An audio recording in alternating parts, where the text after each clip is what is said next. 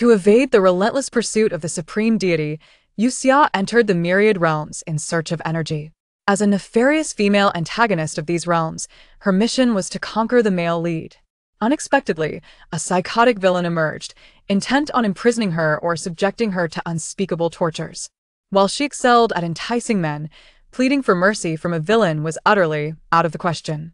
"Host, I suggest you acquiesce," the system GG proposed. Yue Xia. Chapter 1. World 1. The Demon Lord's Pet Flower Beep. System detection complete. The original host has perished, and you are now severed from the realm. Wait, let me have a sip of water first. Just as Yue Xia poured herself a glass of water in her opulent villa, the urgent voice of System GG echoed in her mind. "Host, if you do not hurry, we shall be located." In a flash of blinding light, Yue Xia was abruptly transported to the next realm. Inter-realm teleportation successful. Please endeavor to complete your task. Spit. Yue Xia believed she had just expelled the water she drank, grimacing at the metallic taste of rust in her mouth. Who had fed her blood? Before she could voice her grievances, a searing pain gripped her insides, making even the act of breathing feel as though her nose were obstructed. She had to strain to inhale. The air was thick with the metallic scent of blood as she struggled to open her eyes, only to find her vision blurred, unable to discern her surroundings. Yet, she could ascertain that she was in a place reminiscent of a dungeon, dark and damp, with only faint light filtering through iron bars. Her hands and feet were shackled with iron chains, her entire being disheveled and filthy, trapped in this deplorable state. Yue Xia inhaled deeply, only to be met with excruciating pain. "Well done, dog. How many times must I tell you? I am your system GG, not your dog." A cold, youthful voice reverberated in her mind, prompting another pained cry from Yue Xia. Enough with the chatter exchange for pain relief medicine. Since traversing realms, she had never endured such maltreatment. Who was the sadist behind this? GG meandered through the system's marketplace and replied nonchalantly, "Host, you have no points left." It dawned on Yue Xia that she had previously spent all her points on her luxurious villa. As she contemplated her predicament, GG remarked, cunningly, "I sold your grand sofa. No need for gratitude, now take your medicine." Yue Xia struggled to catch her breath, nearly succumbing to her plight. Her magnificent, soft, multifunctional sofa. That wretched dog had sold it out from under her. With tears in her eyes, she gulped down a handful of pain relief medicine from the system's marketplace, finally able to breathe normally. GG also conveniently relayed the plot. This realm was one of cultivation, where only a select few possessed spiritual roots to practice spells. Above ordinary folk, the righteous and wicked factions stood apart. The body she had inhabited was named Yue Xia, a disciple of the righteous faction, the Spirit Master sect. She was merely an ordinary disciple, harboring a secret crush on the sect's chief disciple, Lu Feng. In her bid to win Lu Feng's favor and capture his attention, she had committed numerous infamous acts. Among them, she had inadvertently caused a massacre. The sole survivor from that family had transformed from an upright youth into the malevolent antagonist of this realm. That villain had fortuitously acquired a forbidden cultivation method and usurped the title of Demon Lord. After listening to GG's recounting, Yue Xia clicked her tongue in disapproval. The original host was nothing more than a pawn in someone else's game, serving as a sycophant, only to be disposed of by a villain. "Host, please focus on the crux of the matter." The crux. Yue Xia jolted upright. The first act of the great antagonist upon seizing power is to. She was currently creak. Just as she pondered, the iron door of the dungeon swung open. Yue Xia lifted her gaze, catching a glimpse of a slender, luminous hand through the light filtering in from the bars. Chapter 2. A respectful death. That hand was impeccably manicured, devoid of any dust, resembling a delicate work of art. Though Yue Xia could not see clearly, she felt its exquisite allure. In a moment, those beautiful hands will personally snap your limbs and twist your head off. GG's remark jolted Yue Xia into clarity. As the iron door closed, the man sauntered languidly toward her. Draped in a robe adorned with patterns resembling blood splatters, it was uncertain whether they were embroidered or stains from countless victims. His ink-black hair cascaded to his waist, a few strands framing his austere visage. His skin was pale, with a crimson mole at the corner of his eye. His dark pupils resembled a venomous dragon lurking beside enchanting crimson blossoms in an abyss, glimmering with peril, yet imbued with a profound allure. Upon encountering Yue Xia, his flawless countenance contorted in disdain. Even in anger, he was breathtakingly beautiful. Yue Xia cleared her throat and addressed him. "Could you help me rub my eyes?" She wished to examine the beauty before her more closely. A low, chilling scoff reached her ears as he grasped her chin. With a casual grip, her jaw dislocated. Ah! Fortunately, with the pain relief medicine, she feigned a couple of cries. Yue Xia, facing death, you seem quite at ease. Internally, Yue Xia nodded indeed. Being held by such a beautiful hand was worth it. Shortly, that hand will be rummaging through your insides. Gigi doused her with cold water. Dog you.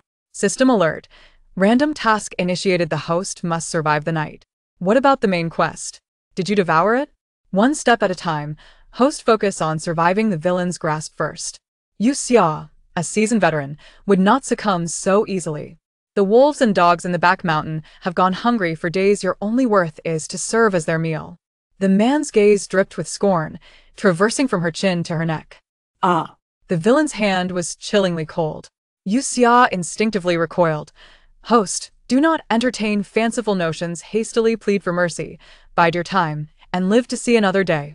Yue Xia had no intention of begging for mercy. She had her own plans. Fixing her resolute gaze upon the man, she acknowledged him as the great antagonist of this realm, Yi Li. Once, the Yi family was a prestigious name among the righteous factions, possessing a family heirloom known as the Dragon Leap Jade. This artifact could bestow the highest spiritual roots upon those lacking them and instantly enhance the powers of those who possess them. At a certain level, it even allowed for shared cultivation between two individuals.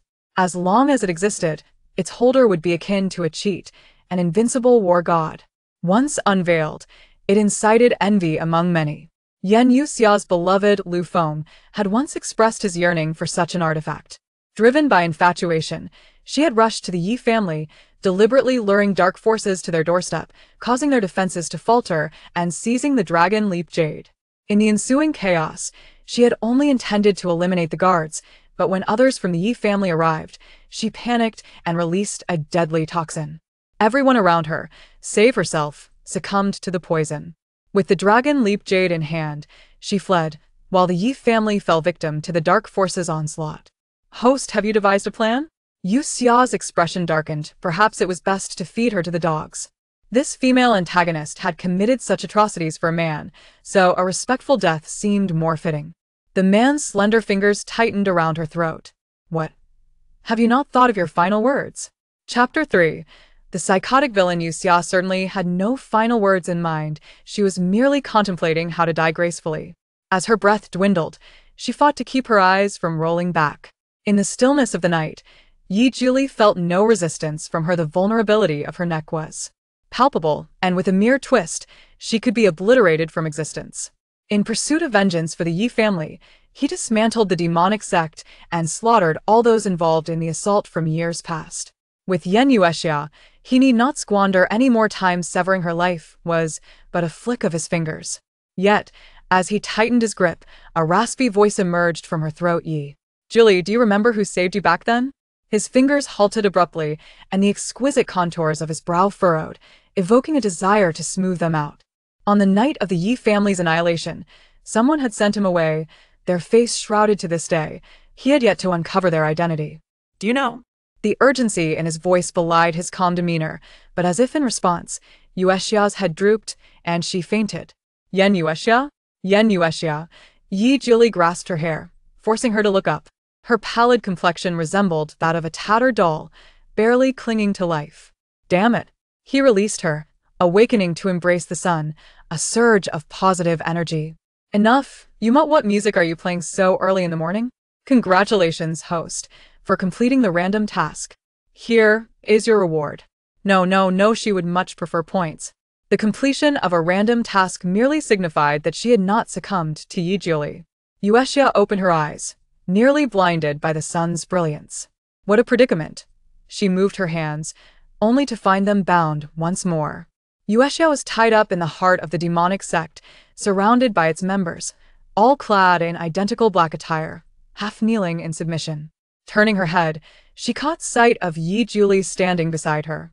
Despite the bright daylight, his handsome visage bore no trace of warmth. Yet, his profile was undeniably striking. Isn't it beautiful? The more you gaze, the more you appreciate once dead. You shall see no more. Yue Xia, clarify what you said last night, and I shall grant you a swift death. Could you loosen my restraints first? Yue Xia felt her request was rather impertinent. Predictably, one of the sect members approached with a dagger. The blade reflected the chilling hue of the man's eyes as he effortlessly twirled it before plunging it into Yue Xia's shoulder. Thank goodness for the abundance of painkillers. As her screams echoed, Yi Julie remained impassive, signaling for another dagger. He evidently wished to avoid needless conversation. Seeing Yue Xia gasping for breath, he thrust the blade into her other shoulder. This time, she merely stifled a groan, drawing in sharp breaths. When Yi Julie retrieved a third dagger, she spoke, "It was I." Yi Julie turned the blade, positioning it against her heart, and coldly retorted, "You?" His gaze scrutinized her expression, yet she met his eyes with an unclouded clarity. "I did not kill the Yi family, I even saved you." Yi Julie, how can you be so ungrateful? Indeed, someone had saved Yi Julie, but it was not Yue Xia. However, to continue existing in this realm and evade detection, Yue Xia had no choice but to assert this lie. The man's enchanting eyes narrowed slightly. "Yue Xia, you wretched creature, would you lie even for your life? Did he not witness her hand move?" Yue Xia. This is troublesome. Chapter 4. The dogman Yue Xia maintained her composure, turning her head away from him. "If you choose to think that way, I cannot help you. Host, you are impressive." Yue Xia closed her eyes, submitting to her fate. "I have spoken the truth. If you wish to kill me, then do so. But can you find peace in that decision? Had it not been for that person who saved Yi Julie, he would have perished long ago. Even as a deranged villain, he had debts to repay." As anticipated, witnessing Yue Xia's nonchalance, Yi Julie hesitated. The knife lifted from her heart, creating a gust of cool air. Yue Xia's hands were freed at a gamble well played. She opened her eyes and gazed at him anew. "I will prove my innocence, whether you choose to believe it is your concern." Lying on the ground, her injuries prevented her from rising. Yi Julie's beautiful eyes remained fixed on her, still harboring doubt. He beckoned, and a sect member approached. "Master, until he found evidence, he would not let her go." The opulent chambers of the demonic palace were numerous, yet Yue Xia was relegated to a modest corner room. After the physician examined her, he declared her survival a miracle. "No, miracles have no place here. It is entirely due to her extravagant sofa." System notification. Main quest activated. Please fulfill the original host's wish to make the world's male lead fall in love with you. Who is the male lead in this realm? Lu Feng. Yue Xia nearly dropped her painkillers. Lu Feng, the chief disciple of the Yuling sect, the very scoundrel whom the original host, Yue Xia, had harbored feelings for. He had no affection for her after failing to drive her away. He exploited her to achieve his desires. Had it not been for him, Yue Xia would never have morphed from an innocent girl into a malevolent supporting character. Yue Xia shook her head internally. She would not continue being the male lead's lapdog. "Host, if you do not diligently complete your tasks, we will be located and destroyed." Gigi presented a stark reality. Yue Xia's gaze darkened. Indeed, the accumulated energy was insufficient. Should he discover her, he would undoubtedly obliterate both her and Gigi. To escape his control, she must diligently complete tasks and gather energy. With a sigh, she turned her gaze, only to meet a pair of deep, piercing eyes. "Damn, when did this pervert arrive? When will she die?" Yi Julie's first inquiry to the physician was this. The physician trembled, kneeling, "Master, with proper care, she should recover within the month." Yi Julie scoffed coldly. "Indeed, wicked lives are long. I am a good person." Yue Xia could not resist interjecting. Yi Julie ignored her entirely, scrutinizing the physician's prescription, insisting on increasing the quantity of bitter herbs. "Yue Xia. This dog of a man," she heard him. Yue Xia was an ancient century fire spirit root. She had cultivated longer than he had. Once her injuries healed, she would place him beneath her feet and have him call her master. "Host, that is likely impossible." "Why?"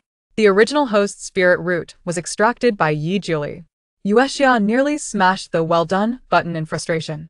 When she first arrived, She had thought her lack of compatibility with the original host's body was causing her discomfort. Little did she know it was due to this. Master, here is the recent situation regarding Miss Liu. A person entered, bowing, presenting a small message tube.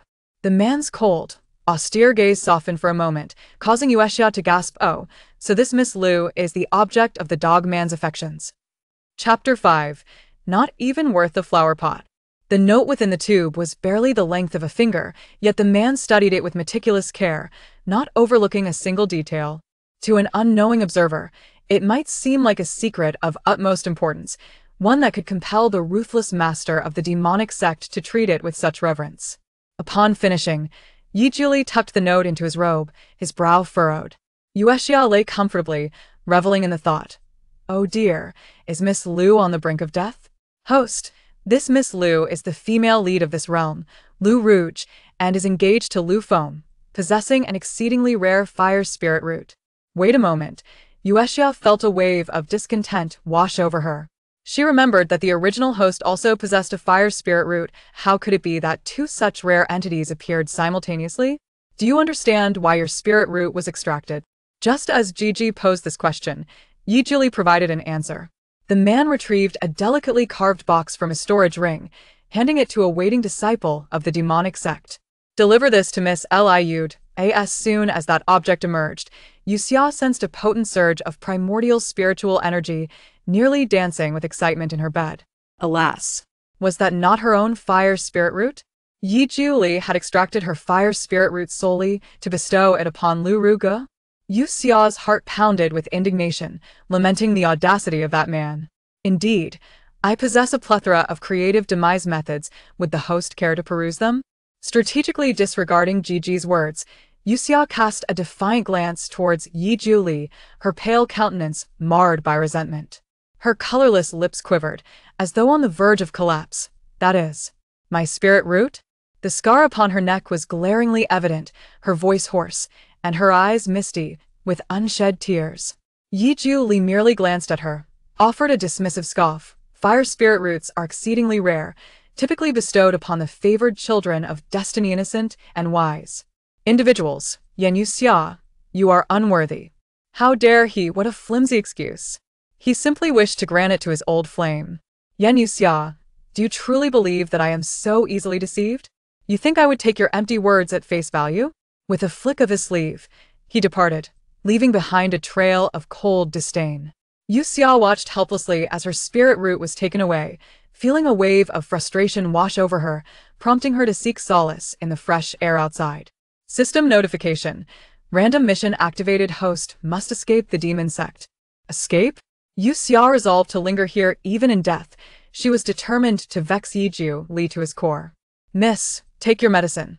The young apothecary presented the concocted herbal brew before her. The woman, drenched in blood, appeared pallid and feeble, akin to a bloodied white lotus struggling in a pool. The youth's cheeks flushed slightly as he placed the potion on the table, offering a few words of caution before hastily departing. How novel to encounter such individuals within the demon sect. Host, there is no one around, Gigi reported after scanning the vicinity. With a sudden burst of energy, Yue Xia sprang from her bed, gleefully seizing the medicine to pour it out. She had no intention of consuming the demon sect's concoctions. Host, what are you doing? Watering flowers. The plant beneath your bowl is the favored purple flame nether blossom of the antagonist. In Yi Juli's heart, she was surely less significant than even a mere flower. With this thought, Yue Xia found greater joy in her act of watering. What more could there be? Next time, she would douse every last one. In the Yuling sect, situated amidst several spiritual peaks, the sect's vitality and fortune flourished. They not only possessed Lu Feng, who bore the thunder spirit root, but also Lu Ruge, with her fire spirit root, both young and accomplished, exemplary figures among the celestial sections. Yet now, Lu Ruge lay injured in the secret realm, her spirit root damaged. Should timely treatment not be administered, she risked becoming incapacitated. Amid the escalating anxiety of the sect members, within a chamber, a man and woman clung tightly to each other's hands. Chapter 6. Incomparable to you. As the gentle melody of the song drifted through the air, Lu Feng reassured the woman seated against the bed, "Do not worry. I will find a way regarding the matter of your spirit root. His countenance was as refined as jade, and his deep, dark eyes shimmered like the scattered brilliance of morning stars. He held her cool, fragile hand, yet his thoughts wandered. Senior brother, the woman on the bed was Lu Rouge. Her brows elegantly arched, and her almond-shaped eyes trembled with a delicate vulnerability. Even with her spirit root damaged, her unparalleled beauty could not be obscured. Each frail smile and frown evoked a profound sense of pity. A fiery mark on her forehead had faded, its origins shrouded in mystery. Both were acutely aware that the success of her treatment would dictate their futures. After a moment of silence, Lu Rouge tightened her grip and gazed up at him. "Senior brother, may I borrow the Dragon Leap Jade?" It was common knowledge that the Yi family had been annihilated by the demonic sect, and the whereabouts of the Dragon Leap Jade were unknown. However, Lu Rouge knew it resided with Lu Feng. A flicker of hesitation passed over Lu Feng's brow. "Rouge, though the Dragon Leap Jade is indeed in my possession, it is bound by multiple restrictions. To this day, I have not fully deciphered them." His voice faltered slightly. "I am sorry, Rouge. I am powerless." Lu Rouge bit her lip in silence, turning to lean against the bed. "Then I shall be rendered useless from now on." "No, Rouge." Lu Feng grasped her slender shoulder firmly. "Both you and Yue Xia possess fire spirit roots. As long as we can locate her, there is a way to save you." It was true that Yue Xia had been missing for several days, but her nature was such that she often wandered away from the sect without anyone noticing. Lu Rouge chuckled softly. Yue Xia, how intimately you call her." "Senior brother. After all, we both have fire spirit roots, perfectly complementing your thunder spirit root. Without me, you still have her as an alternative." Lu Feng's expression darkened. "Rouge, what nonsense are you speaking? You are the only one in my heart. Yue Xia is merely my junior sister, and besides, her unruly disposition pales in comparison to yours." Lu Rouge's thoughts were consumed by her spirit root, her nose tinged with a bittersweet ache as tears welled in the corners of her eyes. And she fell into silence. The room, filled with the fragrance of spirit incense, felt engulfed in a shadow of despair, one consumed by silence, the other by anxiety. "Hope is here, junior sister. You're saved." The door swung open, and a man clad in the white and blue garments of the Spirit Guardian sect burst in. Before Lu Feng could express his anger, the man presented a box to Lu Rouge. "Junior sister, this is a fire spirit root. If you replace your current root with this one, not only will you recover, but your power will also increase." Her beautiful eyes widened in surprise as Lu Rouge exclaimed, "Is this true?" She hastily opened the box, revealing a fire spirit root radiating with brilliant flames. "How exquisite, a perfect spirit root. Where did this come from?" Lu Rouge forced herself to remain composed, her curiosity piqued. At the moment the box opened, Lu Feng sensed something was amiss. He gazed incredulously at the spirit root, his lips parting repeatedly, yet no words emerged. The man who had entered now wore an expression that shifted from joy to awkwardness. "Junior sister, this is Yue Xia's spirit root, delivered here by the forces of the demonic sect." With a clatter, the box fell to the ground as Lu Rouge gasped, "What?" Meanwhile, in the demonic palace, Yue Xia reclined languidly on her bed, casually crossing her legs. Watching the footage projected by Gigi, she contemplated snacking on some seeds. "Stop with the distractions. Quickly, did Lu Rouge use my spirit root?" She did. In the ensuing footage, the beautiful woman uttered words of refusal. Yet she willingly integrated the fire spirit root into her being. Instantly, her frail body radiated with vitality, her beauty transcending the ordinary. Chapter 7: The strength to engage in other matters. Within the images projected by Gigi, the affectionate exchanges between the two individuals continued to unfold. Yet Yue Xia found herself disinterested. Had Lu Feng truly managed to unravel the enchantment of the Dragon Leap Jade? He has, but he is reluctant to use it. Gigi mercilessly exposed the truth. Yue Xia realized that this man's words were indeed untrustworthy. Despite being her fiancé and the person she cherished most, he hesitated at the moment she faced grave injury. In the eyes of the world's male protagonist, Eradicating the demonic sect and achieving greatness is of utmost importance. Host. Your perspective is rather narrow. Yue Xia was indifferent to notions of perspective. Based on this alone, she detested the male protagonist of this world. Host. Your primary task is to win him over and make him fall in love with you. If you harbor disdain for him, how can the mission proceed? Failing to fulfill her task would lead to dire consequences. Yue Xia's mind was consumed by this information. No longer wishing to observe them, she requested a change of scenery. Gigi altered the imagery, and Yue Xia grabbed a handful of painkillers as if they were seeds, for she had an abundance of them. And the large sofa she had acquired should not be wasted. The scene before her was shrouded in darkness, and just as Yue Xia began to question whether Gigi had gone black screen, a faint flicker of candlelight emerged, accompanied by the sound of water. A man emerged from the bath, his body revealed. He stood tall and straight, droplets of water clinging to his defined back. As he slightly turned, his remarkably handsome face came into view. Broad shoulders framed a fair collarbone, leading down to a sturdy chest, and further still, to well-defined abdominal muscles. Yue Xia was taken aback. Though he appeared easily toppled, his physique was undeniably impressive. She instinctively glanced lower, but the imagery froze at his abs. Gigi. Lower, please. You impudent girl, such behavior will hasten your demise. Regardless, she thought, one must seize the opportunity to observe. Gigi coldly adjusted the view downwards, while Yue Xia gripped her medication, her gaze earnest. Just as she began to hold her breath, the image dissipated. The antagonist has arrived. Yue Xia. Arriving neither early nor late, he certainly knows how to time his appearances. Instantly, she reverted to her previous feeble demeanor, lying on the bed in a state of apparent weakness, indistinguishable from days prior. The door swung open with a chilling breeze, and the man strode toward Yue Xia, his expression revealing little. Yue Xia, I initially thought you were merely a malicious minor character. I did not anticipate that the spirit control sect would dare to declare war against the demonic sect for your sake. Tears welling in her eyes, Yue Xia echoed his sentiments, stating, orphaned and alone, I am indeed a minor character. You have overestimated me. Spare me your pretense of pity. A person like you deserves to suffer 1,000 deaths for the hatred you have stirred in my heart. His hand, once praised by Yue Xia, seized her collar with force. The dragon leap jade of my family is what you have stolen. The lives of countless members of the Yi family are on your hands. You deserve to perish 1,000 times over. Yue Xia, unyielding yet composed, replied softly, but have you ever found the dragon leap jade on me? Have you sensed its aura from my being? Yi Jiuli, it is you who speaks without evidence. A wave of anxiety washed over her.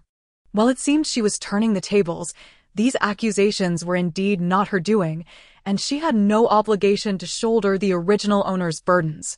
She had suffered since her arrival. To whom could she voice her grievances? Yue Xia. Yi Jiuli flung her away, and thankfully, she protected her head, or she might have been rendered senseless. Her chest felt tight as Yi Jiuli's gaze fell upon the pot of purple flame netherworld within the room, his expression tightening. Before Yue Xia could catch her breath, she was seized once more, Yi Jiuli's handsome face looming large before her. It seems you have healed quite well. You should possess the strength to engage in other matters. Yue Xia? What is his intention? She was not a person to be trifled with. And even if he was handsome, she would not yield to indiscretion. Chapter 8. Burying oneself. Who could have imagined that a mere demonic sect would possess a flower field imbued with such a romantic ambience? Yue Xia, her head adorned with a scarf, supported her waist with one hand while wielding a shovel with the other. Alas! The so-called task at hand was to fertilize the flower field. Should the purple flames of the ethereal blossoms fail to bloom, she would be condemned to toil here for eternity. Gazing at the seedlings beneath her, a smile eluded her. The chance to escape the clutches of the demonic sect seemed increasingly unattainable. Yes, the protagonists would come to her rescue. They had boldly declared war against the demonic sect, a truly audacious move. But could they prevail? Gigi asserted with unwavering certainty, no, they cannot. Yue Xia labored diligently. digging a pit. Host, what are you doing? Gigi inquired. Yue Xia covered her mouth in sorrow. She was essentially digging her own grave, ensuring that she would have a place to be laid to rest. Otherwise, like in her previous existence, she might be blown to smithereens, leaving her nowhere to find solace. Perhaps Yue Xia's words were too ominous, for Gigi chose to ignore her. Hidden behind a pavilion, Yi Jioli observed her languid demeanor as she worked. He touched the back of his hand, still warm from the tears that had splashed upon it, a palpable heat that stirred discomfort in his heart. Yue Xia, was she truly a good person? At the Yuling sect, Yue Xia's fire spirit root had been delivered by the demonic sect, the sender's tone replete with arrogance and a semblance of benevolence. To safeguard their disciples, the elders of Yuling sect accepted the fire spirit root but vowed to make the demonic sect pay dearly for this humiliation. The spirit root had been forcefully extracted, and Yue Xia was likely in peril. The fiery junior sister often acted with impudence, bringing disgrace upon their sect, leading the disciples to believe that it was unnecessary to wage war against the demonic sect on her behalf. As the members deliberated strategies, one disciple boldly proposed that Yue Xia's conduct had been detrimental to the Yuling sect, often tarnishing its reputation. It was fortunate enough that she had not been expelled. Now, they were expected to confront the demonic sect for her sake. This statement incited a wave of agreement among the disciples, all opposing any rescue plans. Yet, from the depths of silence, Lu Rouge suddenly rose, embodying righteousness as she declared, regardless of Yen Jr.'s sister's past transgressions, she has never harmed a single soul within our sect. Moreover, it was she who saved my life. Her dignified stance shone like the sun, illuminating the hearts of those present. Lu Rouge lowered her gaze, gritting her teeth in indignation. I must ascertain Yen Jr.'s sister's safety. In an instant, those who had previously opposed the mission to the demonic sect shifted their stance to support her. Lu Rouge cast a sidelong glance at the elder seated above, smiling gently. The Yuling sect's willingness to mobilize for a minor disciple, unafraid of the demonic sect, would undoubtedly enhance their prestige. She had fulfilled the elder's wish. Such cleverness would surely earn her favor in his eyes. As for Yue Xia, it would be best if she were dead, for then no one would contest Lu Feng with her. In the afternoon's gentle breeze, Yue Xia reclined upon the grass, surrounded by the harmonious sounds of chirping insects and fragrant blossoms, reveling in a sense of tranquility.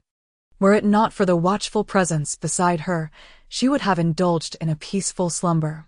Miss Yen, the master has instructed that you must consume every last drop of this medicine, the young apothecary insisted, standing rigidly beside her like a statue, unmoving for most of the day. I refuse to drink it. It's far too bitter. Only a fool would do so. After all, this young apothecary dared not impose upon her. Yue Xia even contemplated humming a little tune. A shadow loomed over her, yet Yue Xia remained oblivious to the impending danger. Host, open your eyes, Gigi urged. I shall not, she retorted. The sun is too bright. What if I go blind? Gigi ceased to persuade her.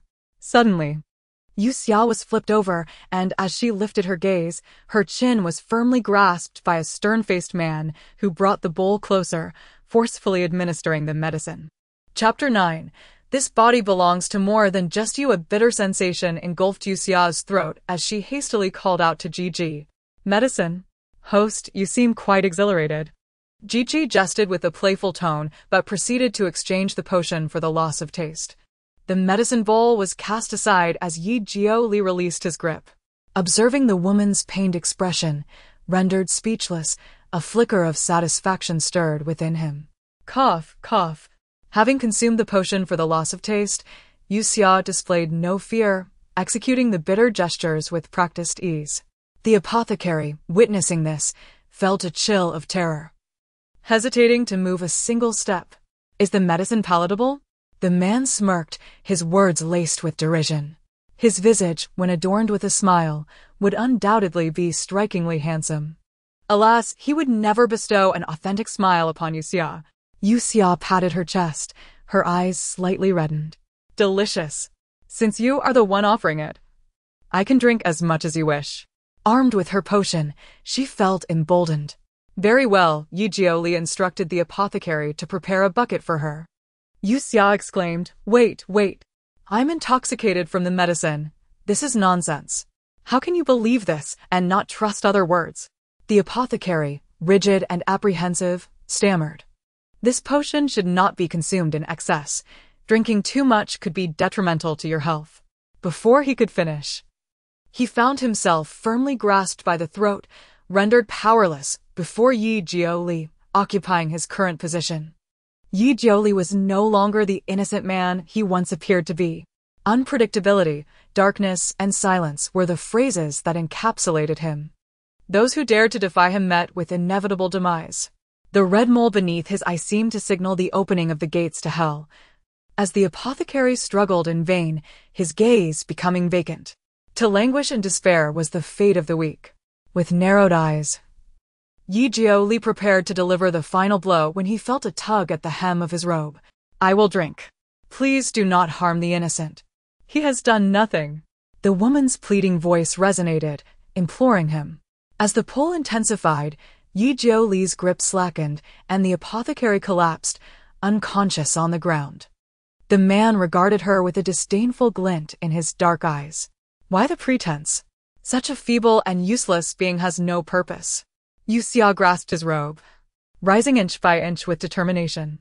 Meeting his gaze, she released her tightly clenched lips and spoke deliberately. Weakness? Do the weak deserve no right to survive? Had I known you would become the merciless killer you are now, I should have left you to your fate. Go ahead and kill me. I regret saving you. She seized his hand and placed it upon her neck, marked with crimson traces. The tears she had been valiantly holding back shimmered in her eyes, profoundly moving. Go ahead. I will not resist. His cool hand rested against her fevered skin, and Yue Xia felt an intensity akin to the scorching sun. Despite her lost spiritual roots, she radiated a brilliance surpassing that of ordinary beings. Yue Xia waited for what felt like an eternity as the hand upon her neck was finally withdrawn. Her gaze unwavering, she fixed her eyes upon the man before her. Yue Xia scoffed, Provocation will not work on me. I will not allow you to die so easily. The Lingyu sect will soon arrive. You are a vital bait. Drink your medicine well. This body is not solely yours. Yue Xia collapsed onto the ground, watching Yue Xia's retreating figure with a sigh of relief. GG, can you provide some clues to make Yue Xia believe me a little more? Ability support. Insufficient points. Yue Xia covered her face, lamenting her predicament in the villa. Chapter 10. Do I still have a chance? A barrel of medicine, indeed, a whole barrel. The apothecary set it down, his gaze lowered in self-reproach. I am sorry, Miss Yan, I can do nothing for you. Nothing at all. Yue Xia observed the barrel of medicine, suspecting that Yue Xia intended for her to perish from its consumption. At last, after finishing the concoction, Yue Xia lay lifeless upon the bed. Host, nearly half a month has passed. Have you devised a plan to escape the demonic sect? This random task bore no time constraints, and GG believed that without reminders, Yue Xia could languish indefinitely. Am I not contemplating it? Yue Xia gazed skyward in deep thought, and as she continued to stare, slumber overtook her. GG. In the grand hall of the demonic palace, a man reclined sideways upon a blood-red throne, his gaze as piercing as a hawk against the night sky. His fair and slender fingers sifted through the documents, his exquisitely crafted brows furrowing tightly. Absurd. He flung the letter to the ground, causing the trembling guardian below to kneel in fear. Aligning his long legs, Yue Xia grasped the armrest of the chair, reflecting on the lack of evidence confirming that Yue Xia had slain the members of the Yi family that fateful night. Her capabilities were indeed formidable. Whether years past or present, all the information he had gathered indicated that it was Yue Xia who had stolen the Dragon-S leap, a sight he had witnessed with his own eyes. Yet, she possessed no trace of the Dragon-S leap. Was fate playing a cruel jest on him, inducing such delusions? Yue Xia felt a deep-seated frustration. He had clung to this truth for so long, yet it remained unverified. With the Yi family reduced to but a solitary survivor, He sought vengeance against all who had ever wronged them. The man held a crimson sphere in his hand, its red lightning flickering, startling the guardian who stammered, Master, we have some leads regarding the Dragoness leap. Speak. The guardian's heart raced, his voice urgent. If it is true that Yue Xia stole the Dragoness leap all those years ago, then it must be within the Yuling sect. The most likely custodian of the Dragoness leap is the chief disciple, Lu Feng. As the red lightning dissipated, Yi Jioli's alluring gaze brimmed with derision. Lu Feng? He knew that man not for his renown but rather because he was the betrothed of Lu Rouge. Lu Rouge, that paragon of purity and unrivaled beauty, was beyond his reach, yet unworthy of Lu Feng. The guardian nodded fervently. Master, you have been preoccupied with the sects and their entanglements, unaware of these celestial rumors. Yue Xia has been fervently pursuing Lu Feng. Her ardor for him suggests that upon obtaining the Dragoness leap, she would present it to him to win his favor. Yue Xia's pursuit of Lu Feng had reached Yi Jioli's ears previously, yet he had dismissed it. Today, however, hearing it from the guardian imbued the information with new significance. The man's gaze darkened, and with a flick of his sleeve, he commanded, "Continue the investigation." Yes, the guardian, having narrowly escaped disaster, hastily exited the grand hall. In the now silent chamber, Yi Jioli applied slight pressure within his palm, causing the armrest of the exquisite chair to fracture. Yue Xia, just how many secrets do you still conceal? Within her chamber, Yue Xia, curled up and observing the entire spectacle, mused, "This guardian must be attempting to ensnare me. Why convey such information to Yi Jioli? He is already blinded by hatred and would not consider this angle. It is merely a matter of time, host. It is advisable to prepare your arguments in advance." Bang! The door to Yue Xia's room was forcefully thrown open once more. Predictably, Yi Jioli seized her again. How much time has passed? And this wretched man still possesses such skills? Host, have you prepared your defense? Yue Xia, do you think I still have a chance? Chapter 11, Kill Her. The delicate woman resembled a fragile chick, effortlessly ensnared in his grasp. Consumed by rage, he harbored murderous intent. The crimson desire that had absorbed the blood of the former demon sect leader corroding his body and mind. Only the taste of blood could bring him solace. Yi Jioli, what is the color of your eyes? Yue Xia extended her hand, gently caressing the corner of his eye. The inky blackness of the man's pupils, tainted by a blood-red hue before her, mirrored the entrance to a vortex of hell, accentuated by the scarlet birthmark upon his skin. Sensing the warmth of the woman's fingertips, Yi Jioli momentarily regained clarity, casting her aside onto the ground. With a soft thud, Yue Xia spat out a mouthful of blood.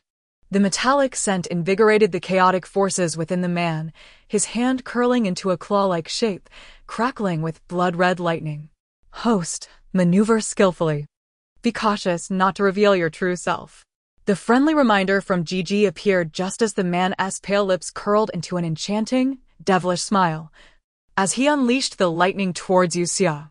Yue Xia had no time to admire that beguiling grin. Rolling on the ground, she barely evaded the attack. No one had informed her of Yi Jioli's madcap tendencies. He had been seated in the grand hall. How could he suddenly turn to murder? Host, remain composed. You may only be stunned by the lightning for a while. This system will ensure your survival. Yue Xia, she had no desire to become charcoal. She was here to accomplish a mission, not to experience myriad forms of death. After leaving the Yi family, Yi Jioli, driven by vengeance and thwarted in his quest for knowledge, recklessly ventured into forbidden realms, inadvertently acquiring a path of sinister cultivation. To enhance his abilities, he excised one of his dual spiritual roots, retaining the thunder root which mutated into a crimson lightning. This unique and domineering technique enabled him, upon emerging from seclusion, to swiftly eliminate the demon sect leader and completely absorb their power. Despite his youth, by age, Yi Jioli was on the brink of achieving the nascent soul realm, surpassing those ancient masters. Such unorthodox methods could rapidly elevate his strength, but at the cost of his lifespan. As his emotions fluctuated wildly, a searing pain threatened to explode within his chest, The world before him blurred crimson, and all he desired was to extinguish the lives of those who remained. Yue Xia was but a useless wretch without a spiritual root. Under the relentless assault of lightning, she could not endure for long. With her lips tightly pressed, she made a decisive leap, landing in Yi Jioli's embrace, clutching his lean waist tightly. Gigi suspected she was taking advantage of the villain. Though this action seemed somewhat brazen, the proximity momentarily disoriented Yi Jioli. Seizing the opportunity, Yue Xia grasped his hand, exclaiming, "Yi Jioli, snap out of it. I refuse to be killed by you in this maddened state." Her voice resonated, swirling around his ears. That petite form pressed against him trembled slightly. Was she truly terrified?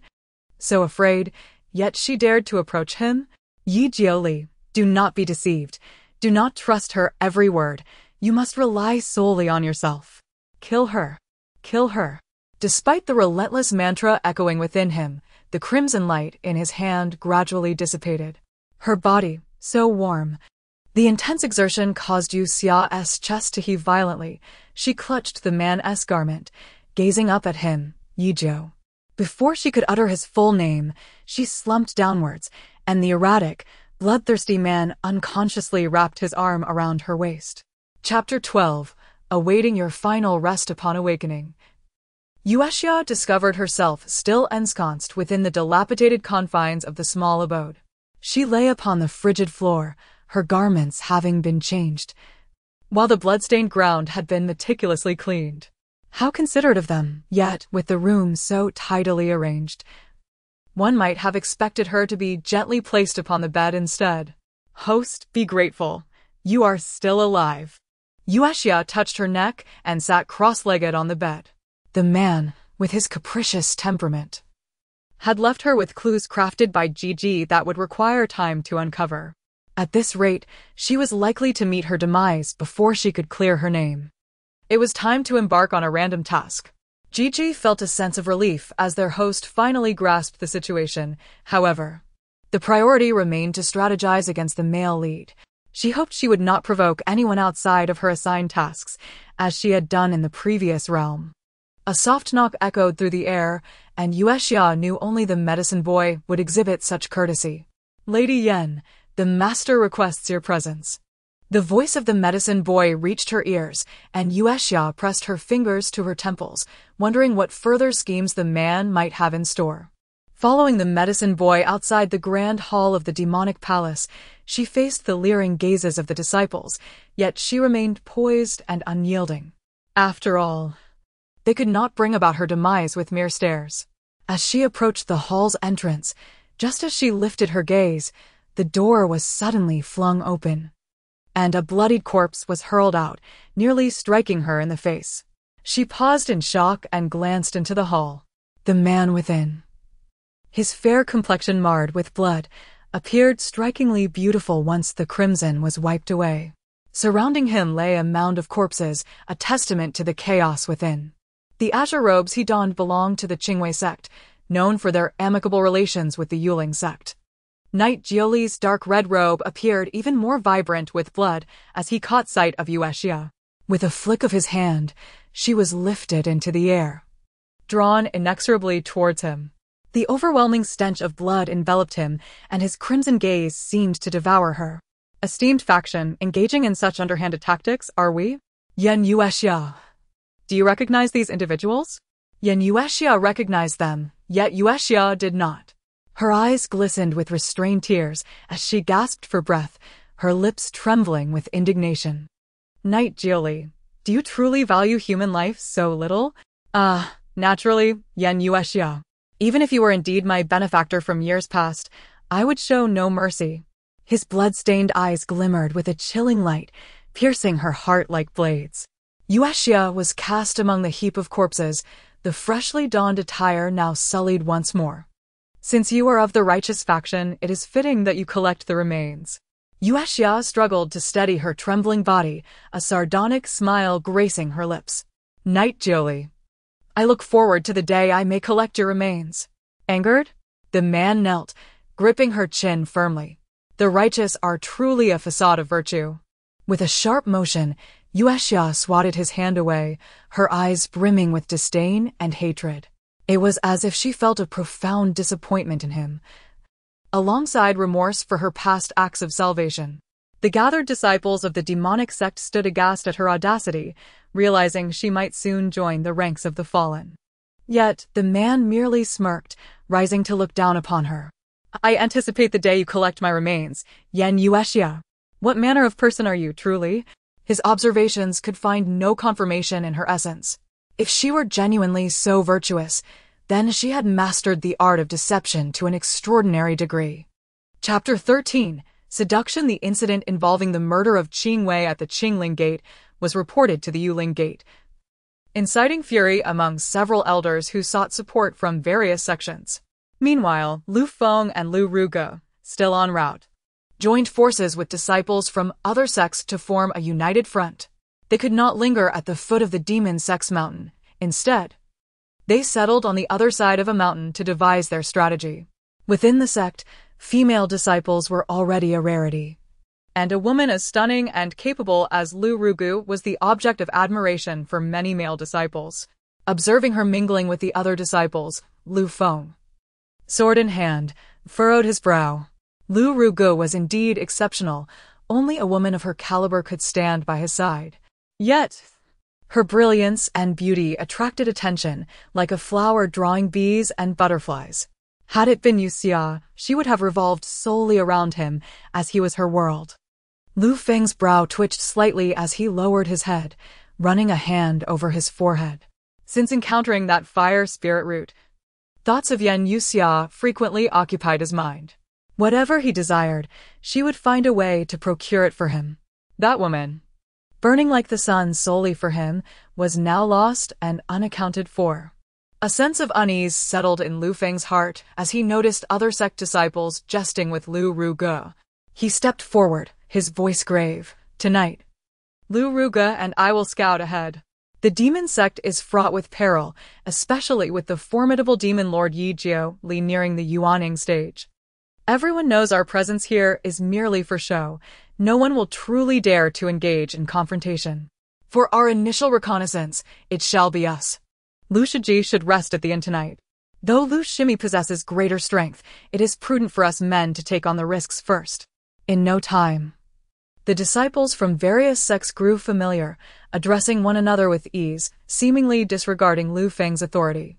Despite his claim of guardianship, their banter implied criticism towards him for not adequately protecting Lu Ruge.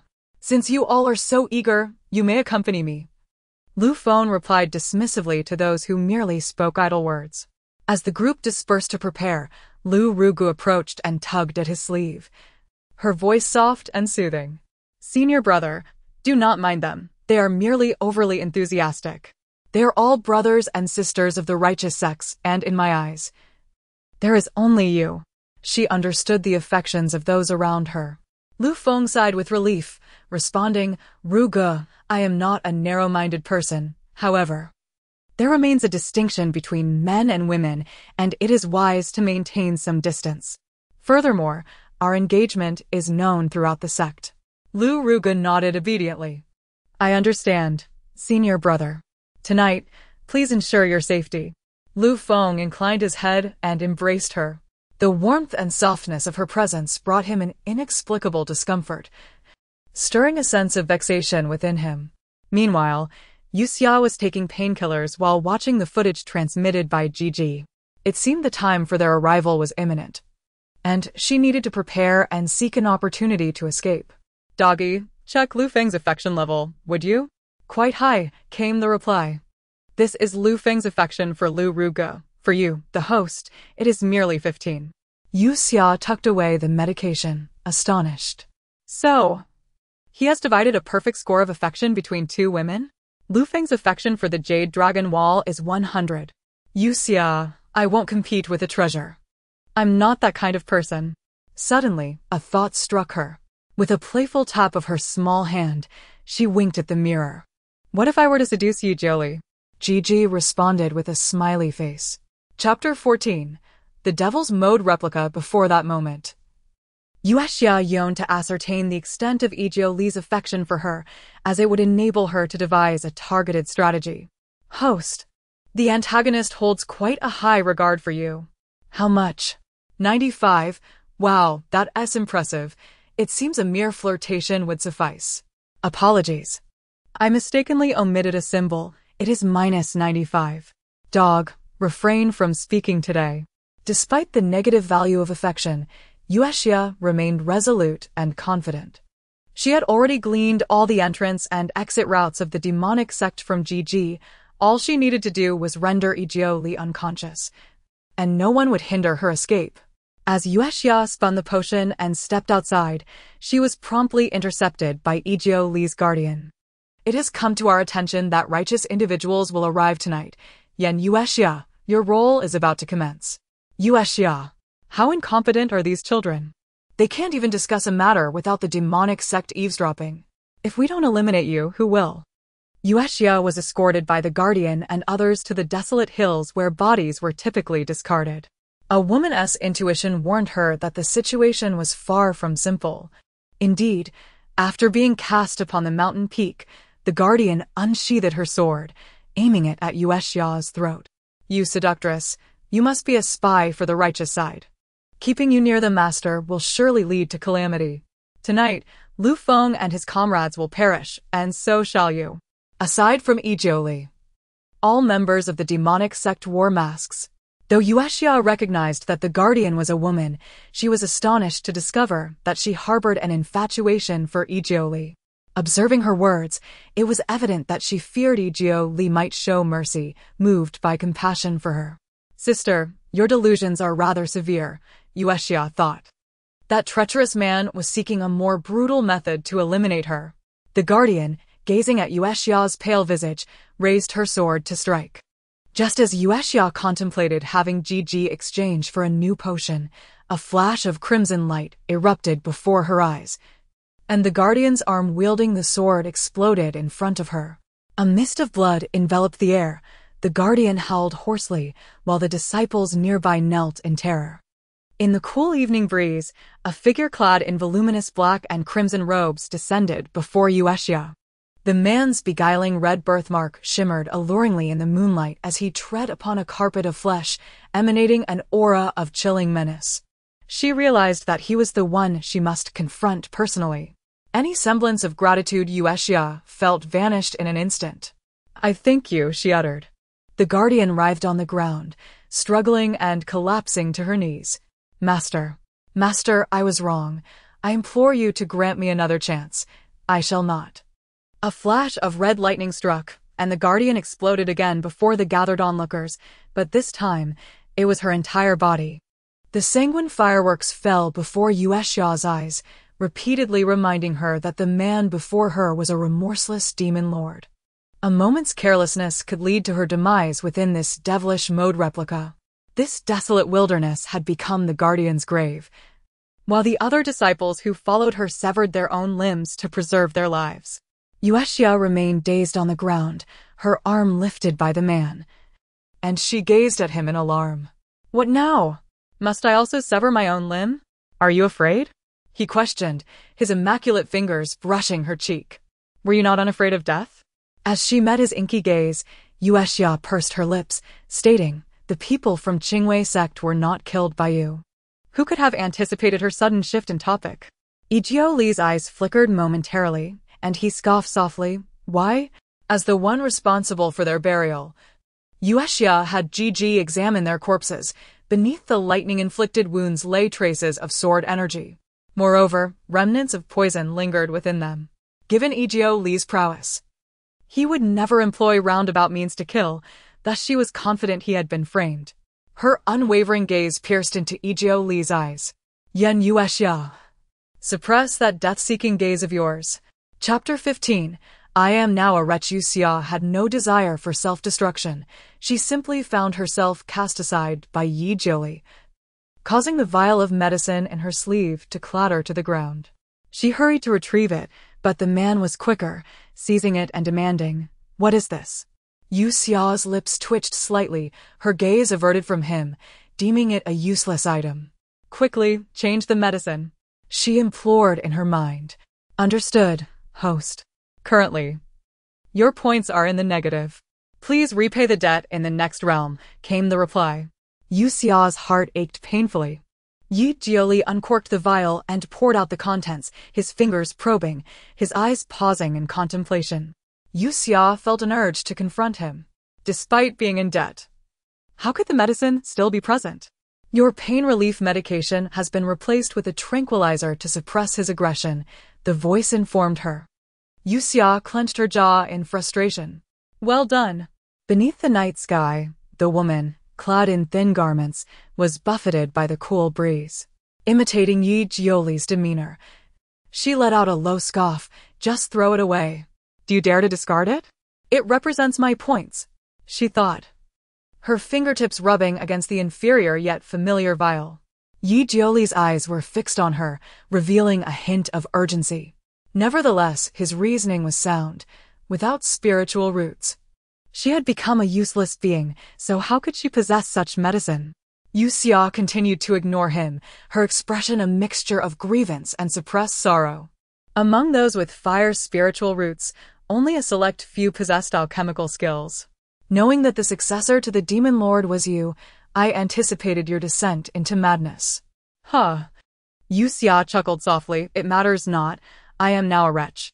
Years ago, the person who saved Yi Jioli had used such a vial, and with just one glance, Yi Jioli remembered it. Now, this vial belonged to Yue Xia, and she had even refined medicine for him before. His fingers turned pale as he held the vial, yet it remained intact. Yue Xia, he enunciated each syllable clearly. Whenever Yi Jioli called her by that name, Yue Xia felt as if she were dying. Despite the perfection of his voice, to her ears, it transformed into a proclamation of her impending demise. Where is the dragon leap jade? He asked, his emotions suppressed as he looked at her. But she was uncertain if her evasions had succeeded, noting that his murderous intent had diminished. I don't know, she muttered, though her heart raced at his proximity, his palm hovering near her yet not striking her heart. I know even without your words, it is with Lu Feng. Yue Xia immediately countered, it is not. Her anxious demeanor only reinforced Yi Jioli's suspicions. The world claimed that she was enamored with Lu Feng, and it seemed true. Yet he and Lu Rouge were a couple, leaving her with no chance. This treacherous man was quite adept at delivering blows. Yue Xia retaliated. Are you not also infatuated with Lu Rouge? In Yi Jioli's heart, Lu Rouge was akin to a radiant moon in the sky, unattainable and occupying the most sacred part of his heart. Indeed, previously, it was a free-range existence, but now it is captivity. The woman sprawled across the bed silently resisted, gritting her teeth. Her medicine, no, her points were squandered, and it pained her deeply. Host, be content. At least he currently believes you are his benefactor. Oh, so that is his goodwill? The voice reiterated, host, your target is the male protagonist Lu Feng, not the antagonist Yi Jioli. Chapter 16, I miss you so much. It is all about these despicable men. What does it matter who comes first or last? Yet tonight, Lu Feng shall arrive at the demon sect. As Yue Xia pondered her escape, the medicine boy approached. Miss Yen, take this medicine. In the delicate small bowl, the potion was of a pure hue, exuding a faint, pleasant fragrance, far less bitter than before. Yue Xia stared for a moment and inquired, is this poison? The medicine boy quickly shook his head, joyfully replying, Miss Yen, this is a restorative elixir. It will greatly aid in your recovery of spiritual energy. Yue Xia bit her lip tightly, remaining motionless. What is there to restore? Does he not know I am a useless person? The medicine boy urged, Miss Yen, do not be so harsh on yourself, although you have lost your spiritual roots. He carefully chose his words, continuing, there are countless paths in this world. You will surely find something you enjoy and can excel at. Why not join me in studying medicine? Yue Xia shook her head internally. There was no need for that. Learning about poisons would be more useful. She could use it to kill. She turned to ask Gigi for poison. Insufficient points. I will owe you. Host, engage in something more relevant.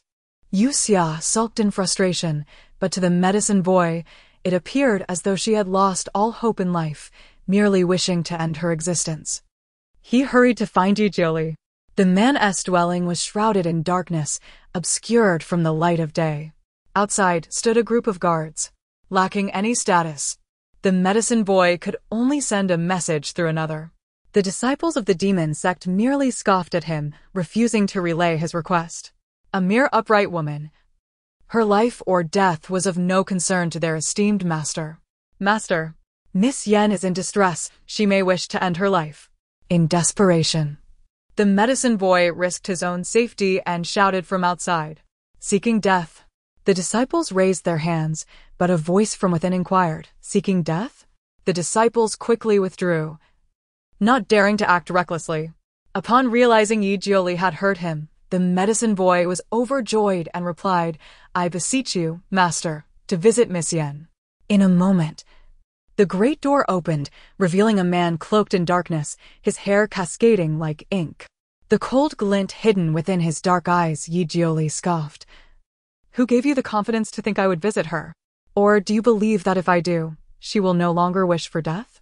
The overwhelming aura of authority and dread caused the medicine boy's scalp to tingle. He did not dare to meet his gaze. He had thought that the master's attitude towards Miss Yen had changed. In fear and trepidation, the medicine boy remained silent, his legs feeling as if laden with lead. He could only drag his heavy steps away. Miss Yen is gone. Inside the hall, Yue Xia stood with his hands clasped behind his back. As another protector approached with news, Master, Yue Xia has been taken away by Lu Feng and others. The deliberately exposed passage, the unguarded path. All of these were traps set for Lu Feng. Yue Xia's rescue was part of the plan. He was curious to see what these righteous individuals would do next. On the path, Yue Xia's complexion was pale, her figure frail, supported by Lu Feng. Upon entering the room and seeing her in such a state, his fondness for her instantly increased tenfold. There was no time for reminiscing. She was hastily brought out. What remained unspoken between them must have been about her spiritual roots. Yue Xia feigned ignorance, her eyes glistening with tears. Senior brother, I have finally seen you. I miss you so much. Affection 10. Chapter 17, A Life to Claim? After a prolonged absence, the woman's enchanting eyes sparkled with a captivating brilliance, revealing a thread of concern amidst her delicate demeanor. Lu Feng's resilient heart was incessantly battered by her gaze. Despite being ensnared in turmoil, Yue Xia harbored genuine worry for him. In front of the assembled crowd, she even expressed her longing for him. The man firmly supported her, reassuringly saying, Do not speak. Once we are outside, your senior brother will take good care of you. Stripped of her spiritual roots and lacking the arrogance of her former self, she had transformed into a figure of tender vulnerability. Yue Xia secretly wished he would let her fall to the ground. She truly did not wish to be assisted by this man. Heaven knew whether his hands had ever taken liberties with Lu Rouge. Of course they have. After all, they are engaged. A mere touch is hardly excessive. Dog. Does that mean I've become the third wheel now? Noticing her squandered time, a nearby upright disciple expressed disdain, urging, Hurry, if the demon lord discovers us. None of us will escape. Yue Xia, your legs are perfectly fine. Why do you need a man to support you? The original protagonist had once been arrogant and tyrannical. Her disgraceful actions were recounted by the righteous sect as tales of ridicule. Had it not been for today's exploration, which fortuitously led to her discovery, Lu Feng would have taken her away while others would have chosen to turn a blind eye. Such a menace would be best eliminated by the demon sect. Faced with their unabashed malice, Yue Xia bit her lip and murmured, Senior brother. I can walk on my own. Do not be foolish. I am your senior brother and you need not heed their words.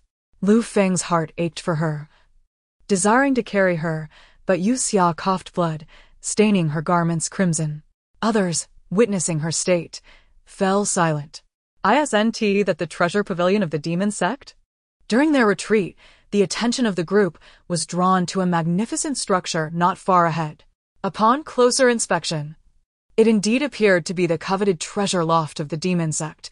It was said that the former demon lord had a penchant for collecting treasures, and within it lay extraordinary artifacts unknown to the righteous sect. Is it real or not? Someone inquired. It cannot be mistaken. It matches the descriptions given by our masters. Treasures must reside within. They exchanged glances, their intentions clear. Lu Feng interjected, "No, we must leave the demon sect at once, if we are discovered by the demon lord." His status as a disciple was already superior to theirs, and his usual self-righteousness made it difficult for any man to heed his counsel.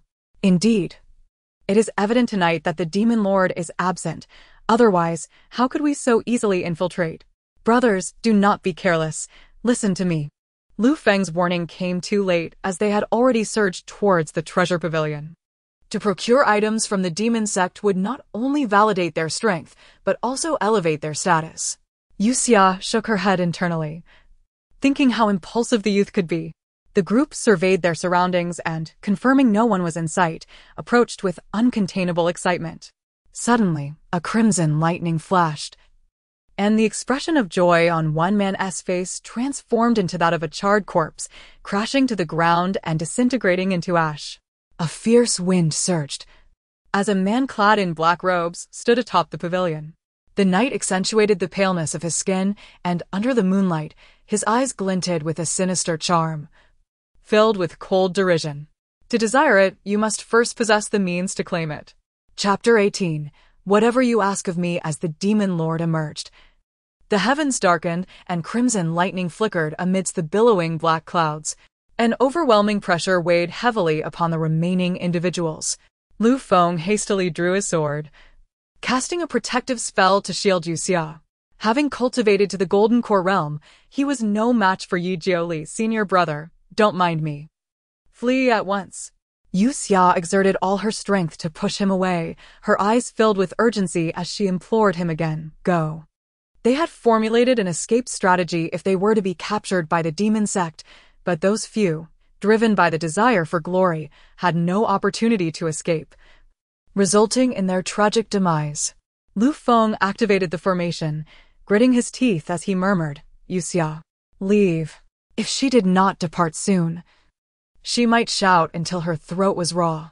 Yue Xia positioned herself at the forefront, buying precious time for them. Witnessing her fellow disciples being slaughtered one by one, Lu Feng lowered his head and led the remaining disciples to escape through the formation. A red lightning bolt struck the ground beside Yue Xia, leaving a searing pit.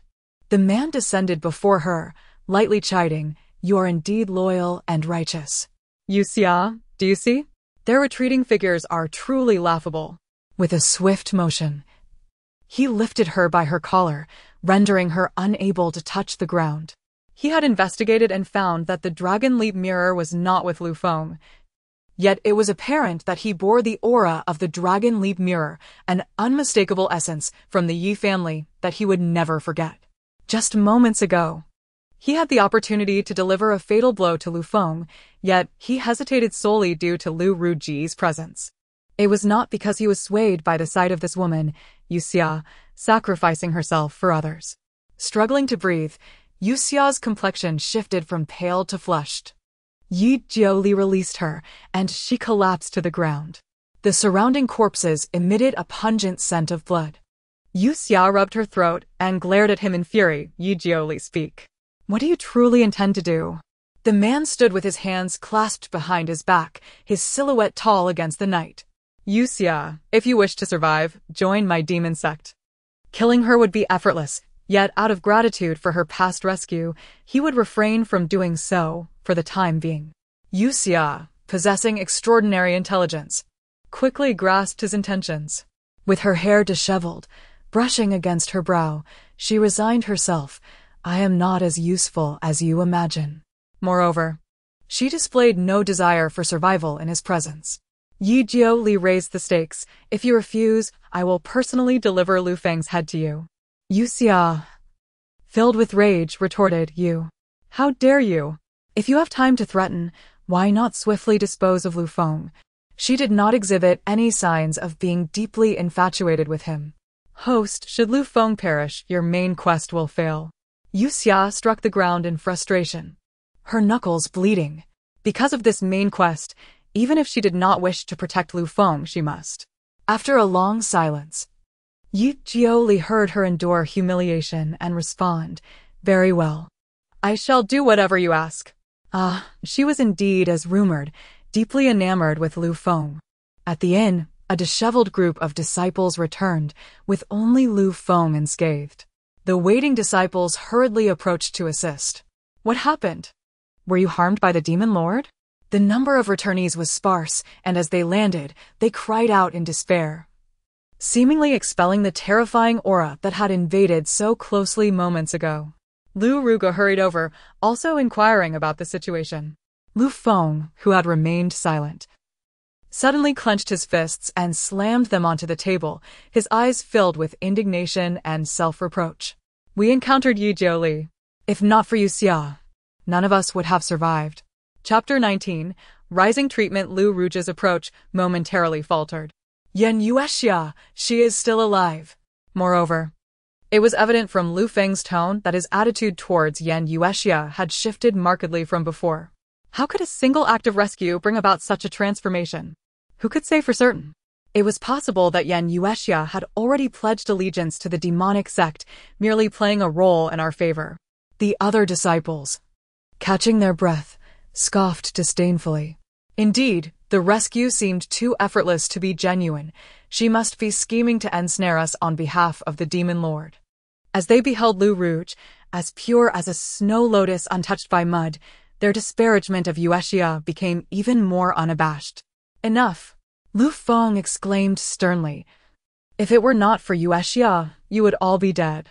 To slander her so behind her back is utterly disgraceful for those of righteous standing." Lu Feng, the chief disciple of the Yuling sect, spoke with such fervor that it left others momentarily stunned. "Let us set this matter aside for now and focus on healing." Watching her fiancé defend another woman so passionately, Lu Rouge felt a pang of discomfort. She offered a gentle smile to console everyone, but when she turned to the side, she found Lu Feng had vanished. With a heavy heart, Lu Rouge bid her farewells and ascended the stairs to knock on Lu Feng's door. "Senior brother, are you injured?" "No, come in." Upon entering the room, she noticed the man's brow was furrowed, seemingly still absorbed in the earlier emotions. "What is on your mind?" "Senior brother?" Lu Rouge feigned ignorance. Lu Feng rubbed his forehead, pondering that the matter of combating the demonic sect could not rely solely on disciples like them.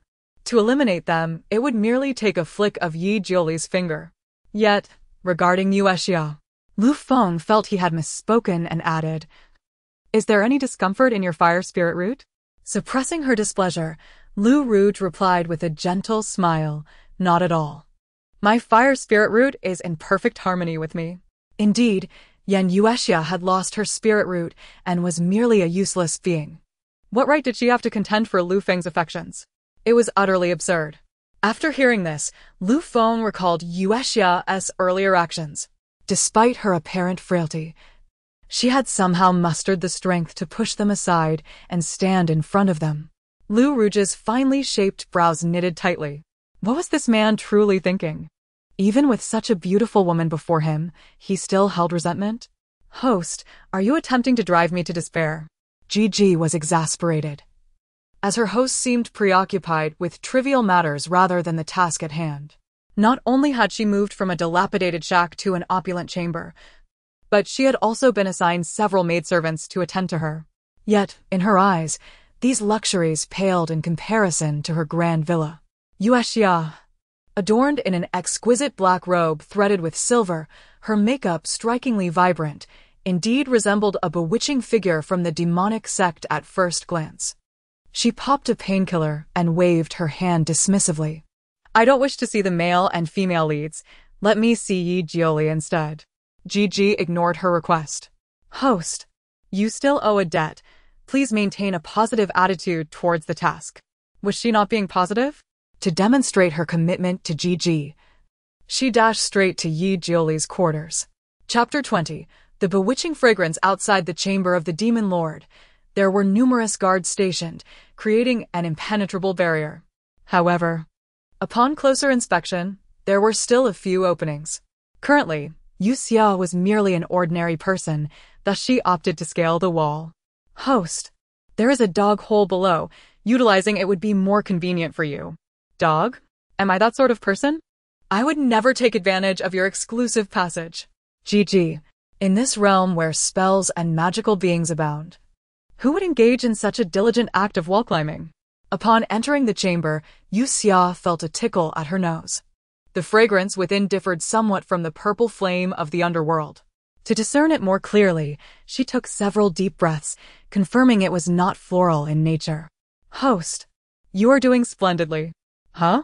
The sudden self-praise from this entity took Yue Xia by surprise.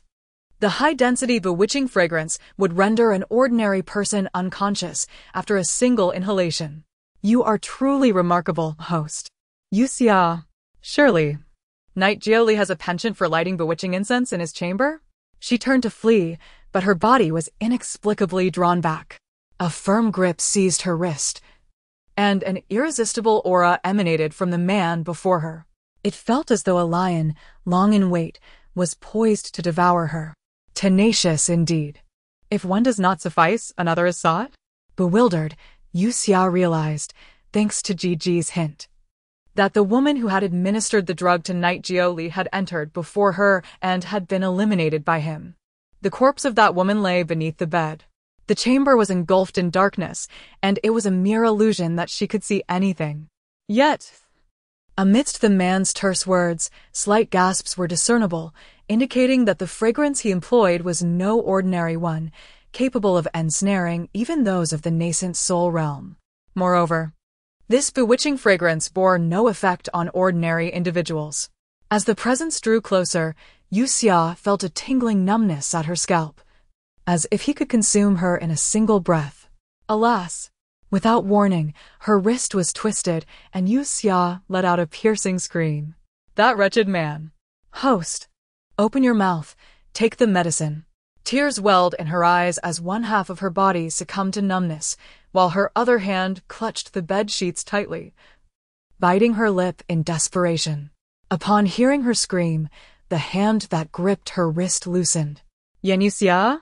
Yue Xia was turned over, her tear-filled eyes shimmering in the darkness. She was inherently beautiful, like a radiant flower blooming in the scorching sun, existing amid the flames. The proud individual she once was had now lost her spiritual roots, rendering her akin to an ordinary person, afraid of bitterness, when consuming medicine and shedding tears in pain. With a stubborn gaze fixed upon him, she gasped and gritted her teeth, saying, I came out for some fresh air. And I happened to glimpse someone approaching you, so I thought to take a look. Had she known he had been drugged, she would never have come to seek trouble. Yue Xia despised pain, preferring instant death over prolonged suffering. Fortunately, pain relief medicine was available. Otherwise, she would have long contemplated self-harm to escape this realm. Her preemptive explanation stifled the questions Knight Jiuli might have posed. The heat within her dantian burned fiercely, and her mind grew increasingly muddled. He could not guarantee what he might do next. Get lost. Yue Xia was flung away. Without the weight of his oppressive presence, her first instinct was to flee. Yet, as she neared the exit, the sound of his agonized inhalations lingered behind her. After a moment's hesitation, she turned back towards him. Host, relax. Consider it part of my mission. The impact of the bewitching fragrance collided within her dantian, and coupled with Knight Jiuli's unorthodox cultivation, his meridians began to swell, and his once pale face flushed a deep hue. In the darkness, her auditory senses heightened, amplifying Yue Xia's voice 1,000-fold. Shall I assist you? Chapter 21. Unconventional matters biting down on his back teeth. Yi Jiuli squinted his eyes in refusal. Get lost. Yet this time, his previous bravado had diminished, his breath ragged.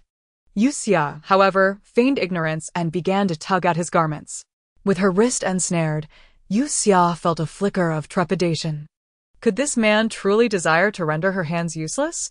While her feet could also suffice, it would prove rather challenging. Yue Xia, Yi Jiuli warned her once more, his voice stern. Enduring the pain, Yue Xia resolutely declared, Trust me, I won't let anything happen to you. Her body trembled, one hand hanging limply at her side, her hair disheveled and her appearance disarrayed. In the faint candlelight, her painted visage shone brilliantly, captivating in its allure. Yi Jioli felt his heart race. Clenching his jaw, he asked, "What are you planning to do?" Yue Xia, seemingly too pained to respond, elicited his grip to loosen. Silently, she began to strip away his layers of intricate clothing. As she reached the final piece, Yi Jioli's gaze turned warning. Yue Xia bit her lip. "I know you have feelings for Lu Rouge. I will not do anything improper." With his garments partially removed, revealing his sturdy shoulders, Yue Xia pinpointed an acupoint and withdrew a hairpin from her tresses. Her dark hair cascaded, obscuring her slender face. "Don't be alarmed. I lack the capability to kill you," she quipped, though her previous intent to retrieve his corpse contradicted her words. Nevertheless, she acknowledged her current limitations. With her present strength, she could not bring about his demise. Should she harbor any murderous intent, Yi Jioli could swiftly send her to the afterlife. As the hairpin pierced the flesh, Yue Xia inquired, "What if the medicine you took from me?" Took? That was a concoction she had specifically prepared for him. How could it be considered theft? Yi Jioli regarded her warily, tossing the vial towards her. Yue Xia took a pill first, demonstrating its safety before presenting it to his lips. His thin lips parched. He parted them slightly as pain surged once more. The pill was thrust into his mouth, and her fingertips inadvertently brushed against him, igniting a tingling sensation upon his lips. A sudden rupture echoed in his mind, and before the remnants of red could fade from his vision, he found Yue Xia pinned beneath him. Hiss! Yue Xia gasped. Had the bloodletting proven ineffective? It had worked in the past. Enveloped by an aura as fierce as a wild beast, in the blink of an eye, Yue Xia's garments lay in tatters. The man above her, with an impeccable countenance, loomed closer. Yue Xia, his eyes, languid and entrancing, resembled a sumptuous delicacy. Unable to suppress her desire, she swallowed hard, her breaths becoming cautious. As their lips drew near, Yue Xia found herself entranced by the depths of his gaze, her heart racing perilously. "Dog, perhaps I should." "You mustn't." Before she could finish her thought, Ji had already declined. Yue Xia felt a wave of frustration. When she lifted her gaze again, blood poured forth. Yi Jioli pressed the hairpin deeper into his shoulder. His crimson eyes slowly shifted to a deep black, and with a swift motion he struck down, causing the bed to collapse. Yue Xia tumbled to the floor beside a lifeless corpse, her eyes wide in shock. The once intimate atmosphere was instantly overshadowed by terror. "Master!" The cry drew the attention of the disciples from the demonic sect outside.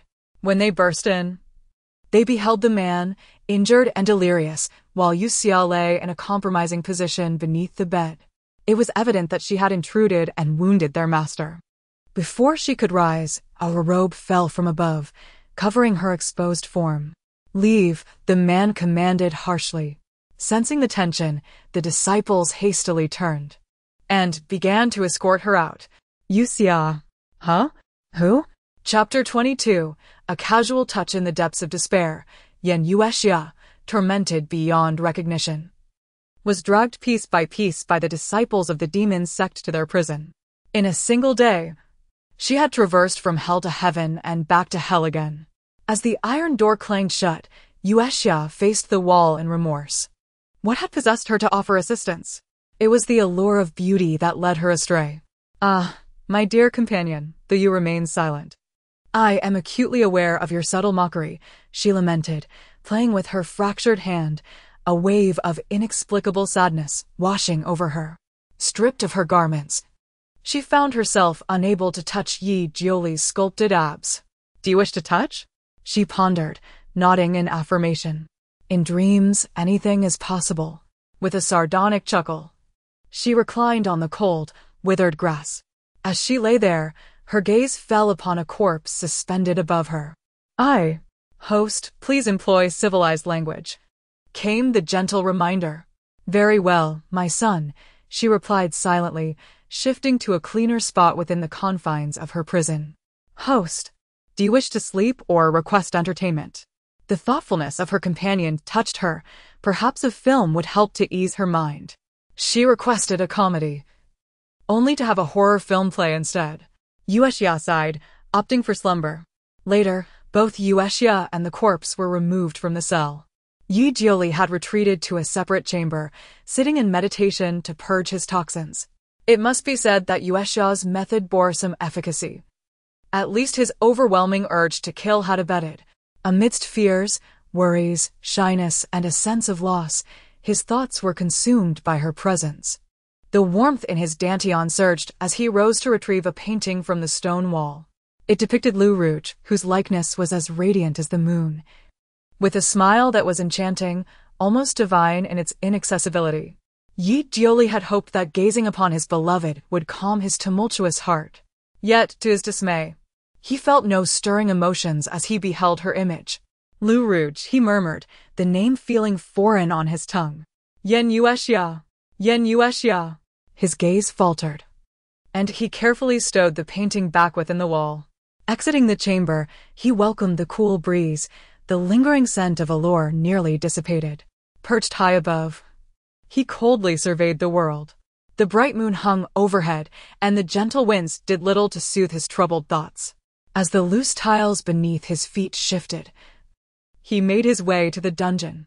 Concealing his presence, Yi Jiuli observed Yue Xia curled in a corner, her long hair in disarray, draped in his oversized robe. In her slumber, she occasionally twitched, a remnant of her ordeal. Stray strands brushed her forehead, stained with the blood he had recently shed, reminiscent of the fiery mark left before severing her spiritual roots. Truth be told, he had nearly lost control in that room. Leaning slightly forward, he fixated on her hand resting beside her before gently placing his own over it. A crimson light flickered as he channeled his energy to expedite the healing of her bones. The pain stirred her from her dreams, causing her brow to furrow and soft moans to escape her lips.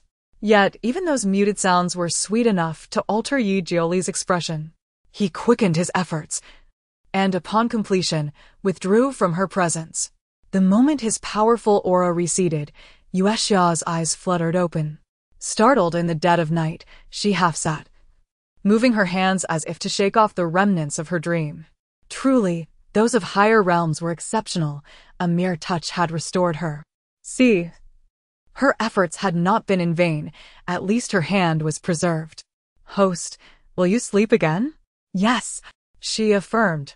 Given Yi Jiuli's current state, it was clear he would not end her life just yet. Surviving another day was a victory in itself. Chapter 23, Malicious Intent. In the dark confines of the Devil's Sect prison, the number of survivors was scant, for those who were imprisoned soon faced relentless torture. Either they succumbed to death or took their own lives. This marked Yue Xia's second visit to the dungeon. Her initial venture had led her to the innermost depths, while this time she found herself at the periphery. It was not until dawn that she stretched languidly, her sleep-laden eyes gazing at the breakfast laid before her. A platter of serpents, insects, rodents, and ants, high in protein and surprisingly palatable. She furrowed her brow in disbelief. Could it be that Yi Jiuli, in his benevolence, had prepared breakfast for her? What purpose did the master have in keeping her alive? Nurturing a righteous individual was far less advantageous than discarding her to the hounds in the back mountains. Little did they know that she had recently been elevated to the status of a demoness within the sect. What? Why then was she imprisoned? Yue Xia, in her boredom, listened to the gossip outside. So, her identity had indeed been elevated to that of a demoness. How intriguing. Yue Xia harbored serious doubts about the intelligence of the Devil's Sect, believing all their wisdom tax had been paid to Yi Jiuli. How could someone with such resplendent eyes be so foolish? Host, is this what you refer to as undertaking a mission? Do not fret. Yue Xia spent an entire day and night in the cell, enduring hunger without a sip of water, striving for a convincing portrayal. It was only in the dead of night that Yi Jiuli came to visit her. Had she not gleaned from the footage provided by Gigi that he was dealing with the individual who had drugged him, she might have thought he had intentionally abandoned her in this wretched place.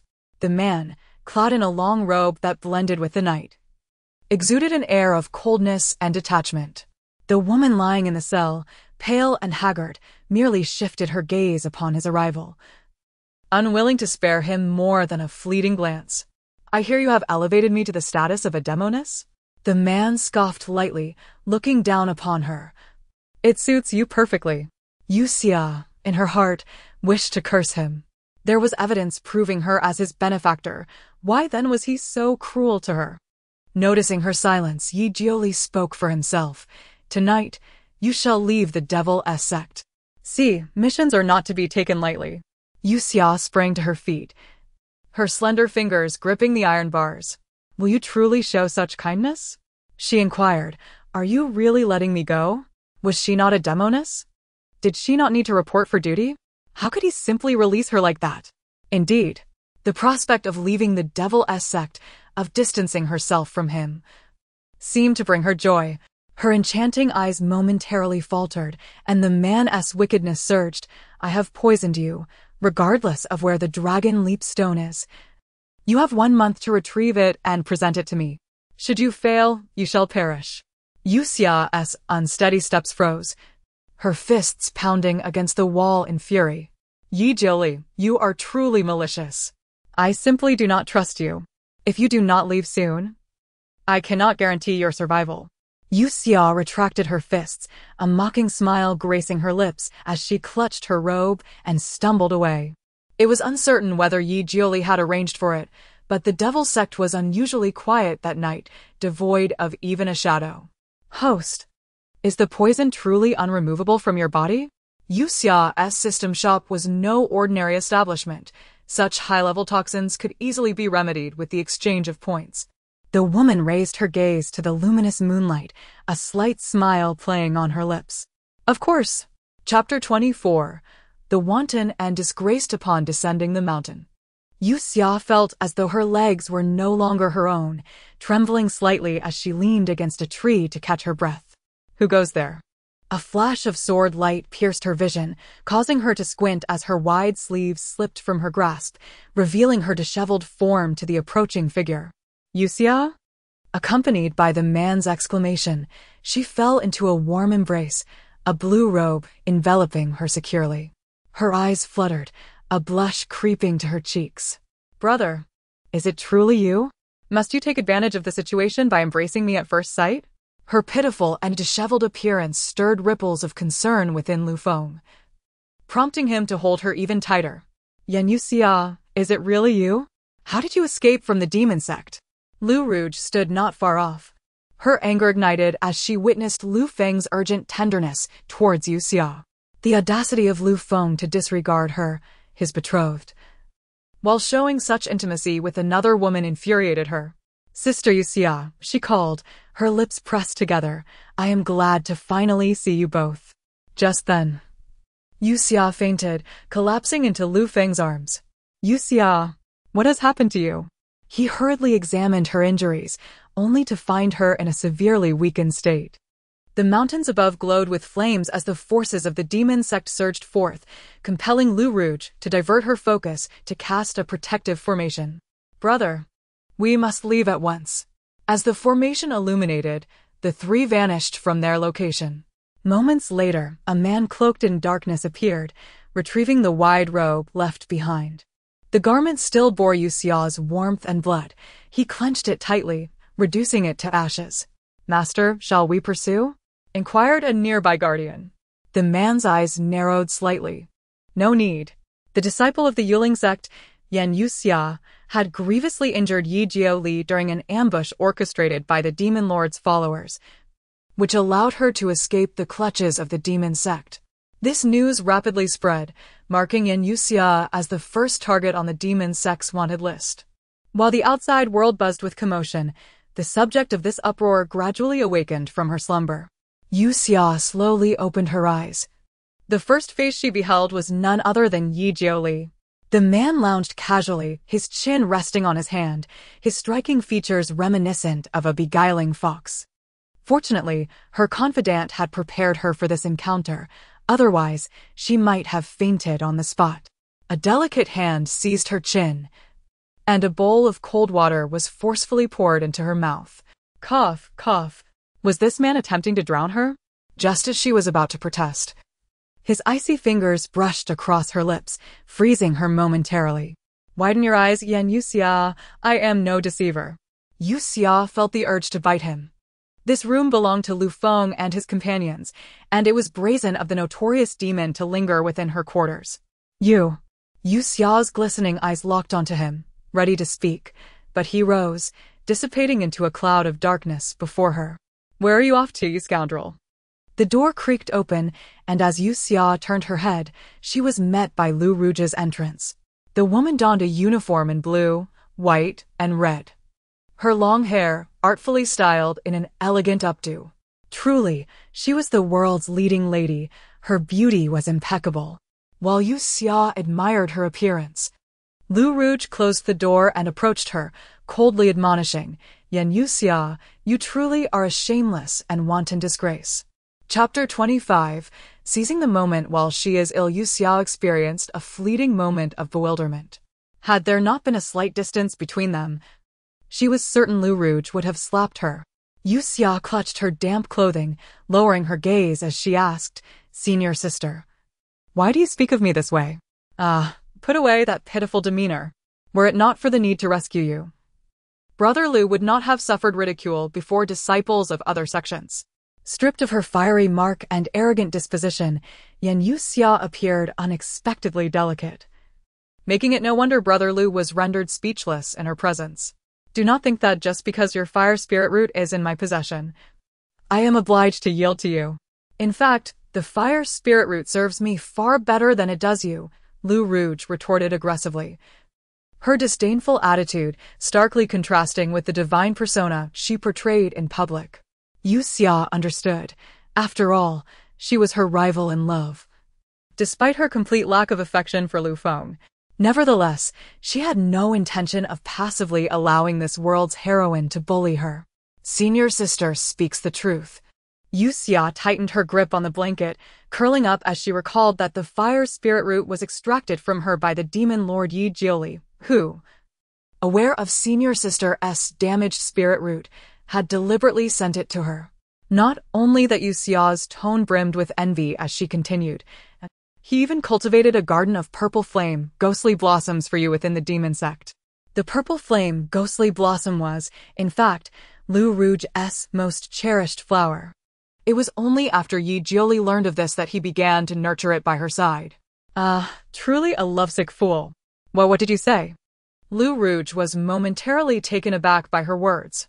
The bloodthirsty and ruthless demon Lord Yi Jiuli, how could he act in such a manner? It was evident that Yue Xia was attempting to distract her. Having had enough of her feeble facade, Lu Rouge advanced to confront her. But the door was suddenly pushed open.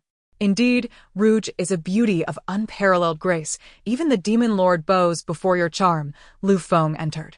His eyes darkened as if he had overheard their conversation. Lu Rouge, unsure if he had caught the earlier remarks, smiled lightly and explained. Junior sister Yen has just awakened and is a bit confused. Do not take it to heart, brother. Yue Xia nodded in agreement, but remained silent. Lu Feng, gritting his teeth, passed by Lu Rouge and sat beside Yue Xia's bed, his tone filled with concern. Yue Xia, are you feeling any better? Yue Xia nodded. I am fine. I apologize for worrying you. Could these two refrain from lingering in her room? She felt like a glaring third wheel. Host, this presents an excellent opportunity for strategy. Please exert pressure on Lu Feng. What is the current favorability rating? 50. This progress is quite swift. Yue Xia felt no anxiety. Lu Rouge clenched her fists beneath her sleeves, the affectionate gazes exchanged between the two making her feel nauseated. Unable to endure it any longer, Lu Rouge stormed out. Brother, is senior sister in a bad mood? You should go check on her. Yue Xia would rather face Yi Jiuli than Lu Feng. Why did he continually hover around her, given that he had a fiancée as lovely as a flower? Host, have you forgotten that this realm permits polygamy? That explains it then. Even if Lu Feng were to take advantage of her illness, no one would raise an eyebrow. She was now in good health. Yet this is the medicinal soup I brewed for you. Please consume it promptly. The man presented a bowl of medicine from behind him, and Yue Xia inquired, "Did you prepare this yourself?" "Of course not. I had the innkeeper prepare it." Pfft. As Yue Xia reached out, Lu Feng stopped her. "I'll feed you." He took a spoonful and attempted to feed her, but she immediately spat it out. "No, no, no, I do not want you to feed me." Her frail and remorseful demeanor only deepened Lu Feng's affection. She could not even swallow her medicine. Gripping the bowl, he suddenly poured a mouthful into his own mouth. Chapter 26. A maiden serving two husbands. Yue Xia's bright eyes widened slightly. Could it be that he intended to feed her with his mouth? She exhibited an unmistakable resistance. "Host, endure this. A mere kiss will elevate your affection level." Although Lu Feng was the male protagonist of this world, in his heart, women were inconsequential. Yue Xia despised such individuals, yet survival remained her paramount concern. She cast her gaze downward, refraining from resistance. Lu Feng, with the medicinal soup in his mouth, leaned closer. "Brother Lu, Sister Lu has left with members of another sect." A sudden voice broke the tension from outside. Lu Feng swallowed the medicine and coughed twice. "What?" Yue Xia gradually relaxed her breath. Lu Feng had no choice but to comfort Yue Xia. "Wait for me." He went to investigate the situation while Yue Xia tossed and turned on the bed. "Host, do you not fancy handsome men? Lu Feng is quite appealing." Indeed. He bore a striking visage, reminiscent of a refined gentleman. However, Yue Xia found herself incapable of feeling any affection. Random task initiated. Host must acquire a new spiritual root. Yue Xia's lively legs froze in disbelief. She had just lost her spiritual root and now had to seek another? Spiritual roots were not cabbages readily found in the field. "Host, you can do it." Meanwhile, Lu Rouge, in a foul mood, was coaxed away by the brothers from other sects, leaving without a glance back. After all, Lu Feng was preoccupied with Yue Xia and had no time to concern himself with her. Unfortunately, this departure led her directly into the clutches of the demonic sect. A group of individuals found themselves ensnared in a thick mist, unable to escape as if trapped in a maze. "Sister Lu, do not wander off." In the fog, Lu Rouge was unexpectedly touched by someone, her face flushed with embarrassment, and in such perilous circumstances, she dared not voice her anger. As the demonic energy drew near, the group immediately fell into a defensive stance. Amidst the flashes of crimson lightning, the mist erupted into showers of blood, and Lu Rouge, caught off guard, witnessed a nearby companion torn to shreds. She had never encountered such an unexpected situation, even in the secret realms, and her feet felt as though they were rooted to the ground. The righteous path?" A low, magnetic voice echoed from above. Lu Rouge dazedly raised her gaze, catching sight of an enchanting figure cloaked in black robes, momentarily bewitched. A red mark beneath the lashes, a siren to the souls. Lu Rouge had never seen anyone more beautiful than her, until now. "Who are you?" After a long pause, Lu Rouge finally drew her sword and demanded sharply. The figure above smiled faintly. "I am the demon lord, Yue. That smile was akin to the first taste of opium. Lu Rouge bit her lip, forcing herself not to succumb to the allure. The sword light flickered as she aimed for the dark robe, channeling 70% of her strength. Yet she barely managed to graze the fabric. Lu Rouge could hardly believe her eyes. Venturing into the demonic sect, consider this a lesson. Next time, we shall not be so lenient. It was as if human lives were mere playthings to him.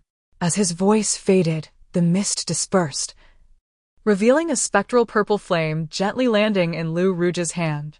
The demon lord was aware of her fondness for the ethereal purple flame and had cultivated it throughout the demonic sect.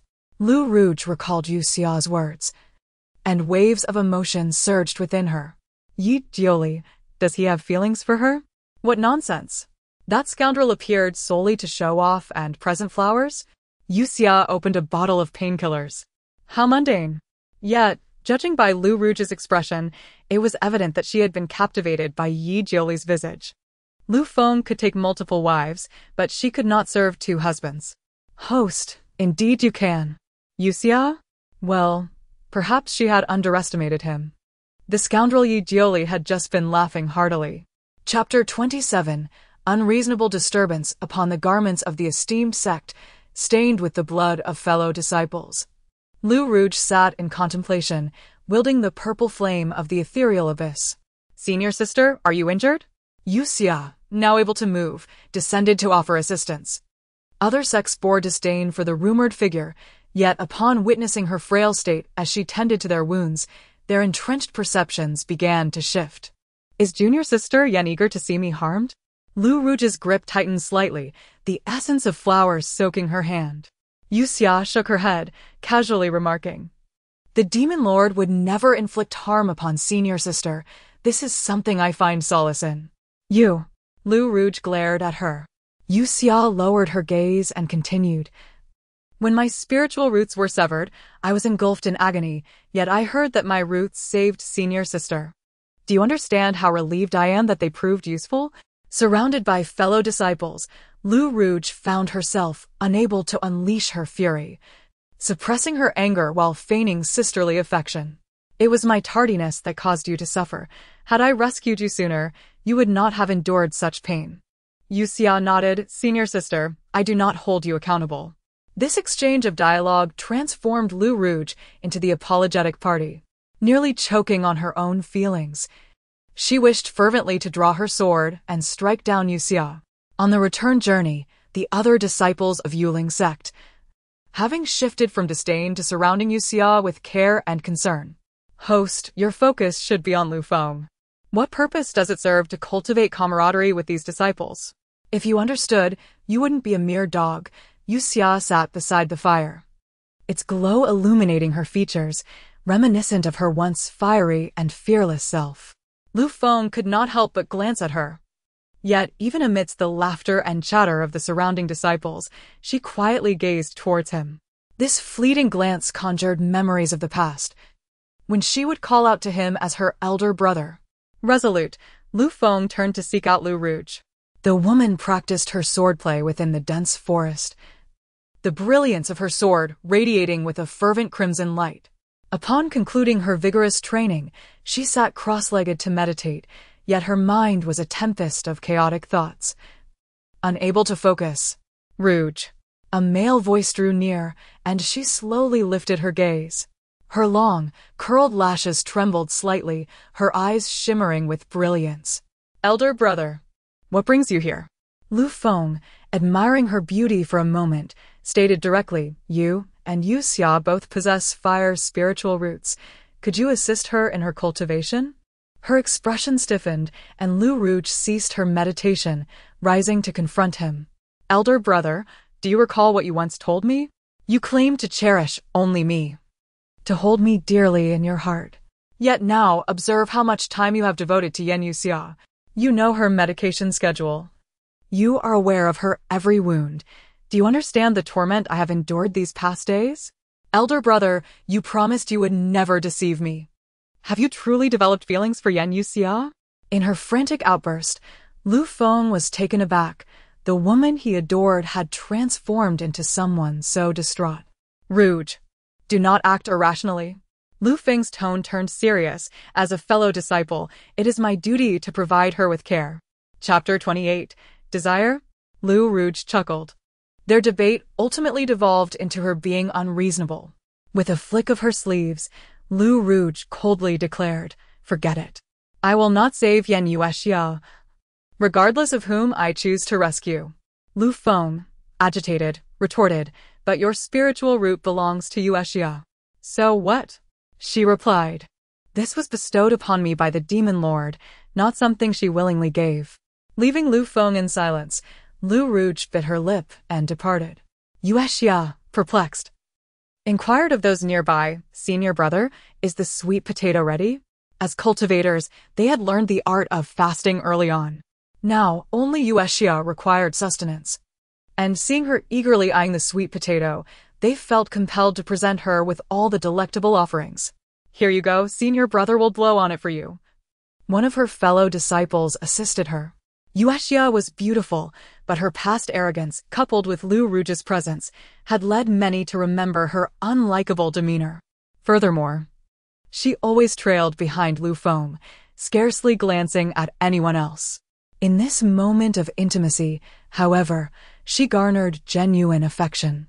As she delicately nibbled on the sweet potato, her tender lips flushed from the heat, eliciting reactions from the surrounding men, who awkwardly averted their gazes. Lu Rouge huffed in disdain. Vixen. Yue Xia, unbothered by such thoughts, focused on her quest for a spiritual root. For someone of her exceptional talent, a mere reimplantation of a spiritual root would suffice, sparing her the need for rigorous cultivation anew. While the spirit control sect possessed a reserve of spiritual roots, they lacked the fire type. To find one, she would have to venture into a high-level secret realm, but with her current cultivation, that would be tantamount to courting death. Dog. I think I can manage without a spiritual root. It merely means a quicker demise. Yue Xia felt disheartened. The task of earning points fell squarely upon her shoulders. As night descended and the others rested, she felt herself levitate gently into the air. Upon reaching the treetop, she regained her senses and hurriedly grasped the trunk beside her. It was rather slender. Before she could glance sideways, the trunk abruptly pushed her away. Yi Jiuli? She glared at the man whose gaze was laced with mischief, wishing fervently to pounce and bite him. It was indeed this wretched man. What are you doing up there at this hour like an owl? Have you any news of the dragon leaf pendant? The first thing he asked was this, his features partially obscured by the night, yet his handsome contours were discernible. No. She was unaware of where Lu Feng had hidden the pendant, and moreover, it was not yet the right time. Yi Jiuli remarked, truly useless. Yue Xia shot back. If you are so capable, why don't you go find it? TCH. Below, a group rested, foolishly oblivious to the presence of outsiders. Yue Xia caught sight of Lu Rouge reclining against the tree trunk and asked Yi Jiuli, the flowers you sent Lu Rouge, were they from the batch I planted? Upon leaving the demon sect, some seedlings had already begun to bloom. Yes, the man admitted readily. Yue Xia regretted not having applied some itching powder to those seedlings. At the very least, it would have caused Lu Rouge some discomfort. As she pondered this, the man turned his gaze towards her, his voice mingling with the nocturnal sounds. Do you desire them as well? Chapter 29.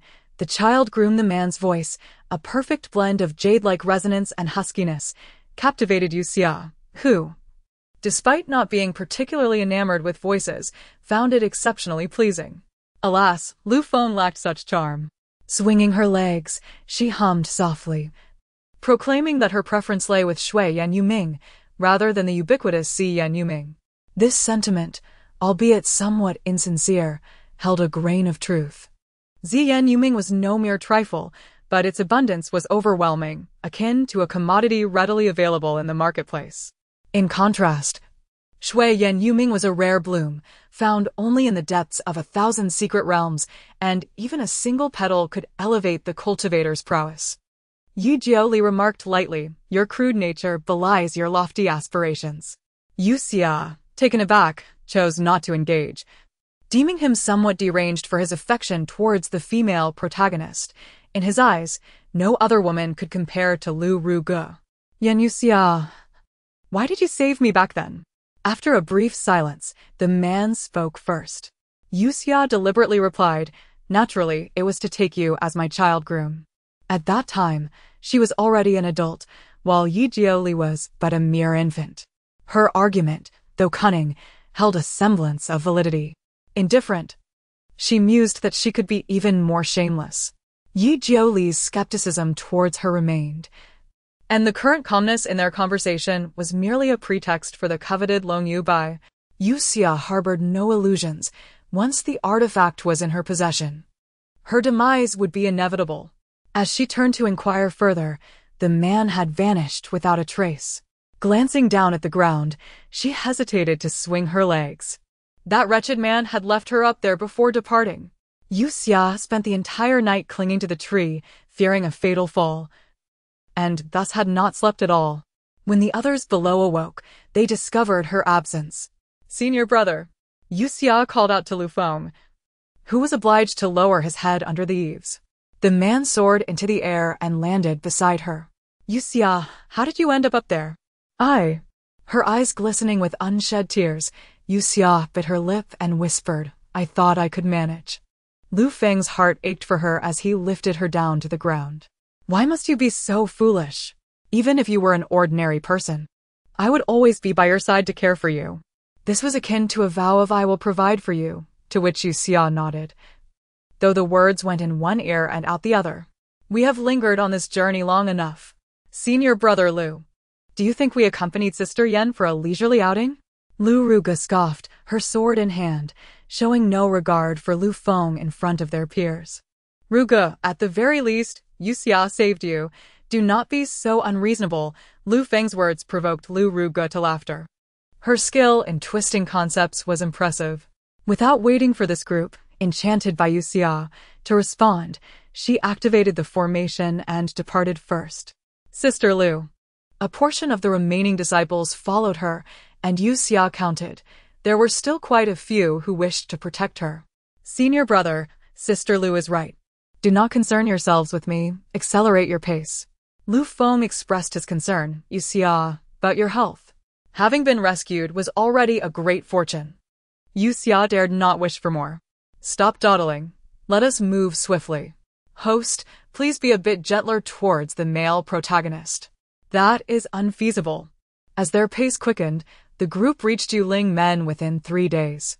Fortunately, Yi Jioli was preoccupied and did not come to torment her, allowing her to rest adequately along the way. Chapter 30.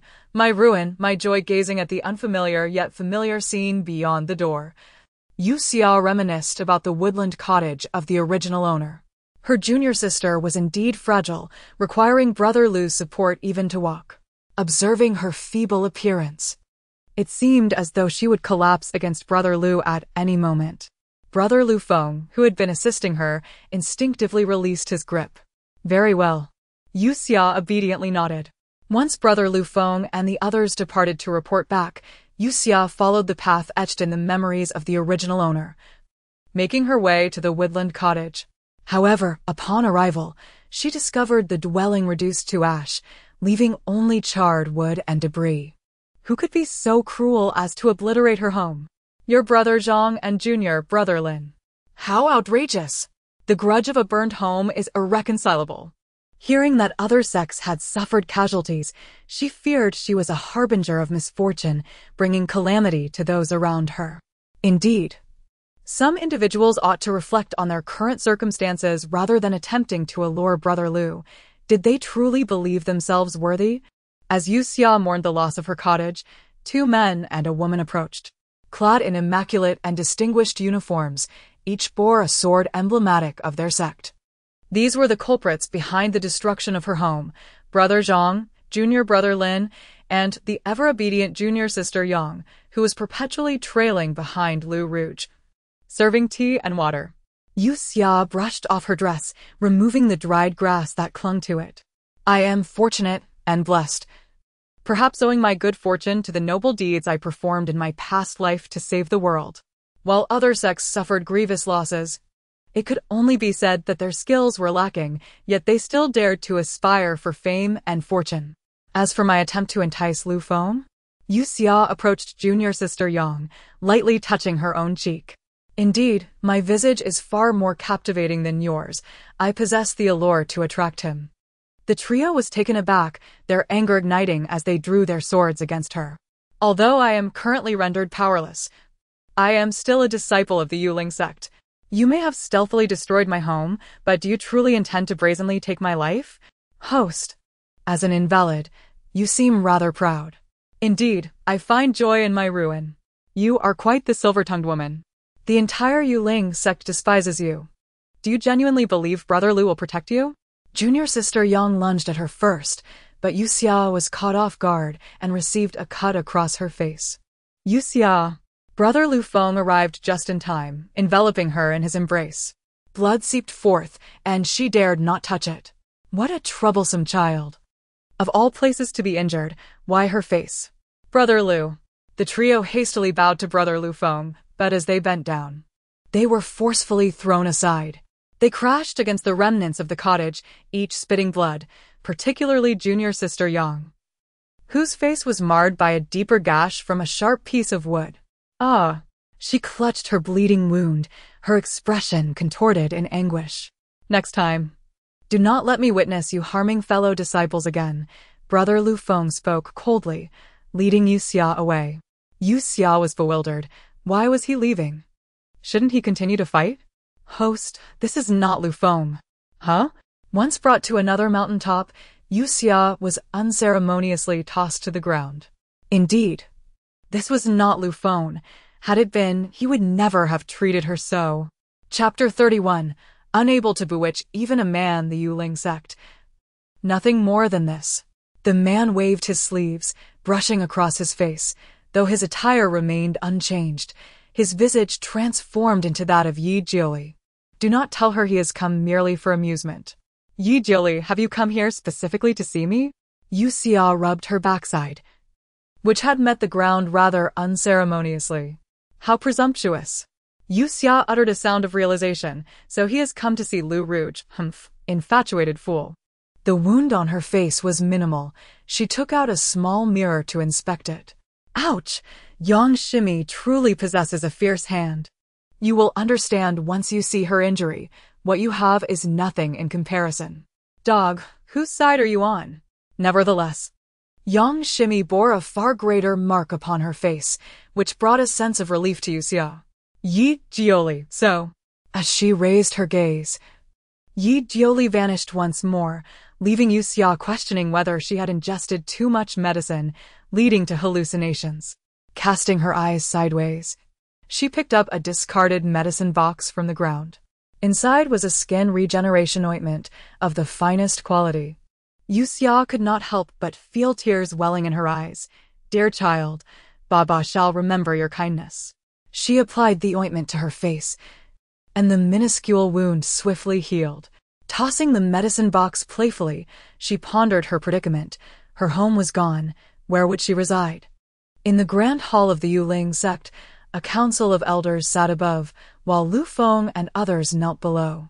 After gaining insight into the situation with the demonic sect, the elder stroked his long beard, exuding an aura of authority without anger. It is fortunate that this Yi Jiuli is a son of righteousness, yet he has become the demon lord, truly a laughingstock for the world. He has mastered heretical methods and absorbed the power of the previous demon lord, while he appears to have reached the Yuan-ing realm. Once the sect leader emerges from seclusion, he shall be no match. The leader of the Yuling sect is either in deep meditation or on the path to it. The external sects dare not provoke them, largely due to the leader's suppression. Listening to the elders' incessant chatter, Lu Feng furrowed his brow. These elders, residing in their sheltered existence, would not easily take action. Their intent to eradicate the demonic sect is likely mere lip service. Those who pursue the Tao should not regard themselves as delicate flowers. We, the Yuling sect, have already shown great leniency in overlooking her previous misdeeds. For today, let it be. From tomorrow onward, let her study alongside the newly initiated disciples. Lu Feng. Understood. As the meeting concluded, Lu Rouge was retained by Elder Lu among the elders. Rouge, have you yet found the jumping dragon wall from Lu Feng? Lu Rouge pressed her lips together, her proud demeanor slightly waning. And, although my senior brother has mentioned the jumping dragon wall, he has never permitted me to see it with my own eyes.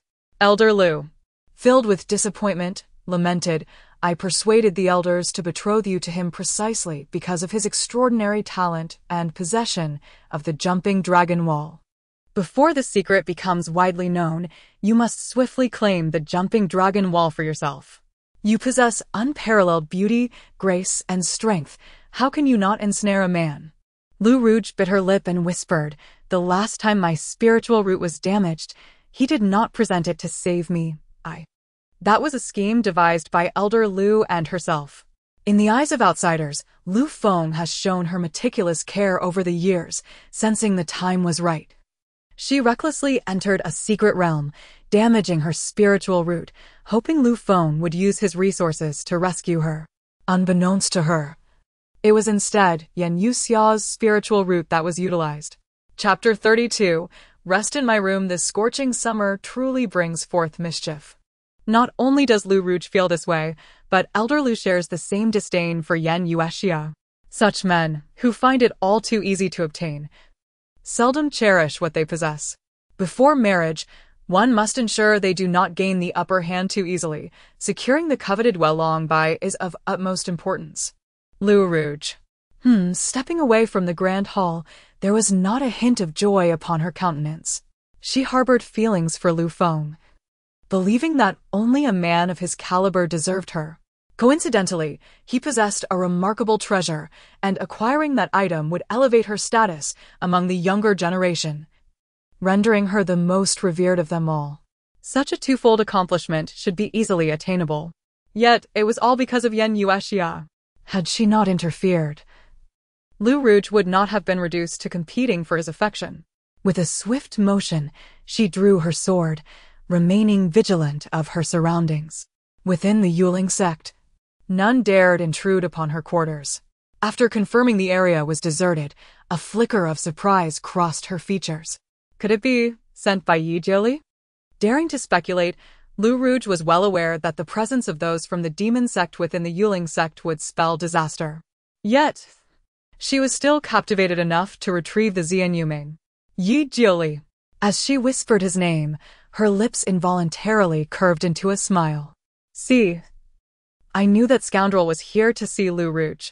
Yue Xia crouched by Lu Feng's door, observing the scene where Yi Jiuli was showering affection upon the fair maiden.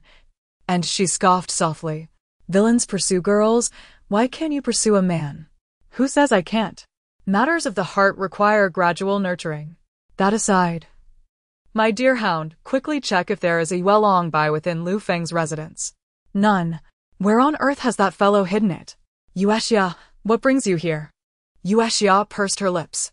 My room has been destroyed. I was searching for a place to rest for the night when I happened upon my senior brother's abode. Lu Feng furrowed his brow, aware of the disdain the Yuling sect held for Yue Xia. The destruction of her quarters was surely the work of those who loathed her. Come. Rest in my room, he offered. Yue Xia quickly shook her head. That is not appropriate. The man chuckled lightly. What is inappropriate about it? You can sleep inside while I meditate outside. For those who cultivate, the time spent resting is merely an extension of their practice. Yue Xia found herself surprisingly at ease in this manner. After some hesitation, she stepped into the room. Hound, is it still too late to flee? It is too late. I suggest the host employ her charm. Under the flickering candlelight, the woman's delicate features glimmered radiantly, her curled lashes seemingly dancing with ethereal beings.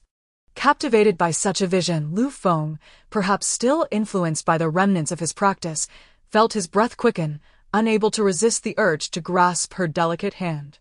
Yue Xia, he softly called her name, yearning to pull her into his embrace, his lips drawing near, eager to savor her sweetness. How could he betray the affection of one so devoted to him? Senior brother, no.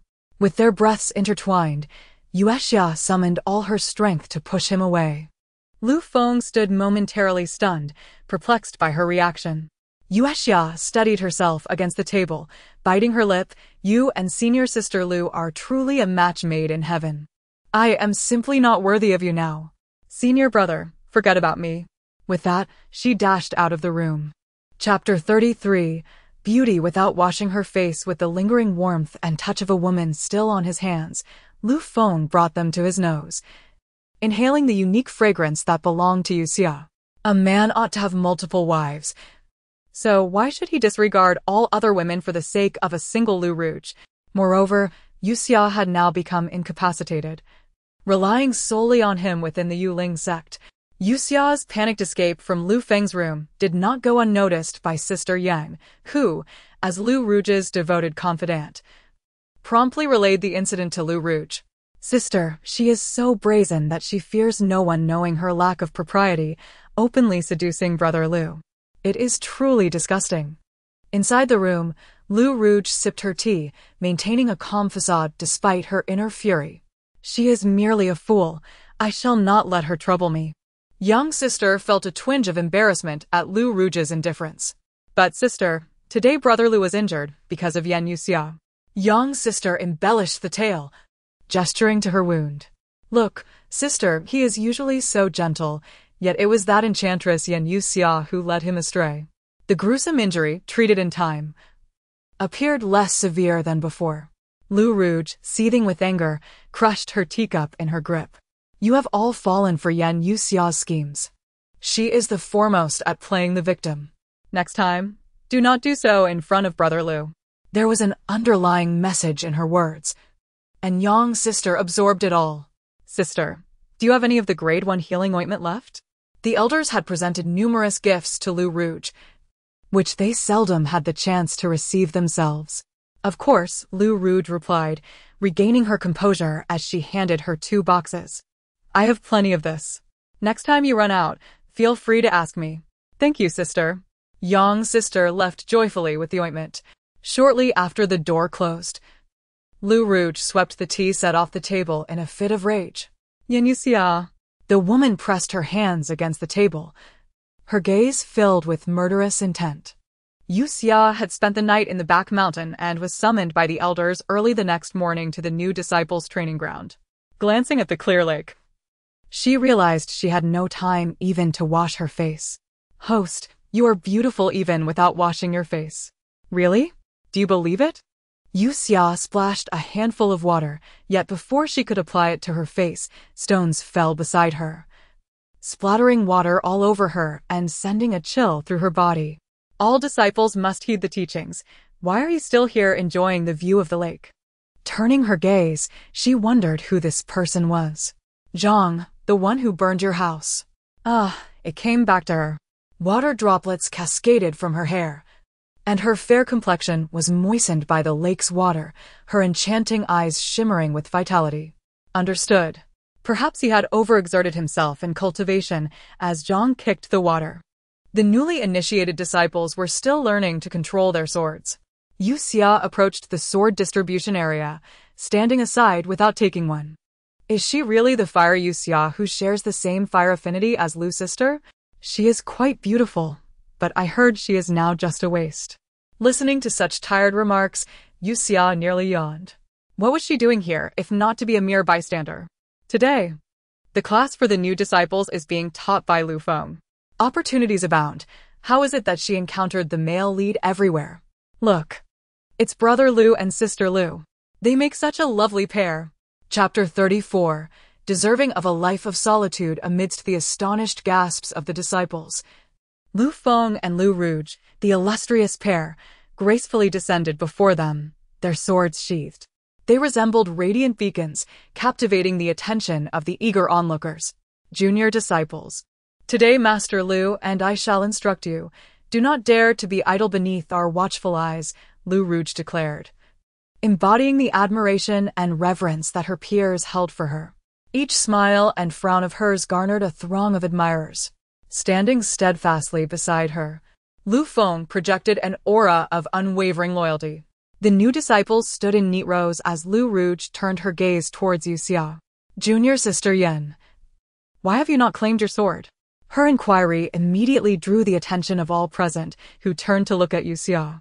Complying obediently, Yue Xia retrieved her sword, sparing herself from Lu Rouge's ire. Rouge, do not be so harsh on Yue Xia, Lu Feng whispered, prompting Lu Rouge to widen her eyes in surprise. Is merely retrieving a sword considered harshness? Lu Feng, you truly are protective of the delicate. Lu Rouge's voice dripped with sarcasm. Can junior sister Yen not master this simple sword control technique? She questioned pointedly. Yue Xia replied, no, I merely fear soiling the sword. Her response elicited suppressed laughter from the others. It was evident that her excuse was flimsy. Lu Feng frowned. Rouge. Lu Rouge, however, feigned ignorance and smiled sweetly. Since junior sister Yen struggles to learn, she should transcribe the technique 1,000 times until it is etched in her memory. This punishment was akin to a divine decree. As Yue Xia was summoned to the side to transcribe, the others diligently practiced their swordplay, losing interest in mocking her plight. Under the scorching sun, Lu Rouge had placed Yue Xia in a spot that bore the brunt of the heat. As soon as she settled, fine beads of sweat began to form on Yue Xia's brow. Holding the brush, she found it challenging to begin. Her handwriting was poor, and she feared it would only invite further ridicule. Points redeemed for calligraphy practice package. Host, you deserve it. I'll take a set. After all, she was already in debt. What was one more? The image of the girl, diligently writing, caught Lu Feng's eye. The dewdrops of perspiration on her cheeks made one wish to lend a hand to wipe them away. On her side, despite her earnest effort, Yue Xia's paper was filled with phrases such as, Yi Jiuli, the dog of a man, a beautiful swan cannot reach a toad, and Yi Jiuli, a heart like a scorpion, destined to live a life of solitude. Host, with the package, you seem quite bold. Indeed, she could not defeat Yi Jiuli, but she could certainly vent her frustrations through her writing. Yue Xia spent the entire morning immersed in her task, massaging her sore hand and wiping her brow. Has mealtime arrived yet? It has, but you will not be able to eat. As anticipated, Lu Rouge had assigned junior sister Yang to supervise her, forbidding her from eating until she had completed her writing. Yue Xia found herself reminiscing about her days in the demonic sect, where she had been served 3 meals a day without fail. Yue Xia, do not stop. Continue, junior sister Yang commanded imperiously, standing tall before her. Who are you? Yue Xia retorted, raising an eyebrow. Junior sister Yang furrowed her brow, feigning ignorance as she urged, hurry up. In a swift motion, Yue Xia flicked her wrist, splattering ink all over junior sister Yang. It was a pity. Had she stood, the ink would have struck her face directly. Yue Xia. Junior sister Yang unsheathed her sword. Yue Xia dusted off her skirt and smiled. I did not inquire about your name, but rather your identity and qualifications. Even if I, Yue Xia, were to lose my spiritual roots and become a waste within the spirit control sect, I must not tolerate someone of lesser standing ordering me about in such a manner. Chapter 35. Embracing her despite her delicate constitution, Yue Xia spoke with undeniable vigor. What gives you the audacity to act so arrogantly, Yue Xia? Do you truly believe you are worthy of speaking based on your qualifications? Yue Xia, composed, began to tidy her writing materials. Are you implying that the esteemed elders of the Spirit Gate are unworthy? Sister Yang's expression stiffened. You twist words to suit your argument. Yue Xia retorted. The facts speak for themselves. If you wish to humiliate me, perhaps you should wait until you secure the top position. She needed a quieter place to copy her notes. This location was far too noisy. Watching Yue Xia depart with grace, Sister Yang glared at the ink-stained dress, shouting, Damn you, Yue Xia. She raised her sword, but hesitated to unleash her fury upon the furniture. Gritting her teeth, Sister Yang turned to seek out Lu Rouge. Host, making enemies for yourself is not a wise course of action. Should I simply accept being bullied? Tasks are one matter, but others provoking her is entirely different. Finding a spot by the stream, Yue Xia listened to the soothing sound of water, feeling a sense of tranquility. The punishment of copying was indeed advantageous. While others labored with their swords, she could simply enjoy the scenery. Yue Xia was sketching a turtle when someone grasped her wrist, sitting beside her, his sharp brows and bright eyes fixed intently on her. Senior brother Yue Xia murmured softly. Lu Feng took her pen away. What Lu Rouge said was merely in anger. There is no need for you to take it to heart. Yue Xia wanted to scoff at him. Why did he not say this in front of everyone? Now he approached her in secret. What was the point? With her lashes fluttering, she shifted the subject. The fiery mark on senior sister's forehead is quite splendid. The mark on Lu Rouge's forehead was unmistakably the one Yue Xia had previously borne. Mentioning it caused Lu Feng's brow to twitch slightly. Yue Xia, trust your senior brother. I will assist you. Then take action instead of just speaking plainly. Senior brother, do you remember the dragon-leaping jade I gifted you years ago? Yue Xia intended to gauge his intentions subtly. Being too direct was not advisable. She sensed the grip on her hand loosen, as if she were a hot potato. The man inhaled sharply, smiling. Of course I remember. Had you not mentioned it, I might have almost forgotten. The dragon-leaping jade should have restorative properties for your body. One of its effects was to enhance dual cultivation. The stronger the two individuals, the greater the increase. If applied to Yue Xia, it could be. Lu Feng pondered. However, I have yet to completely unlock the restrictions placed upon it, so it might not. Restrictions? I can handle that, Yue Xia beamed. The reason I was captured by the Demon Lord was that I sought to help you find a method to lift the restrictions. Fortune favors the diligent. I discovered the method, but I lost my spiritual roots. Lu Feng's pupils slightly trembled. Yue Xia, you were captured for this reason? Yue Xia sighed. As long as it was something her senior brother desired, she had always kept it in mind. If she could truly help him obtain the dragon-leaping jade and fulfill his wish, she would have no regrets. Yue Xia, the man, deeply moved, embraced her. Host, he has already unlocked the restrictions of the dragon-leaping jade. Is this not redundant? No, you do not understand. He will sweet-talk me, and I will feign bravado. No one loses in this arrangement. Their embrace did not go unnoticed by two others nearby, one filled with sarcasm and mockery, the other with jealousy and anger. Chapter 36. Desire's flames under the guidance of Sister Yang. Her bedding and pillows were unceremoniously cast into the pond. Observing the items afloat on the water's surface, Yue Xia rolled up her sleeves, ready to confront the situation. Host, with your petite frame, I doubt you can manage it. Indeed, she concurred. Yue Xia lowered her sleeves. It was merely a matter of enduring a little discomfort. She had navigated such encounters before. Hurrying into the grove, she inadvertently stumbled upon a tender moment between Lin Shidi and Sister Yang. The two were entangled in affectionate gestures, and had it not been for the late hour, their passion would have undoubtedly ignited into something more fervent. Shidi, today that arrogant Yue Xia dared to bully me, relying solely on her status. It is truly intolerable. Lin Shidi, playfully nibbling on her ear, murmured, What status? She merely has a sharp tongue. Fear not, tomorrow I shall teach her a lesson. Sister Yang allowed his hands to wander over her, playfully retorting, Then you must ensure that you teach her with considerable vigor. The man chuckled, I would much prefer to exert my strength on you. How annoying. Yue Xia silently agreed. The couple's antics were a disturbance to the tranquility of the trees and flowers, truly vexing. After a brief discussion of their plans for the following day, they finally departed.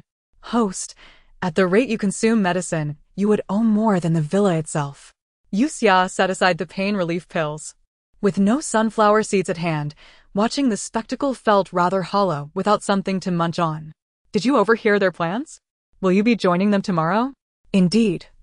It would be a pity to miss out. Gigi felt that Yue Xia was on the brink of self-destruction. You seem rather entertained. A mocking voice echoed from above. Yue Xia looked up, seeing Yi Jiuli, whose peculiarities often led him to observe from above. She rolled her eyes discreetly. Were you not also watching? Yue Xia ground her foot into the earth, contemplating the pains of intimacy, which, as she had heard, could be excruciating. Yi Jiuli. What is it? After witnessing a mere scene, are you aflame with desire? Lu Rouge is right in her room. You could easily intrude upon her sanctuary. A gust of wind caught her off guard, causing Yue Xia to stumble and eat a mouthful of dirt. Cough, spit, with a captivating allure. The man's sharp gaze warned her, if you wish to keep that tongue of yours, refrain from speaking of her. Yue Xia moved her tongue defiantly. I'm not afraid of you. If you have the capability, prove it. His eyes darkened ominously, and with another feigned grasp, Yue Xia took refuge behind a tree. Put away your sharp tongue and focus on your tasks. As he departed, leaves fell from the tree, landing atop Yue Xia's head. She brushed them off. Dog. Am I balding? No. Phew, that's a relief. She could not afford to give Yi Jiuli the opportunity to mock her. The forest was enveloped in darkness, accompanied by the chorus of insects. Yue Xia rubbed her sleeves together.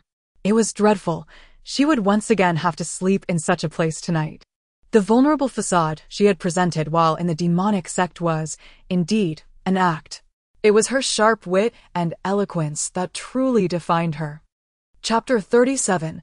The endless sword formation Yue Xia was roused from her slumber, suffocated by an unexpected pile of leaves that had found its way onto her face. It must have been that scoundrel's doing, she mused. Have you completed transcribing the sword control incantation, Yen Shimi? Lu Rouge inquired, her irritation evident at the sight of Yue Xia's disheveled appearance.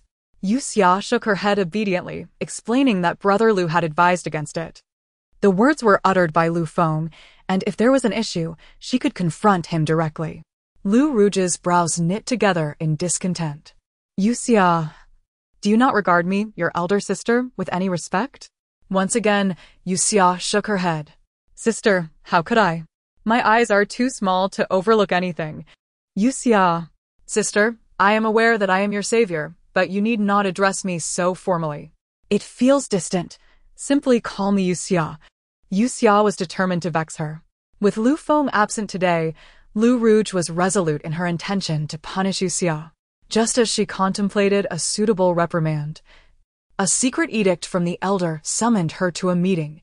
Yue Xia, just wait, Lu Rouge whispered, turning to leave. Yue Xia rubbed her ears. Impressed by the ability to communicate telepathically, a group of uninformed disciples began to speculate.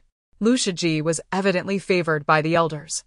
It seemed she was on the verge of being promoted to a special disciple. Given her exceptional talent and amiable demeanor, her ascension to this special rank is assured. This status is even more honorable than that of the chief disciple.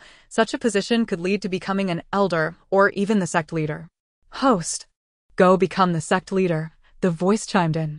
You think so highly of me, do you? Yue Xia replied, bemused. I was merely attempting to brainwash myself. Yue Xia, Yen Shiji, Brother Lu is looking for you. Feigning ignorance, Yue Xia asked, looking for me? What for? Lin Shidi, handsome and charming, whispered. I do not know. You will find out once you reach the sword-casting pavilion.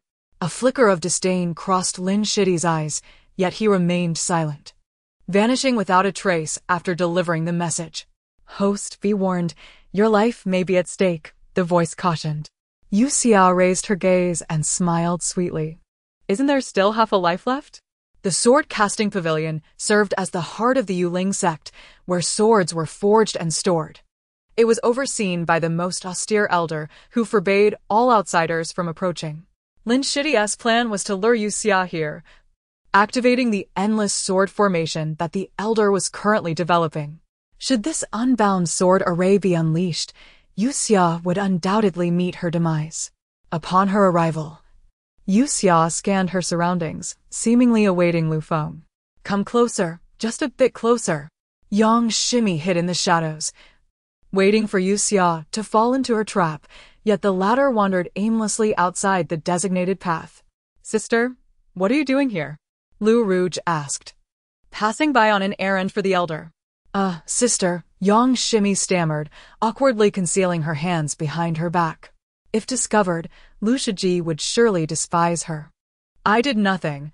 I merely happened to pass by, Yang Shimi chuckled nervously, deciding to seek another opportunity to confront Yue Xia later, as she had yet to master her water technique.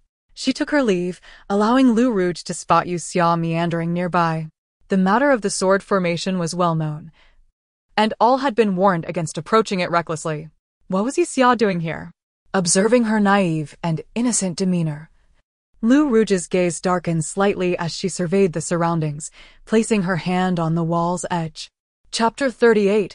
It seems there is no saving her. Yue Xia felt she had kept her opponent in suspense long enough and slowly stepped into the center. As her foot touched the ground, the brilliance of the sword formation ignited, engulfing her entirely. Several long swords danced gracefully within, and fragments of the girl's clothing drifted out. Lu Rouge gazed at the sharp sword lights, a slight smile gracing her lips, before quietly departing. The activation of the endless sword formation caused the seated Grand Elder's expression to change dramatically. What is the cause of this alarm? The other elders practicing nearby also sensed a tremendous force pouring forth from the door. The sword formation had malfunctioned. Without further ado, the Grand Elder sprang into action, followed closely by several elders. Only a few elders were privy to the deepest secrets of the sword forging pavilion. Within lay the spirit sword Yun Luo, created by the founding ancestors of the spirit control sect. However, the sword had been tainted by demonic energy from the demon abyss, rendering even the current sect leader unable to wield it. Yun Luo was sealed within the sword forging pavilion, and should any error occur with the external sword formation, it was highly likely that the astonishing demonic sword would be unleashed. With this in mind, upon arriving at the pavilion, they noticed a crowd of disciples gathered nearby, all too fearful to advance. The sword formation continued to swirl, and blood mixed with the sword light, staining the ground crimson. Who is inside? The Grand Elder's eyes narrowed sharply as he raised his hand to halt the sword formation, only to be repelled aside. The sword light diminished slightly, and the figure within became clearer. The girl was ensnared, her skin marred with lacerations, and blood smeared across her pale cheeks. Yue Xia? The elders with keen eyesight recognized her. Elder Lu's expression darkened as he remarked, "Once the endless sword formation is activated, it is a fight to the death. I fear she cannot be saved." Although the circumstances of this event were unclear, at least one troublesome individual could be resolved. Yue Xia? Lu Feng rushed over, spotting both Yue Xia and the endless sword formation. He was well aware of the formation's formidable nature. Once triggered, even those of high cultivation might barely survive, while someone like Yue Xia, devoid of spiritual roots, faced certain death. Even the Grand Elder could not resolve this formation, and if he forced his way in, he would undoubtedly sustain severe injuries. After a moment's hesitation, he refrained from advancing further. The powerful sword formation left everyone as mere spectators, with only the Grand Elder still pondering a means of rescue. "Wait, look. What is that?" A disciple pointed out an unusual sight. In Yue Xia's hand was a long sword, entirely black. The astonished expression of the Grand Elder deepened. "That is Yun Luo. How could the sword, sealed beneath the sword forging pavilion, possibly be in Yue Xia's grasp?" The other elders also recognized Yun Luo's presence, and Elder Lu cried out, "Grand Elder, preserve Yun Luo." In the chaos of the sword formation, anything could happen. This ancient sword, left by a formidable being, could very well be destroyed. Therefore, they needed to halt the formation. "Quickly, assist me." The elders combined their strength to channel their magic, causing the sword light to gradually diminish. The Grand Elder flung out a long sword to clear a path. "Lu Feng, go in and pull her out." "Yes." Lu Feng hesitated for a moment before dashing inside. The figure that had previously lain within the sword light suddenly stood upright, and the sword light scattered in all directions, prompting the disciples to flee in panic. Amidst the cries of alarm, the blood on Yue Xia was entirely absorbed by Yun Luo. Aside from her tattered clothing, her skin restored to its original state, while Yun Luo, after consuming her blood, shattered its pitch-black exterior. Chapter 39. The Cost of Half a Life. Yue Luo.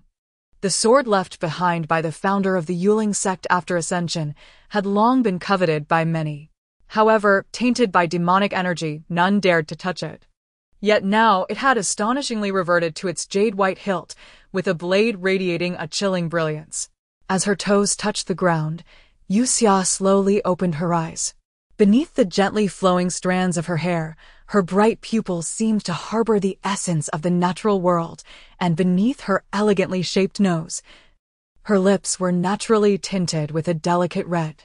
She raised her hand, conjuring a beautiful flourish with the sword.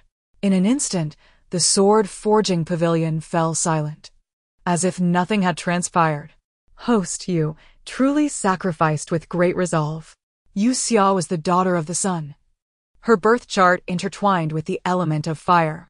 Abandoned as an infant, she was overlooked in her training at the Yuling sect, leaving her true potential unrecognized. However, that mattered little, for these spirits were aware. Thus, when the sword's forging mechanism was activated, Yue Xia used her blood to summon Yue Luo from beneath the sword forging pavilion, successfully dispelling its demonic energy. Yet, the price paid was indeed half her life. Her ability to stand was solely due to the support of Yue Luo. Cough. Yue Xia spat out blood, and before it could even reach the ground, it was absorbed by Yue Luo. Those present regained their composure and turned their gazes toward her.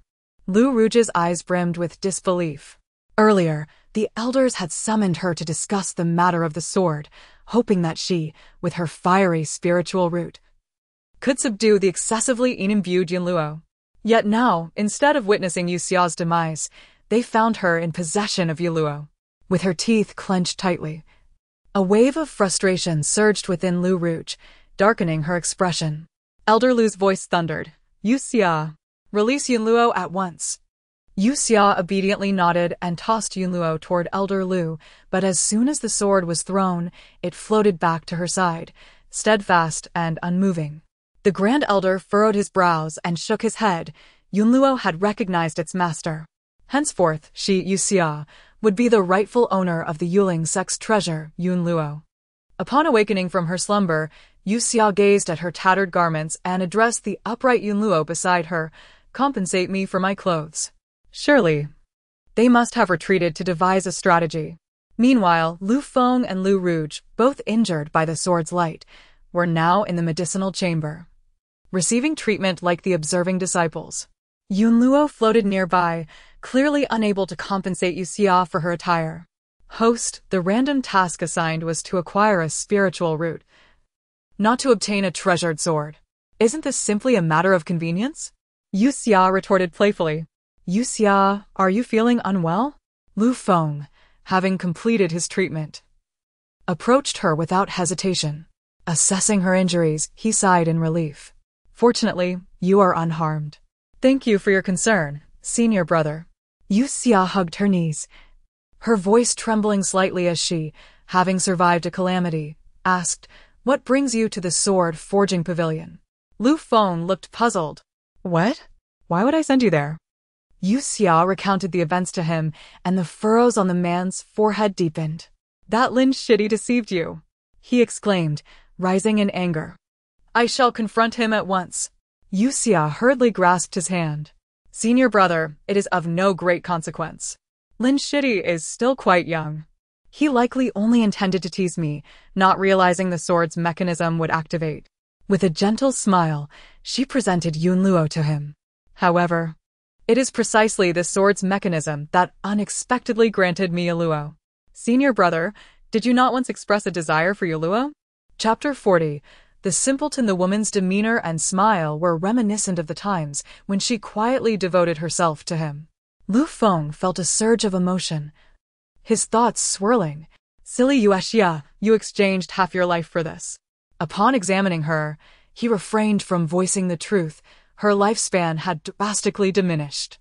Even if she could cultivate, reaching the pinnacle would remain an unattainable dream. This woman, so gravely injured, had selflessly kept in her heart the desires he once expressed and now presented them to him without hesitation. Yue Xia. Lu Feng pushed Yunluo aside and embraced her tightly. It was all the fault of the senior brother. He had failed to protect her. Yue Xia shook her head, gently patting his shoulder. Do not blame yourself, senior brother. It is Yue Xia who is too frail. Yue Xia. Yue Xia. Lu Feng repeated her name, longing to repay her in some way. What do you desire? Speak to your senior brother. I will certainly assist you in obtaining it. I wish. Yue Xia's voice faltered, ultimately swallowing her words and shaking her head. Yue Xia seeks nothing. I only wish for your well-being, senior brother. Ding. Affection increased. After Lu Feng departed the room, Yue Xia played with the spirit sword. Yunluo had already acknowledged its master. Even if she offered it to him, he could not wield it. This was common knowledge, even among the newly initiated disciples. Host, please maintain your feeble state. Yi Jiuli is approaching. Cough. As footsteps echoed, Yunluo trembled, demonstrating its loyalty as a steadfast guardian against Yi Jiuli. Being a sword left behind by a formidable being, Yi Jiuli held it in some regard, yet that did not deter him from approaching Yue Xia. Having traversed the abyss of demons, Yunluo was not to be trifled with. Should it yearn for something, it would bring ruin upon you. If you fell, it would simply seek another master. The man spoke coldly. You have indeed lost.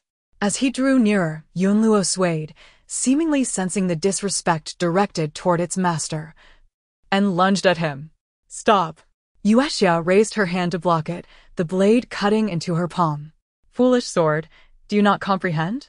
If Yi Jioli truly wished to sever you, he would find a way. She had only just acquired this treasure. Could she not keep it warm for a while? Yi Jioli observed the emerging blood and the woman's anxious expression, momentarily taken aback. Why did she shield him? Before he could ponder further, Yue Xia glared at him. Are you so idle managing the demon sect? You loiter here daily. Be cautious, lest others destroy it. The man's countenance remained stern, and he shrugged her off dismissively.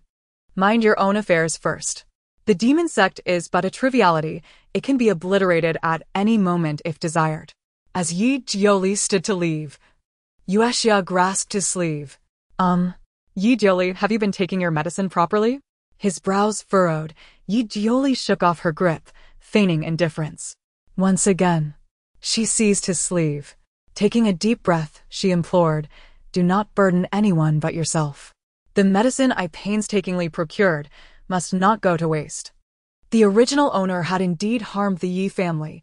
While Yue Xia was not obliged to bear that burden, she felt the need to nurture this fragile connection, allowing him to absorb a bit of sunlight. However, Yi Jioli remained ungrateful, casting her off. He coldly stated, Yu Luo is the sword Lu Rouge desires. You had best find a way to deliver it to her.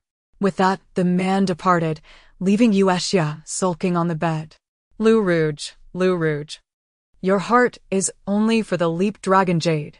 You foolish simpleton, your eyes are as if they have been immersed in molten lava. Chapter 41. Young People.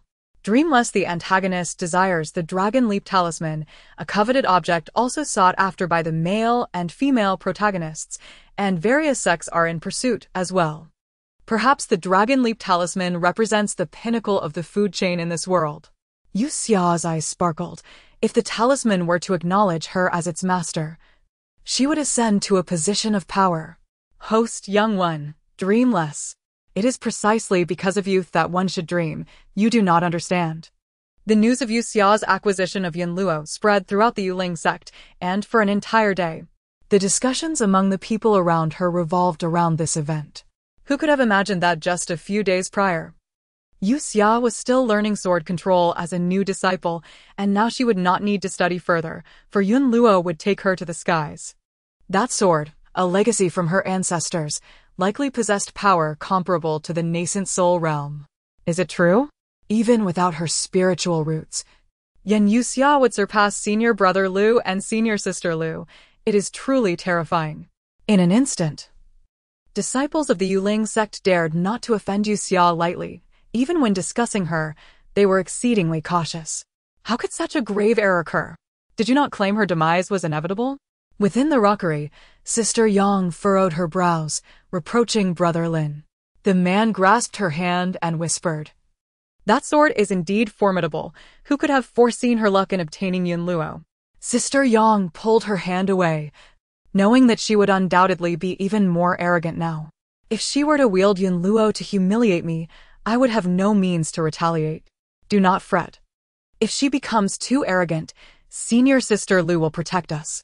Sister Yang was about to respond when a cold scoff from Lu Feng interrupted them. So, is this the idea that Rugo suggested to you?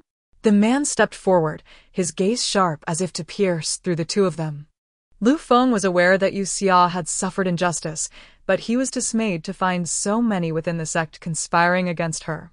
Had it not been for her extraordinary fortune, she might have perished within the sword array long ago. Master, brother. Sister Yang deliberately distanced herself from Brother Lin. Brother Lin, focused on Lu Feng, hastily defended himself. Brother, please allow me to explain. It is well known that anyone targeted by the Demon Lord cannot possibly survive.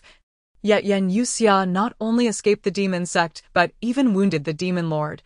This defies logic. She must have colluded with the demon sect. My intention was merely to draw out their people. Though his explanation was coherent, Lu Feng remained unconvinced. Moreover, we merely had a notion. We did not act upon it. Did we, Sister Yang? Brother Lin sought Sister Yang's confirmation.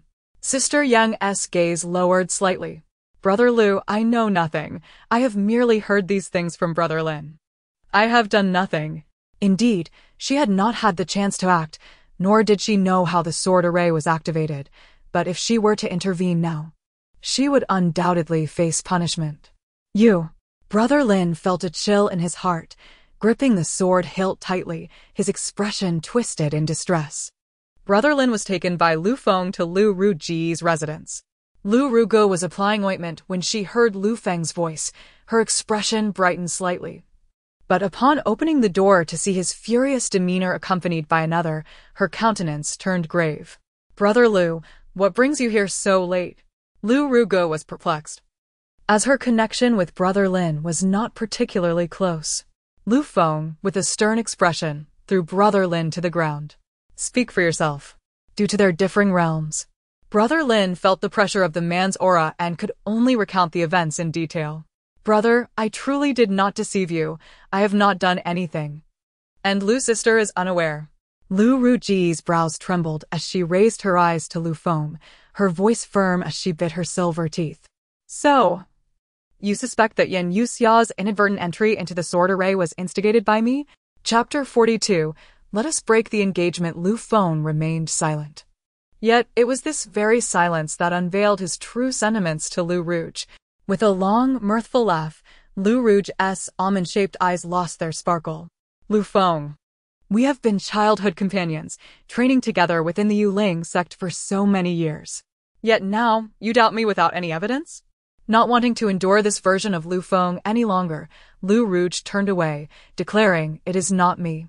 I have done nothing wrong. If you continue to distrust me, let us dissolve our engagement." Yue Xia, resting her chin on her hand, observed the scene with astonishment. Has Lu Feng agreed to break the engagement? No. Indeed, if Lu Feng and Lu Ruj were to unite, not only would their cultivation flourish, but their status within the Yuling sect would also solidify. To break such an engagement would be quite unwise. Host, Lu Feng has yet to fall in love with you. Yue Xia understood well that love does not blossom so effortlessly. Meanwhile, in the unfolding scene, upon realizing he had wounded Lu Ruj's heart, Lu Feng promptly apologized and brought disciple Lin to the elder for reprimand. The activation of the endless sword formation had far-reaching consequences. Disciple Lin was stripped of his cultivation and expelled from the Yuling sect. Lu Feng then sought out Yue Xia, feeling a sense of pride for having punished the one who harmed her. However, as Yue Xia possessed the ability to perceive these events, she knew unequivocally that it was Lu Ruj who had initiated the sword formation. After bidding Lu Feng farewell, Yue Xia resumed her rest, only to be visited next by Lu Ruj. The woman sat at the edge of the bed, her eyes averted, unwilling to look at her. Yue Xia, what do you truly desire? Yue Xia wished for a tranquil demise, yet with each visitor, she pondered establishing a ticket booth. That exquisite and radiant divine sword, alas, could not belong to her. Lu Ruj's heart was filled with resentment. However, if you prefer to remain mute, it would be best for you to never utter a word again. Do you comprehend? I propose to dissolve our engagement to Lu Feng, and he pleaded with me not to act impulsively. In his heart, regardless of his affections, he still intends to marry me. Yue Xia sighed softly. I understand, senior sister. I have never intended to intrude upon your relationship. Who would believe such words? If you were wise, you would vanish entirely from Lu Feng's sight. Lu Ruj shot her a sidelong glance. But I have nowhere else to go, Yue Xia replied, feeling aggrieved. The original owner had offended other sects as well, and aside from the Yuling sect, she had no refuge. The world is vast. There are always places you can go. Yue Xia. Do not blame me for not warning you. With those softly malevolent words, Lu Ruj departed. Yue Xia leisurely sipped her tea before casting her gaze upwards towards the beams of the room. Did the man overhear everything? He heard it all, and is likely on his way to the sword forging pavilion now. Yue Xia reclined comfortably on her bed. Knight Jiu Li enjoyed eavesdropping, while Lu Ruj favored making threats. Should any misunderstandings arise between them, she could not be held responsible. At the sword forging pavilion, a man disguised as a disciple of the sect examined the outer wall. He was still able to detect the remnants of magical energy left behind not long ago. Upon observing the narrow crevice of the wall, he noticed slender fingerprints. It was the magical imprint of a fire spirit root bearer. Since Yue Xia had lost her spirit root, it certainly was not her doing. Presently, within the entire Yuling sect, only Lu Rouge possessed the unique fire spirit root. With a sharp glint in his eyes, sensing someone approaching, he concealed his presence. Chapter 43. Is it possible to go without clothes? The graceful woman descended and approached the place marked by a fingerprint. After ensuring the surroundings were clear of onlookers, she erased the mark. This enchanting figure, possessing the beauty that could cause fish to sink and birds to fall, was none other than Lu Rouge. Hidden in the shadows, Yi Jioli observed her every move, still unable to fathom that it was indeed Lu Rouge who had committed such an act. Moreover, she had the audacity to threaten Yue Xia. How could someone who seemed so pure in his memory transform into such a person? After Lu Rouge departed, Yi Jioli tightened his grip slightly. Men should not be judged solely by appearances. Yue Xia grumbled as footsteps approached the door. She hastily pretended to be asleep, but the newcomer ruthlessly exposed her charade. Child, stop pretending to sleep. At the sound of that aged voice, Yue Xia's eyes fluttered open, and upon seeing the Grand Elder, she promptly sat up straight. Grand Elder. With a wave of his hand, Yunluo halted before him. Stroking his long beard, he expressed his concern. I never anticipated that you would be the one to acquire Yuluo. Indeed, Yue Xia had not expected this twist of fate. Perhaps she could exchange Yunluo for a spirit root? Yuluo shook its blade in indignation. The Grand Elder's eyes brightened momentarily. His hand, concealed beneath his sleeve, yearned to grasp the hilt, yet he restrained himself. Every object possesses a spirit, and this divine sword is truly extraordinary. Just listening to him, Yue Xia sensed that the Grand Elder would not seek her out without cause. Grand Elder, have you summoned me? The Grand Elder cast a glance at her and sighed once more. Yue Xia pondered. How inept must she be for the Grand Elder to have sighed so frequently since his arrival? Host, do you not comprehend yet? Enough, do not speak. The Grand Elder took a moment to accept the fact that Yue Xia was indeed lacking in ability before slowly stating, having obtained Yunluo, you must provide it with an explanation. You ought to retrieve the sword sheath as well. Yue Xia understood. This was a buy one get one free situation. Where is the sword sheath? With another wave of his hand, a scene materialized before her. Amidst the fiery flow of orange-red lava, a glimmering point of light flickered. This is the everlasting sun lava, located in the mountains near the fiery village. I will send Lu Feng and Lu Rouge, among others, to escort you there. The everlasting sun lava was a molten pit. Contact with the sparks could easily reduce a person to ashes. Was Yue Xia capable of such a feat? Recognizing her limitations was the prudent course. Yue Xia chuckled awkwardly. I think it is quite convenient for Yuluo to go without a sword sheath. With a sheath, there is additional time required to draw the sword, which would be detrimental in battle. That is unacceptable. Having taken the sword, you must restore it to its entirety. The Grand Elder's expression was stern, leaving no room for refusal. Yue Xia fell silent. It was no wonder the Grand Elder sighed when he looked at her. She too felt that this was an impossible task. A moment of distraction clouded Yue Xia's gaze. Wait, the special disciple position was something the protagonist aspired to. She had no such intention. Without allowing for further discussion, the Grand Elder decisively proclaimed, you shall have 2 days to rest before preparing your belongings for departure. As tranquility returned to the room, Yue Xia contemplated the eager Yunluo, pondering a proposition. Would it be possible for you to go without clothes? Yuluo shook its hilt in response. Not possible. A divine sword must maintain its dignity. The Grand Elder's suggestion had actually met with considerable opposition from many elders. The reason was simple. The Yuling sect had no need to risk the lives of Lu Feng and Lu Rouge for Yue Xia to obtain a sword sheath. These two were outstanding disciples, the future heirs of the Yuling sect. How could they be allowed to come to harm? Yet, surprisingly, Elder Lu, who had always favored Lu Rouge, cast a vote in support, thus swaying the opinions of the other elders. Yue Xia popped a painkiller into her mouth. How could Elder Lu be so benevolent? Chapter 44. The gift from the beloved. Those who possess the Cloudfall sword sheath are granted the right to wield the sword itself. Among their group, the presence of Lu Rouge is conspicuous, revealing Elder Lu's intentions rather overtly. It is evident that she desires Lu Rouge to acquire the sheath, only to orchestrate her untimely demise in a manner that goes unnoticed, thereby allowing Lu Rouge to fully possess Cloudfall. Host, you are quite perceptive. Indeed. Look at how you praise me. Let me behold Yi Jiuli. Recently, due to her lethargy, Gigi has not been showing her that scoundrel. You haven't even obtained the Welongbai. What audacity you have to wish to see him. Yue Xia pinched her own cheeks, unabashedly proud of her boldness. Only with such audacity can one emerge victorious in the end. Rouge, this is the opportunity one have secured for you. Although the Welongbai remains elusive, you must at least obtain the sheath of Cloudfall. In the brightly lit room, Elder Lu sat cross-legged on a mat, her withered and dry visage starkly contrasting with the youthful, collagen-rich face of the woman before her.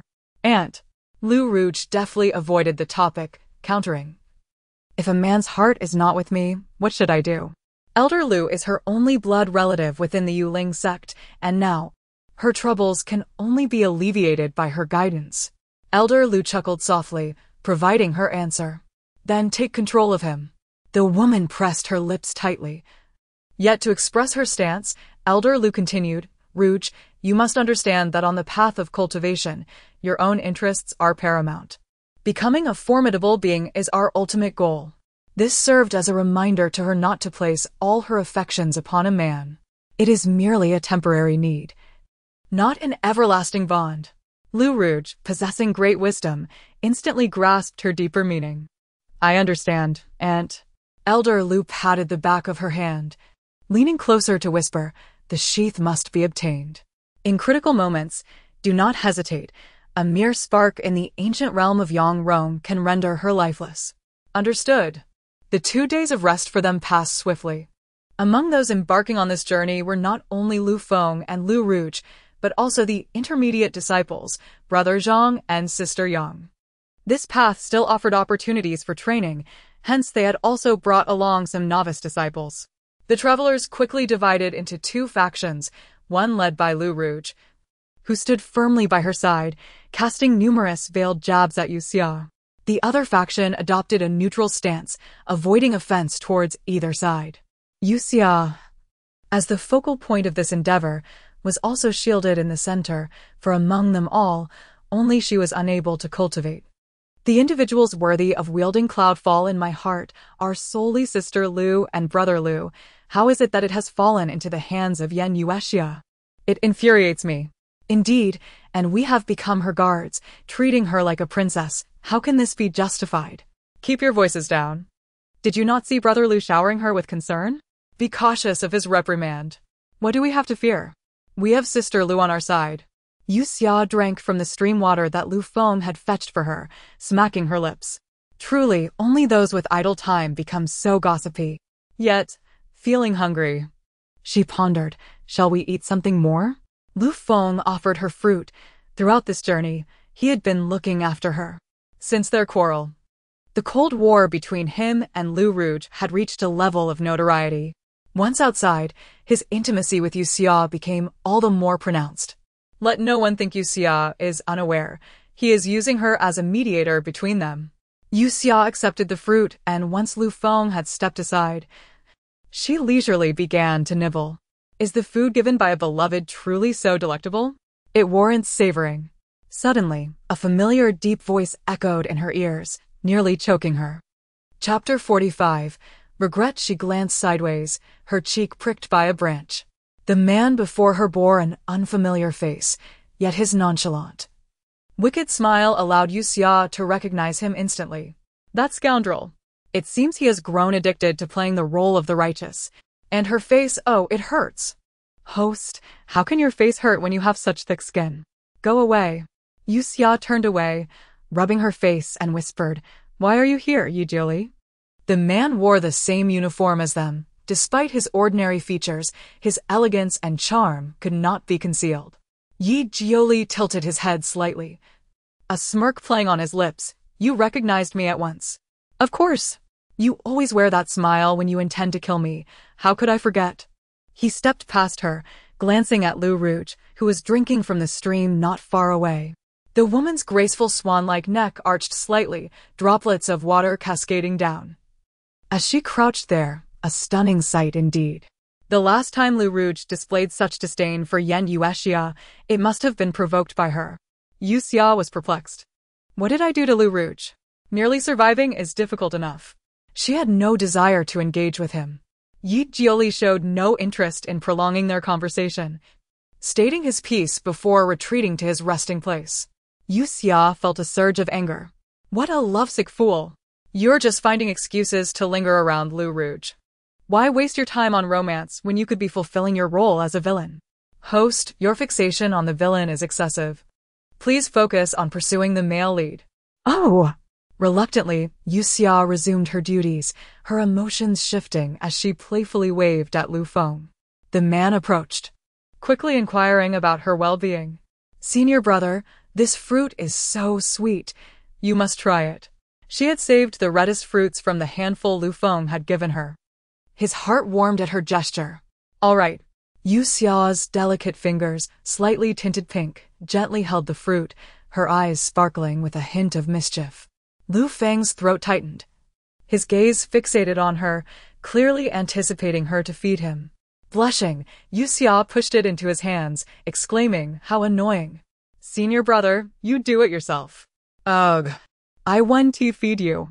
Sister Lu, look at Yue Xia. She is truly spoiled and shamelessly clinging to senior brother Lu without a shred of decency. Yang Shimi, filling her water container beside Lu Rouge, remarked with a cold sneer. Lu Rouge elegantly wiped her lips, smiling softly. Senior brother is merely having a quarrel with me. It's nothing serious. Oh, is that so? Yang Shimi chuckled awkwardly. After sending Yang Shimi away, Lu Rouge's grip on the water bag distorted. Proud and aloof, she had no intention of lowering herself to appease Lu Feng. Yue Xia, enjoy your time in the spotlight. The subtle movement of the woman did not escape the notice of the man seated against the tree trunk. Yi Jioli instinctively glanced at Yue Xia. Her eyes reflected Lu Feng, illuminated by starlight, as if the entire world paled in comparison to the man before her. Ah, truly deep feelings. Suddenly feeling a wave of unease, Yi Jioli raised his hand to calculate. His tribulation was approaching, yet in his current state, he feared he would not endure it. When the time came, he would need to seek protective artifacts. Once again, he cast a glance at Yue Xia, growing increasingly agitated. Yi Jioli felt a pang of regret. He should have killed Yue Xia while in the demon sex prison. It would have spared him the discomfort of witnessing her now. Indeed, he truly regretted it. Chapter 46. Growing fat and unable to fly, the journey of trials is far from tranquil, as the frequency of demonic beasts has significantly increased, transforming the disciples of the spirit control sect from leisurely autumn outings into a constant state of readiness for battle. Among them, the only ones seemingly at ease are Yi Jioli and Yue Xia. She is shielded behind Lu Feng, while in front of them, the demonic beasts are being ensnared by Lu Rouge and her companions. Some individuals remain blissfully unconcerned, indulging in revelries, only to retreat like turtles when danger arises. Yang Shimi does not disguise her disdain for Yue Xia. Throughout the journey, Yue Xia has indeed behaved herself, avoiding trouble and refraining from joining the fray. She peeks out from behind Lu Feng and directly inquires, "Is Shimi speaking of me?" Yue Xia shakes her head, feeling exasperated. She has no desire to take lives. Lu Feng steps in to clarify her intentions, chastising Yang Shimi in the process. In such an environment, the group's perception of Yue Xia further deteriorates. She summons Yunlua with a whisper, casting it towards the demonic beast. The divine sword of the nascent soul realm pierces the ground, and in an instant, the demonic beast vanishes, leaving no trace of blood. The onlookers are thrown back by the sword's aura, gazing at her in astonishment. Yue Xia explains calmly, "Shimi, as you have seen, it is not that I am unwilling to assist, but rather, I believe you are capable of handling this. Moreover, Yunluo possesses tremendous lethality. And I fear I might inadvertently harm you. A cough escapes her lips, staining the sword's hilt with crimson. She offers no further explanation for her actions. Yet it becomes evident to all that the release of Yunluo requires her to exert control, exacting a toll in blood. In this light, it is those who pressure her for contributions who demonstrate the least understanding. The expressions of the crowd vary, with many casting reproachful glances at Yang Shimi. Enraged, she cannot articulate her frustrations further. While Yue Xia rests, curious new disciples approach her. Sister Yan, are you all right? Yue Xia shakes her head, assuring them she is fine. However, her pale lips betray her facade of calm. Feeling guilty, the group leaves freshly picked fruits by her side and offers a few words of concern before retreating to a distance. Yue Xia brushes her bangs aside, acknowledging that the children's keen perception reveals her true nature as a good person. Yuluo sways nearby, and Yue Xia gently pats it. I have already provided you with blood. Do not be greedy, or you shall grow fat. If you grow fat, you shall be unable to fly and become the subject of ridicule among other swords. Yuluo? Indeed, one dares to speak while another dares to listen. Yi Jioli observes the girl with eyes as cunning as polished obsidian, retracting his gaze. Out of the corner of his eye, he catches sight of Lu Rouge rising to leave, with Lu Feng following suit. After a moment of contemplation, Yi Jioli discreetly trails after them. Yue Xia munches on fruits, casting glances in their direction. That foolish man has chosen to play the third wheel. Host, you should intervene to prevent the development of the relationship between the male and female leads. Calm down. Do not underestimate your host. GG has never underestimated its host. It simply finds that the host has a proclivity for procrastination. Moreover, it is more concerned that the host may replicate the fate of the previous realm in the dead of night. Lu Rouge and Lu Feng evade a group of fellow disciples, retreating to a secluded grove for a clandestine rendezvous. As his long robe brushes the grass, Yi Jioli approaches, witnessing the pair entwined in a tender embrace, sharing intimate kisses. Lu Rouge, akin to a celestial maiden, casts sultry glances at Lu Feng, teasingly whispering, "Brother, how long do you intend to use Sister Yan to provoke me?" Chapter 47, Coaxing me under the veil of night. Her beauty was accentuated to its utmost. Embracing her delicate waist, with warmth and softness nestled in his arms, Lu Feng's heart raced with desire. When had they quarreled? Such a splendid moment should not be sullied by trivial matters. He longed to kiss those soft, fragrant lips, but was met with resistance from Lu Rouge. Senior brother, you have been rather ambiguous with junior sister Yan lately. I have noticed, she remarked. Lu Feng attempted to clarify. My feelings for her are merely that of a brotherly concern. Lu Rouge chuckled lightly. So, you only regard her as a sister? The man nodded. Having successfully stolen a kiss. With skin as smooth and fair as jade, Lu Feng could not suppress his masculine instincts and playfully slipped his hand beneath her garments, indulging in their playful banter. All the while, Yi Jioli observed silently from the shadows. His gaze narrowed slightly, unwilling to linger, and chose to depart. Does this man have such a fragile psyche? Moon Xia pondered, shaking her head in disbelief. She approached him. Yi Jioli, are you feeling down? If his mood was to plummet, her spirits would rise in contrast. The woman called his name softly, with a gentle timbre. Yi Jioli leaned against a tree. Encircling her within his arm, he unabashedly confessed, Yes, how do you intend to soothe me? Moon Xia? His penetrating gaze, though adorned with a handsome visage, concealed a fathomless abyss within his dark eyes. Under such scrutiny, Moon Xia found herself momentarily at a loss for words. After a pause, she stood on her toes and gently tapped his head. Is this sufficient? If not, I might just smash your head. The light touch felt like feathers brushing against her, sending a shiver from head to toe. The corners of the man's lips curled slightly. His breath drew closer as he growled, Moon Xia, do you dare to touch my head? Moon Xia could only internally lament the unpredictable nature of this man. I've tried my best. I've never coaxed anyone before. She shrugged, If you're dissatisfied, then step aside and don't block my way. Her charming yet unpretentious demeanor caught Yi Jioli's eye, and fleeting images of Lu Rouge and Lu Feng in their intimate moments flashed in his mind, igniting a spark of anger within him. Moon Xia sensed his rising hostility and, noticing he was absorbed in his thoughts, discreetly stepped aside. Junior sister Yang observed their interactions and turned to the person beside her. Brother Zhang, who is that junior? Brother Zhang had previously been instigated by junior sister Yang to burn Moon Xia's dwelling and had bullied her. But upon realizing she was not the person the rumors suggested, his impression of her had shifted. Now, he was dissatisfied with junior sister Yang's attitude toward Moon Xia and sought to distance himself. Junior sister Yang scrutinized the scene for a while, her eyes gleaming with determination. The moon hung low, shrouded by clouds, as Lu Rouge and Lu Feng finally made their return. Seizing the moment when Lu Rouge's attention was diverted, Lu Feng cast a glance towards Moon Xia. Her skin glimmered like jade under the moonlight, nestled against the tree as she rested, appearing small and fragile. Her brow occasionally furrowed, as if haunted by nightmares. Lu Feng's gaze softened, and he inhaled deeply, resisting the urge to approach her. Chapter 48. Displaying allure in the early morning, Yue Xia caught sight of a bamboo tube filled with clear water beside her. Yet she merely pressed her lips together without indulging. Lu Feng had managed his time quite well, discreetly providing her with water. After a brief wash-up, everyone was ready to set off. They aimed to reach the Flame Village before sunset.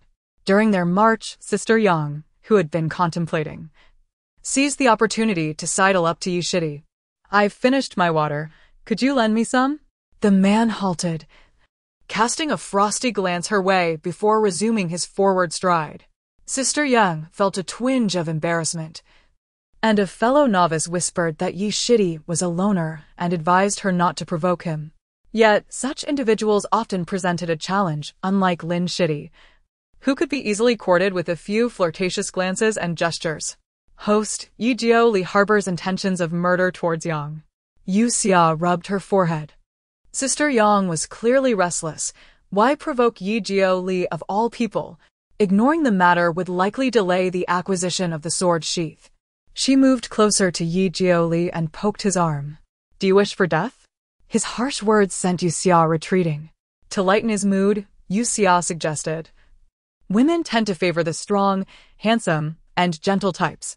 If you persist in maintaining a fierce demeanor, how will Lu Rouge ever recognize your virtues?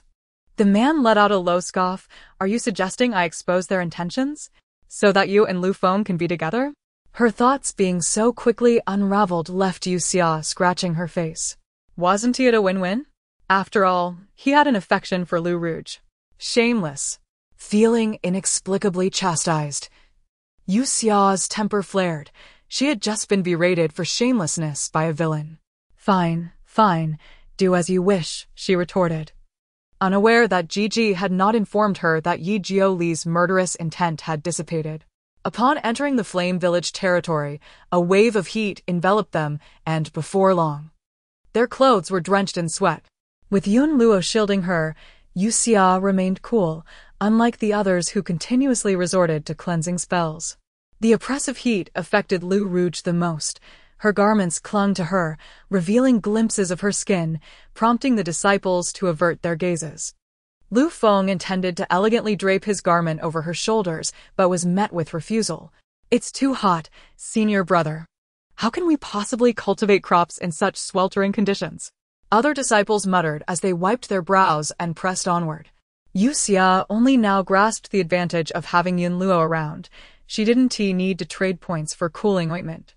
She felt compelled to flaunt this in front of Yi Jioli. Glancing back, she noticed Yi Jioli appeared refreshingly clean, devoid of any trace of warmth. Almost forgotten was the fact that this man exuded a coolness. Meanwhile, Sister Yang, slightly breathless, attempted to inch closer to him, only to be met with his unyielding avoidance, nearly stumbling over a stone in the process. Yi Shidi, you truly lack romance. Sister Yang is showing interest in you.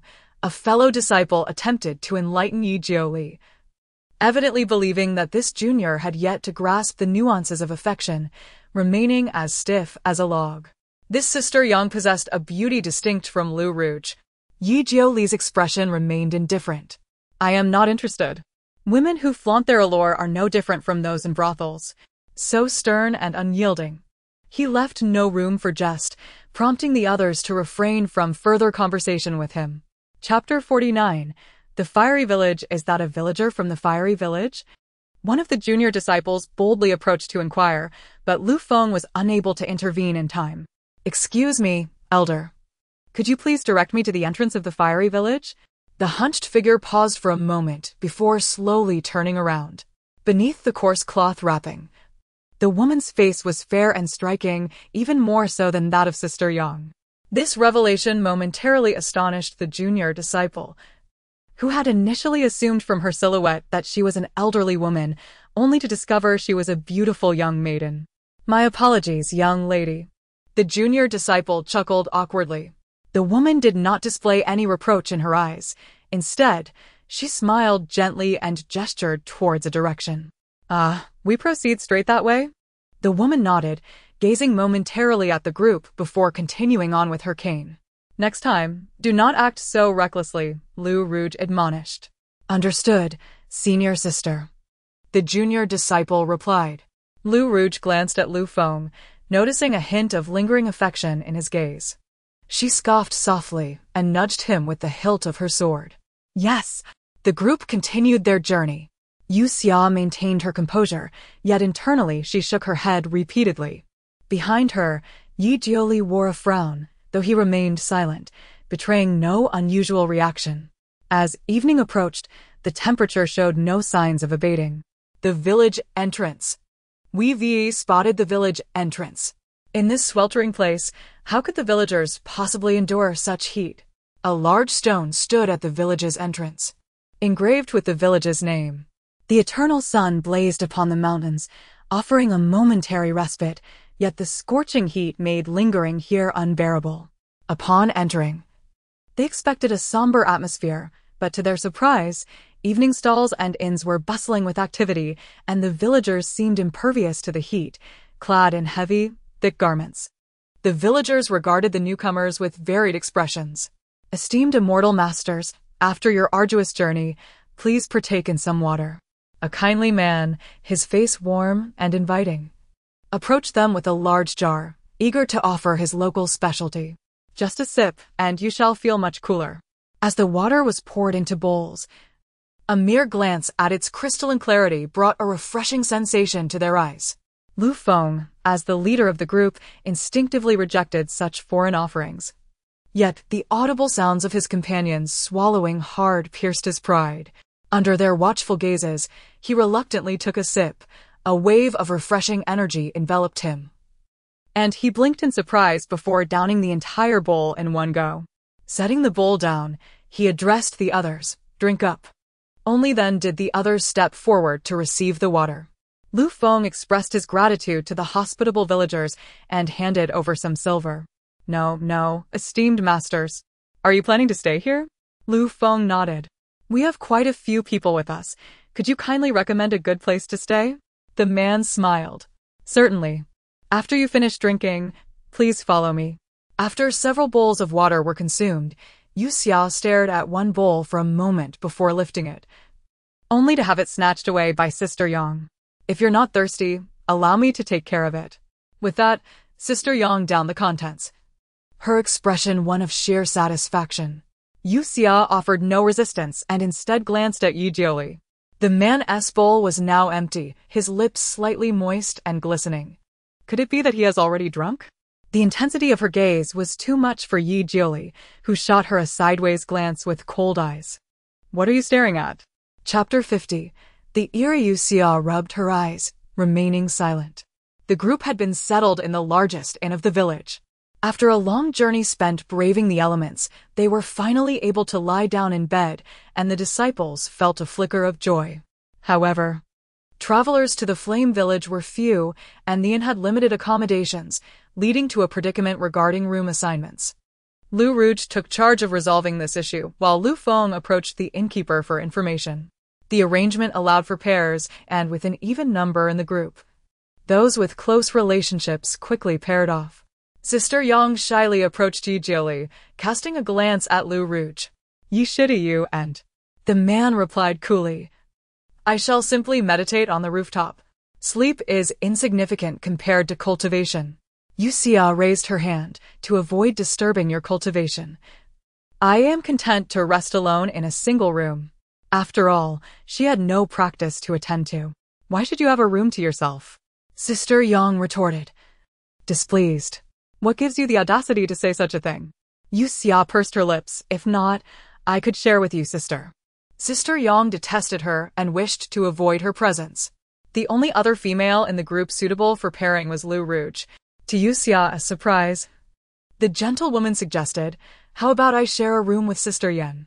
"Yue Xia? Is the female lead plotting my demise? Just know this, and do not hang on to it." Meanwhile, Lu Feng continued his inquiries. Upon arriving, he found much that puzzled him. "Innkeeper, why are the villagers dressed so heavily?" The innkeeper, engrossed in his accounts, replied, "Because of the heat." Lu Feng's confusion deepened. One would expect less clothing in warm weather. Nevertheless, perhaps this was a local custom. He pressed on with a pertinent question, "How far is this place from the mountains?" The innkeeper paused his calculations, looking up with his peculiar eyes. "Not far." After this, he offered no further explanation, which was indeed strange. Following their conversation, Lu Feng learned nothing of substance. Leaving his belongings unpacked, he headed first to the women's room. As the door opened, the two women appeared quite harmonious. Brother Yue Xia waved, and after nodding in acknowledgement, Lu Feng approached Lu Rouge, relaying the earlier conversation with the innkeeper. Feeling neglected, Yue Xia exhibited no particular reaction. Instead, she poured tea for the two. Lu Rouge, not even glancing her way, accidentally knocked over the cup. The tea spilled, and instead of the fragrance of tea, Yue Xia detected an odd odor. Seeing this, Lu Feng stifled his impulse to assist Yue Xia. "This place is fraught with peculiarities. Do be cautious." Once he left, Lu Rouge's true nature emerged. She leisurely poured herself a cup of tea, smirking, "You see, with me here, he wouldn't dare express any affection toward you." Yue Xia turned towards the bed. "Sister, you misunderstand. My relationship with Brother Lu is purely that of siblings. However, sister, your harshness may lead to Brother's discontent in the future." With a sharp motion, the teacup was thrown onto the bed, soaking the bedding. Lu Rouge snapped, "Mind your own business." Yue Xia had no desire to meddle, but Lu Rouge's south behavior would only drive Lu Feng further away, entangling her in complications. Under Lu Rouge's furious command, Yue Xia retreated to a corner. I shall forego the bed. After all, I am quite adept at staying up late." In the dead of night, the cool temperature suddenly turned stifling. Yue Xia raised her gaze, only to find Lu Rouge, who had been meditating on the bed, now standing before her, clad in little more than a single garment, her delicate arms resembling jade lotus, reaching toward Yue Xia. Chapter 51. Tangled chaos. The woman's almond-shaped eyes shimmered with unabashed seduction as her tongue delicately traced her lips. With her slender fingers, she tilted Yue Xia's chin, exerting a gentle force towards herself. As their breaths mingled, Yue Xia detected an odd scent wafting through the air. "Lu Rouge, are you sleepwalking?" Yue Xia swatted her hand away, feeling a shiver run down her spine. The protagonist's peculiar penchant was indeed unexpected. Lu Rouge seemed oblivious to her words, growing bolder as she slipped her hand beneath Yue Xia's clothing. Yue Xia found herself in disbelief at being accosted by a woman. "What are you doing? Stop it, or I won't hold back." With a surge of energy, Yue Xia retaliated, sending Lu Rouge sprawling backward, her head striking the edge of the bed, causing her to faint. Strangely, her hands remained outstretched as if grasping at nothingness. Yue Xia quickly rose, shaking her head in disbelief. "This is utterly bizarre." "Host, remain calm. It's merely the protagonist taking liberties. Being taken advantage of by her was hardly preferable to being pursued by Yi Jiuli." Yue Xia huffed in annoyance. The strange occurrences in their room likely mirrored those in the other rooms as well. Is the tea tainted? This village is problematic. Yue Xia was already aware of this, having sensed the unsettling atmosphere upon encountering the hunchbacked beauty on the road. Furthermore, the villagers exhibited notably peculiar behaviors. After a moment of contemplation, she turned and pushed open one of the doors, which fortuitously led to Lu Feng's resting quarters. Inside, Brother Zhang and a woman were entwined, oblivious to her entrance. Yue Xia's eyes darted to the table, confirming they too had indulged in the tea. Host, draw blood. With her sword in hand, Yue Xia grasped the tip of Lu Feng's finger, preparing to use Yun Luo to make an incision. However, Yun Luo hesitated, reluctant to taint itself with Lu Feng's blood. Disobedience will result in deprivation of sustenance. Under such duress, Yun Luo reluctantly allowed its sharp blade to slice through Lu Feng's fingertip. Black blood oozed forth, leaving Lu Feng frozen in shock, while Brother Zhang continued to writhe, his heavy breaths prompting Yue Xia to consider silencing him with a cloth. Ugh, I'm filthy. What filth? No blood has touched me. My eyes and ears are tainted. I have seen what I should not have and heard what I ought not to. After the black blood drained away, Yue Xia finally released her grip to allow Brother Zhang to bleed. Lu Feng took a considerable time to regain consciousness, his pupils constricting as disbelief washed over him at the scene before him. Yue Xia hastily draped a sheet over him, shielding her eyes from the disgrace. Brother, the tea in this room is problematic. Only by shedding blood can one awaken. Brother Zhang also regained his senses, but as his clarity returned, Lu Feng struck him unconscious. The man's expression darkened as he turned to Yue Xia.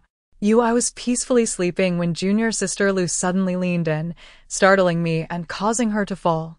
In my search for brother, I stumbled upon this scene. Yue Xia, ever understanding, replied, "It is all the TS fault, as long as brother is unharmed. That is what matters." She wished she had arrived later. Lu Feng's face was filled with frustration, yet he held his anger in check, urging Yue Xia to turn away. After hastily tidying up, he led her to find Lu Rouge. Inside, the woman stirred, her fingers aching, furrowing her brow. Upon glancing down, she saw her bleeding finger clutching a purple flame flower, her heart skipping a beat. Demon Lord Yi Jiuli? Rouge. The half-open door swung open, revealing Lu Feng and Yue Xia. The sight of the woman's bare skin, coupled with the purple flame flower in her grasp, struck Lu Feng profoundly. He recognized the flower as one favored by Lu Rouge, cultivated for her by the demon lord Yi Jiuli.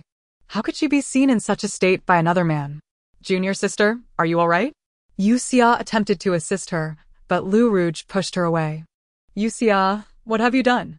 How could you be with Lu Feng? Lu Rouge clutched her head, her thoughts in disarray. Yue Xia recounted Lu Rouge's earlier trance-like state. I was frightened by your behavior and sought Brother Lu. Junior sister, your hand who helped you tend to it? Lu Rouge hurriedly concealed the flower behind her back. Who else could it be? Given the circumstances, it must have been Yi Jiuli. To think that he was so infatuated with her, following her here and assisting her. Lu Rouge felt a flutter in her heart. Lu Feng spoke with a low voice. Yue Xia, you should check on the other disciples. All right. Yue Xia obediently exited as instructed. The man advanced, blocking Lu Rouge's path like a wall. What are you hiding? Do you take me for blind? He yanked the flower from her grasp and tossed it to the ground. Lu Rouge, how could you be so unfaithful? We are bound by a marriage contract, yet you flirt with another man. Lu Rouge gazed at this seemingly refined man, now filled with rage, her loathing deepening. I did not. Lu Feng retorted, whether you did or not, you know in your heart. With pressing matters at hand, Lu Rouge hastily donned her clothing and seized her sword. The three of them were far more efficient than one. As Yue Xia continued to draw blood from the other disciples, while Lu Feng and Lu Rouge proceeded to check on junior sister Yang. Due to her earlier altercation with Yue Xia, she had a single room. Currently, the space was empty, and the tea set on the table remained untouched. Lu Feng tightened his grip on his sword as he and Lu Rouge sought the innkeeper. However, upon reaching the lower level, They were met with the sight of the innkeeper and the young attendant lying lifeless on the counter. Both had died with unblinking eyes, their bodies scorching as if they had been set ablaze. What malevolent creature is at work here? Lu Rouge pressed her fingers to her forehead, tracing the mark of magic. Her powers enveloped the inn, and her expression suddenly froze. Demonic energy. She sensed a momentary surge of dark magic akin to that which enveloped Yi Jiuli. He was nearby. As expected, Lu Feng, like her, wielded lightning to cleanse the surroundings, capturing the lingering essence of junior sister Yang. I'll go ahead. Stay here and watch over Yue Xia. Lu Feng's words lingered as he departed without a glance back. Lu Rouge clenched her fists, gazing skyward in murmurs, Yi Jiuli. What are your intentions? If your affections are true, reveal yourself to me. Why resort to such disconcerting actions? Yue Xia, acting as an unfeeling blood-drawing machine, concluded after each incision that it would be best to refrain from tea in the evening, as it either led to urgency or madness. Look at them. Each one of them leaving her weary from the ordeal. Once everyone was awakened and grasped the situation, some were filled with embarrassment while others appeared unfazed. After expressing their gratitude to Yue Xia and tidying themselves up, they promptly descended to join Lu Rouge. As Yue Xia sheathed her sword and prepared to leave, someone grasped her shoulder from behind. The force of the grip made it clear that the individual was irate. A voice sent chills down her spine. Yue Xia, you carry the scent of the purple flame flower. Chapter 52. The confrontation. After assisting others, Yue Xia felt a slight sheen of sweat on her skin. The man's hand, cold as ice, rested upon her shoulder, offering an oddly comfortable sensation. In response to his questioning gaze, Yue Xia turned calmly. Yi Jiuli, have you touched anything in this inn? The man's expression was inscrutable, leaving Yue Xia unable to decipher his thoughts. Rest assured, host. He was not present when you bled for the flower, came a voice reassuring her. Now fortified, Yue Xia continued. Not only are the items in this inn not to be trifled with, but that bowl of water must also be suspect. You didn't drink it, did you? Her concern was genuine. Yi Jiuli released her shoulder, his voice icy. I am not as ignorant as you youngsters. The area around Lian village was steeped in strangeness. He had been vigilant. That is reassuring. I thought you might have encountered some misfortune while alone. Yue Xia sighed in relief, her smile radiant. Unlike Lu Rouge's beauty, Yue Xia's vibrant charm was more captivating. Her unreserved smile, revealing her pearly teeth, reached deep into one's heart. Yi Jiuli had witnessed countless insincere smiles, those pleading for mercy or seeking favor, but this genuine smile was like a warm sun, melting the icy depths of his gaze. His eyes flickered, and he turned away with a cold snort, his smile twisted. Yue Xia clenched her fists, threatening, Do you believe I could have Yanlu cut you down? Your smile is hardly appealing, he retorted, coughing slightly. Yue Xia unabashedly complimented. Indeed, you smile better than anyone. One could not deny that when this man smiled. He was truly handsome. Yi Jiuli smirked. Must you voice it? Yue Xia scoffed. Oh, you think yourself so high and mighty just from a compliment? Having spent too long away from the group was unwise, so she refrained from further banter and turned to gather with the others downstairs. Yi Jiuli observed her cheerful steps, utterly unafraid. Junior Sister Lu, what on earth has happened? The gathered disciples gasped at the sight of the innkeeper and waiter's lifeless bodies. Their intention to confront them had turned into shock. A curious disciple prodded the heavy garments with the hilt of his sword, and when Yue Xia arrived, she quickly pulled him back. As the clothing was pushed aside, a wave of heat surged forth, scalding those nearby. Had Yue Xia not intervened, he might have suffered a severe burn. I apologize for pulling you, Yue Xia said, her lips pressed together in a hint of regret. The man, shaken, immediately replied, Sister Yan, I'm sorry. I misjudged you. Thank goodness you were here. The fact that Yue Xia had noticed this danger before Lu Rouge did spoke volumes about her remarkable observation skills. Having been saved by Yue Xia multiple times, the disciple's fondness for her grew. The innkeeper's skin beneath his garments was shriveled, resembling severe burns. His exposed torso bore no unblemished area and emanated heat. Confused, the crowd was at a loss for action. Lu Rouge broke the silence. Sister Yang is missing. Some of you will accompany me to rendezvous with Brother Lu, while others will stay here to set up protective formations. There are too many unknowns. We can address them once we locate her. Yue Xia raised her hand. I wish to search for Sister Yang. Lu Rouge firmly refused. No, you would only create chaos. Stay here and be protected. Yue Xia drew Yunlu's sister. I can protect myself. I won't be a burden. Others echoed her sentiment. Indeed, Sister Yan is quite capable. Do not underestimate her.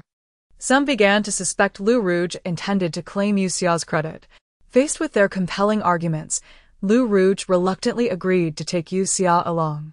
Dog, does your host's enthusiastic effort not bring you any comfort? None whatsoever. The male lead has yet to fall for you. Your charm is simply lacking, came the response. Yue Xia. After their departure, the remaining group at the inn surrounded the two corpses, apprehensive. They possessed some ability against monsters, but dealing with the dead was unfamiliar territory. Once the protective formations were established, they gathered together. Had it not been for Sister Yan today, we might have. Those who shared the same quarters felt the weight of the moment. Indeed, we are fortunate Sister Yan arrived in time. She does not seem as dreadful as the rumors suggest. We have only heard tales. We truly misjudged Sister Yan. Yue Xia, unbeknownst to her, garnered the disciples' goodwill. It was no wonder Brother Lu had been so ambiguous towards Sister Yan lately. Perhaps his affection for her was growing. Would this not wound Sister Lu's heart? To speak of it, I have always found Sister Lu to be rather domineering.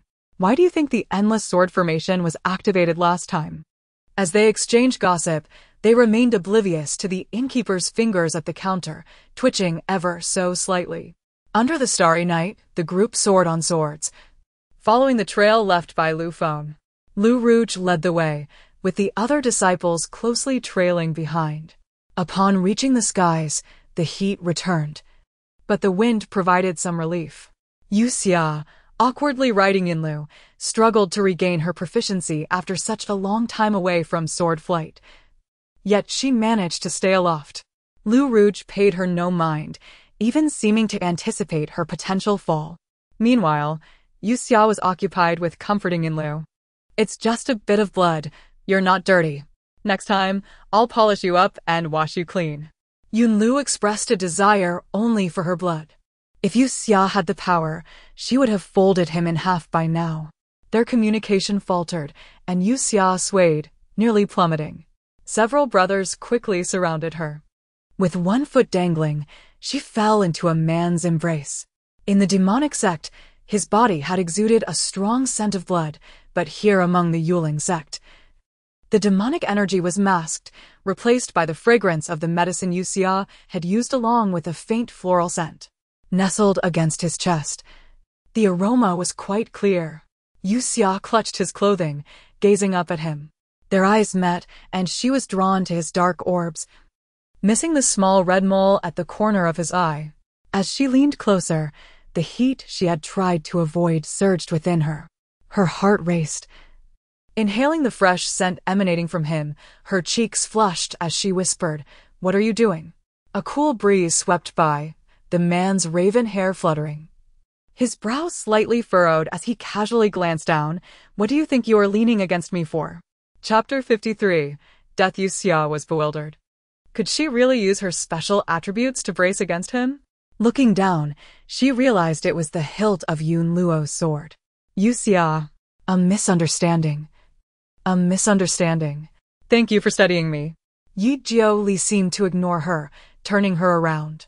He wielded a sword that bore no distinction from those of the disciples, yet was remarkably steady. Yue Xia trod ahead, the wind gusting fiercely against her face, causing her hair to whip about chaotically, rendering her unrecognizable. She harbored grave suspicions that this man regarded her merely as a windbreak. Host, you are overthinking. Your height is insufficient. Yue Xia turned her head. I can manage myself. I do not need to occupy space for you here. The man did not spare her a glance, his eyes fixed ahead. You wield a sword? A waste of time. Yue Xia stifled her frustration, wary of provoking him further. Yet, during the process of wielding the sword, her body occasionally collided with his. Each instance of contact compelled her to breathe cautiously, fearing that if he became irked, he might cast her down below. Observing her bobbing head, Yi Jiuli lowered his gaze with a faint smile, refraining from reprimanding her for her repeated, inadvertent collisions. With Lu Feng's signal lost in this place, Lu Ruge gestured for everyone to remain vigilant as they descended further. Sister, is that not senior brother Lu? He appears to be trapped. Indeed, it is senior brother Lu. He is calling for our help. Several disciples informed Lu Ruge upon witnessing the situation below. Among them, Lu Ruge possessed the highest cultivation level. Following their gazes downward, she indeed saw Lu Feng, tightly ensconced in heavy clothing, with only his face exposed. Ruge, Lu Feng called up. The group hastily descended, while Yue Xia leaned forward, restrained by Yi Jiuli. You cannot distinguish between a monster and an admired person? His mocking voice reached her. Yue Xia frowned. Isn't that Lu Feng? She was aware it was not Lu Feng, yet with everyone descending, her refusal to follow would likely raise suspicion. You will know soon enough, Yi Jiuli replied, uninterested in further discourse. Once Lu Ruge led the descent, the sandy ground suddenly writhed, and several pieces of cloth surged upward, wrapping around them. In a panic, they collided swords, attempting to flee, but instead fell together. Sister Lu, help! At their cries for help, Lu Ruge gritted her teeth, suppressing her fiery mark. Flames cascaded down to her fingertips as she grasped the sword. The fiery formation she conjured, enveloping the rising fabric. What on earth is this? Where is senior brother Lu? Could he have met with misfortune? The group anxiously glanced toward Lu Feng. The figure standing not far away abruptly transformed into a heap of sand. Lu Feng, Yue Xia shouted as she pushed Yi Jiuli aside, leaping from the sword to assist Yun Luo in reaching the sand pile. Senior brother! Senior brother! Observing the woman anxiously probing the sandy mass, Yi Jiuli narrowed his eyes, a murderous aura unintentionally stirring the surrounding demonic energy. That is not Lu Feng. In contrast to Yue Xia's urgency, Lu Ruge remained composed, safeguarding her fellow disciples as she set up formations to survey the area. Senior brother! After Yue Xia's diligent efforts, a hand suddenly emerged from the sand, prompting her to quickly pull the person up. The others halted, astonished that Lu Feng was indeed within. Upon emerging, Lu Feng appeared utterly disheveled, his clothing torn, his body riddled with wounds, his face ashen and weary. Yue Xia? The sight of the beautiful woman, her eyes shimmering with tears and her fair hands soiled with sand, stirred his emotions. She quivered, wanting to embrace Lu Feng tightly, yet restrained herself. It is I, senior brother. How are you? Lu Feng coughed twice, agony radiating from his chest. I am fine. Junior sister Yang. Junior sister Yang, she. He clenched his fists, gazing at the slightly elevated sand mound, striking the ground forcefully. I was too late. Junior sister Yang was killed by the monster. What? Lu Ruge, unable to witness the poignant exchange between the two, was stunned by this revelation. What could have caused such tragedy? The disciples wore tense expressions, unable to fathom that their lively junior sister Yang had perished so abruptly. Some had reddened eyes, while others were gripped by fear, as Yang had been of moderate strength among them, and yet she had been slain. Lu Feng propped himself up, extending his hand toward Yue Xia. Yue Xia, my sword is damaged. May I borrow Yun Luo for a moment? Without hesitation, Yue Xia handed Yun Luo to him. The man smiled gently, ruffling her hair. Thank you. This intimate gesture elicited various reactions from onlookers. Lu Feng spoke solemnly. Destroy this place, and the monster will reveal itself. The disciples, upon hearing this, suppressed their shock and sorrow, hurriedly employing their spells to demolish the area. Lu Feng positioned Yue Xia behind him. You have lost your protective item. Senior brother will guard you well. Yes, she replied, though a tinge of doubt lingered, remembering how junior sister Yang had not been protected. Yue Xia glanced at the sandy mound, biting her lip slightly. "Host, do not dwell on it. This soil cannot bear fruit." Indeed, it was clear. For junior sister Yang was not particularly astute and bore little nourishment. However, the monsters of the fire village seemed to choose their victims carefully, selecting Yang despite her not possessing particularly fine skin. "Host, have you realized? Naturally, one does not possess keen eyesight for naught. The woman they encountered along the way, though her form and cane suggested old age, bore a youthful and beautiful visage, and had not spoken throughout. Upon entering the village, they had yet to utter a word. Yet the enthusiastic villagers referred to them as celestial masters, though their attire was not conspicuous.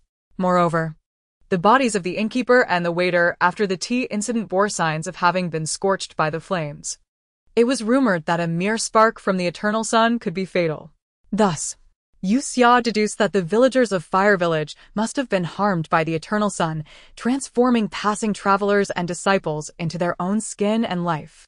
"Host, your intellect remains sharp as ever. Indeed, when has your host ever lacked intelligence?" Turning her gaze, she observed that Lu Feng and Lu Rugo had already destroyed a significant portion of the ground. Indeed, something began to emerge from the earth. However, they were skeletal figures, draped in tattered rags, advancing towards the disciples. United, they vanquished the monsters, yet such ease suggested Lu Feng could not have been ensnared so simply. "Oh no, it's a diversion." Yue Xia tugged at Lu Feng's sleeve. "Senior brother, what about junior sister Yang's ashes?" Understanding the situation, Lu Feng cast Yun Luo aside, swiftly wrapping his arm around Yue Xia's waist to confront the monsters. "She died honorably in battle against the monsters. Her belongings are secure. Let us move." Chapter 54. I Fear Pain. Greatly the expression of the man was keenly observed by Yue Xia. As the two approached Yun Luo, it stubbornly refused to allow them to ride. Yue Xia leaned down and gently patted Yun Luo, whispering, "Behave. Senior brother Lu is someone I cherish. What harm could it do to bring him along?" Despite her lowered voice, Lu Feng still caught her words. The tenderness in his eyes deepened. However, when they approached Yun Luo once more, it remained obstinately unyielding. Angered, Lu Feng abruptly thrust his sword down. Yi Jioli glanced at him, just as he recalled he had an extra sword. In a rush, Lu Feng stepped onto that blade and took flight, with Yue Xia following closely behind on Yun Luo. But before this, she had mocked Yi Jioli for bringing an extra sword, questioning who would carry such a thing without need. Her reasoning seemed utterly devoid of logic. In the darkness, the man merely regarded her with cold eyes, emitting a barely audible disdainful snort before turning away. Yue Xia was left bewildered. Who had provoked him? His temper was truly fearsome. Junior brother Lu. Senior brother Zhang. Junior sister Chen. The air was too searing for Lu Ruga to approach, forcing her to call out from above. The flame village was brightly lit, yet no one lingered outside. Despite her shouts, no one emerged. The disciples were alarmed. Had they encountered misfortune? No, there were signs of a formation set outside. They should be safe. Yue Xia flew to their side and peered down, frowning as she declared, "That creature in Flame Village must have escaped from the eternal sun melting pit. This temperature can only be endured by those with an exceptional fire affinity." Lu Ruga glared at her, finding her words rather glib. Yue Xia, however, appeared relieved. It was only natural that her senior sister could not approach, after all. That was Yue Xia's fire affinity, the most compatible, allowing only her to draw near. "I shall attempt it," she said, grasping Yun Luo as she prepared to dive down, but was halted by Lu Feng. "Yue Xia, do not act recklessly." Yet, her brothers were below, and there was a flicker of hope. She had to try. The other disciples nodded in agreement. Yes, senior sister Yen has Yun Luo. She should manage. "Senior sister Yen, we beseech you." Under the watchful eyes filled with anticipation, Yue Xia plunged downward. The searing heat immediately enveloped Yun Luo, causing the sword to tremble. Beads of sweat formed on Yue Xia's brow, her fair complexion tinged with orange-red hues. Gritting her teeth, she shouted as she pierced through the layers of heat and entered the inn. She made it. Senior Sister Yan is indeed formidable. The disciples expressed delight. But to Lu Ruge, it felt like a painful comparison to her own inadequacy. She glared intensely at the scene below, dark thoughts brewing. It would be best if the ground were a hellish inferno, capable of turning Yue Xia into mere ashes. Yi Jiuli stood quietly aside, observing her expression.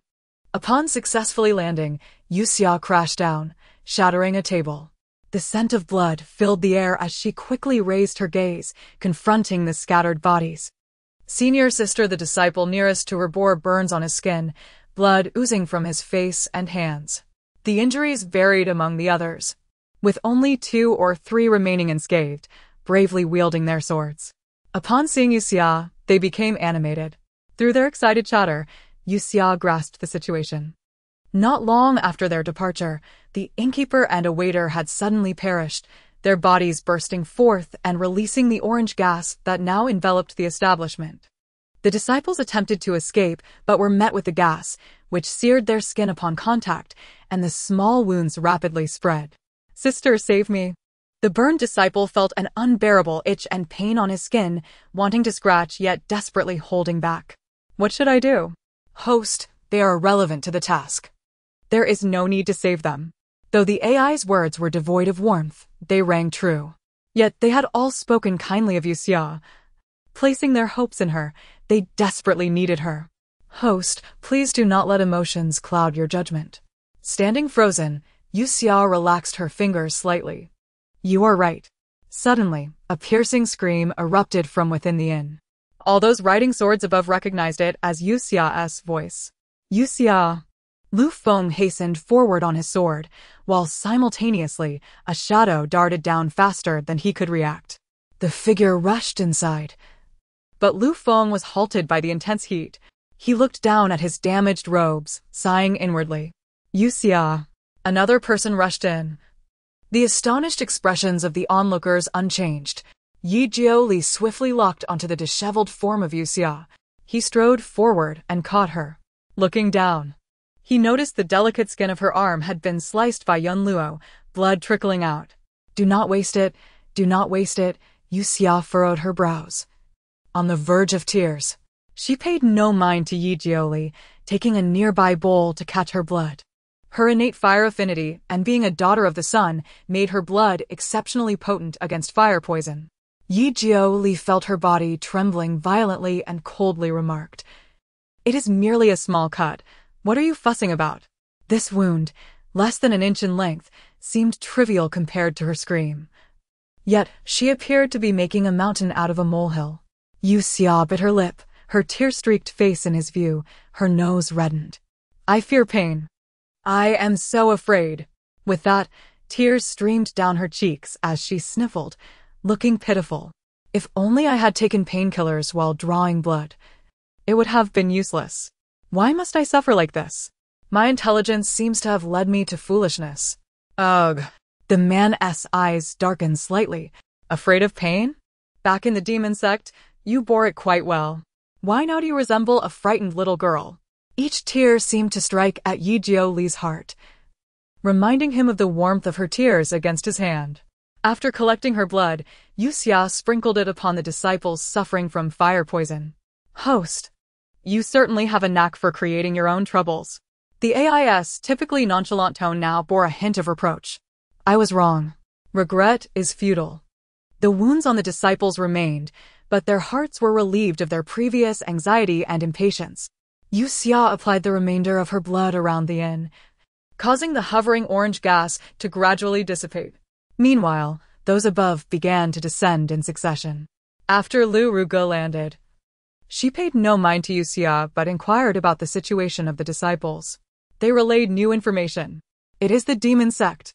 This creature is surely connected to them. They intend to annihilate all righteous disciples." Yue Xia, licking the bowl clean, heard this and furrowed her brows. How had it come to involve the demon sect? Be cautious in your words. Yi Jiuli is right here. Chapter 55. The unparalleled beauty in the stillness of the night. Yi Jiuli. Where is everyone? Yue Xia found herself spun around. her gaze meeting the man she sought.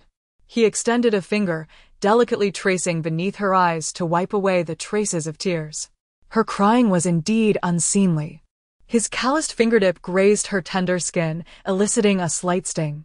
Indeed, in Yue Xia's eyes, whether she cried or smiled, she appeared unattractive. The man hesitated momentarily, surprised by his own actions, then averted his gaze. Yue Xia, are you injured? After descending, Lu Feng did not even glance at Lu Ruge, heading straight to her for answers. The man turned his attention to Yue Xia, his eyes conveying a warning. It's nothing, Yue Xia replied, wiping away the remnants of her tears, discreetly hiding her hand behind her back. Lu Feng furrowed his brow, pulling her hand to retrieve some medicine from his storage ring, applying it to her wounds. The demon sex targeting of us must be related to Sister Yan. Lu Ruge redirected the conversation towards Yue Xia. The brothers and sisters exchanged puzzled glances, questioning how this could possibly involve Sister Yan. After Lu Feng finished bandaging Yue Xia, he gently patted her head, his gaze reassuring. You should rest for a while. Yue Xia nodded obediently, retreating to a corner to refrain from intervening. Lu Feng and Lu Ruge began their discussion, which quickly escalated into an argument. The most powerful youths of the sect were reduced to bickering like commoners. Yue Xia, munching on painkillers like seeds, was indifferent to their quarrel.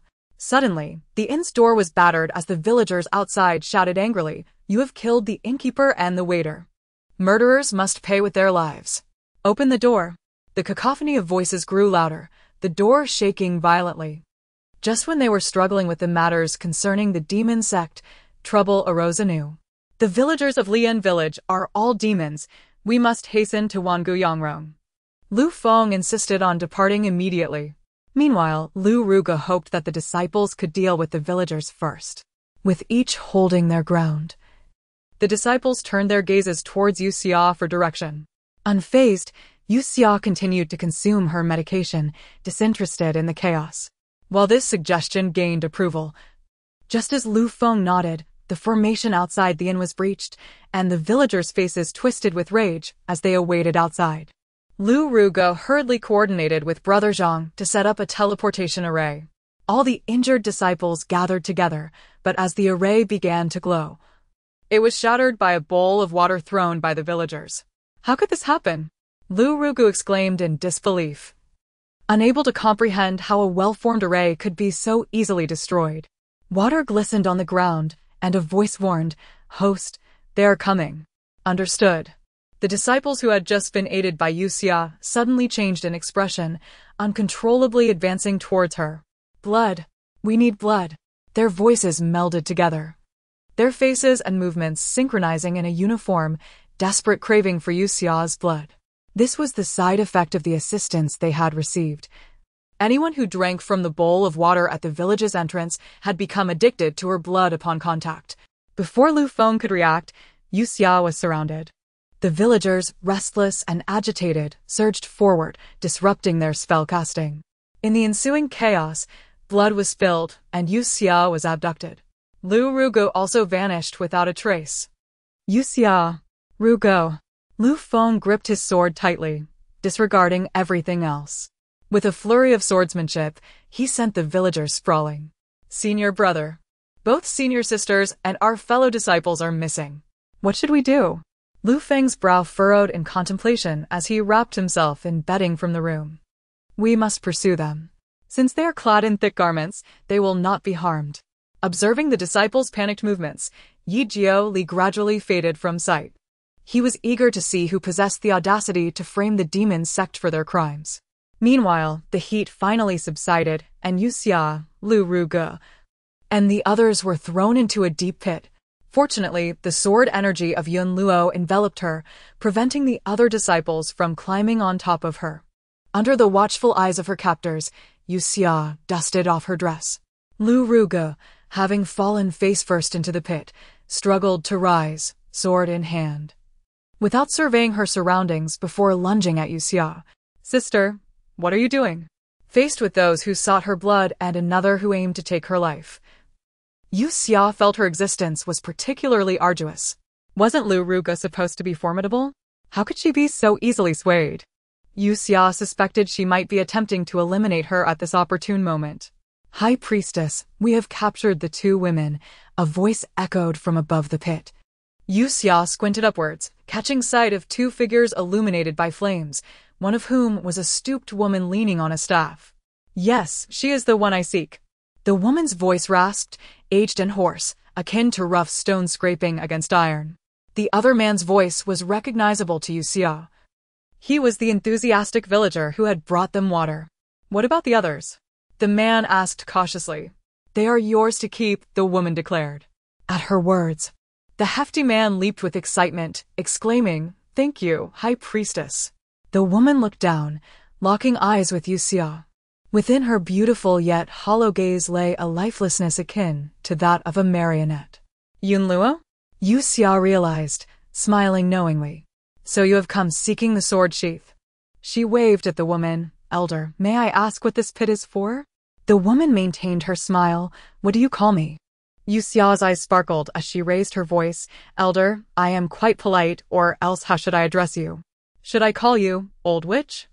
Upon finishing her words, the sand in the pit swirled violently as the woman leapt down, attempting to seize Yue Xia by the throat.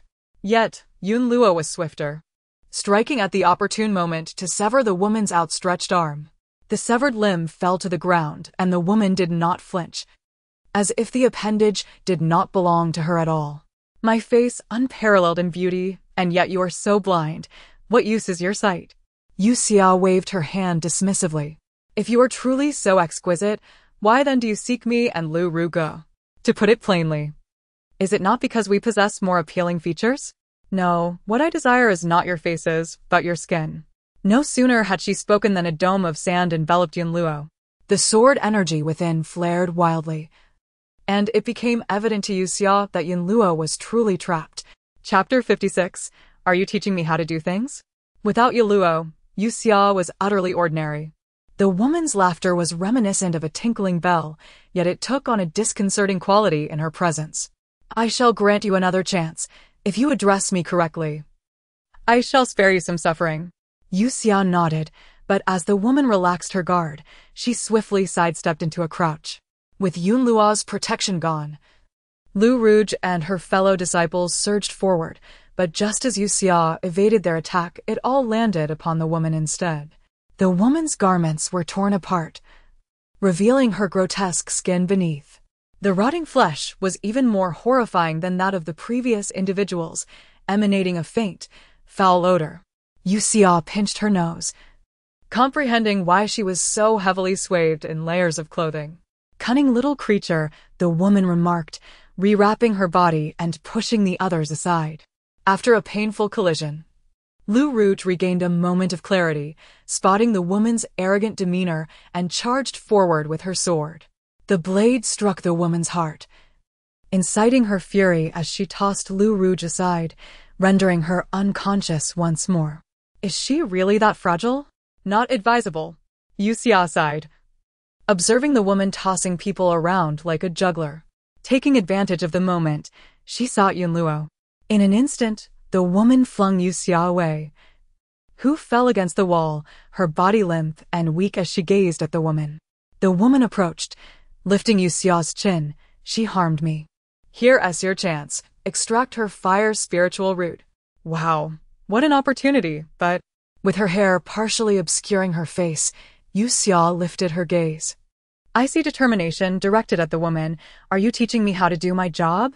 The woman was utterly unprepared for Yue Xia's boldness, especially in her disadvantaged state. Stabbing your heart is pointless, for that place is hardly appealing. With a swift motion, Yue Xia dislodged the woman's hairpin and, catching her off guard, slashed at her face. No! Unable to shield herself in time, the woman's flawless visage bore a crimson line, but instead of blood, sand trickled forth. Yue Xia kicked her away. To make the woman lower her guard, she had endured considerable pain.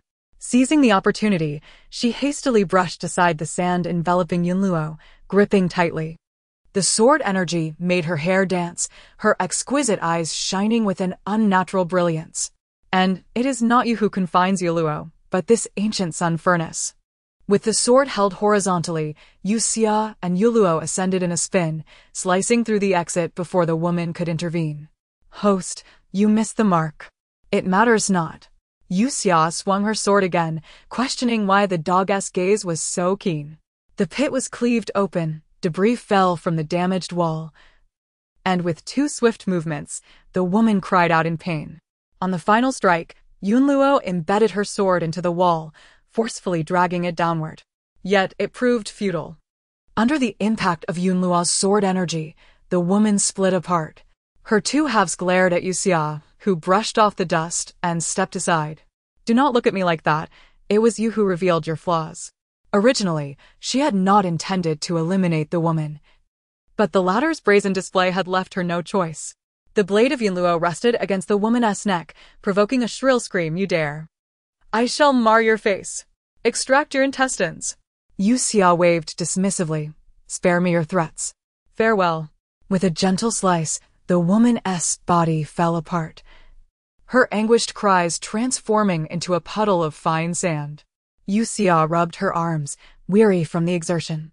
This creature was likely a manifestation of the ancient sun furnace's sandy walls, able to manipulate the scorching energy to deceive the villagers. Now that she had located the entrance to the ancient sun furnace, Yue Xia had no intention of dragging along any burdens. Host, entering directly will turn you to ash. Fear not. Yue Xia twirled a jade pendant upon her finger. The jade pendant of Yi Jiuli? When did you steal it? Such nonsense. He took advantage of me, so I took his pendant. It's a matter of reciprocity. Moreover, the optimal approach to the ancient sun furnace was not a reckless charge, but rather a separation of spiritual consciousness from the physical form to search within. Do not question how she knew this. After all, her mind was filled with the accumulated experiences of countless task realms. With this thought, Yue Xia sat cross-legged on the ground, aided by Ji, as she separated her spiritual consciousness. In this state, she could not carry anything, not even clothing. The woman slipped into the crevice of the wall, vanishing from sight. From the unfathomable pit, the faint crackling of firewood reached her ears. Lu Rouge opened her eyes, struggling to rise from the ground. Several of her ribs were broken, and her head throbbed from the impact. Dazed, she gripped her sword and stumbled toward the meditative Yue Xia, stepping carefully on the sandy ground. Yue Xia. Lu Rouge finally had a moment to survey her surroundings. They had been taken captive, and the adversary's targets were her and Yue Xia. Earlier, she had seemingly struck the assailant with her sword, yet now there was no sign of him. Yue Xia. She called out again, but the other remained oblivious, unmoving, which struck her as odd. Upon closer inspection, she realized Yue Xia's spiritual consciousness had left her body. Lu Rouge noticed the clouded gaze fixed on the object in Yue Xia's grasp, the Yue Luo. Her eyes gleamed with desire. This was an opportune moment. If she could eliminate Yue Xia, Yun Luo would revert to her. Heart racing, she approached, raising her sword to strike as she beheld Yue Xia's serene and exquisite countenance. With a clang, her sword trembled violently, struck away by an unseen force, and Lu Rouge lost her balance, falling to the ground. A figure exuding an icy aura stood before her. Lu Rouge looked up, and, through the oppressive gloom, she recognized a handsome young man. You shitty? Lu Rouge covertly gathered her strength, glancing behind him with a glimmer of joy. You found them? The man's features were sharp, his tone cold. Only I found them. You mean, only you alone? Lu Rouge shifted her knees, half supporting herself. She could not waste this opportunity. She had to eliminate Yue Xia before Lu Feng arrived to protect her. I am sorry, you shitty. The disappointment in the man's gaze deepened. She had resorted to such treachery for the sake of Yun Luo, intending to eliminate him, the one who disrupted her plan. The man's internal demonic energy surged, crimson lightning flickering, and Lu Rouge was thrown against the wall, a grimace of agony crossing her face as she fainted. Yi Jiuli raised his hand, brushing against the faint scratch on his neck from the fire spiritual root. His gaze darkened. This is the same temperature as Yue Xia. Chapter 57. The proposal. The whispers of the wind could not reach the depths below, Yet, as the night wore on, Yi Jiuli could faintly hear a delicate voice calling his name. Yi Jiuli. Yi Jiuli. It was the voice of Yue Xia. Without hesitation, he approached her, raising his hand to rest upon her forehead. A chilling aura surged within him, momentarily alleviating the heat of his sweat. Following the guidance of her spiritual energy, he noticed the fissures in the wall. With his lips pressed together, he murmured, Yuan Yue Xia, do not think to escape me through death. As dawn broke, Yi Jiuli kept vigil by Yue Xia's side throughout the night. Hearing the footsteps of Lu Feng and others approaching, he placed his hand on Yue Xia's head, preparing to depart. Suddenly, the crack in the wall widened, and a radiant spiritual essence burst forth. Caught off guard, Yue Xia found herself exposed before him. Hey, you! Scoundrel! Pervert! Still in a daze. Yi Jiuli sensed an approaching presence, and with a cold glare, he vanished from sight. Taking a deep breath, Yue Xia opened her eyes, adjusting her clothing. Who invented this separation of spiritual consciousness? It allowed those of higher realms to see her so clearly. She had been fully seen by Yi Jiuli. Host need not worry. Your figure is not particularly noteworthy. You blind mutt, with this alluring figure, how can it not be noteworthy? Even the male lead is not attracted. It is indeed lacking. Yue Xia. Double standard mutt. Upon finding them, Lu Feng and others intended to escort them up. However, as he approached Yue Xia, he was met with an overwhelming heat, far more intense than in the inn, making it impossible to advance. Yue Xia, you. Yue Xia drew forth a sword sheath intricately engraved with fiery silver flowers, inserting the Yun Luo within. With a charming smile, she declared, Senior brother, I found the sheath. Upon its removal, the entrance to the eternal sun melting automatically sealed shut. Once they emerged from the pit, they discovered that all the villagers had been slaughtered. The brutality reminiscent of the dark sex methods. It seemed they had been retaliated against for the failed attack on the righteous.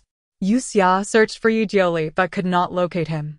He had left without a word, leaving her with an inexplicable sense of loss. Meanwhile, thanks to acquiring the sword sheath, Yue Xia was promoted to the position of a special disciple. I do not agree. Elder Lu was the first to voice his opposition. Yuan Yue Xia lacks a spiritual root. She is unworthy of possessing Yun Luo and of being a special disciple. The Grand Elder sternly replied, she possesses that qualification. Even the sect master would agree. After a heated debate yielded no resolution, Yue Xia unexpectedly knelt. Elders, I recognize that my luck has merely favored me, and I am unworthy of such a heavy responsibility. This special disciple status should belong to Senior Brother Lu and Senior Sister Lu. The responsibilities of a special disciple are numerous. I do not wish to take on that burden.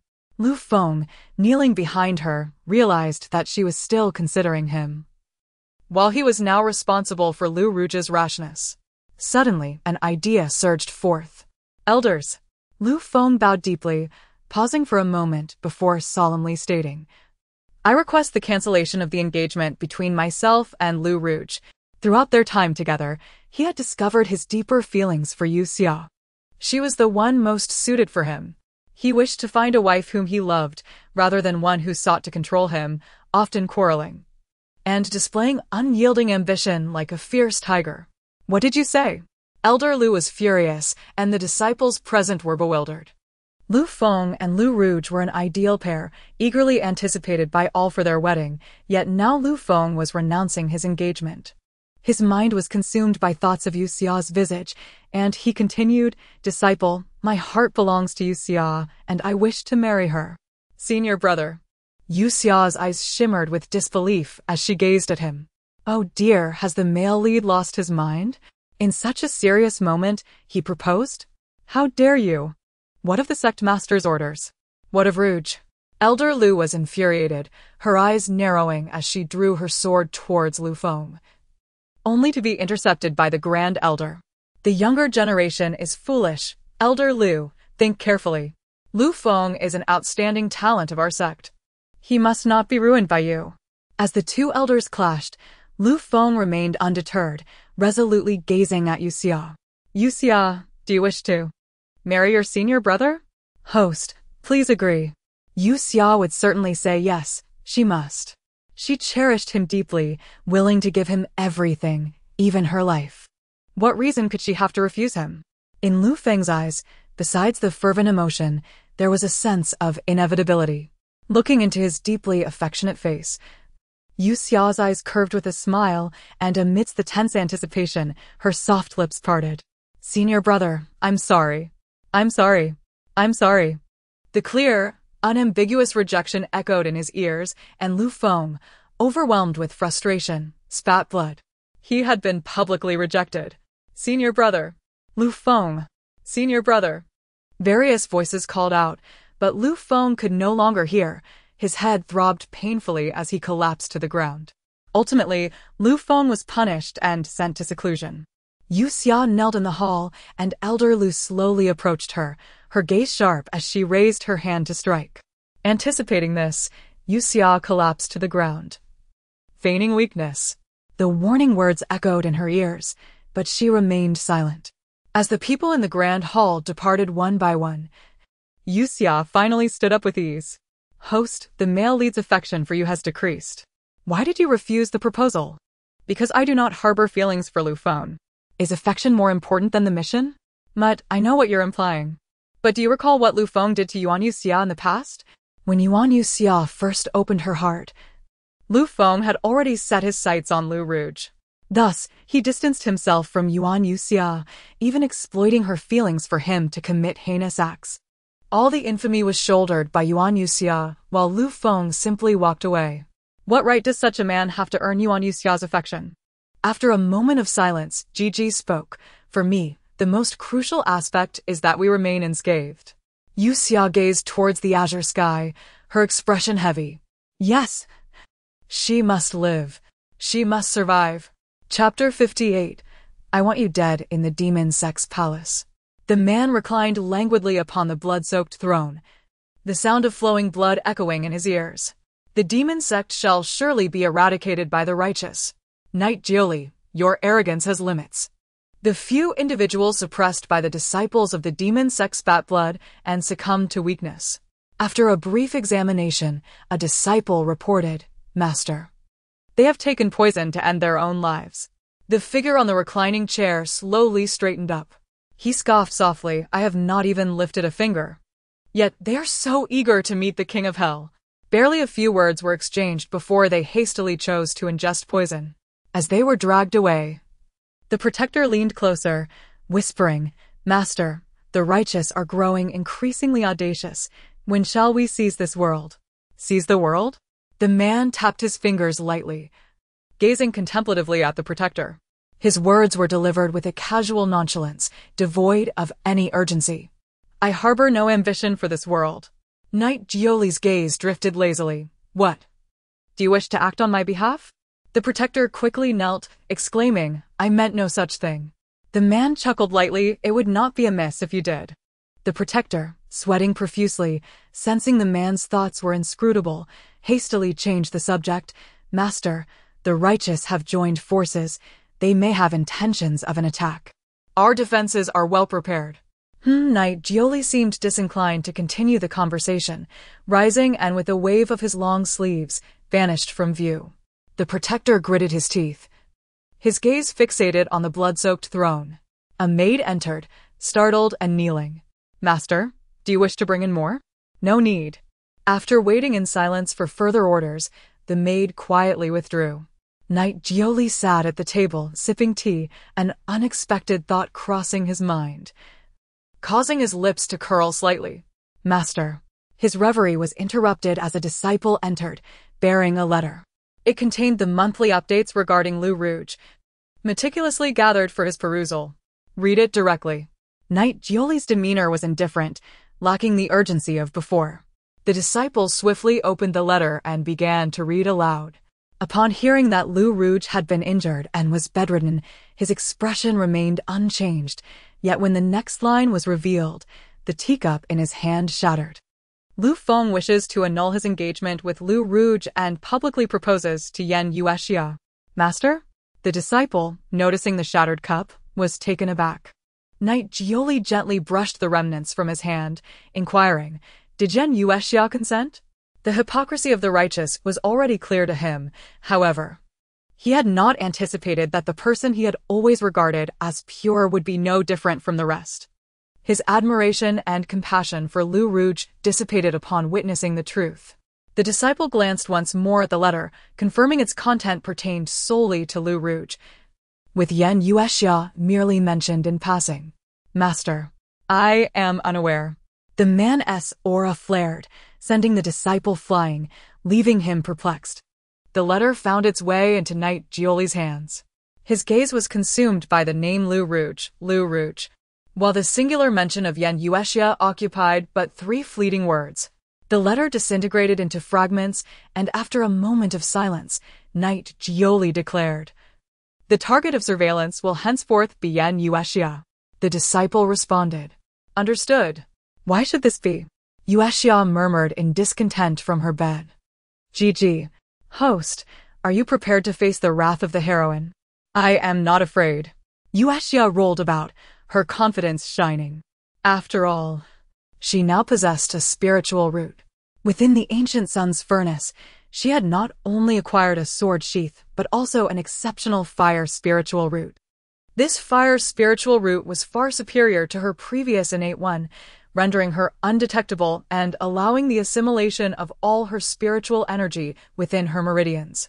Enjoy this moment. Your grand bed has already been reserved for repayment. Yue Xia. That dog truly excels at ruining the mood. Indeed. Because that ancient sun's furnace was not a place for just anyone to enter, even with her spiritual consciousness detached and aided by Knight Jioli's jade pendant. She could not emerge unscathed. Thus, her debts would directly replace the grand bed in the villa. Yue Xia lamented, "My adjustable, massaging, vibrating grand bed. Wake up. I have no use for such things." Bang! The door was flung open as Lu Rouge, still nursing her injuries, charged in with a sword. Her complexion was pale, hair disheveled, disregarding her usual demeanor in her haste. Yue Xia. She had come alone, her eyes blazing with fury, wishing to throw Yue Xia into the furnace and incinerate her completely. The long sword, ablaze, was hurled towards Yue Xia, igniting the room in a blaze. As the heat surged, the entire space was engulfed in flames, forcing Lu Rouge to retreat. Gasping for breath, she laughed outside, "Yue Xia, you have taken Yun Luo from me. And now you wish to steal Lu Feng? You have humiliated me. I will see you dead." Despite her failed ascension to a top-tier disciple, the Grand Elder had reassigned her a residence, leaving no bystanders nearby. Lu Rouge seized the moment to emerge. Her previous hesitations had allowed Yue Xia to overshadow her repeatedly. With a resounding slap, a sharp crack echoed as Lu Rouge was struck across the face, her disbelief evident as Elder Lu hurried over. "Fool! Quickly extinguish the flames." Lu Rouge clutched her stinging cheek, her fiery spirit undiminished. "No, I shall see Yue Xia perish in flames, buried beneath her own spiritual root." "Aunt, why do you stop me?" To publicly withdraw from an engagement was a profound humiliation. To endure it would be a betrayal of her identity. Elder Lu restrained her sword, sternly admonishing, "This is the Spirit Guardian sect. You cannot act foolishly here." "Aunt." Lu Rouge, teary-eyed, was consumed by rage. "You should not be like this, Rouge. Heed your aunt's advice. Quickly retract it. The Grand Elder is on his way." Under such severe reprimand from Elder Lu, Lu Rouge bit her lip fiercely, summoning the flames born of her spiritual root, collapsing to the ground. Elder Lu hurriedly restored the room. Lu Rouge still clung to a sliver of hope, wishing for Yue Xia's face to be disfigured. Yet once the room was restored and the door opened, Yue Xia approached her, unchanged. "Senior sister, the weather is turning cooler. Thank you for helping me warm up." Lu Rouge's flames had, in truth, posed no threat to her. What a pity. That beautiful and striking visage had been reddened by Elder Lu's blow. Hearing the footsteps of others approaching, Lu Rouge felt her silver teeth nearly shatter from rage. Chapter 59.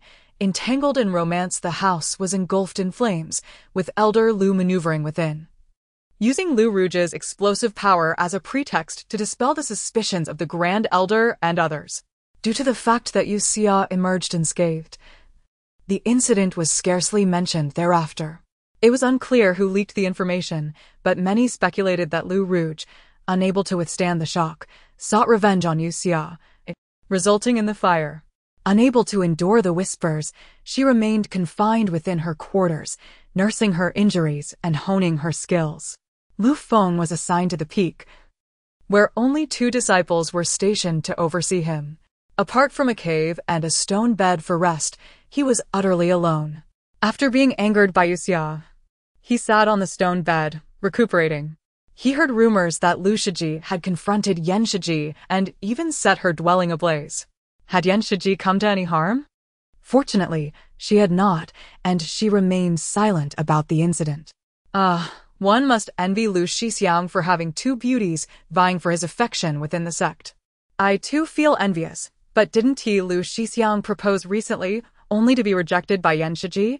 Does she truly harbor feelings for him? Of course, she does. Otherwise, how could she go to such lengths? Alas, Lu Shixiang is unfortunate. He cannot be blamed for the death of Yang Shimi and the injuries of his fellow brothers. Yet, in this seclusion, no one comes to visit him. Do you not know that Elder Lu has decreed that anyone who visits Lu Shixiang will be punished? Aside from us, who else would dare come? Before the disciple could finish, he uttered a "ne."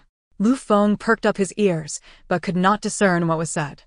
After a while, as he began to feel restless, the barrier at the entrance finally opened and a woman clad in flowing garments approached him, her brow adorned with a hint of joy. Shixiang. It was Yue Xia. Upon seeing her ethereal and exquisite countenance, Lu Feng felt his emotions stir. Yet he forced himself to remain composed and averted his gaze. Why has she come to see me after rejecting my proposal? Yue Xia had no desire to visit. But if it weren't for the urging of Gigi, she would still be resting in bed. Shixiang, I came to see you. Yue Xia bit her lip, standing before him as if awaiting punishment for a transgression. This sight tugged at Lu Feng's heartstrings, for she was the only one who risked reprimand to come to him. Come here. Lu Feng, still harboring resentment, spoke with a slightly harsh tone. Yue Xia approached slowly, her delicate hand taken by the man. He raised his eyes to meet hers, his gaze still tinged with anger. Why did you reject me? Yue Xia brushed his hand away, letting out a long sigh that culminated in, Shixiang, I am unworthy of you. Cough. I am worthy. Lu Feng's eyes flickered, understanding dawning upon him. If it were due to your cultivation, there is no need for such self-deprecation, Yue Xia. We still possess the Dragon Leap Jade. Yue Xia felt no such inadequacy. However, Lu Feng's mention of the Dragon Leap Jade indicated a certain progress. No, Shixiang. The Dragon Leap Jade belongs to you. How could it be because of me? The man drew her into his embrace, patting her back. The Dragon Leap Jade is mine, and so are you. They do not conflict. Tonight, I shall retrieve it, and with it, even if you lack a spiritual root, your cultivation will match mine. Who grants the male protagonist such confidence? Yue Xia forced a smile, her expression touched with emotion. Shixiang, what is your current cultivation level? With a confident smile, Lu Feng replied, I have reached the nascent soul stage. What? Yue Xia's face registered shock and admiration. Shixiang, you have already attained the nascent soul? Lu Feng had possessed the Dragon Leap Jade for many years. How could his realm remain inconspicuous? He merely suppressed his true level, allowing his power to rise normally, so others would not suspect he possessed a treasure. Quite perceptive indeed. Dog, who won the fight between Lu Feng and Yi Jiuli? Lu Feng. Are you certain? Yi Jiuli's realm was obtained at the cost of his life, even if he is close to the spirit's severing stage. He cannot surpass someone of the same level, and he will face unforeseen challenges. Yi Jiuli is on the brink of self-destruction. I want to marry you, Yue Xia. Next time, please do not reject me. Yue Xia nodded, her face flushed. She would still refuse next time. Lu Feng felt the warmth of her hand in his gaze darkening slightly. He yearned for more, longing to possess Yue Xia, to see her entranced by him. To achieve this, he intended to reveal a hidden treasure and share it with Yue Xia. She would not reject him again. Did you sneak out to meet Lu Feng? In the demon sect's palace, Yi Jiuli held a slip of paper in one hand while fiddling with a vial of medicine in the other. The disciple nodded. The contents were all written on the paper. Master, do we plan to eliminate them discreetly? The man shook his head, tucking the slip away. No leave. Come out. From behind the curtain, the apothecary stepped forth, continuing to administer needles to Yi Jiuli. Master, your health. The apothecary hesitated. Having stayed behind to attend to Yi Jiuli after the departure of the ghost doctor. You shall not perish. Yi Jiuli placed the last pill from the vial before him. Can you concoct this medicine? After examining the pill closely, the apothecary replied, this medicine can only be refined by those with a fire spiritual root. I possess both fire and earth spiritual roots, but I may not be able to produce an identical potion. Under the cold gaze, the apothecary murmured, Master, I will do my utmost. He attempted to take the vial, but Yi Jiuli preemptively tucked it into his sleeve. You could have left with the ghost doctor. Why remain? The ghost doctor treated people based on mood. He had initially stayed in the demon sect due to a debt of gratitude to Yi Jiuli. With that debt repaid, there was no longer a reason to remain. The apothecary's cheeks flushed, struggling to articulate his thoughts. Yi Jiuli seemed to sense something, deliberately asking, has everything used by Yue Xia in her quarters been discarded? The apothecary froze, his eyes revealing a hint of disappointment. Yi Jiuli noted this, tightly clutching the vial in his sleeve. That woman truly knows how to attract romantic entanglements. In the deep of night, two disciples, prearranged by Yue Xia, waited outside as Lu Feng emerged from his confinement, hastening to his bedroom and entering a secret passage within the wall. After unraveling a series of restrictions, he reached the innermost sanctum and opened the final door. In the dimly lit corridor, a glowing jade disc, resembling sheep's milk, stood at its center, intricately carved with lifelike fish and dragons. Each scale reflected a spectrum of colors, shimmering with resplendent light. Chapter 60, Illness. This was the precious treasure that everyone coveted when they were born.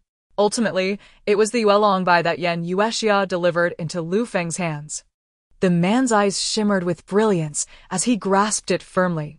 A torrent of stored magical energy surged violently into Lu Feng's body, causing his sleeves and ink-black hair to whirl chaotically. He opened his arms to embrace the force of this power. After a sudden flash of light dissipated, the Yuelongbai shrank to the size of a pendant. Lu Feng sighed, his aura clear and formidable. Under normal cultivation speeds, he would never reach the nascent soul realm at his age. However, with the enhancement of the Yuelongbai, he was now on the verge of the spirit-severing stage. Currently, the Yuelongbai concealed his true realm, and he needed to find a secret place as a springboard to reveal his cultivation to the world. Before that, he had to enhance Yue Xia's body. Only then would she not feel inferior and would be willing to be with him. After securing the object, Lu Feng stepped out of the room, only to be taken aback by the figure waiting at the door. Lu Rouge, dressed in plain attire. Her face adorned with a red makeup, the fiery mark danced vividly. With piercing eyes, she swiftly approached Lu Feng, her smile enchanting. Senior brother, it has been a long time. Though only a few days had passed, despite her enduring beauty, Lu Feng felt no stirring in his heart upon seeing her again. My health? Senior brother, I suspect you are more concerned about others. Lu Rouge's gaze roamed over him, lingering on the slightly protruding area of his chest. Lu Feng turned to the side, chuckling lightly. And what of you, Lu Rouge? Have you visited the secluded place to see me? This was where she differed from Yue Xia. Lu Rouge appeared to have recovered well, yet her attitude towards him was tinged with a simmering anger. His prolonged absence surely hinted at some pressing matter. That protruding area might very well be the Yuelongbai he had been concealing.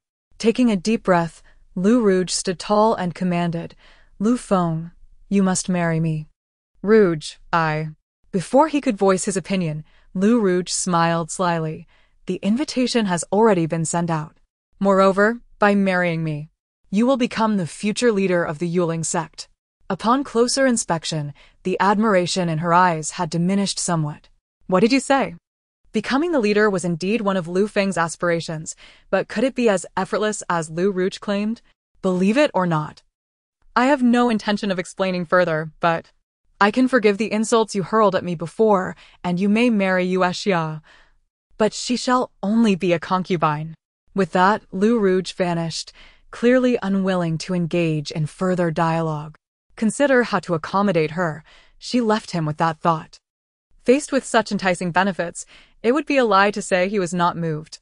He pressed the way along by, lost in contemplation. Miss Yen? Shoo. Yue Xia had quietly arrived at the demonic sect, only to be discovered by the medicine boy. She could evade the gaze of others. But she never expected the medicine boy to be in her former quarters. He lowered his voice hurriedly, embarrassment and joy evident. Miss Yen, what brings you here? As a righteous person, if she were found, she would face peril. Yue Xia blinked and replied, I came to check if Yi Jioli is dead. The medicine boy exclaimed, that cannot be heard by the sect master, or Miss Yen will meet a dreadful end. How has he been? Since no one is in the room, Yue Xia inquired while sitting on her old bed. After all, the medicine boy was now considered part of the demonic sect, and he kept his lips sealed, saying nothing. Yue Xia's nose twitched as she asked, Why do you have my medicine? Your medicine? The medicine boy stammered as Yue Xia poked at the sleeve of his robe, their skin brushing against each other, causing him to falter. This is the medicine the sect master ordered me to concoct. Without needing to look, Yue Xia confirmed it. Once the medicine was exhausted, Yi Jioli's cruel and violent nature would resurface. Dog, may I discuss something with you? No discussions. To prevent Yi Jioli from randomly killing, we should concoct more medicine. Debtor, please face yourself. Ultimately, her relentless persistence led to her exchanging her pain relief medicine for the potion that Yi Jioli required. Yue Xia handed the medicine to the medicine boy. You may examine it. If all is well, deliver this to Yi Jioli. Upon inspection, the medicine boy recognized that the pills Yi Jioli had given him were indeed Yue Xia's. Understanding dawned upon him, and his expression dimmed. Yue Xia, you. Do you like the sect master? Yue Xia patted his shoulder. You'll take care of that troublesome man, Yi Jioli, for me. She glanced around and asked, by the way, where are the flowers in this room? Host, Lu Feng is looking for you. Yue Xia had to set aside their conversation, smiling, I must take my leave. Goodbye. The woman vanished. The medicine boy looked at the medicine in his hand and then at the empty flower pots in the room, confirming his suspicions. A sense of emptiness settled in his heart as he made his way to Yi Jioli's chamber. Before he approached, the scent of blood filled his nostrils, prompting him to quicken his pace. He pushed the door open, only to find corpses strewn across the floor, their attire revealing their identities as members of the demonic sect. Startled, the medicine boy's legs trembled uncontrollably. A man stood amidst the bodies, blood dripping from his fingers to the ground. He turned his gaze toward the medicine boy, a wicked smile splitting his lips. With just a glance, the medicine boy felt his life was forfeit. Just before the crimson lightning struck, he hastily raised the medicine. Sect Master, the medicine. The crimson lightning halted mere inches away, its tendrils curling to grasp the medicine bottle and present it before Yi Jioli. Gazing at the familiar bottle, the man's eyes, once filled with red fury, gradually returned to normal. He tried to lift his hand, but, seeing it stained with blood, trembled as he performed a cleansing spell. Only when he was entirely clean did he consume the medicine. The medicine boy let out a sigh of relief, barely managing to remain upright. No wonder the sect master had him concoct this medicine. It was indeed immensely useful. Yi Jioli regarded the bottle, swiftly appearing before the medicine boy. The cold murderous intent in his gaze had not fully dissipated as he asked in a low voice, Has Yue Xia been here? The medicine boy nodded with great difficulty, yes. That woman, she had dared to provoke him again. Yi Jioli released the medicine boy and stepped out of the chamber. Sect Master Miss Yen appears to be in much better spirits, the medicine boy murmured from behind. After all, Yue Xia had endured much suffering while in the demonic sect. Is that so? Yi Jioli scoffed lightly. He must not allow her to feel too content, lest she forget the tasks at hand. Now that Lu Feng had developed a rift with Lu Rouge, he need not concern himself with her and could afford to spare Lu Feng. Crushing the medicine bottle in his grasp, he was left with only the pill in his palm. She believed that by using these medicines to placate him, she could prevent him from taking Lu Feng and her lives. Chapter 61. Unworthy of being consumed at this moment. Yue Xia remained oblivious to the fact that Yi Jioli's mind had been tainted by violence, and he was fervently inclined to eliminate her. Upon returning to the Yuling sect, Yue Xia immediately sought out Lu Feng. At the secluded peak, Lu Feng sat restlessly upon a stone bed. The manner in which Lu Ruga spoke to him, with such haughty arrogance, was not without basis. Moreover, she had surprisingly consented to Yue Xia becoming a concubine. Senior brother, Yue Xia arrived as promised, and Lu Feng concealed his brooding thoughts, greeting her with a smile. Yue Xia, you are here. As he beheld Yue Xia's gentle smile, the gloom that had clouded his heart seemed to dissipate under the warmth of the sun. The presence of such a person in his life was a stroke of fortune. He embraced Yue Xia, yearning for her to feel the depth of his affection. Yue Xia. The man cupped her chin, his gaze ablaze with desire, so explicit that Yue Xia could discern his intentions. As their breaths mingled, Yue Xia was drawn closer. But just as his lips were about to brush against hers, she lightly grazed his cheek and pushed him away. Senior brother, it's too hard, it poked me, she said, feigning shyness, though a hint of annoyance was evident. While Lu Feng was lost in thought, Yue Xia pointed at the protruding area of his attire, indicating that it was that very thing that had caused her discomfort. He quickly pressed down on his garment, his eyes shifting as he retrieved the Yulongbai. The Yulongbai? This artifact was previously possessed by the original owner, and Yue Xia recognized its appearance, though it seemed to have diminished in size since then. Yes. Senior brother, this will now be transferred to you. Lu Feng pulled Yue Xia onto the stone bed, sitting opposite her. Yue Xia, feeling anxious, inquired, should we undress? Lu Feng chuckled softly. If you desire it, that would not be out of the question. The innocence she exhibited stirred a wave of emotions within him, compelling him to cradle her tenderly.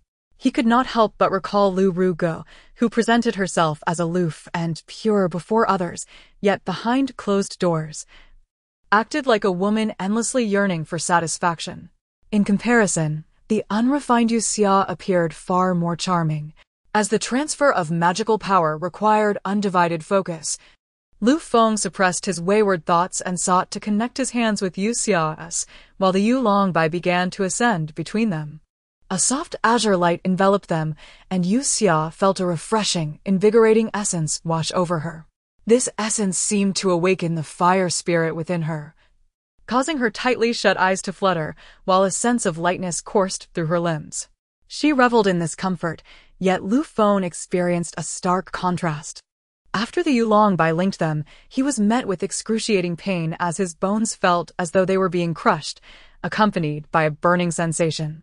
Soon, he was drenched in sweat. The agony made him tremble, and upon opening his eyes, he noticed Yue Xia's serene expression, while most of the spiritual energy from the Yulongbai was transferring to her. With each passing moment, the artifact shrank in size, and panic set in for Lu Feng. His abrupt interruption caused Yue Xia to feel the backlash, leading to searing pain within her, and she coughed up blood.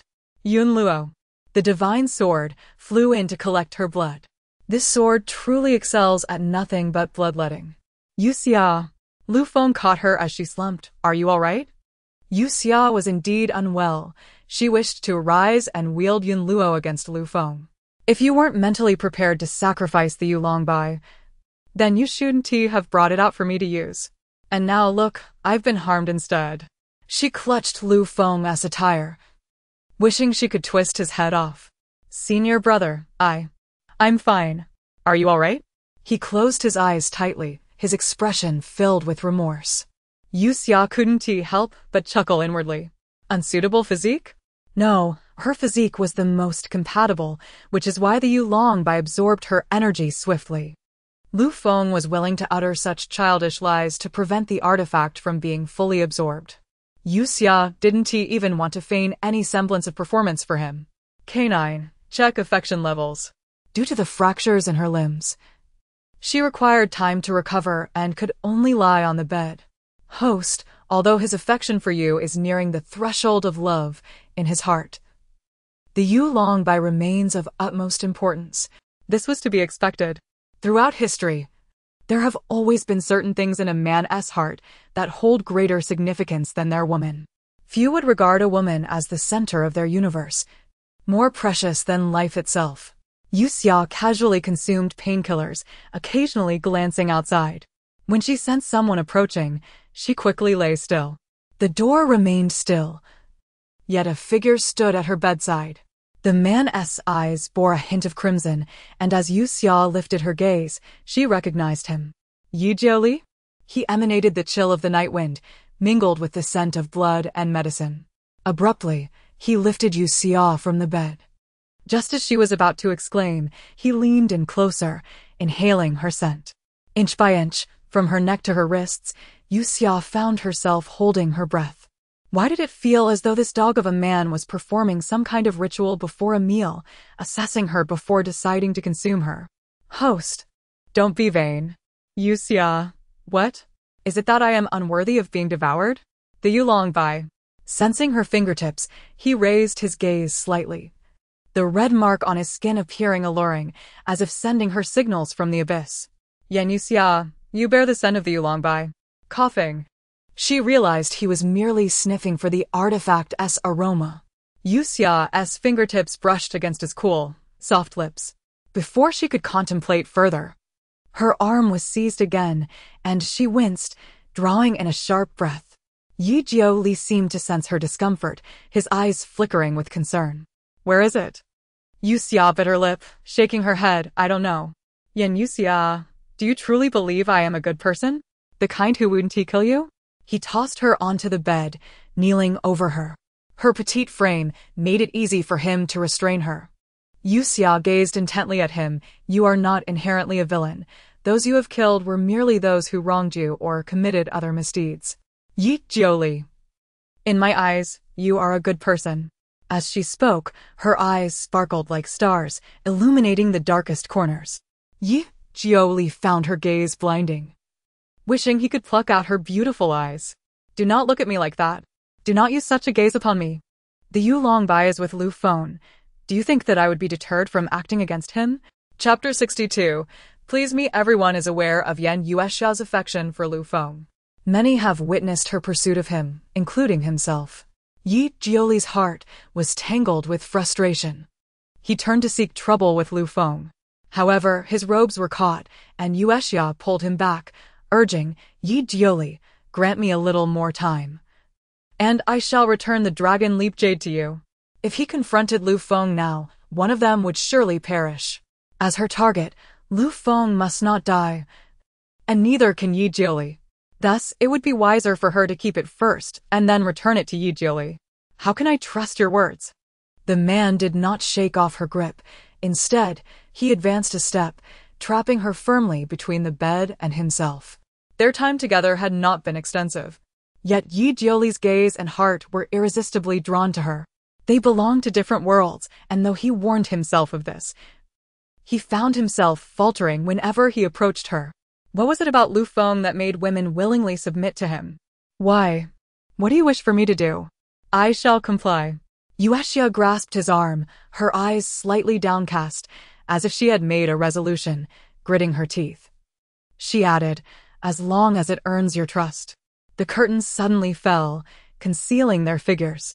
The atmosphere grew ambiguous, leaving her mind momentarily blank. The man's hand caressed her warm cheek, his bewitching gaze stirring her heart. He parted his lips, his voice cool as a gentle breeze. Then, please me.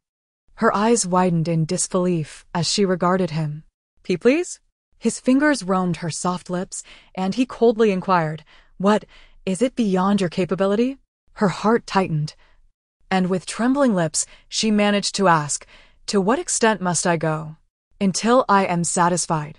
The crimson at the edges of her pupils fluctuated, and Yi Jioli's gaze grew hazy, as if he could not clearly discern her expression. Was she afraid of him? Did she despise him? Yue Xia ceased her inquiries, opening her arms to nestle into his embrace, her cheek resting against his chest, holding him tightly. The sound of his heartbeat resonated in her ears. After a moment, she looked up to wrap her arms around his neck. Like a kitten, she nuzzled against him, yet with every movement she paused, as if still grappling with her own thoughts. Gazing at his flawless skin so near, she slowly inched toward his lips, her eyes fixed on his pale, delicate mouth. "If you cannot do it, you may give up." His words seemed to ignite a fire within her.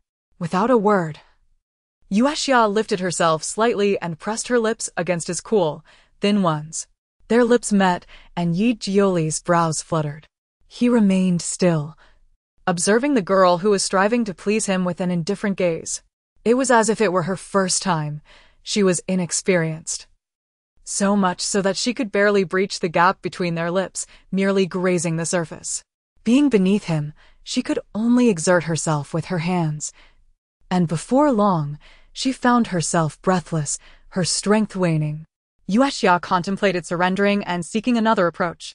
Yet the statue-like man suddenly pried her arms apart, pinning her down onto the bed. The back of her head throbbed from the impact, and as she dazedly lifted her gaze, she caught a glimpse of his imposing silhouette drawing nearer in the faint light.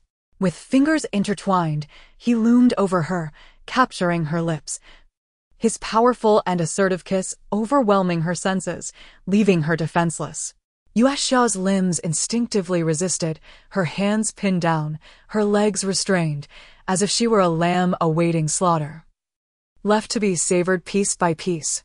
The air grew thicker, her face flushed with embarrassment. Her struggles only served to excite Yi Jioli further. With one hand freed, before she could breathe a sigh of relief, it ventured to her waist. Her eyes widened in shock, and she ceased her resistance, becoming as rigid as a doll, allowing him to manipulate her as he pleased.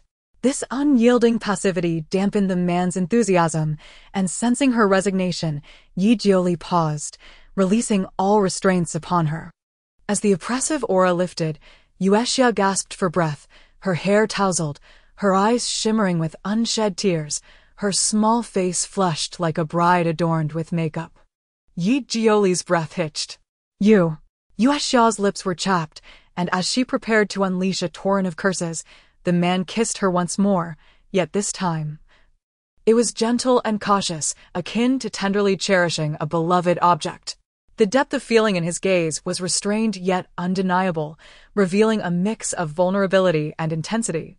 This kiss was intoxicating, enveloping her in a cocoon of warmth, leaving Yue Xia dizzy and drifting into slumber. Her lips blossomed like a flower, and as Yi Jioli caressed her slightly bruised, glistening lips, he tidied her hair and clothing, pausing momentarily before rising from the bed. Seated at the table, he remained silent for a considerable time before departing. Perhaps the fluttering in his heart had not yet faded. He neglected to conceal himself and, just a few steps beyond Yue Xia's territory, collided with Lu Rouge. Yi Jioli? At first glance, Lu Rouge hesitated to believe that the demon lord would dare assault the Yuling sect. Upon a second glance at his vibrant complexion and striking features, her feelings of fear and joy became a tangled web of emotions. It truly was Yi Jioli. She drew her sword, her eyes wary. Demon Lord, what brings you to the Yuling sect? The man, having just extricated himself from the throes of passion, bore a gaze that sparkled like the stars, lifting his eyes slowly, the red mole on his face enhancing his seductive allure. Lu Rouge was captivated, her gaze fixated on the face that could enchant all. A thought struck her. Could it be that he had come to spy on her as he had before? Perhaps she had simply stumbled upon him by chance. With Lu Feng so easily taken from her, Lu Rouge began to doubt her own allure. Yet Yi Jioli's appearance rekindled her confidence. The man who had silently guarded her side all along, with just a hint of affection from her, could perhaps be turned to her advantage. Gripping her sword, she approached cautiously, closing the distance until only an arm's length separated them, and still he made no move against her. Lu Rouge felt increasingly assured. "Yue Xia, did you come to see me?" The man scoffed lightly, suddenly inquiring, 10 years ago, at the entrance of the Lingfang Mountain's secret realm. It had been 10 years since he first laid eyes on Lu Rouge, that moment of breathtaking beauty etched deeply in his memory. However, through meticulous investigation, he learned that at that time, she had fed him and brought him to safety solely to exchange his life for the key to the secret realm's entrance. Fortunately, he had been in a hurry and had not lingered, thus escaping a dire fate. It turned out that even then, her true nature had been revealed. Yet he had lived in his own fantasy, clinging to the notion of her goodness. Yue Xia's words faltered, tinged with mockery. Why pursue answers further when he already knew the truth? Raising his gaze, he curved his lips into a smile, as though spring had graced the land. "To see you? Lu Rouge, you are unworthy." Chapter 63. Do you not like me? The night was cool and serene, the air filled with the man's icy tone. Lu Rouge could scarcely believe her ears. "What did you say?" Yue Xia waved his robe dismissively, yet Lu Rouge sought an explanation, forming a barrier to ensnare him. Yet, this formation, lacking the cultivation of the nascent soul, seemed as childish as a game to him. He turned his gaze to the woman, whose confusion and fury were palpable. "What do you mean?" Lu Rouge demanded angrily. "You want me to explain what you just said? Am I unworthy?" "If I am unworthy, then who is?" "Yue Xia. Do you not like me? You even sent me flowers in secret. Who would send flowers to someone they have no feelings for? This is clearly a cautious affection." The man's eyes narrowed slightly as he coldly replied, "It is merely a misconception." However, Lu Rouge appeared impervious to his words, her expression shifting as her voice softened. "Do you not like me? Do you not desire me? If you help me acquire the Leap Dragon Wall and eliminate Yue Xia, perhaps I might give you a chance." The more she spoke, the more Yue Xia wished to silence her. The once bright moon he had hung in the sky had now sunk into the mire. She even dared to fantasize about obtaining the Leap Dragon Wall and sought his assistance in killing Yue Xia. It seemed that the Leap Dragon Wall truly resided with Lu Feng. With a surge of murderous intent, crimson lightning spiraled toward Lu Rouge. Ah! Her garments and skin were torn, blood splattering amidst the crackling thunder, and she fell heavily to the ground, akin to a broken omelet. Yue Xia did not spare her a glance as he turned away. "Night." Lu Rouge, in disarray, raised her hand, watching his silhouette grow ever distant. "Why? Do you not like me?" Lu Rouge's injury at the hands of the Demon Lord spread, prompting the Yuling sect to heighten their defenses and begin investigating any associations with the demon cult. Why had the Demon Lord visited in the dead of night? A group of elders gathered by Lu Rouge's bedside, the eldest elder inquiring. Lu Rouge's complexion was pale, her breathing shallow. That night, Yue Xia's crimson lightning had severely injured her spiritual root, and even Elder Lu's elixirs could not remedy her condition instantly. With her spiritual root harmed, her first thought was of Yue Xia. If only Yue Xia had another spiritual root, she could take it from her. "Rouge, the eldest elder is asking you something." Elder Lu, observing her frantic demeanor, interjected. Her eyes brightened slightly as she recalled, wasn't junior sister Yen injured previously? Perhaps she has come seeking revenge now that she is healed. It must be that, she reasoned, recalling that when she encountered Yue Xia, he had just committed murder. Explaining his foul mood. Revenge? The eldest elder was puzzled, but Yue Xia was perfectly fine in her quarters that day. Now, she has entered the secret realm with Lu Feng. Lu Rouge clenched her palm tightly. They have entered the secret realm? One deserves punishment, and the other should be expelled from the Yuling sect, yet they both venture into the secret realm, leaving me to endure this pain. Lu Rouge's expression darkened, and she fell silent. The elders, unable to extract further information, reluctantly allowed her space to rest. Elder Lu sat beside her, sighing, You should take better care of yourself. You've worked so hard to obtain your spiritual root, and now it's damaged. Ironically, it was Yue Xia who had gifted her the fire spiritual root, and now he had been the one to ruin it. Yue Xia. Aunt, please help me. I want Yue Xia's spiritual root.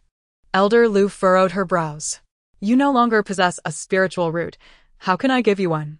I don't care. Lu Rouge insisted, gripping the bed. I want a spiritual root. Boo-hoo, Aunt. She cried to Elder Lu, who could only offer comfort. The sect leader will soon emerge from seclusion. Once he does, you will be wed, and when you and Lu Feng become partners, he will surely present you with the Leap Dragon Wall for restoration. But what if Yue Xia obtains it before me? Lu Rouge was unwilling to listen to Elder Lu's reassurances. Seeing her determination, Elder Lu ceased her attempts to persuade and closed the door, seeking tranquility.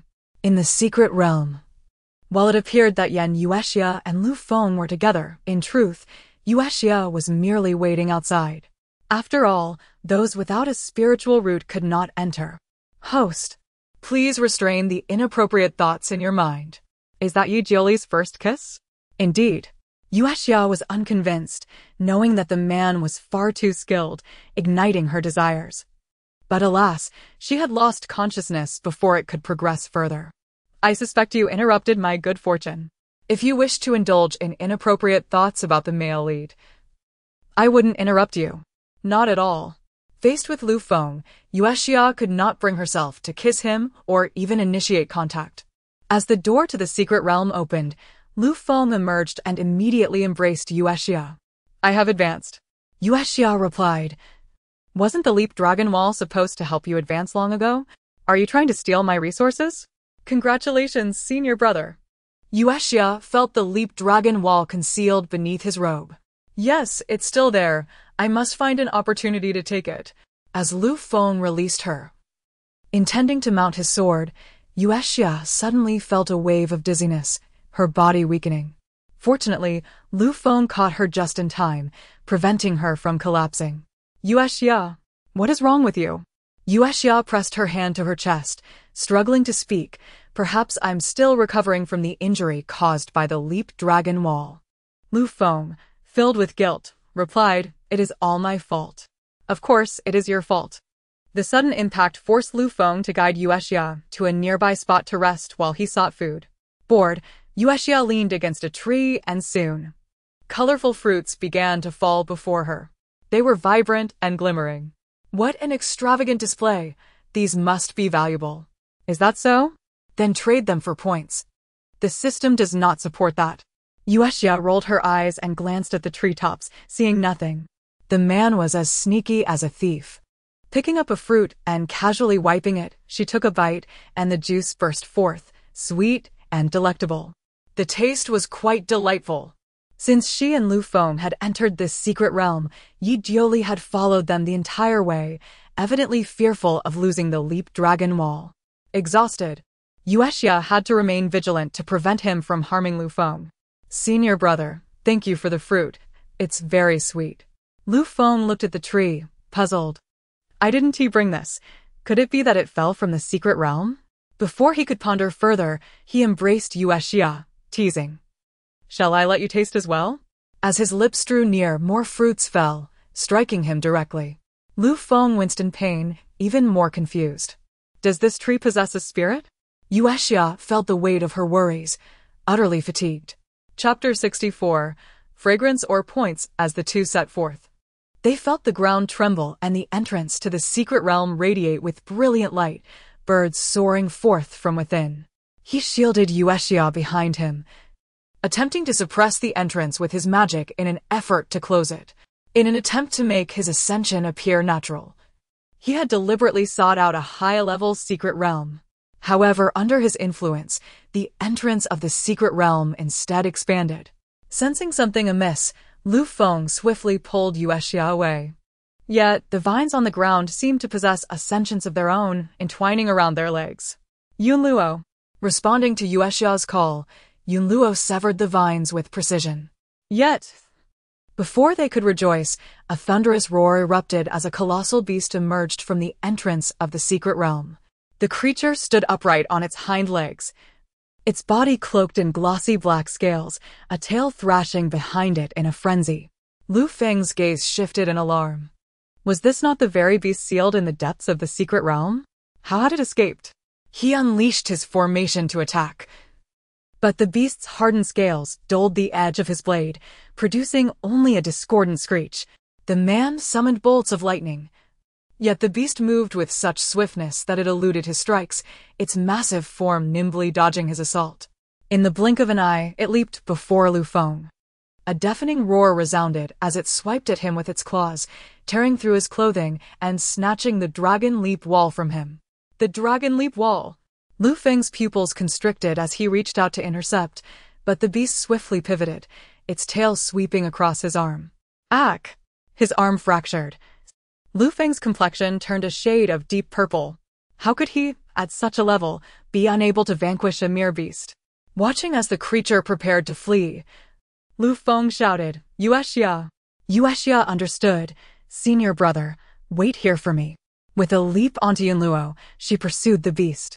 Lu Feng, gritting his teeth to stifle the pain, attempted to follow but was confronted by a figure blocking his path with alluring yet sinister eyes. Yi Jiuli? That visage, even after a single encounter, was impossible to forget. Lu Feng's breath quickened as he unleashed a lightning array, ensnaring Yi Jiuli within. The clash of righteousness and malevolence was inevitable upon their meeting.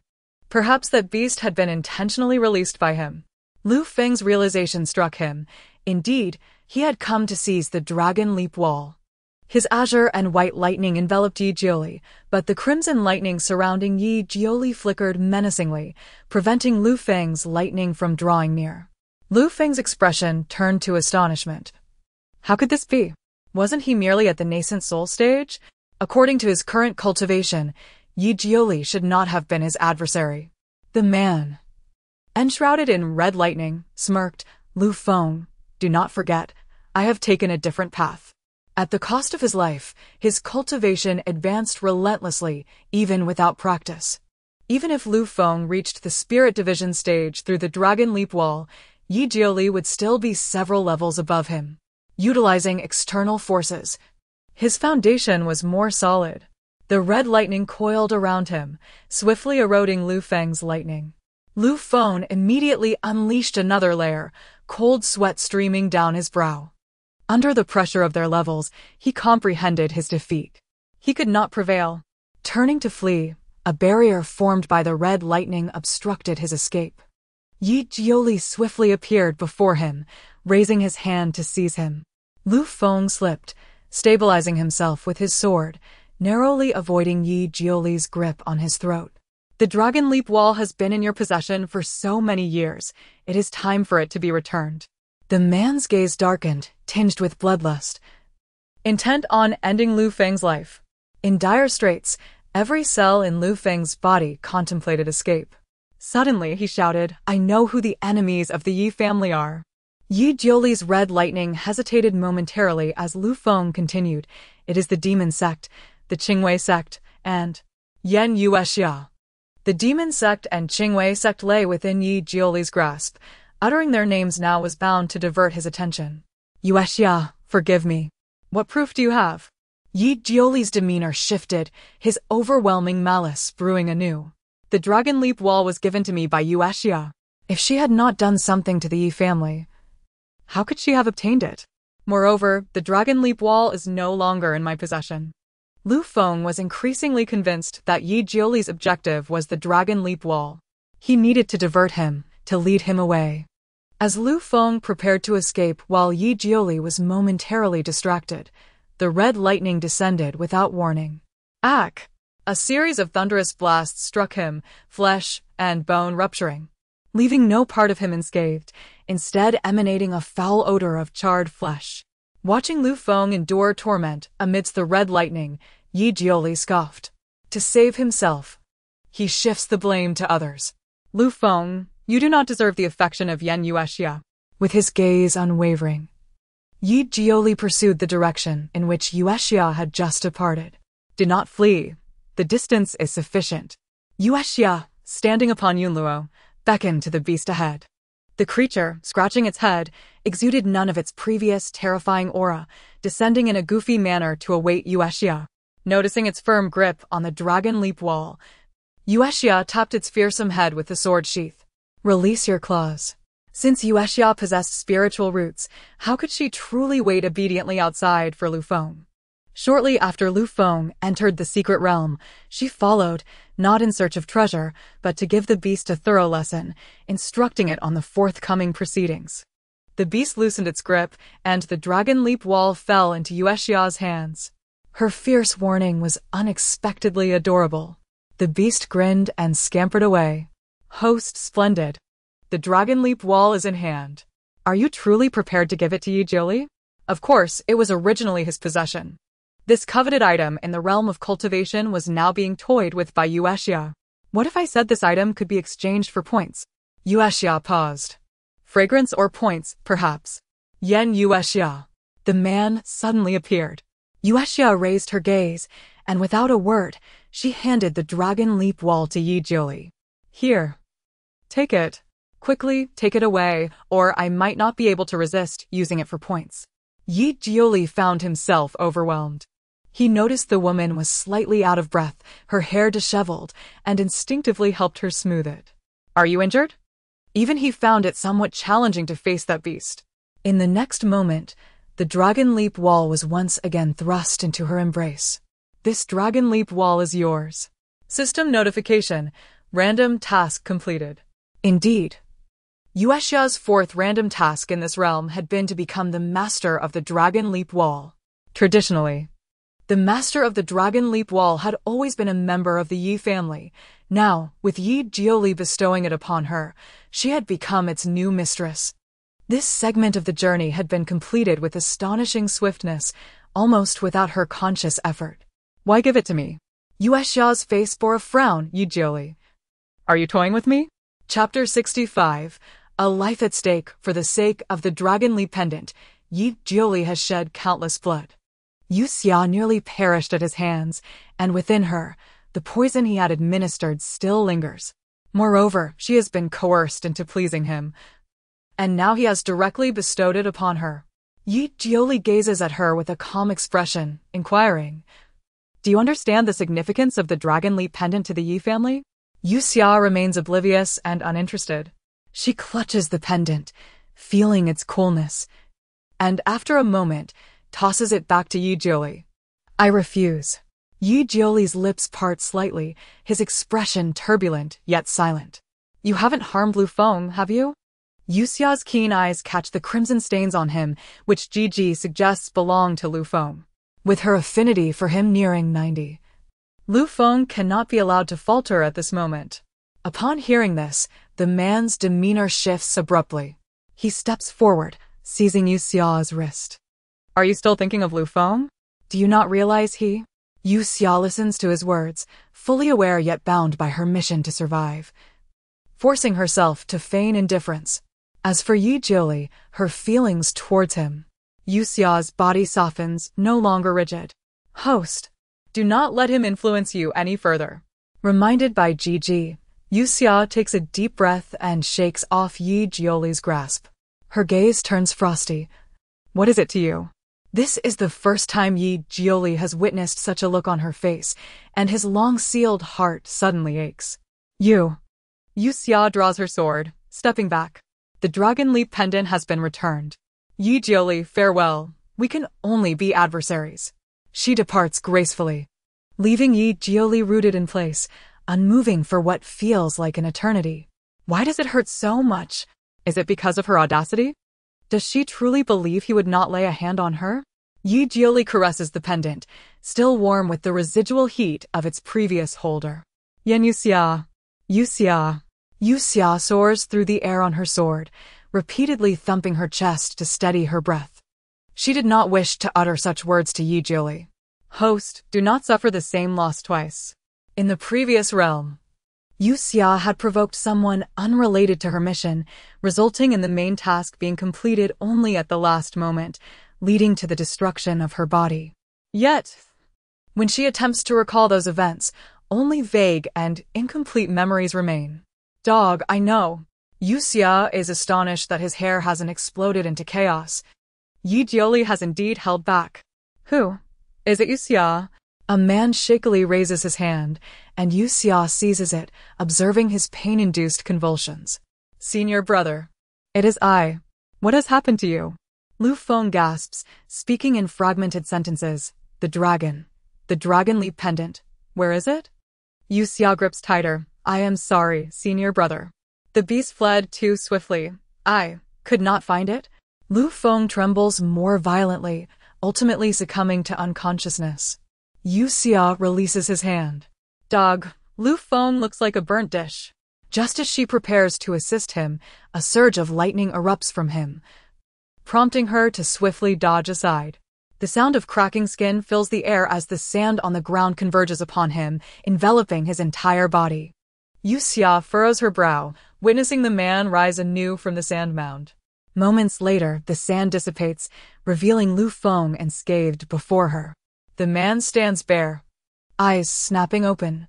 Yue Xia, finding the sight blinding, promptly turns away. Senior brother, what is this? The man hastily dons his clothes, finally grasping Yue Xia's hand. Yue Xia. The dragon leap pendant, is it truly lost? Yue Xia nods. I am sorry, senior brother. Lu Feng's grip tightens suddenly, causing Yue Xia pain. Senior brother? He takes to the skies without waiting for her, flying off in haste. Sand falls from the heavens onto Yue Xia, who catches it with a contemplative gaze. In Lihua village, the death of Sister Yang may be inextricably linked to him. The spirit control sect. It is disconcerting how even a junior's cultivation can rival that of the elders. Lu Feng is taken to report, while Yue Xia opens a projection within the room. In the great hall, joy abounds as the elders offer their condolences upon understanding the situation. The eradication of the demonic cult is urgent, and disciples implore the sect leader to emerge and rally the various sects for a joint assault. However, the elders disagree, asserting that the cult remains quiet and poses no immediate threat. Yet, scarcely has that sentiment been expressed when disciples report that the cult has covertly attacked several righteous sections. This matter must await the leader's return for resolution. Yue Xia quickly discerns Lu Feng's intentions. He seeks to eliminate Yi Jiuli and reclaim the dragon leap pendant. Relying on external forces will yield no success. He ought to focus on solid cultivation. Solid cultivation would take at least 50 years. This world will not wait for him. Yue Xia suddenly feels agitated. Dog, I wish to see the current state of the demonic cult. Oh! Gigi presents her with images of the cult's activities. She is well aware of their actions, yet she does not see what she hopes for. Dog, we must broaden our perspective. We cannot fixate on these minor characters. Sometimes, even supporting characters can exert a significant impact on the world. Gigi perceives her thoughts. If you wish to see Yi Jiuli, simply say so. Oh! I wish to see Yi Jiuli. No viewing permitted. Then I shall go on strike. Gigi, reluctantly. Gigi provides her with images from Yi Jiuli's side.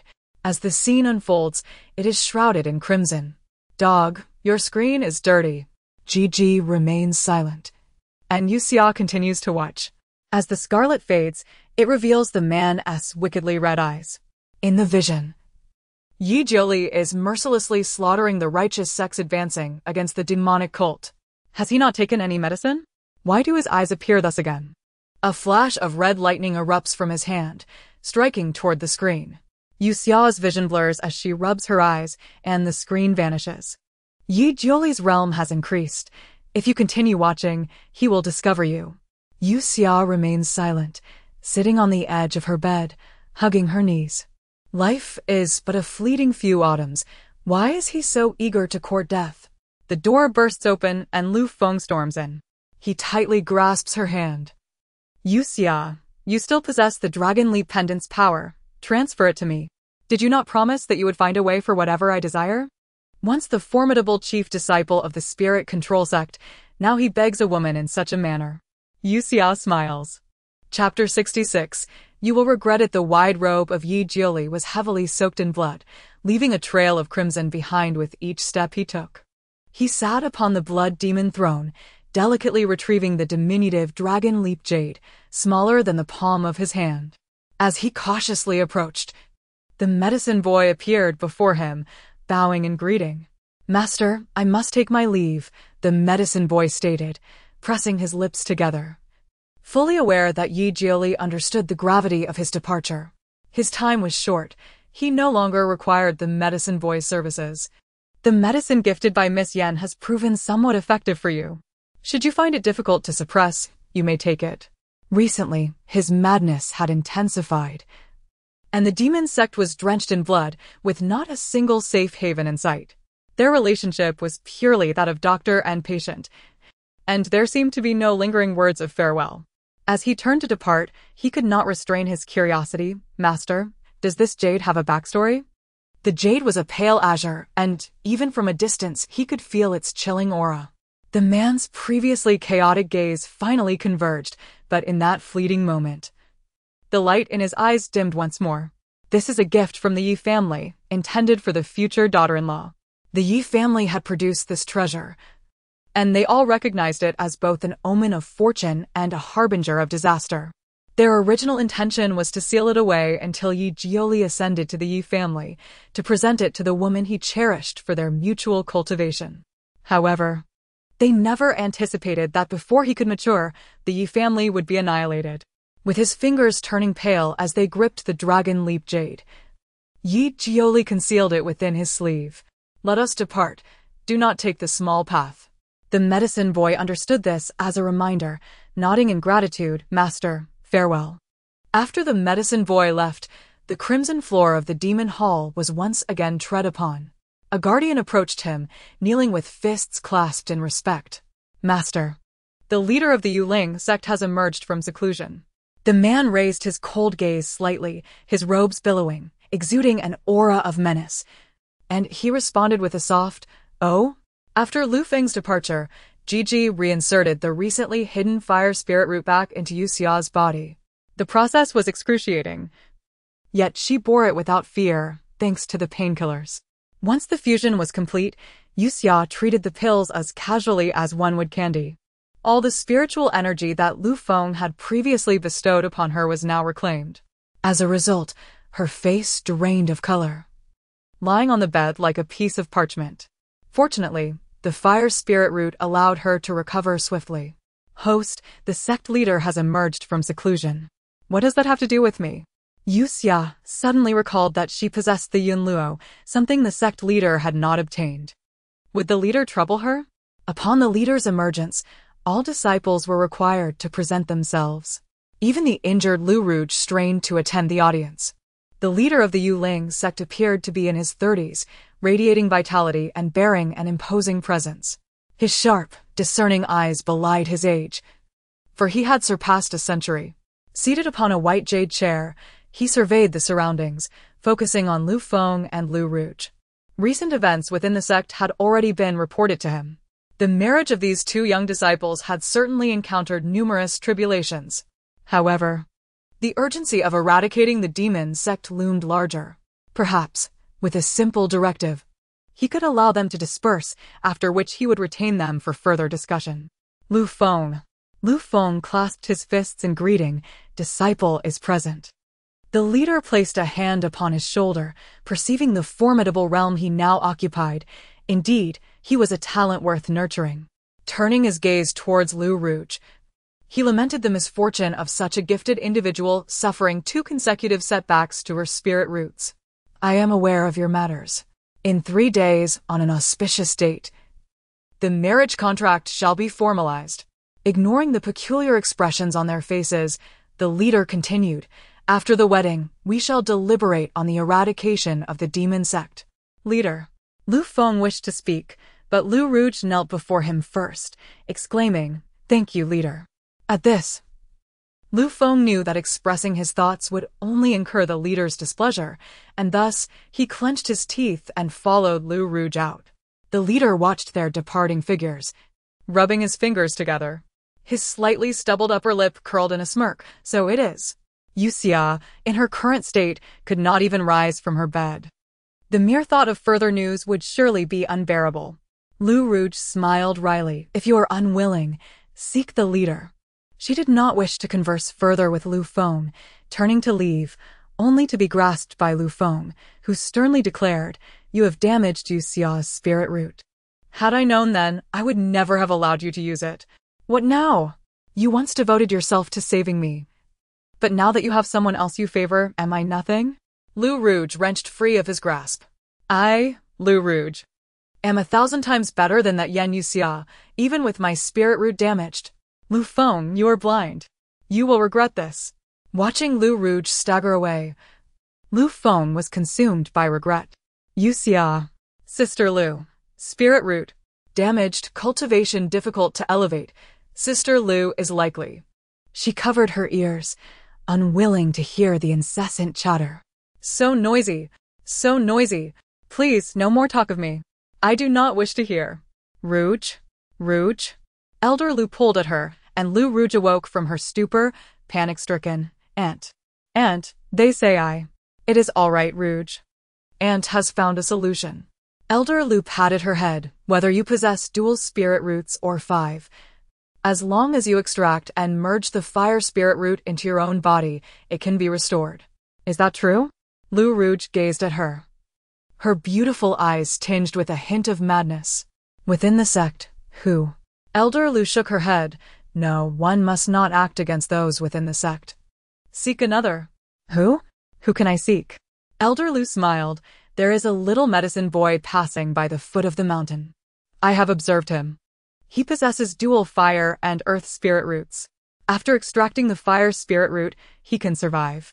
A look of joy spread across Lu Rouge's face. Wonderful, wonderful. The invitations had long been dispatched, and now this specific time displayed that the Yuling sect was preparing the wedding hall, with other sects arriving in succession. At the foot of the mountain, the medicine boy gazed at the disciples from various sects traversing the skies on their swords, filled with longing. The ghostly doctor had said that he could not become a sword cultivator, but seeing his aptitude in medicine, he had taught him the craft. He had come to discuss Yi Jioli's condition with Yue Xia, hoping she could assist him. Though Yi Jioli had taken countless lives, his prolonged stay within the demon palace had revealed that his heart was not entirely dark. Rather than administering drugs, he believed that providing companionship would serve him better. After washing his face with a handful of water, the medicine boy caught sight of a figure appearing behind him in the reflection. Clad in black and veiled, the person's features were obscured. Sensing danger, the medicine boy hurriedly gathered his belongings to leave. However, his low cultivation level prevented him from escaping. And soon his path was blocked. The figure approached, scrutinizing him from head to toe, their eyes peeking out from beneath the veil, glimmering with a sinister intent. Fire Spirit Root. Give me your Fire Spirit Root. Chapter 67. The inability to kill a wave of anxiety surged within, tightly constricting her heart. Yue Xia awoke from her slumber, wiping the cold sweat from her brow. When had she fallen asleep? Host. The tone of Gigi was grave, prompting Yue Xia to glance aside. The master of the Yuling sect was seated leisurely by her bedside, seemingly at ease. She gripped the quilt tightly. Seeing her attempt to rise and pay her respects, the master interjected, "You need only rest." Yes. Though Yue Xia appeared weak and frail, she was keenly observing him. It was said that before entering seclusion, the master had already attained a level of cultivation equivalent to the void refinement stage. Given that Yue Xia's own cultivation was merely approaching the nascent soul stage, it was hardly surprising that she had not sensed his arrival. After a decade apart, "Your temperament has changed quite a bit," the master remarked, easily discerning her transformation. When facing someone of a higher realm, Yue Xia needed to exercise caution, lest Gigi's presence be revealed. "Everyone grows up," he continued with a gentle smile, the wrinkles at the corners of his eyes deepening. "I came to see you upon hearing that Yunluo has chosen a master." His gaze drifted past Yue Xia to the sword, Yunluo, hanging at the bedside, his expression inscrutable. "Make sure to rest well. You cannot miss Lu Feng's wedding." With words laden with meaning, the master rose and gradually vanished before her eyes. After a moment, Gigi's voice broke the silence. "He has sensed my presence. Not just that. Yue Xia's gaze fell upon the chair that had been occupied by the master, now appearing slightly cracked. Although he had concealed his murderous intent moments ago, it was evident that he had contemplated how to eliminate Yue Xia. He desired Yun Luo. Host, the main characters are about to wed. Time was of the essence. The task must be completed without delay. Yue Xia pressed her hand to her heart, the sudden tightening sensation still fresh in her memory. Had someone met with misfortune? Due to the master's presence, Gigi was unable to employ its skills. Yue Xia approached the door, only to find that a barrier had been placed, preventing her from stepping outside. Furrowing her brow, she grasped Yun Luo and struck at the barrier, but it remained unyielding. It was clear that the master intended to confine her until the wedding. Clenching Yun Luo tightly, she prepared to strike again when the door swung open, revealing Lu Rouge. Radiant and vibrant, her delicate face turned toward Yue Xia. No need to wait. Lu Feng will not come to see you. Though her spiritual roots had been damaged, Yue Xia could perceive that Lu Rouge was currently thriving. My relationship with Lu Feng was harmonious until your arrival caused a rift. Yue Xia, it is you who has drawn out my inner demons, transforming me into this loathsome version of myself. Yet such matters were trivial now. Everything would revert to its original state. With a charming smile, she declared that since the master had emerged from seclusion, even if Lu Feng's cultivation was superior, he would have to heed his words. Yue Xia stepped forward, only to be halted by the barrier. Lu Rouge, where did the blood on your garments come from? Lu Rouge hesitated, seemingly unfazed by the threat in Yue Xia's inquiry, only acknowledging the bloodstain on her skirt. She waved her hand dismissively. It has nothing to do with you. Enjoy the remaining days. As she adjusted her attire, a mocking expression crossed her face before she turned to leave. The door slammed shut and the wind swept through, stirring Yue Xia's hair as she raised Yun Luo, aiming it at the door. The scent of medicine. Lu Rouge bore the fragrance of the medicinal pouch carried by the apothecary. The blood and her restored state led Yue Xia to speculate that the apothecary had encountered misfortune. After a moment of silence, Gigi remarked, according to the world's rules, one can use another's spiritual roots to mend their own. One of the apothecary's roots is the fire root. Yue Xia exhaled sharply, driving her sword toward the door. Host. The attack proved ineffective, and Yue Xia discarded Yun Luo.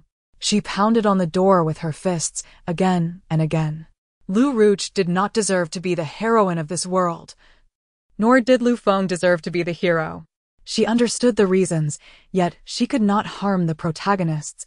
She was incapable of killing them.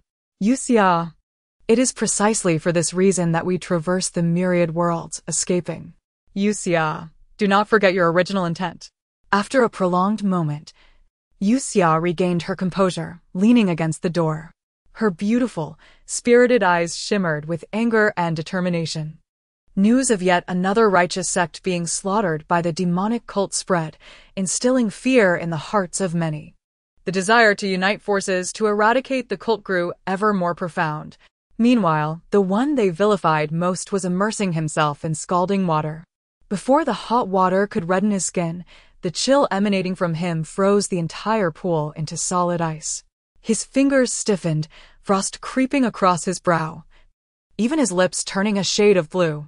Yi Jioli gazed at his reflection in the ice, a mocking laughter escaping him.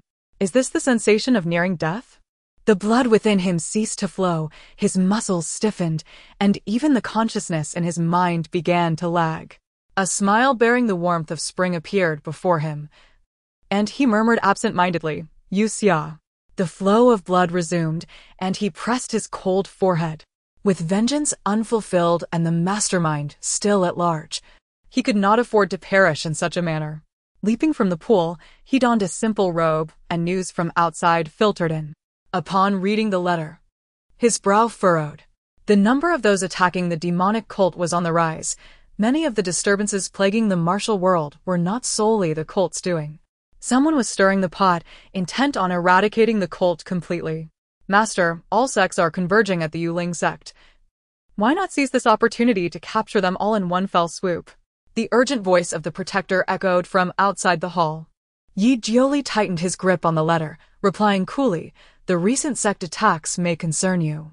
If it does not concern me, why are you in such a rush to engage in conflict?" The letter was flicked from his fingers, piercing through a window and embedding itself into flesh. The protector grunted in pain but raised his voice, "Master, are we to be mere turtles, forever hiding in our shells? You possess the strength to annihilate them. Why do you refrain from action?" Yi Jioli's voice turned icy. "The demonic cult is but my temporary refuge." The protector understood, and after a self-deprecating chuckle, he departed. Within the hall, Yi Jioli caressed the dragon-leaping wall, his eyes narrowing slightly. Human greed knows no bounds. The battle between righteousness and evil is eternal. The existence of the demonic cult serves merely to prevent other malevolent forces from gaining ground. Do the righteous truly believe that by extinguishing one demonic cult, they will prevent the emergence of another? His pupils constricted, and Yi Jioli felt his reason slipping away, overtaken by wrath. He fumbled for the medicine bottle, consumed its contents, and finally closed his eyes, breathing heavily. He must complete his final revenge before the impending thunder tribulation. The blood demonic throne, exclusive to the demon lord, was occupied by the protector, who reveled in its comfort, caressing the exquisitely carved armrests. Since Yi Jioli was reluctant to embrace the mantle of demon lord, he would gladly take it upon himself. Once he acquired all of Yi Jioli's powers, who, besides the oblivious elders of the righteous sects, could possibly rival him? Chapter 68. The wedding ceremony. As the wedding day approached, the Yuling sect was abuzz with excitement, yet Moon Summer's room remained an oasis of tranquility. Outside, Lu Feng paced, seemingly resolute, before knocking on the door. "Moon Summer, it's me." Since that day he had departed, he had been under the watchful eyes of the elders, deprived of any opportunity to see her. With the wedding day drawing near, he finally found a moment to step out. The door was ajar. Moon Summer's voice drifted out, gentle and devoid of anger. Lu Feng's heart clenched painfully. He pushed the door open and sat at the edge of the bed, observing the vacant expression on her face. Simultaneously, she beheld his attire, resplendent in celebratory garments. The corners of her lips curled faintly, lacking vitality. "Congratulations, senior brother, you have achieved your wish." In the past, when Yen Moon Summer pursued him, he had once declared that his ideal partner was Lu Rouge, aspiring to unite with her. Look, now that dream had been realized. Lu Feng longed to rush forward and embrace her, yet a barrier rebuffed him, leaving a faint scratch upon his celebratory attire. "Moon Summer." Crouching to meet her gaze through the pulsating barrier, he declared, "The one I wish to marry is you, and only you." Moon Summer averted her ears, unwilling to listen any longer. "Moon Summer, please hear me out." She shook her head. "I do not wish to, senior brother." Her voice trembled with suppressed sobs, each sound striking Lu Feng's heart like a hammer. He had never imagined a day would come when his emotions would be so stirred. Gritting his teeth, he transmitted his thoughts to her. "Moon Summer, wait for me tomorrow night." With that, he rose, lowering his gaze as he closed the door behind him. Once he departed, Moon Summer waved her hand to fan herself, seeking to cool her heated emotions. "Such a comforter, wearing celebratory attire to console," remarked Gigi. Moon Summer couldn't help but applaud. "Dog, you've certainly absorbed quite a bit of human knowledge. Host, what are your plans?" "Me?" Observing Lu Feng's demeanor, it seems he is biding his time for tomorrow night. What else can he do? When someone is pushed to their limits, they can indeed act out. But enough of that. What have you discovered about the sect leader? His information can only be found in the existing database. According to investigations, he was once a close ally of the Knight family's head. Prior to the Knight family's demise, those from the demonic sect had met with him. The pieces connected in Moon Summer's mind. No wonder. How could the Knight family, with such wealth, have been annihilated by Yen Moon Summer, who was still in the early stages of foundation building? This was not merely the work of the demonic sect. There were other figures orchestrating events. It seemed that one of them was the sect leader. Moon Summer poked in Luo, "Foolish sword, when I perish, you can find a new master and drink fresh blood." Yun Luo swayed, seemingly oblivious to her words. On the day of the wedding, various sects gathered, and the Yuling sect was enveloped in joyous celebration. Moon Summer, having gained her freedom, stood with her fellow disciples, awaiting the arrival of the newlyweds. Amid the melodious strains of music, Lu Feng and Lu Rouge approached, hand in hand, the red satin trailing behind them, accompanied by an array of spiritual auras blessing their union. The couple, a striking match, drew the attention of many. Lu Feng, tall and handsome, made a dignified entrance, his gaze unwavering. Meanwhile, Lu Rouge, without a veil, revealed a breathtaking visage, her attire meticulously arranged, adorned with ethereal veils complementing her vibrant red wedding dress. Her proud gaze searched the crowd until it landed on Moon Summer, her eyes gleaming with disdain and mockery beneath crimson eyeshadow. "Host, she looks down on you. Let her. It proves my performance is commendable."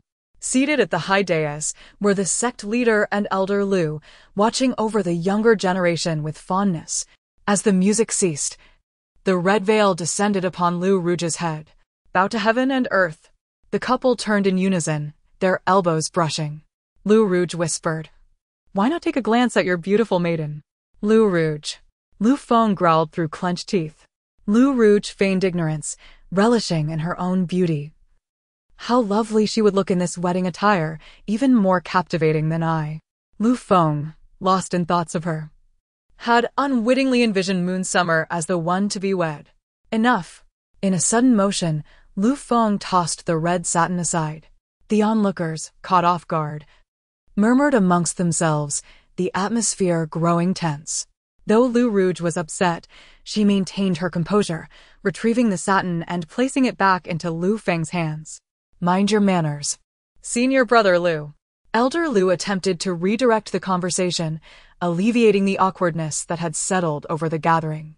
The sect leader observed the two intently, his gaze eventually drifting to the forlorn Moon Summer. "Bow to the elders." Lu Feng, suppressing his fury, turned with Lu Rouge. "Husband and wife, bow to each other." After the ceremony was completed, Lu Rouge was escorted into the bridal chamber amidst applause, while Lu Feng remained outside, offering toasts. What a pity. I believe senior brother Lu favors Yen's sister more.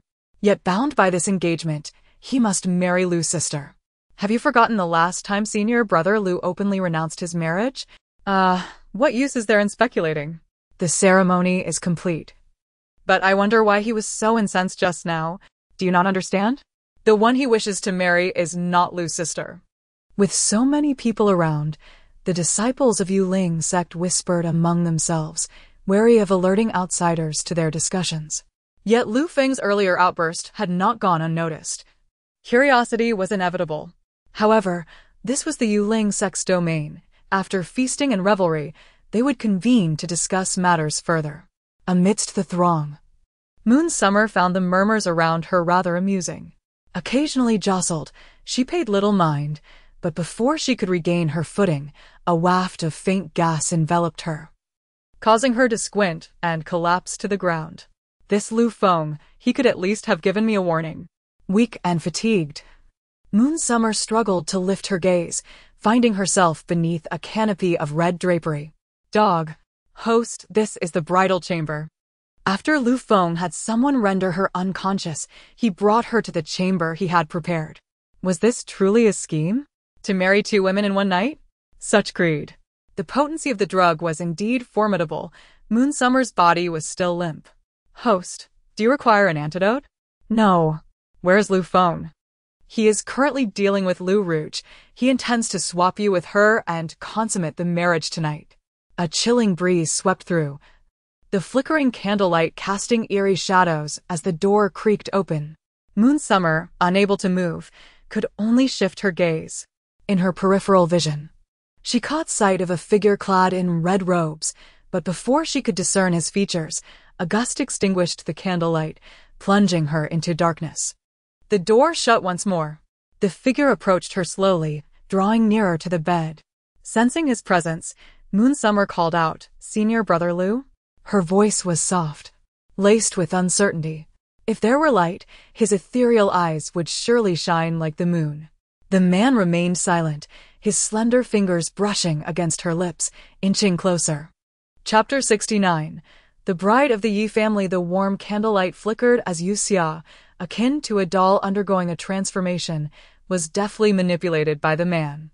His cool palm gently assisted in removing her simple garments. Amidst the rustling sounds, she found herself adorned in intricate and heavy attire.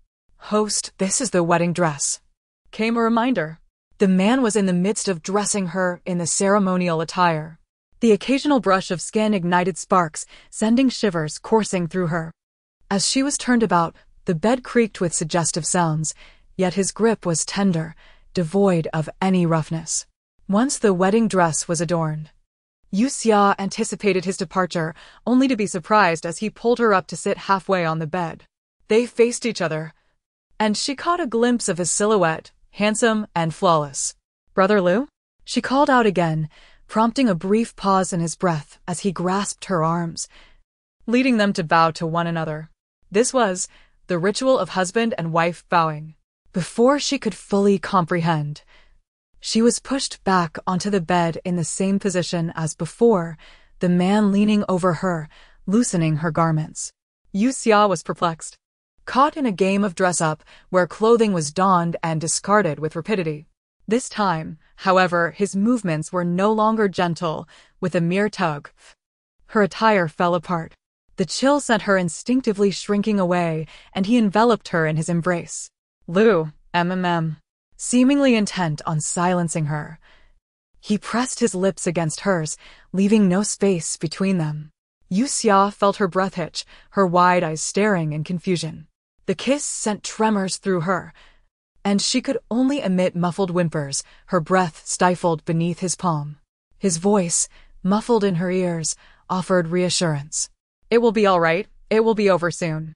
Tears streamed down her cheeks, warming his hand as the coldness dissipated, melting away the icy grip of fear. As the wax from the candle flickered and fell to the table, resembling the softness of a woman transforming into a pool of water, Yue Xia closed her eyes, tears cascading onto her pillow. "Well done, Yi Jioli." The next morning, Yue Xia felt as though she had been run over.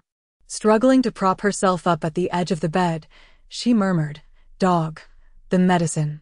She consumed the medicine as if it were sustenance, raising her arms and legs, finding no marks upon them. Though no physical traces remained, the pain was etched in her heart, a mere thought sending shivers through her. "Host, you are permitted to refuse," came the voice of Gigi, who did not expose her condition but stated, "You still have time to prepare. Lu Feng is coming soon." "Very well." As Yue Xia descended from the bed, she immediately collapsed onto the floor, her face pressed against the ground. "Dog, did you give me fake medicine?" "The medicine alleviates pain, but it does not relieve weakness," he retorted. This man, how many times had he taken from her? Yue Xia had not even caught her breath when Lu Feng burst into the room. His disheveled appearance, with his clothes and hair in disarray and wounds marring his handsome face, added an air of vulnerability to his otherwise striking features. "Brother?" Yue Xia sat up weakly, propping herself on the bed. "Where am I? Wasn't I in the hall?" "Brother, what happened to your face?" The confusion and helplessness on her face deepened Lu Feng's guilt. He had intended to sneak in and marry Yue Xia, but unexpectedly, the effects of the drug on Lu Rouge had worn off, leading to a chaotic entanglement. Lu Rouge possessed a talisman given by Elder Lu, and upon its activation, the elders would be alerted, resulting in him being ensnared in the sheets with her. After their dual cultivation, Lu Rouge had absorbed a considerable amount of his power. At dawn, seeing Lu Rouge still in slumber, he hastily made his way here.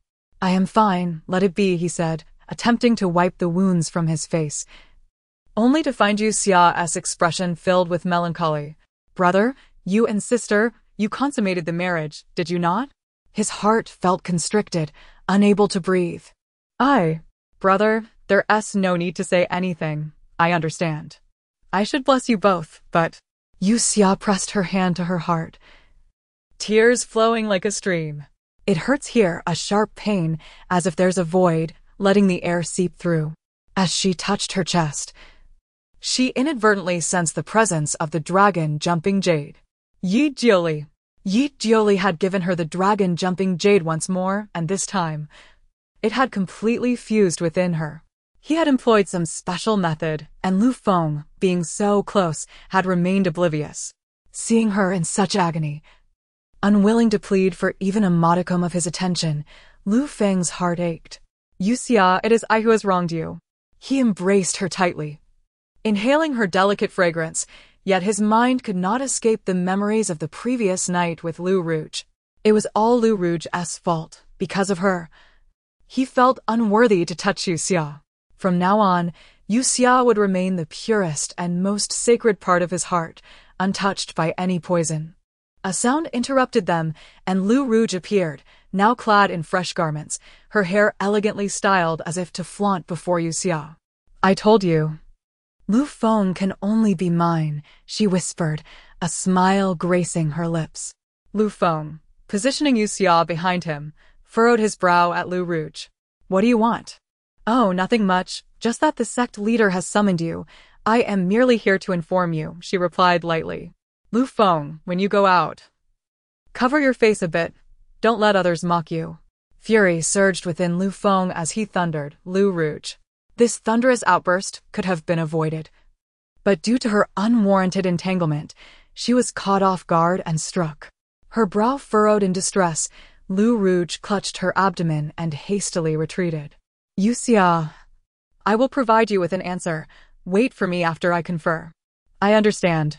I will wait for you. Yue Xia grasped his hand. Brother, I too wish to contribute to the sect. Take me with you, I will only listen. Without a moment's hesitation, Lu Feng nodded. Very well. He assisted Yue Xia, only to find her nearly collapsing, requiring his support. Realizing the possibility of an overdose from the medicine, Lu Feng felt even more guilty as he steadied her. After a few departed, a figure lay on the bed within the room. His expression was devoid of emotion, fixated on the bed curtains. Moments later, he turned and grasped the wedding dress that Yue Xia had discarded. Yue Xia, I am sorry. He cherished her, longing for her to become the bride of the Yi family, his own woman. He vividly recalled the anger on her face that day. In their next encounter, they would be sworn enemies. Indeed, if Yue Xia were to discover that he had taken her body the previous night, they would truly become foes. Yue Xia had no time for contemplation. His peripheral vision caught a glimpse of a piece of paper peeking from beneath the pillow. What is this? Chapter 70, Cultivation. The Yuling sect, having recently celebrated a grand wedding, lacked the jubilance typically found in ordinary families. The sect leader presided over the gathering, surrounded by elders and significant figures from other sections. They were deliberating on the eradication of the demonic sect, while Lu Feng brought Yue Xia and discreetly hid her among the ranks of the sect. The leader cast a glance their way, but refrained from drawing attention to them. Has the clue been left for Yue Xia? Yes, came the reply. Given the male protagonist's unwavering admiration for her, Gigi had not confronted her nor shifted his attention elsewhere. Yue Xia leaned against her waist, her expression far from relaxed. Yue Xia had indeed inflicted considerable pain upon her, a torment that seemed immune to any pain relief, lingering vividly in her mind. She vowed never to endure such suffering again. Casting a glance at Lu Feng, she noted how the man appeared revitalized after cultivating with Lu Rouge, highlighting the stark differences between men and women in this regard.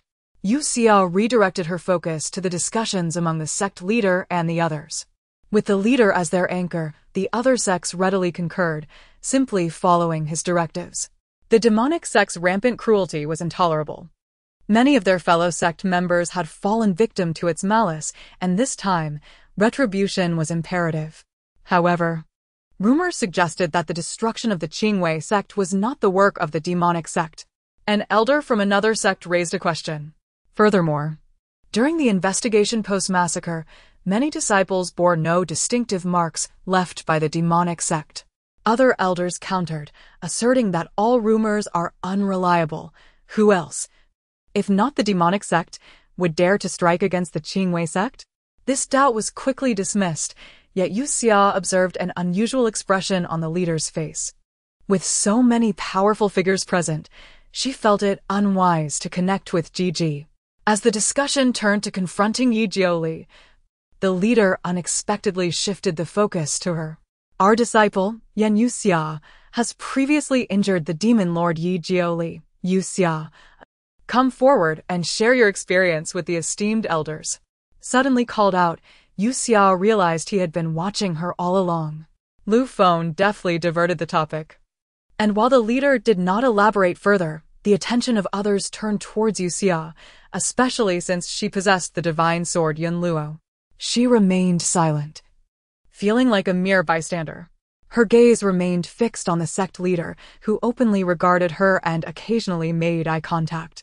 As the meeting concluded, Yue Xia noted that Elder Lu was absent. As she attempted to leave, the leader swiftly positioned himself before her and Lu Feng. Lu Feng, you stay.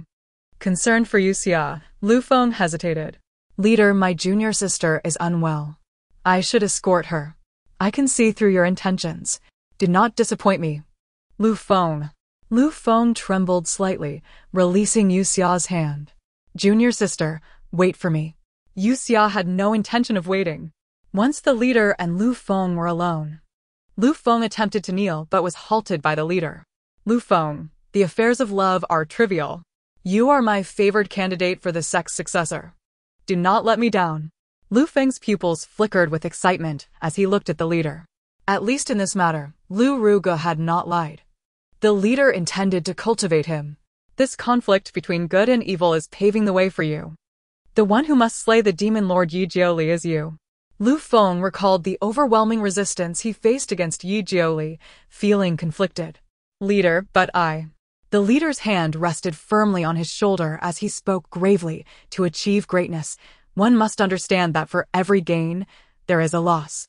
Lu Feng. Take Yun Luo. It will be your greatest ally. Lu Feng's expression stiffened. Take Yun Luo? Leader, do you mean? The man nodded, his tone striking Lu Feng's heart like a hammer. Kill Yue Xia. Ruge, what brings you to seek your aunt? For Lu Ruge. Elder Lu had forsaken an important meeting, hurrying here instead. Upon entering, she was enveloped by a fragrant aroma and, in a moment of distraction, collapsed to the ground. Her expression faltered as she hastily attempted to cast a spell, but the opponent was swifter, ensnaring her limbs with a binding formation. Ruge? Elder Lu gritted her teeth, glancing at the figure on the bed. As the curtains were drawn back, a woman blossomed like a flower.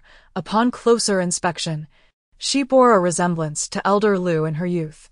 Lu Ruge sat up, her eyes sparkling with madness. If I recall correctly, Aunt, you also possess a fire spiritual root. Elder Lu instantly grasped her intent and reprimanded angrily. Lu Ruge, I am your aunt. Lu Ruji's lips curled into a smile as she stepped closer to Elder Lu. She touched her own face and nodded. Yes, you are my aunt, my only kin. And I have always listened to you. But you once said that to become a formidable power, one must not be bound by the trivialities of the mortal world. Everything that can be utilized should be exploited. Men are mere stepping stones to me, and you are no different. Elder Lu watched her in horror. The toxic fragrance within the room was a trap meticulously prepared by Lu Ruge, indicating that she had long since set her sights on her aunt as a target. As her strength waned and her spiritual power became ineffective, Elder Lu strained to speak. Ruge, I am your aunt. You cannot treat me this way. Aunt, when my fire spiritual root was damaged, you were the one who suggested it. But do you know how much pain I endured at that time? Lu Ruge pressed her hand against Elder Lu's dantian, her voice sharp. You are unaware. You merely stood by, effortlessly blaming me and encouraging me down a path of no return. Suddenly, she smiled. You have not broken through your realm all these years. Once I possess your fire spiritual root, I will achieve it for you. In the future, I will also care for you. As she spoke, her fingers ignited with flames and plunged inward. The unique formation within the room concealed Elder Lu's heart-wrenching screams. Amid the flames, Lu Ruji's visage appeared distorted and terrifying. Does it hurt, Aunt? I have endured similar pain multiple times. Now it is my turn to retaliate. The piercing cries echoed in her ears, yet they sounded melodious to her, and reveling in this delight, Lu Rugu absorbed Elder Lu's spiritual root.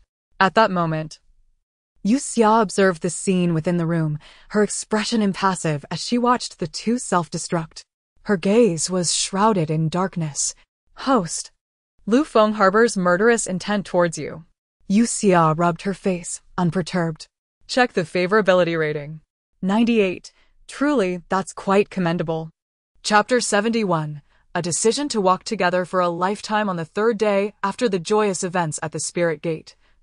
The righteous sect launched a surprise attack on the demon sect.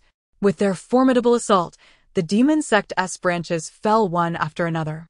The morale of the righteous sect soared as they boldly set up camp on the nearby mountains of the demon sect's headquarters.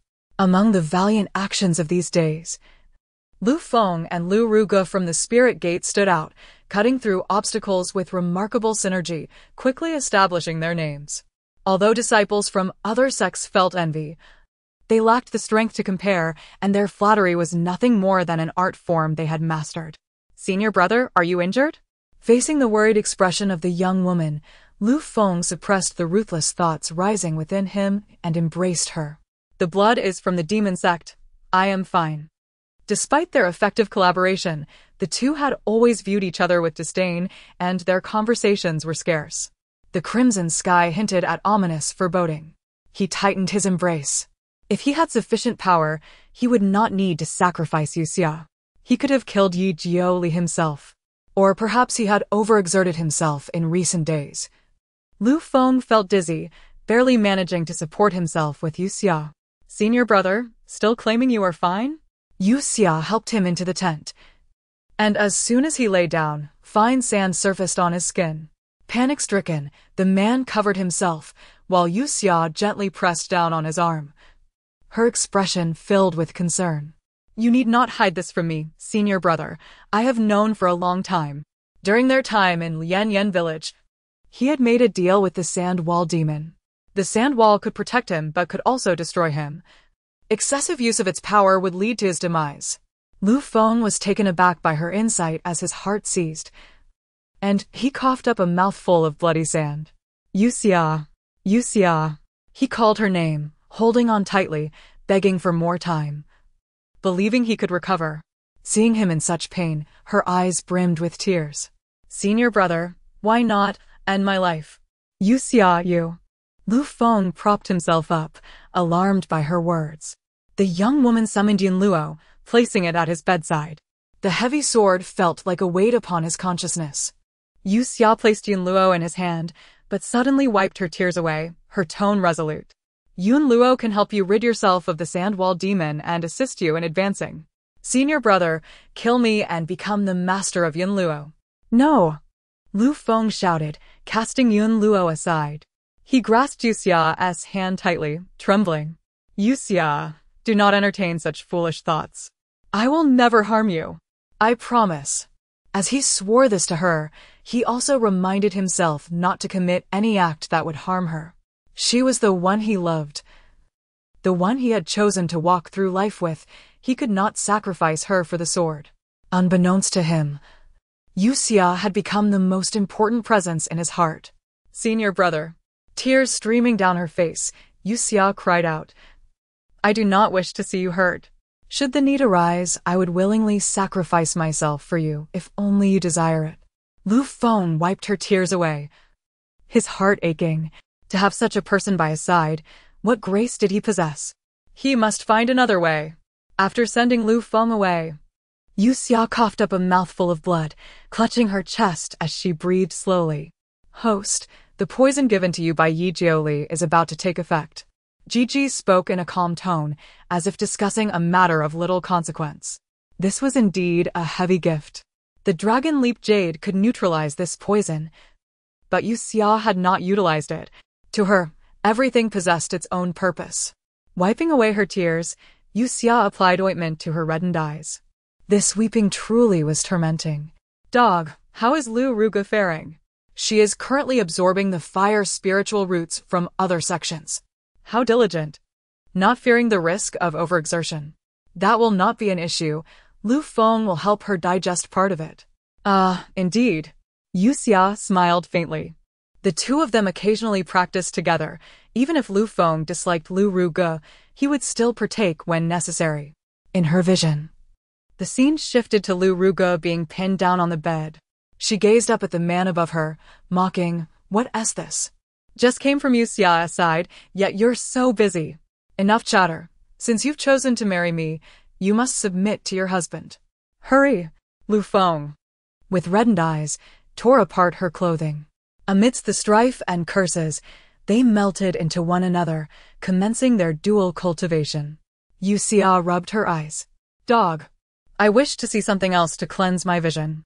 In the renewed scene, several figures in black surrounded the sect leader. It was precisely because the leader was not nearby that Gigi could utilize real-time monitoring. Yue Xia focused intently. The black-clad individuals pulled down their hoods, revealing the unique masks of the demon sect. The leader, devoid of respect, confronted the sect leader. "Your righteous sect has been quite arrogant lately, exterminating many of my demon sect's branches." The sect leader stood with his hands clasped behind him, and from Yue Xia's angle, she could only see his back. The man chuckled lightly, his tone reminiscent of a mediator. "Survival of the fittest. Those unworthy of the stage can be eliminated." "How easy it is for you to say. Leader of the Spirit Gate, I doubt your righteous sect is aware of your true nature." From the tone, Yue Xia recognized that the man confronting the sect leader was the protector by Yi Jioli's side. This man harbored significant ambition, daring to collaborate with the sect leader. That Yi Jioli. Yue Xia gripped Yun Luo tightly, the sword resisting her hold, attempting to break free from her grasp. "What's wrong with me squeezing you a bit? So dramatic."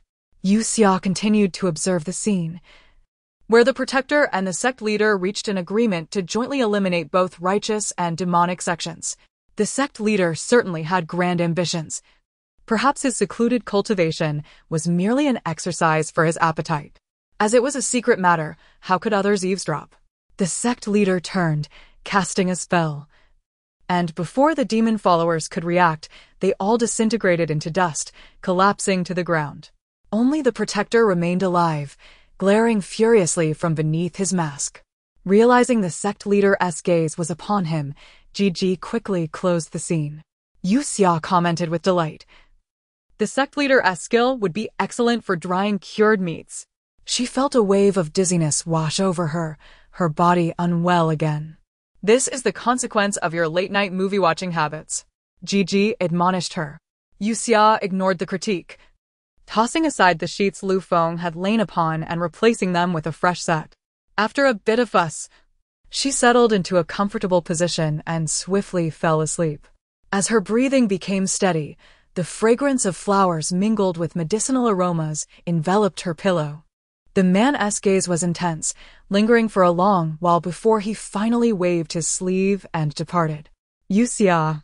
She faintly heard someone calling her name. As she opened her sleepy eyes, she groggily reached for the cold object beside her. Chapter 72.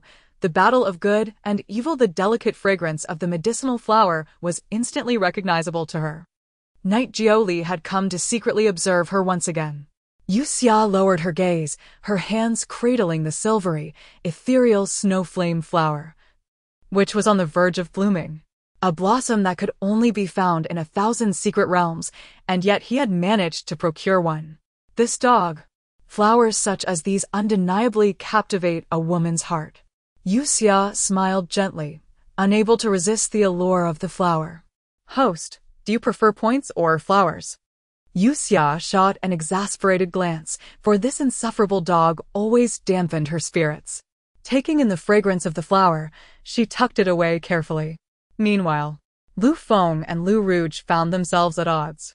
After their dual cultivation session, which was supposed to be a time of rest and lingering enjoyment, Lu Rouge discovered that Lu Feng refused to leave, continuing to absorb her spiritual energy. "Get out!" Lu Rouge pushed him away.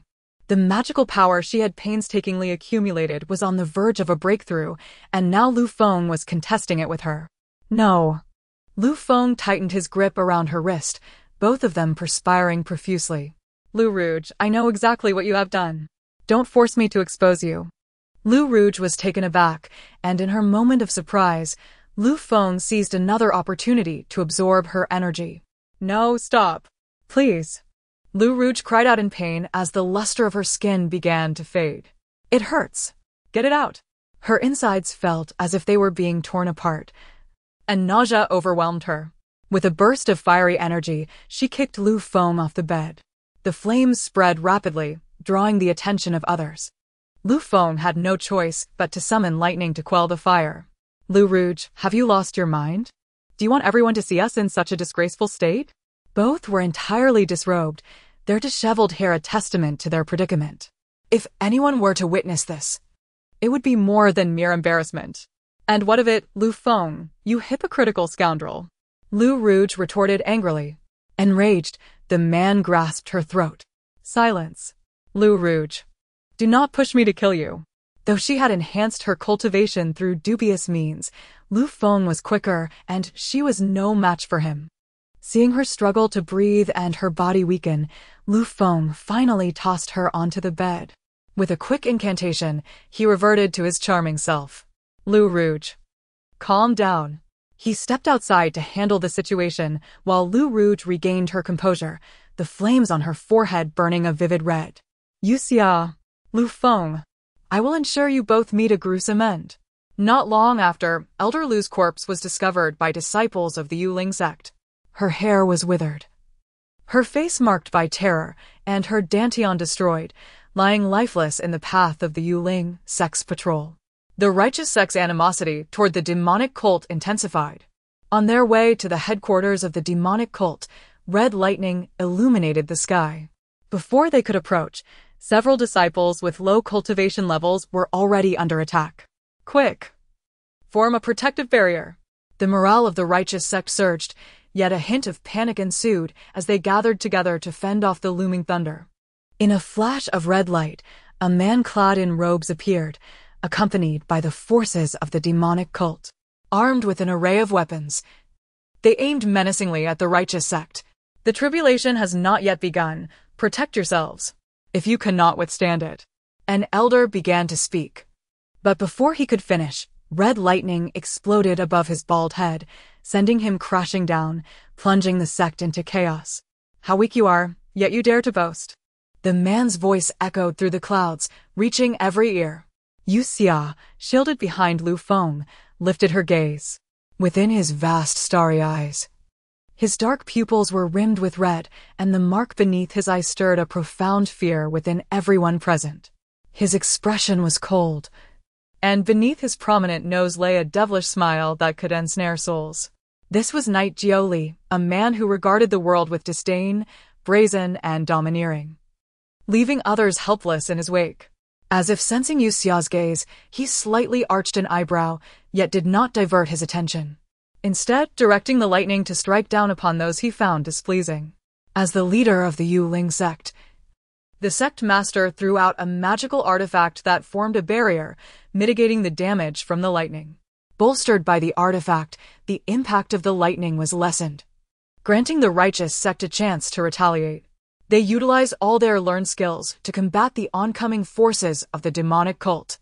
In the chaotic clash of good and evil, Yue Xia, seek refuge in a safe location.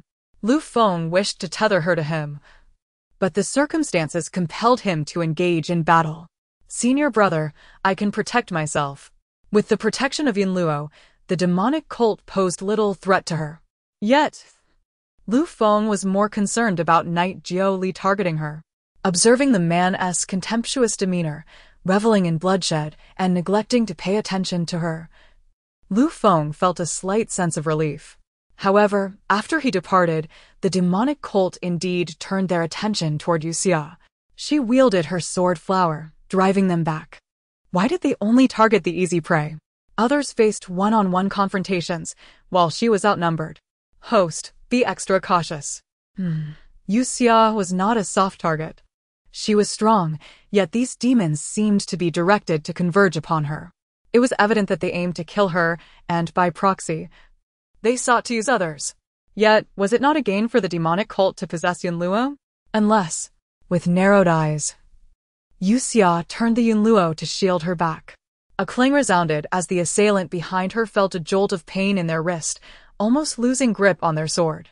Few in the demonic cult wielded swords, and Yue Xia recognized the pursuer beneath the mask by the tightness of their lips. Lu Rouge? To her surprise, Lu Rouge had connections with the sect leader. Lu Rouge, astonished by Yue Xia's remarkable swordsmanship, found her ambush thwarted. In a fleeting moment of distraction, Yue Xia advanced, forcing Lu Rouge from an offensive position into defense. Swoosh! The long sword slipped from Lu Rouge's grasp, the Yunluo poised at her throat. How could this be? It's Yunluo. It's because of Yunluo that she is this formidable. Yet she, Yue Xia, was supposed to be a talentless waste without spiritual roots. Fury coursed through Lu Rouge, while Yue Xia lightly tapped the tip of her sword, dislodging her mask. I cannot be discovered. Lu Rouge swiftly turned and vanished. The sect leader, periodically monitoring the situation, furrowed his brow at the scene. Having failed her ambush on Yue Xia, Lu Rouge replaced her mask and advanced toward Lu Feng. He faced an onslaught from even more attackers, and as the red lightning rained down, he could not evade in time, sustaining a gash from Lu Rouge's sword. Lu Rouge lunged at him once more, her sword aimed directly at his heart. Lu Feng redirected the lightning, avoiding those around him. Yet he could not avert Lu Rouge's strike. With a smirk beneath her mask, Lu Rouge's target was unmistakably his heart. Lu Feng, you have humiliated and betrayed me. I will see to it that you suffer a miserable fate. The long sword aimed at his heart, every ounce of her strength channeled into the thrust. As the blade pierced flesh, Lu Rouge scarcely had time to savor her triumph before hearing Lu Feng's furious cry, Yue Xia. What? In a panic, she pushed deeper, and suddenly, 2 bolts of thunder descended from the heavens, hurtling directly toward her. Chapter 73, My Woman the Thunderous Bolts, one red and one blue, hurtled towards Lu Rouge with fervor. She relinquished her sword and retreated, exposing her identity to create a protective barrier of fire. Yet, the ground was cracked open by the dual strikes of thunder, overpowering her defenses, and she screamed in agony as she plummeted downward. In that moment, both the demonic sect and the righteous faction were shaken by the relentless peals of thunder, especially as the ground fissured beneath them, causing many to fall. Blood gushed from a wound, searing hot, as a man pressed his palm tightly against it, but to no avail. Yue Xia. Lu Feng's eyes reddened, his heart wrenching in pain. The woman in his arms appeared just in time to shield him from the fatal blow. He attempted to draw his sword, but was restrained by Yue Xia. Brother. Yue Xia's color drained, her face pallid. Her voice was gentle as she grasped his hand and placed it upon the sword. Yuluo, take Yuluo away. He knew he could not withstand those adversaries. If this continued, the righteous would face annihilation. Yue Xia. Lu Feng's eyes brimmed with unshed tears. As a man of stature, he had never wept, yet before Yue Xia, he could not contain the heartache and reproach. Why are you so foolish? Blood surged from her throat, and Yue Xia's lips trembled, revealing a faint smile. For my brother.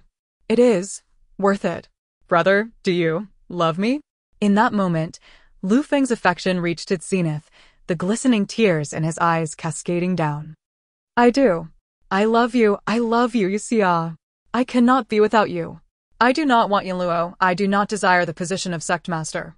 I only wish for you to be safe. Yue Xia. System notification. Congratulations, host. Main quest completed. Please escape within 3 days. Points secured. In a frenzy, Lu Feng tried to channel his spiritual energy to heal her wound, even producing a pill to force into her mouth, but Yue Xia resisted. No need. To know that my brother holds me in his heart. I have no regrets in death. Tears streamed down her face as her hand fell limply to the ground, devoid of life. Yue Xia. Lu Feng's anguished cry resonated amidst the chaos, a heart-wrenching sound that echoed unheard. The sect master glanced his way, his expression cold. Those driven by emotion cannot achieve great things. Yue Xia's death had been anticipated. He pondered if Lu Rouge had obtained Yunluo. As he sought the shadow of Yunluo, he saw the divine sword lying beside Yue Xia suddenly stir and, with a whoosh, soar into the sky. The sword's formidable energy shattered the barriers of the crowd, dispelling the encroaching darkness, landing in the hands of Yi Jiuli. What? How could Yunluo end up in his possession? The sect master's thoughts surged, and he soon realized.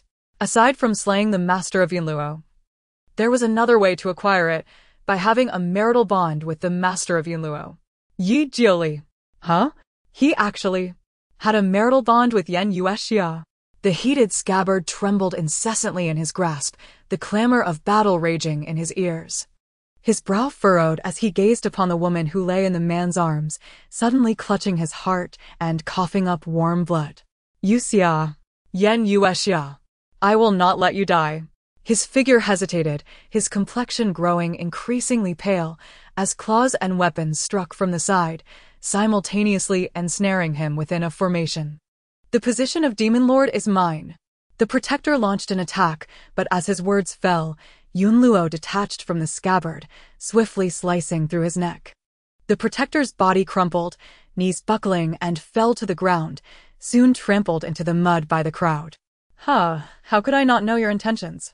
Yi Jiuli's gaze remained unchanged, a cold sneer on his lips.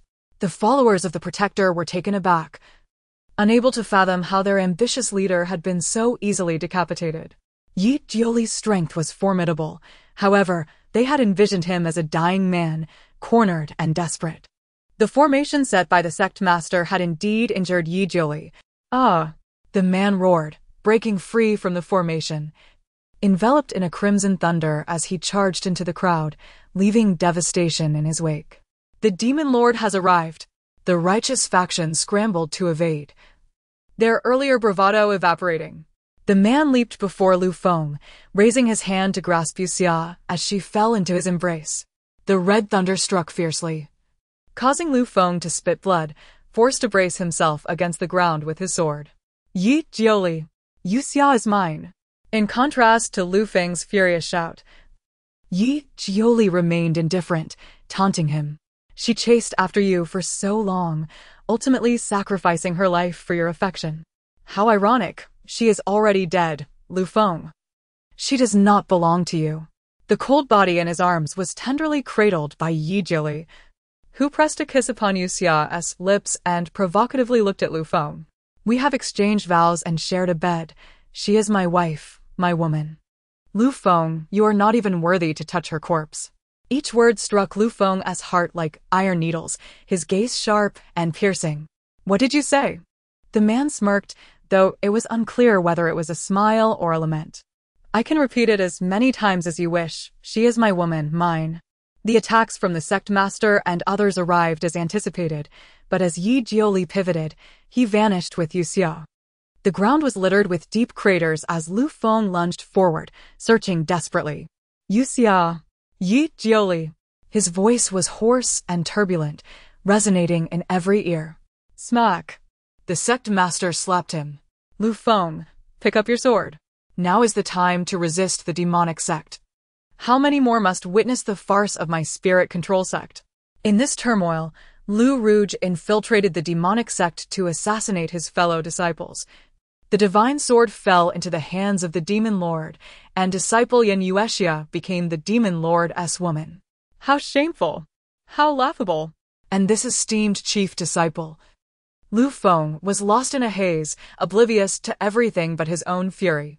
The pain on his cheek could not quell the anguish in his heart.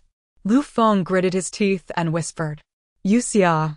The sudden clash between the demonic sect and the righteous faction concluded at dawn. The battlefield was brutal, both sides suffering heavy losses. Meanwhile, Lu Rouge had vanished, and Lu Feng found himself with a new group of supporters. In a secluded valley, a faint azure glow illuminated the scene. A man clad in black and red gazed at the woman on the jade bed, her eyes closed in slumber. A dragon-shaped jade slowly emerged upon her chest, but before it could take form, the jade shattered with a crack, scattering fine dust upon her. Yue Xia's pale visage gradually regained color, her parched lips becoming lush. His heart raced as he caressed her soft hand, murmuring softly, Yue Xia, This time, I will not let you leave my side. Chapter 74. Never to meet again. Upon the completion of the main quest, the soul and the body had 3 days to linger in the realm of existence. Logically, with her exceptional fire spiritual root, Yue Xia should not have perished so easily. Yet, at the moment Lu Rouge struck, she concealed her spiritual root away. Imagine an ordinary person, devoid of any spiritual roots, being stabbed in the heart by Lu Rouge. Such a fate is undoubtedly fatal. Fortunately, her demise was not in vain. At the very least, it had fully elevated Lu Feng's affection for her.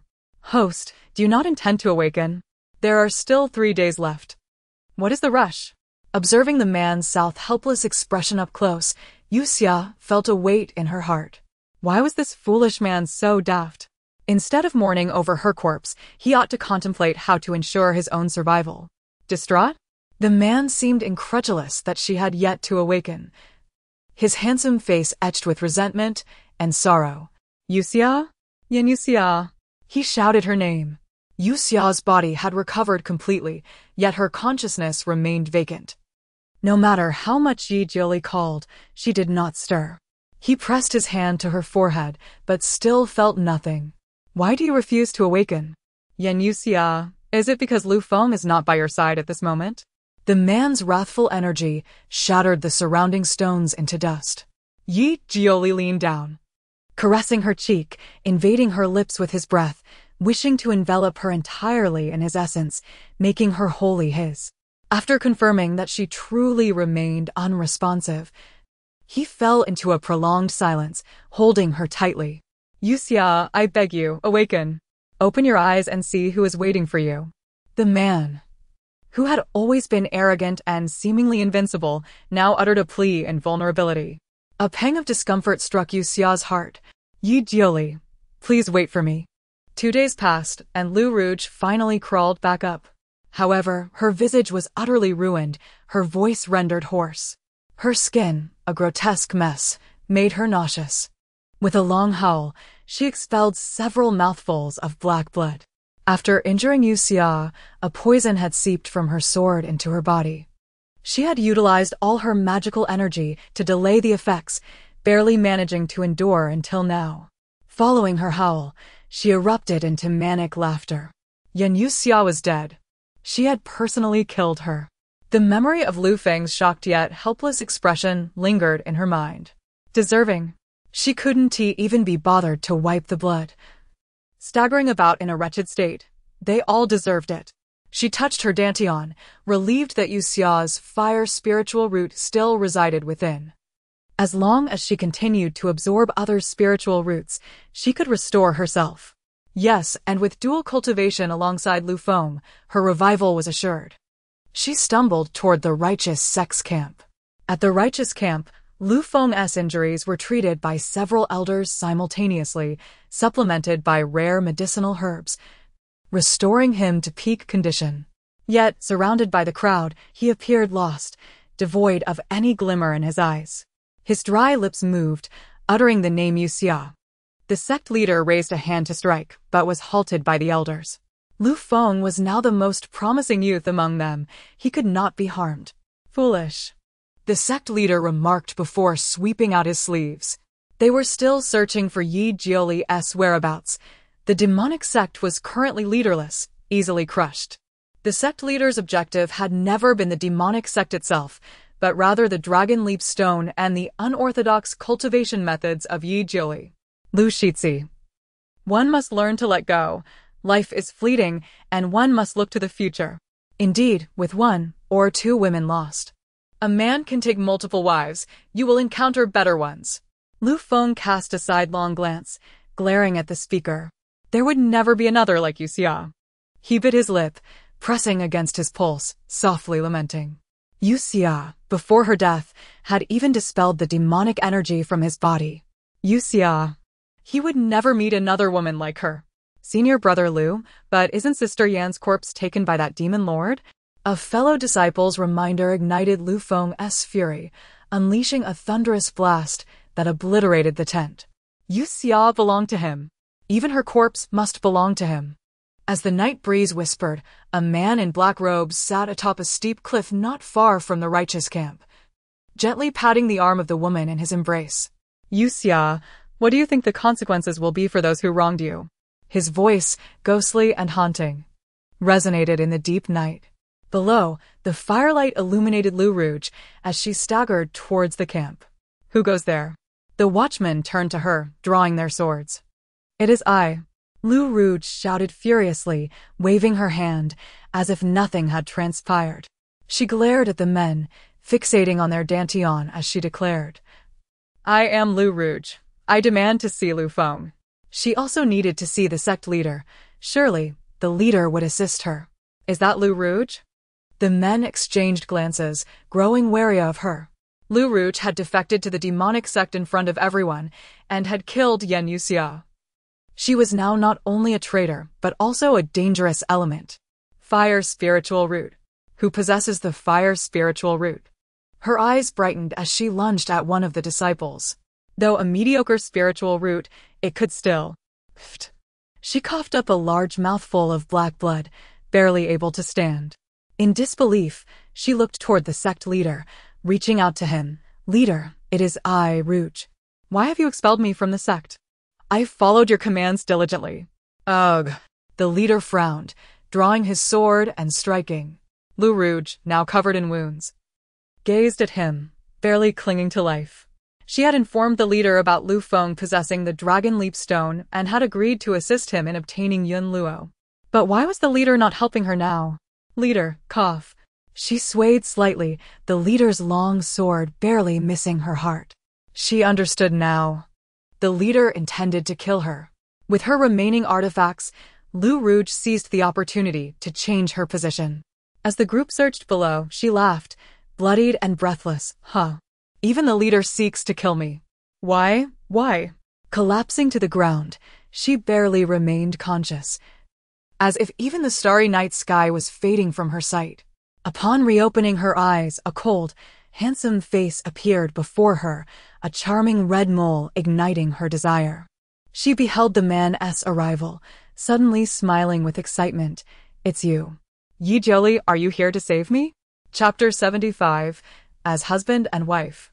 How can we let go like a gentle breeze caressing the face? The man's eyes curved slightly, and his smile stirred the heart.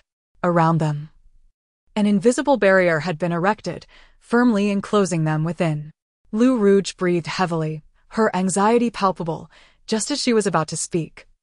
Her peripheral vision caught sight of Yue Xia, who leaned gracefully against the mountain wall, adorned like a lotus flower, fresh and ethereal. The woman had a delicate snow flame flower tucked behind her ear, her face lightly dusted, and her soft lips pursed, radiating beauty and allure, yet she always remained understated, concealing her splendor. Her eyes were tightly shut, facing towards Lu Rouge's direction.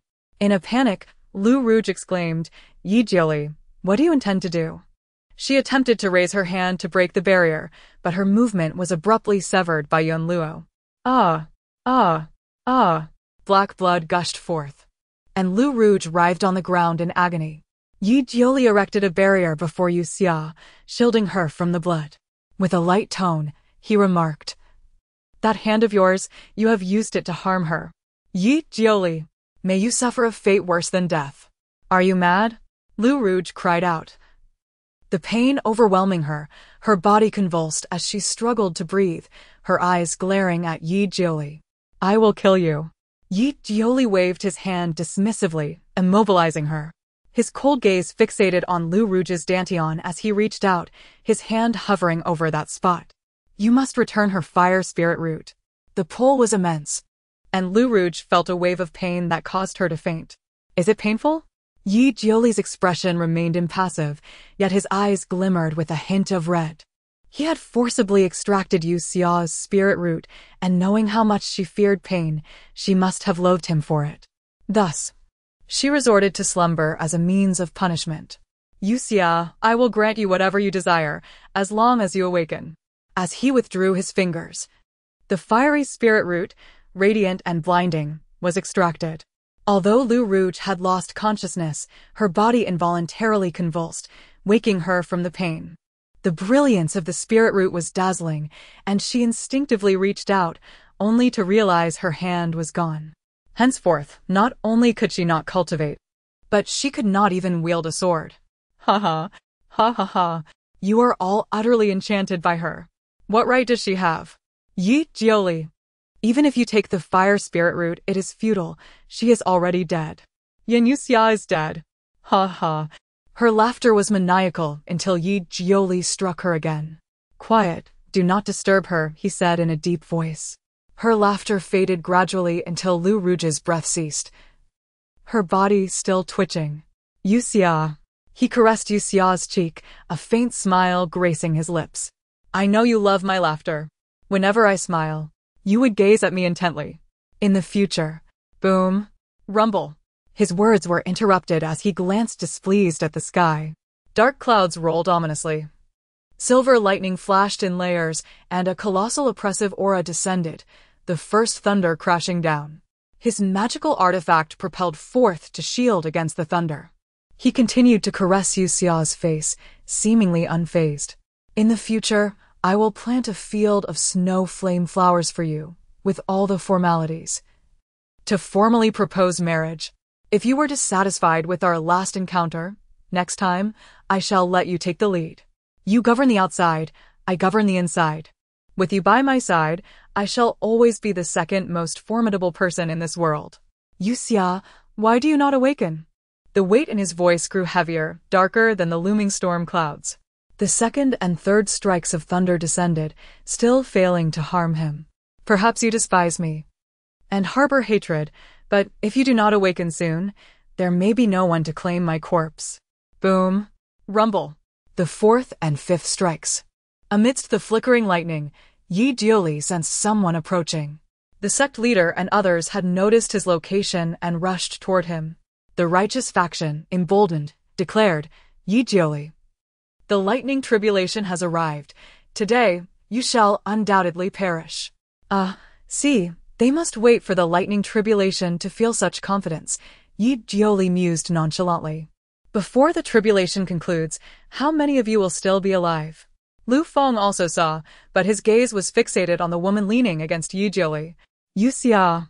Disregarding their previously devised strategy, Lu Feng charged at Yi Jiuli. A bolt of lightning descended, forcing him to evade. Yi Jiuli's expression towards Lu Feng grew complex as he summoned Yun Luo, and after a moment's contemplation, he lunged at him. Thunder echoed along his path, forcing others to dodge.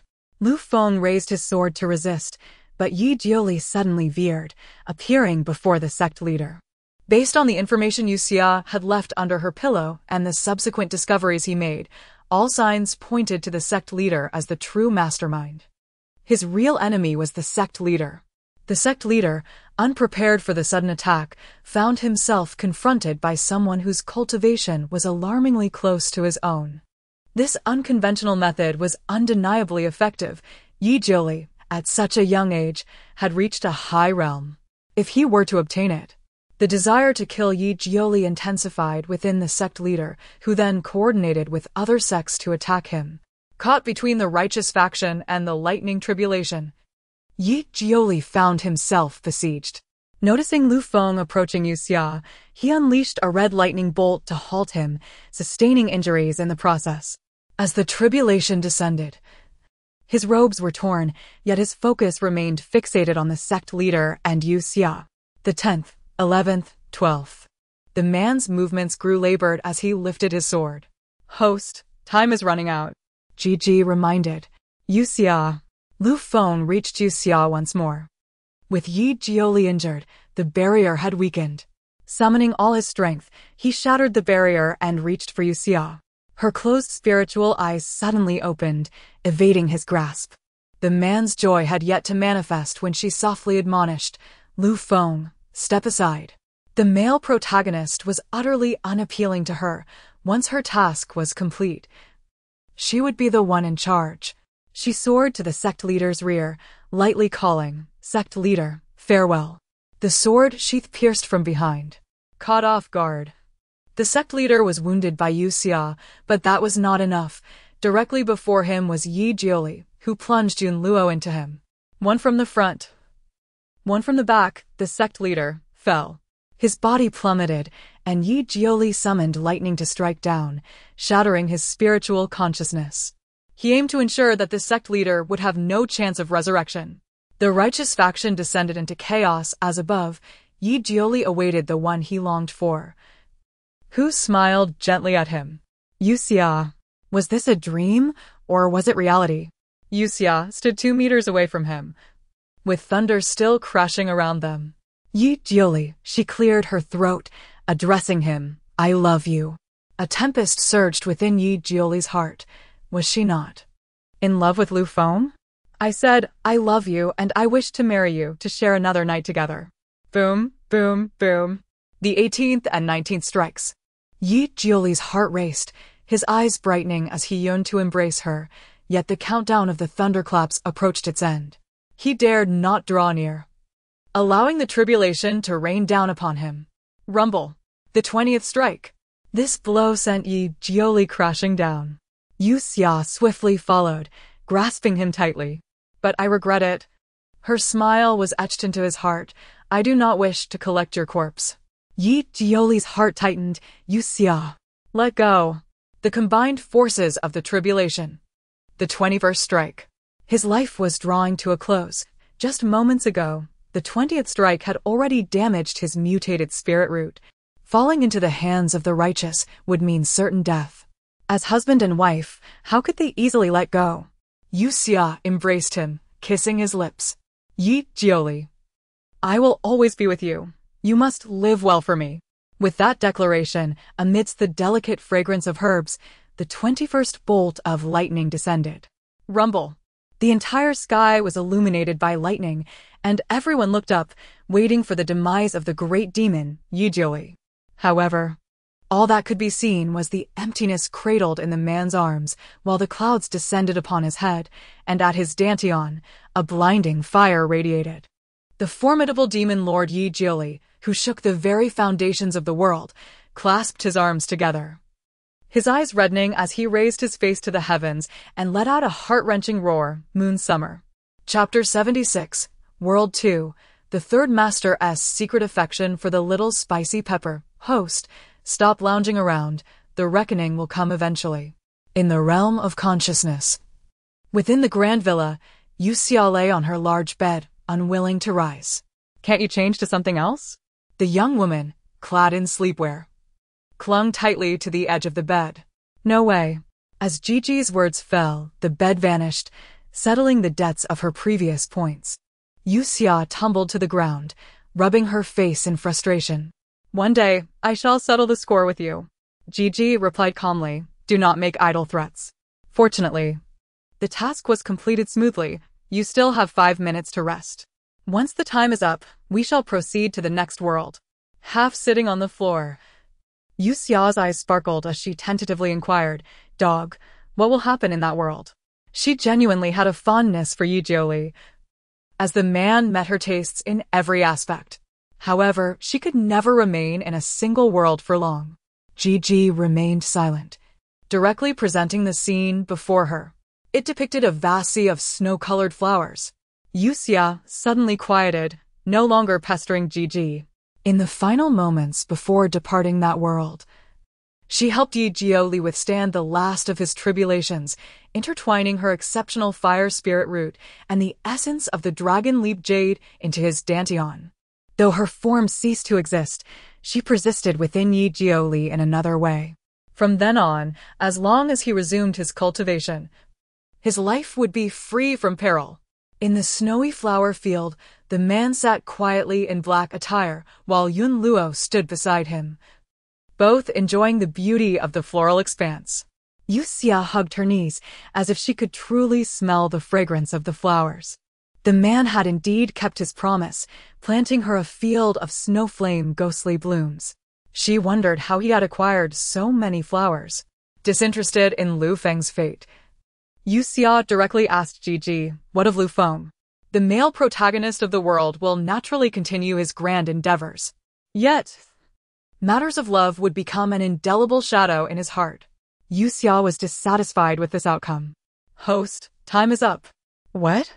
I barely had a glimpse. Let us hope that in the next world, the host will approach the tasks with greater seriousness. Just as Gigi's words concluded, Yue Xia's form vanished from the realm of consciousness. The scene remained open, revealing the man slowly rising, drawing Yun Luo to rest against his neck. His slightly dry lips parted. Yue Xia, I have come to accompany you. The flower field had been created. Next, they would meet underground and properly wed once more. Forgive him for not being able to live well.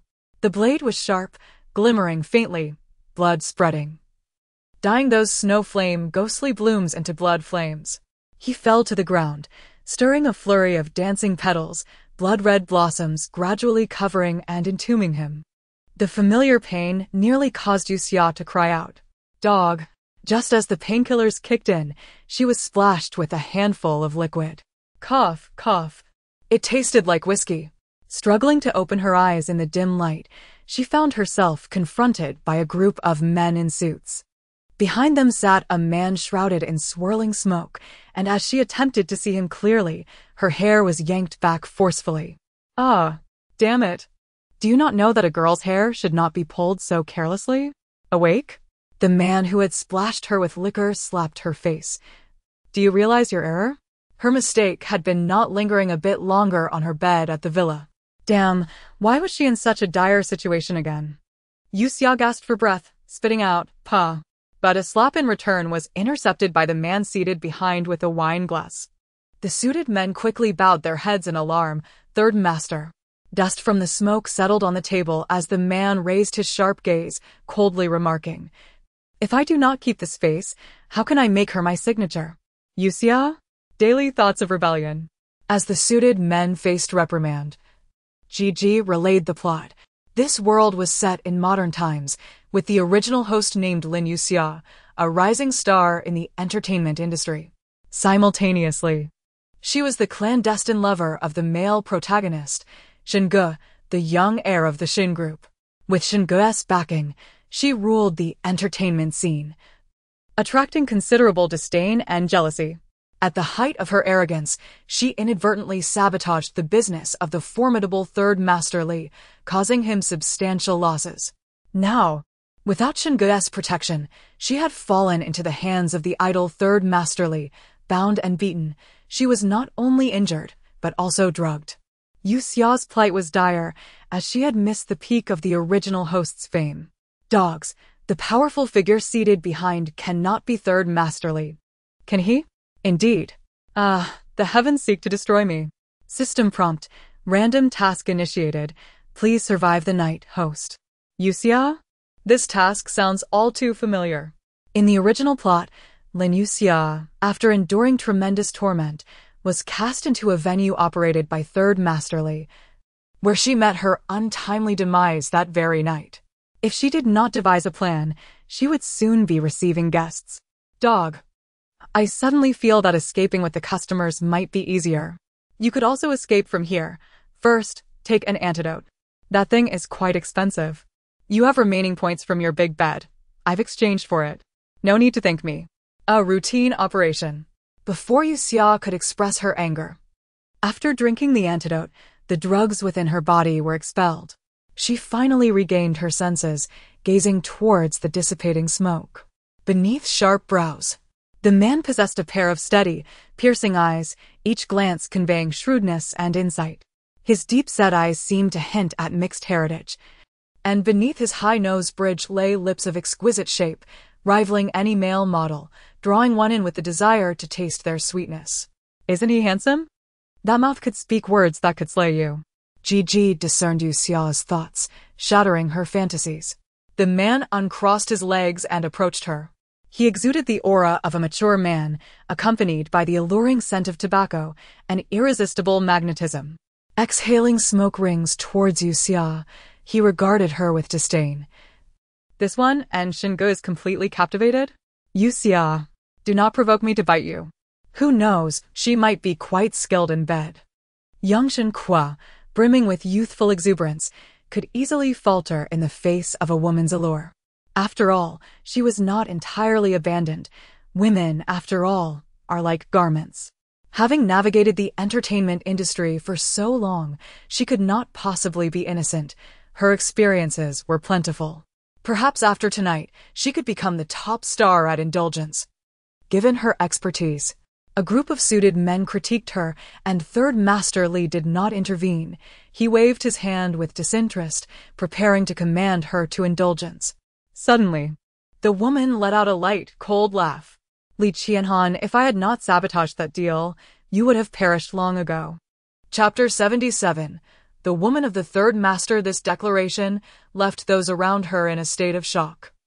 Not merely due to the content of her words, but also because she dared to address Li Sanyi by name.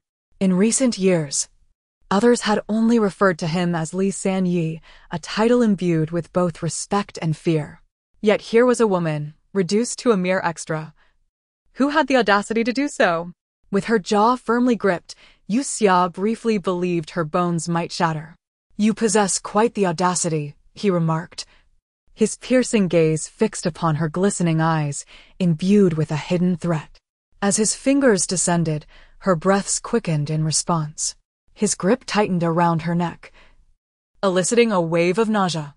Could these brutish men not alter their habitual propensity for violence? Straighten your tongue and recount what transpired that day, he commanded. His voice deceptively gentle, akin to casual conversation, yet the aura of danger he exuded was suffocating. Information transmission initiated. Please commence your defense, host. Yue Xia? The man's brow furrowed as he examined the bruises on her arm. This was no trivial matter. Uncertainties lingered from that transaction, and Yue Xia was a woman who needed to be kept alive, at least for the time being. He raised his hand to check her breath, though faint. It signified life. Summon Dr. Chen. Li Qianhan withdrew a handkerchief to wipe his fingers and instructed, Yes. Congratulations, host, on completing the random task. In the early morning, Yue Xia lay upon a soft velvet bed, reluctant to rise. You enjoy lounging so much. Perhaps you should try being a vegetable in the next dimension. She dismissed that notion. Slowly opening her eyes, she was greeted by the sight of a handsome young doctor. Hello, Miss Lin. My surname is Chen. His smile was warm, and aside from the large syringe in his hand, he could have been considered quite charming. Yue Xia gasped, retreating into the corner of the bed, clutching the blanket. No, I don't want an injection. It hurts. Please, no. She covered her arm, marred by bruises and the puncture wounds from yesterday's medication. Dr. Chen hesitated, then set the syringe aside, retrieving a capsule instead. Very well. Let us take the medicine. Shall we? Modern times had their merits. At least one could consume capsules. Surely, Li Qianhan could not turn a capsule bitter. Complying, Yue Xia swallowed the medicine just as the door burst open. Several men in suits, wearing sunglasses, entered without uttering a word, immediately seizing her.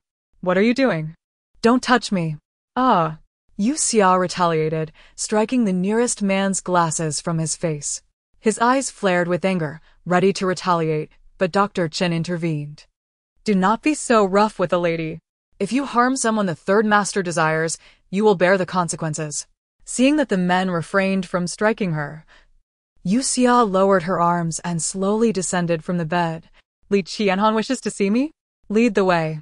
Dr. Chen's eyes momentarily widened, revealing a reluctant smile. Goodbye. Dr. Chen, Yue Xia waved as she followed the men. Host, has your preferred type changed again? That is of little importance. What is the main quest in this dimension? Fulfill the original host's wishes. First, to become a film queen. Second, to make Shingu regret his choices, longing for what he cannot have. As per protocol, she must first capture Shinji's affections. Yue Xia couldn't help but scoff at the plight of women. Where is Shingu? Currently pursuing the world's leading lady. Xiao Yu Mo Ugh Cad. Yue Xia was escorted to the grand entrance adorned with golden Nanma carvings. Just as one of the suited men was about to knock, she shouted, Li Qianhan, open the door. They barely had time to cover her mouth. Amidst the tense silence, Li Qianhan's voice resonated from within. Enter. Yue Xia pushed the door open herself, forcing her body to the man's desk, unceremoniously plopping into a chair. Yue Xia. The chair turned toward her. The man's gaze was contemptuous. In the past, you had Shen Ji's backing. Now, devoid of support, you still dare to act so brazenly? With her chin raised defiantly. She responded, "Everyone says Li Sanyi values loyalty above all. I saved you. Do you wish to kill me? Your claims remain unverified." He narrowed his eyes and waved his hand, prompting the others to exit and close the door behind them. "I possess numerous methods to torment you, Yue Xia. It is best you do not deceive me." "How frightening. You tremble yet still fidget?" Yue Xia stilled her rebellious leg. The transaction at the West Wind Pavilion was a trap. I overheard their plans inadvertently. Should you succeed in that transaction, Li Sanyi, the places you have recently cleansed of suspicion will once again be tainted. In the original narrative, the crew was discussing the script with Yue Xia, yet she was dissatisfied and ran about in frustration, disrupting their deal. To minimize attention, both parties had to withdraw hastily. This transaction had transformed into a joke in Li Qianhan's career. A trap? Yue Xia nodded. I remember the voice of the mastermind. If I hear it again, I shall surely recall who it is. Li Qianhan, keep me, I will prove useful. Who is this mastermind? That is beyond your understanding. Li Qianhan appeared intrigued by her words. He produced a cigar, his fingers delicate and graceful, akin to an artist's. After lighting the cigar, he shook it gently, not yet bringing it to his lips. In times of peril, one can always devise a means of self-preservation. With an arched brow, he held the cigar, exhaling a smoke ring towards Yue Xia. It appears you truly wish to survive, Yue Xia. Yue Xia waved her hand dismissively at the smoke. I detest the scent of tobacco, as well as that of ink. In business, mutual benefits are paramount. Should she fail to provide Li Qianhan with any advantage, she would lose her leverage in negotiations. What a lack of ambition! Despite the light injuries adorning her face, akin to shattered butterfly wings, she maintained a confident smile. I aspire to be a film queen, Li Qianhan. Business must be conducted on a grand scale. How charming was I just now? That is of no importance. You ought to contact the male lead of this world. A knock echoed, followed by Dr. Chen's voice. Miss Lin, may I enter? Yue Xia raised her hands. Certainly. Though she could exchange for skin-repairing medicine in the system store, a transition period was necessary and the skilled Dr. Chen was quite suitable for the task. Upon entering, the doctor caught sight of her shoulder strap slipping, revealing her bruised skin. He promptly raised his hand to cover his eyes. The third master would never permit his woman to be seen by others. Please, Miss Lin, dress appropriately. Yue Xia? Chapter 78. The Golden Thigh. Yue Xia, dressed impeccably, finally had Dr. Chen sit beside her bed for a follow-up examination. Dr. Chen, she began. With a serious expression, Yue Xia retorted, Who said I am Li Qianhan's woman? How dare he tarnish my reputation?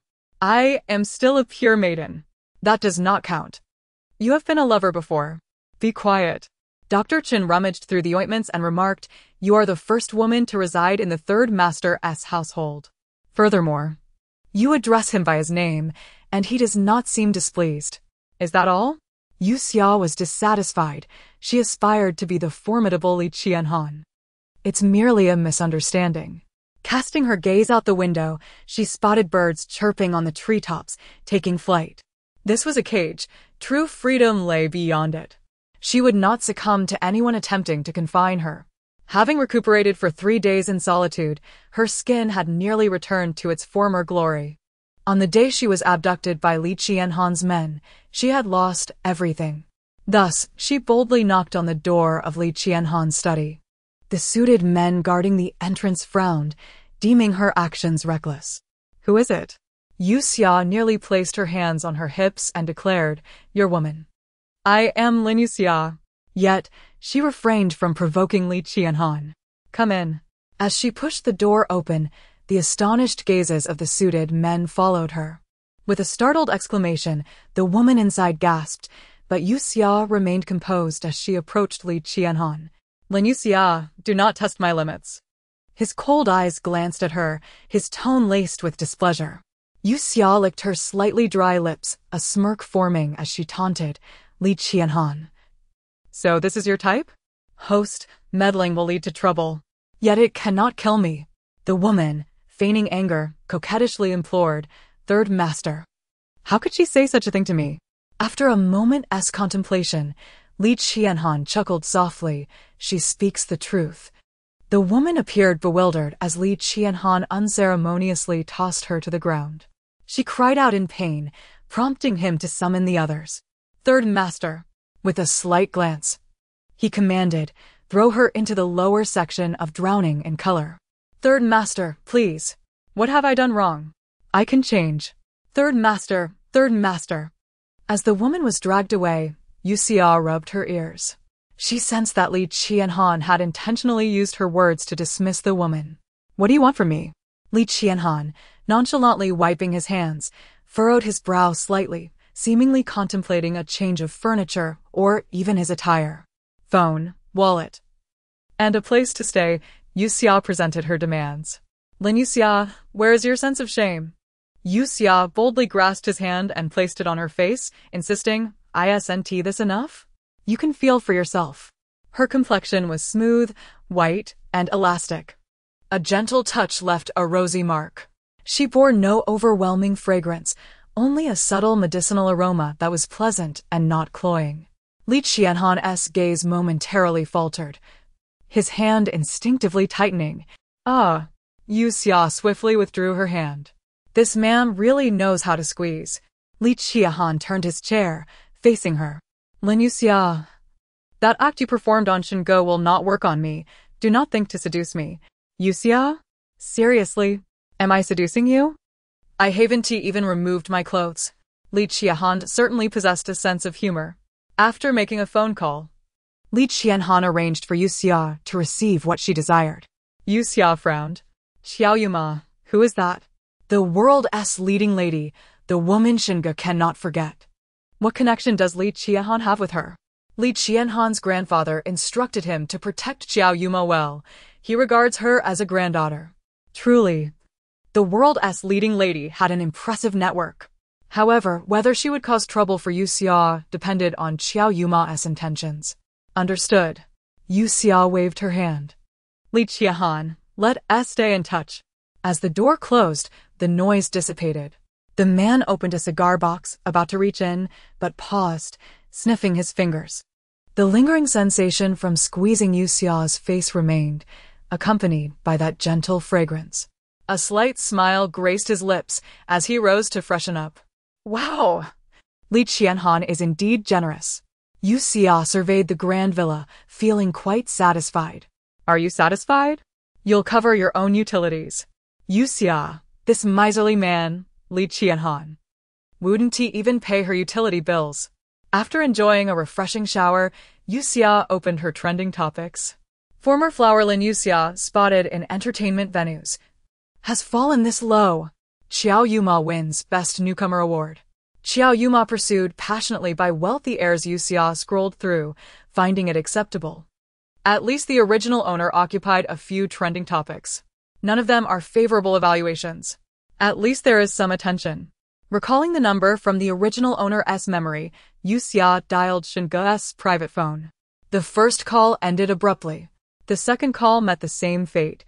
Not wishing to continue, Yue Xia thought it wiser to contact Li Qianhan instead. Host, your target is Shingo, not Li Qianhan. Daily reminder from the system. Each to their own.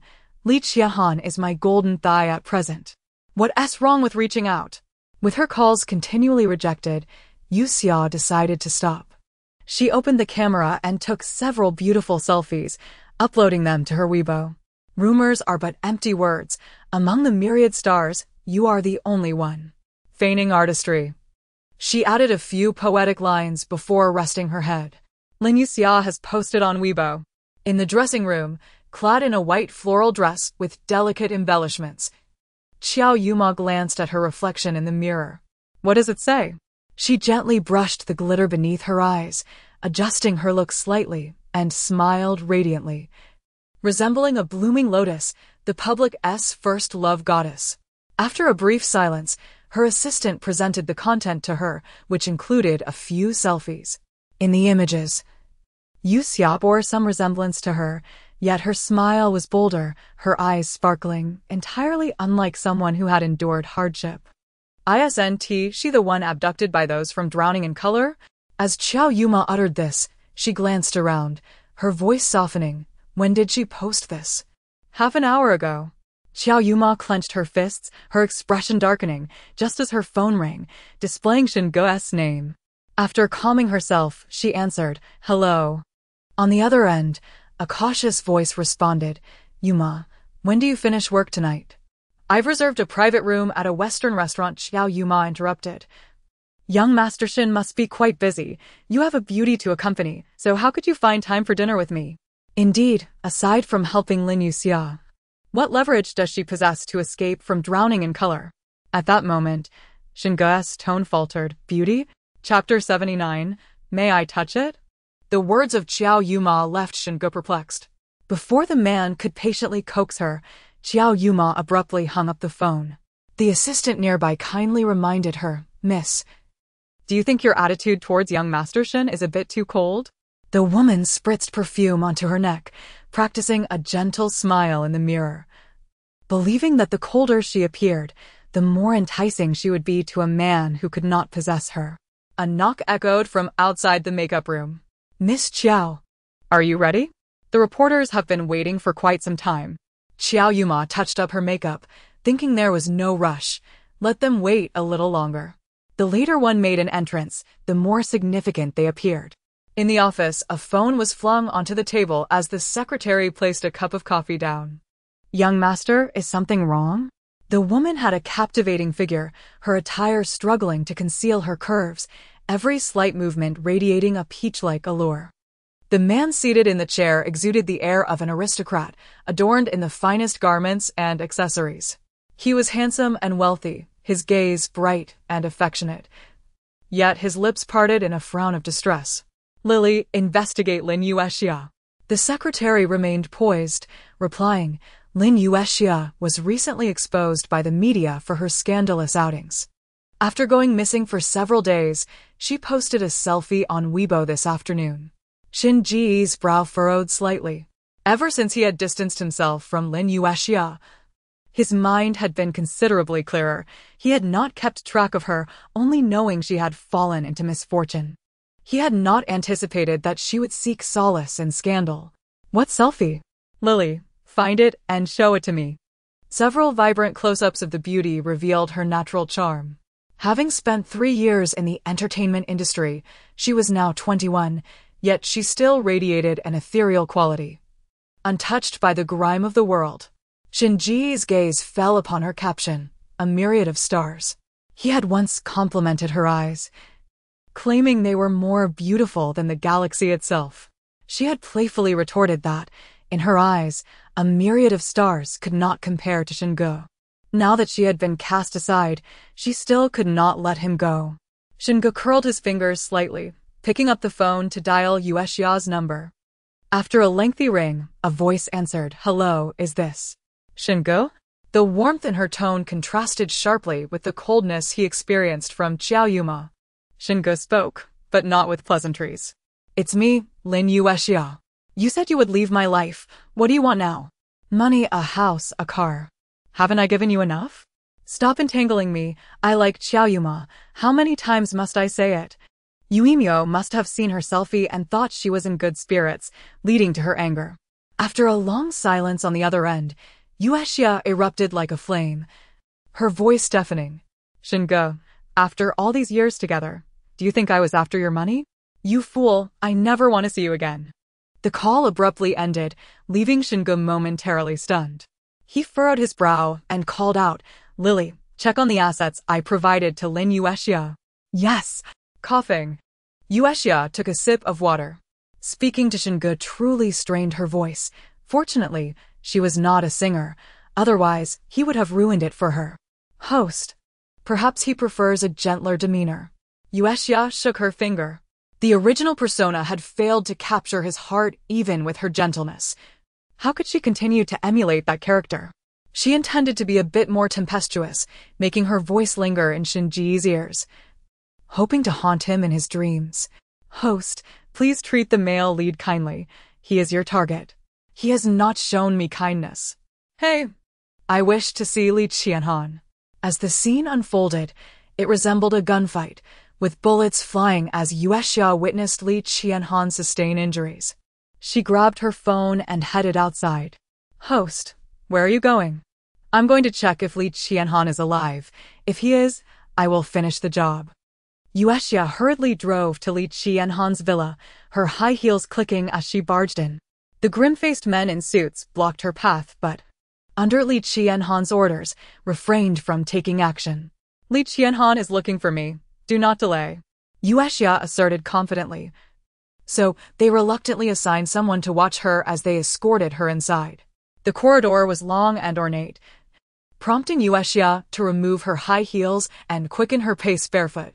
The suited man brought her to the study door and was about to knock when Yue Xia barged in and promptly locked the door behind her. I have something to discuss with Li Qianhan. Please do not disturb us. Turning, she found a half-naked man seated, his abdomen wrapped in bandages, with traces of blood. His physique was extraordinary, every inch brimming with strength. Just as Yue Xia opened her mouth to speak, a gun was raised, aimed directly at her. Li Qianhan's eyes were cold, his expression fierce. Lin Yue Xia, are you seeking death? Faced with the dark muzzle, Yue Xia shook her head. I suddenly remembered I forgot to ask you for something, so I came to discuss it. If you harm me, you will lose the points that dominate my world. A sharp cough escaped Li Qianhan as he struggled to steady the formidable weapon. Seizing the opportunity, Yue Xia moved closer to him. How did you get hurt? Li Qianhan. Such a formidable figure, how could you be unable to defend against this minor attack? Her tone carried a hint of disdain, intertwined with an underlying concern. Her bright, clear eyes appeared purer than the whitest flower. Li Qianhan's gaze was icy, his voice low and commanding. Get out. Yue Xia refused to leave, wishing to infuriate him further. Bleeding again? Hastily, she grabbed the bandages prepared by Dr. Chen, noting that the wound must have reopened. Let me wrap it again for you. His wrist was seized, and Yue Xia found herself effortlessly lifted.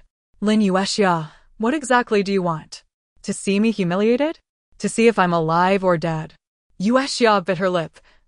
You are now my greatest benefactor. You cannot die.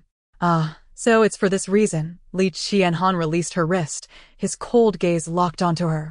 Should she entertain any ill intentions, he would swiftly break her neck. As she wrapped the bandage around his waist, Yue Xia looked up at him with innocent eyes. Li Qianhan. May I touch it? Chapter 80. Is there hair? At close range, Yue Xia beheld Li Qianhan's sculpted 8-pack abs, subtly shifting with each breath, as if beckoning her to experience the sensation. Host, it is indeed a miracle that you are still alive. To harbor such impure thoughts in the presence of such a formidable figure was no ordinary feat. As Gigi had anticipated, Yue Xia found herself grasped by the throat. Li Qianhan uttered a single word, scram. Yue Xia, pressing against his hand, replied, all right, let me finish wrapping you up first. Finally, the man relented, and Yue Xia, looking quite pitiful, proceeded to bandage him. Once completed, she touched her own neck and coughed. My apologies, it was a reflex. Covering her mouth, her eyes shimmered with unshed tears, reminiscent of someone who had been wronged. Observing her submissiveness, Li Qianhan's anger dissipated somewhat. What else do you want? Hurry up and leave. This marked the third time he had told her to scram. Yue Xia gritted her teeth, ready to retaliate. Manager, assistant. I need to take on a role. Given her currently fractured social connections, no one was willing to take her on. Have you finished? Li Qianhan inquired. As Yue Xia shuffled to the door, her head bobbed like garlic being crushed. It's over, I'll leave on my own. The door swung open, and she cheekily made a face at Li Qianhan. Get lost. Li Qianhan, feeling the tightness of the bandage around his waist, cast his gaze downward and noticed Yue Xia's forgotten high heels. Arrogant, foolish, dazed, and lecherous woman, What could Shinge possibly see in her? Was it her resemblance to Xiao Yuma? Such superficiality. Candles flickered, flowers adorned the table, and romantic, soothing music filled the air.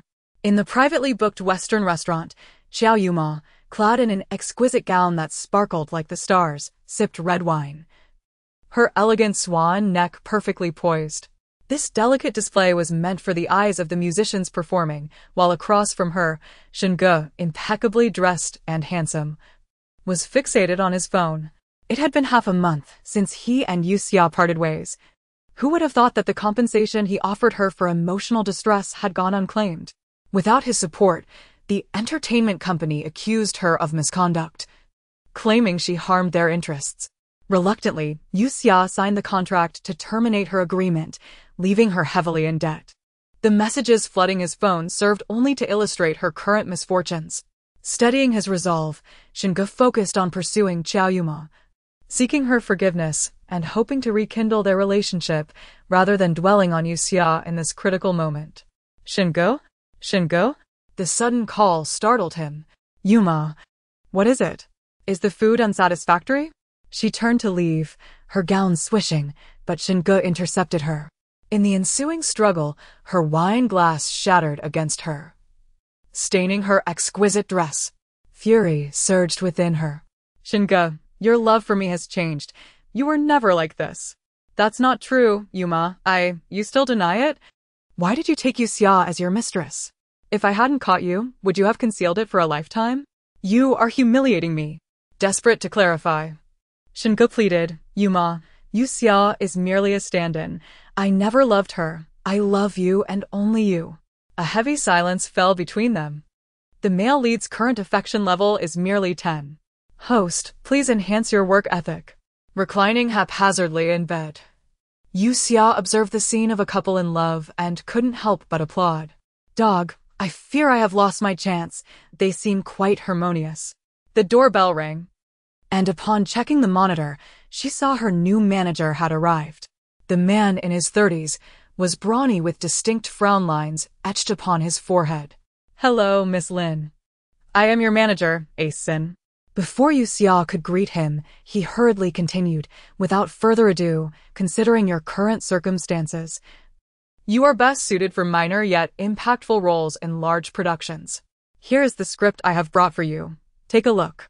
Yue Xia skimmed through it. A little demon whose heart is pierced by 1,000 arrows. A madwoman driven to insanity by unrequited love. Caught in a helicopter-esque rotor. She lost interest, realizing these roles were indeed quite poignant. Where on earth did Li Qianhan find this manager? I believe. Asen nodded, sensing her dissatisfaction. It seems Miss Lin is not pleased. Yue Xia remained silent. The man began recounting the reputation and conduct of Lin Yue Xia over the years in the entertainment industry. The more she listened, the more she marveled that Lin Yue Xia had not been obliterated. It truly was a miracle. My suggestion is that you should make a low-key comeback, presenting a fresh image to the public. Yue Xia cleared her throat. What about a pure and innocent persona? Asen replied, no, that would be too contrived. Yue Xia suspected Asen was aligned with Gigi, given their shared tendency for English phrases. Asen then presented her with another script, suggesting a sweet and naive character that was currently trending. Yue Xia shook her head. No, I want to be the spicy pepper. Aisen's eyes lit up. That's a great idea, Miss Lin. You have quite the vision. Flattered, Yue Xia beamed. However, Aisen's tone turned serious. Miss Lin, do you have hair? Yue Xia was taken aback. The man's words were irrefutable. Peppers do have hairs, indicative of decay. Did he expect her to undergo a full body wax? Was being a hairy pepper not acceptable? Furious, he arrived in a rush and departed just as quickly, leaving her unable to bid him farewell. Dog. Is he off to save the world? Note, Asen is a private manager. He goes wherever there's a need for an artist, managing hundreds of them. So time is of the essence. Yue Xia. That sounds exhausting. System prompt. Random task. Please obtain the female lead role in Love is not just about willingness. The female lead role? Yue Xia dug through the scripts until she located the one designated by the system. Who are my competitors for this role? Others are insignificant. What matters is that the world's female lead, Xiao Yuma, is very fond of this character. Splendid. Chapter 81. My apologies in the novel Love is not just mutual affection. The female protagonist endured a harsh childhood. Upon maturing, she encountered her ideal prince, charming and clandestinely pledged her life to him. Yet, to her dismay, on the day of their wedding, the man's true love resurfaced, leading him to call off the marriage. Consequently, the female protagonist bore the weight of public scorn and resolved to focus on her career. Years later, their paths crossed again. And amidst the changes wrought by time, the male protagonist finally recognized that she was indeed his greatest love, the one most suited to share his life. Yue Xia concluded reading the script. This is infuriating. There is no twist whatsoever. Auditions are in 3 days, so you better prepare yourself, came the reply. Yue Xia felt a surge of trepidation.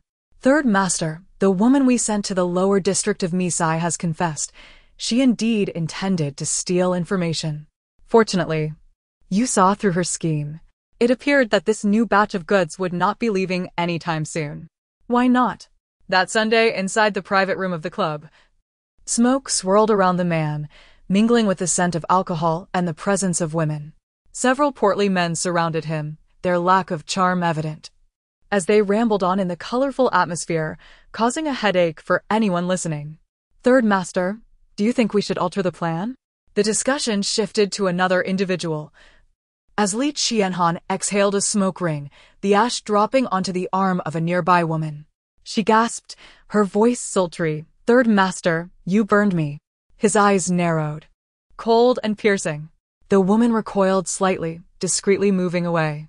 Casting aside his cigarette, Li Qianhan leaned back on the sofa, brazenly declaring, no changes will be made.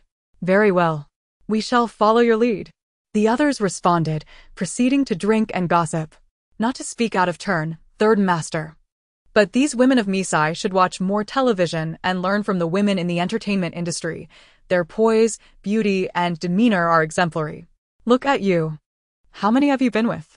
They're all the same when faced with money and power. Suddenly, a glass filled with liquid was hurled at the man who had just spoken, splattering his face. He wailed, clutching his face in terror. What did I say wrong? I'm sorry. I didn't mean it. Third Master, forgive me. A fresh glass was placed before Li Qianhan, who leisurely poured himself a drink, his silhouette appearing even more alluring amidst the vibrant lights. Nearby, someone hastily shoved the man aside. Xiao Yuma is now under Shen Go's protection. Mind your tongue and don't create trouble for Third Master. The man let out a light scoff, raising his gaze. I may not be fond of the Shen family, but as for Xiao Yuma, no one is allowed to speak of her or lay a finger on her. The others nodded in agreement, refraining from mentioning her name again. Li Qianhan, tired of the gathering, slipped out the door. His personal phone buzzed, and he answered impatiently. Third Master, Miss Lin, there's some trouble. Li Qianhan frowned, twirling a lighter in his hand. Who is it? Lin Yue Xia. It's Ace on the line. She claims the hair removal is too painful and refuses to go through with it. Li Qianhan replied, Asen, do you think I have nothing better to do? Does she hold enough value to waste my time? Before Asen could respond, a cacophony of wails erupted from Yue Xia on the other end. Unless you undergo the same treatment, I refuse to do it. Let go of me, or I'll bite you. The noise was nearly deafening, prompting Li Qianhan to hang up. His eyes darkened. What a troublesome woman. In the end, Yue Xia underwent the procedure, feeling exposed and chilly. That wretched man. I must find an opportunity to get back at him. Host, this operation is not as painful as you think. But it's all in her head, she lamented. Asen, seated across from her with arms crossed, remarked, Miss Lin, you've wasted me half an hour. My apologies, please understand. Yue Xia rubbed her ears. I can't bear to hear your screams any longer. Asen changed the subject. The script you chose is, quite frankly, not suitable for your comeback. If you succeed in the audition, you'll attract a plethora of haters targeting you. Yue Xia shrugged nonchalantly. Negative attention is still attention. Asen clapped his hands appreciatively. Miss Lin, I truly admire this aspect of you. It resonates with me. Humph. Yue Xia chose to ignore him. Let us set the date for 3 days from now. During this time, I will assign a mentor to guide you. Yue Xia perked up. Is it a male? Is he handsome? Not as handsome as me, Asen replied. Yue Xia smiled at him. 3 days later. Dressed in simple attire, Yue Xia stood in line outside. Asen was preoccupied, leaving her to face the situation alone. Dog. I'm feeling a bit anxious. You're nervous? That's harder to believe than meeting a ghost. Oh my, look, isn't that Yue Xia? With all the scandals surrounding her, she dares to audition for Director Chen's film? Director Chen despises actors with poor reputations. She must be here looking for criticism. Upon closer inspection, she bore a striking resemblance to the newcomer Xiao Yuma, rumored to have been kept by someone for her rise to fame. Is it true? A group of actors nearby began to mock her as they recognized her. Yue Xia listened quietly, refraining from retorting. Seeing her silence only fueled their enthusiasm. Is she mute now that she's fallen from grace? Perhaps she's just pretending to be pitiful. Maybe she's lamenting her own dismal life, having fallen so low. My life? Yue Xia suddenly lifted her gaze, her eyes sharp as daggers. What is your name? I find it perplexing that I cannot recall your name despite your presence in the entertainment industry. It seems your life is far less remarkable than mine. Rising with a mischievous smile, she declared, at the very least, I, Yue Xia, have made a name for myself in this industry, one that many remember. I have even won awards during my glorious moments. And you? What gives you the right to criticize me? Is it merely because you resemble a sour lemon? Yue Xia cast her a sideways glance. Those without talent can only wallow in bitterness. You. Enough of the noise. A voice called from within the room. The others present dared not tarnish their reputation and fell silent. However, Yue Xia's words had taken root in their minds, gnawing at them. After a brief silence, someone approached, basked in the adoration of others. Yue Xia raised her gaze to see Xiao Yuma. The woman, adorned in luxury brands and exquisite makeup, was surrounded by girls eager to befriend her. She smiled amiably, engaging in friendly conversation. Hey, isn't that Yue Xia? Yue Xia? No way. It's really her. Yue Xia could hardly be bothered, wishing they would come up with something fresh. Before her stood 2 long, elegant legs, the scent of high-end perfume wafting from Xiao Yuma. She removed her sunglasses and regarded Yue Xia with a piercing gaze. I've long admired your reputation, Yue Xia. Chapter 82. Irreplaceable. The woman donned a shimmering sequin dress, and in comparison to Yue Xia, she appeared like a celestial being, while Yue Xia merely resembled a humble maid. Particularly, her light-hearted tone accentuated Yue Xia's insignificance in her presence. Yue Xia lifted her chin and smiled, saying, "Hello, newcomer award." This manner of addressing her without using her name was decidedly impolite and disrespectful, and onlookers eagerly awaited the ensuing drama between the two. Despite arriving early, queuing proved futile, as the auditions were based on a lottery system for good fortune. Yue Xia and Xiao Yuma drew consecutive numbers, which meant they were seated together, free from interruptions. Xiao Yuma's attitude shifted as she remarked, "Yue Xia, your audacity is remarkable. Aren't you embarrassed after being dismissed by Shenge? Now you still wish to compete for a role with me?" Yue Xia perused the simplified script, her gaze unwavering. To be honest, Xiao Yuma, do you truly believe that after 3 years apart, Shenge would still harbor the same affection for you? What do you mean, Yue Xia? Xiao Yuma retorted, her composure shaken. Yue Xia closed her script, her elegant hand resting on her cheek, smiling lightly. Upon closer inspection, we are not alike at all, are we? Xiao Yuma felt unsettled by her words, and soon it was Yue Xia's turn to audition. Observing her arrogant demeanor and her attire resembling that of a country bumpkin, many doubted she could be selected by Director Chen. Indeed, it was clear that Xiao Yuma possessed more poise. They decided not to vie for the leading lady role, content to settle for a supporting character. The crowd murmured, and as Xiao Yuma listened to them disparage Yue Xia, her spirits lifted considerably. Typically, works directed by Chun greatly enhanced the chances of winning awards.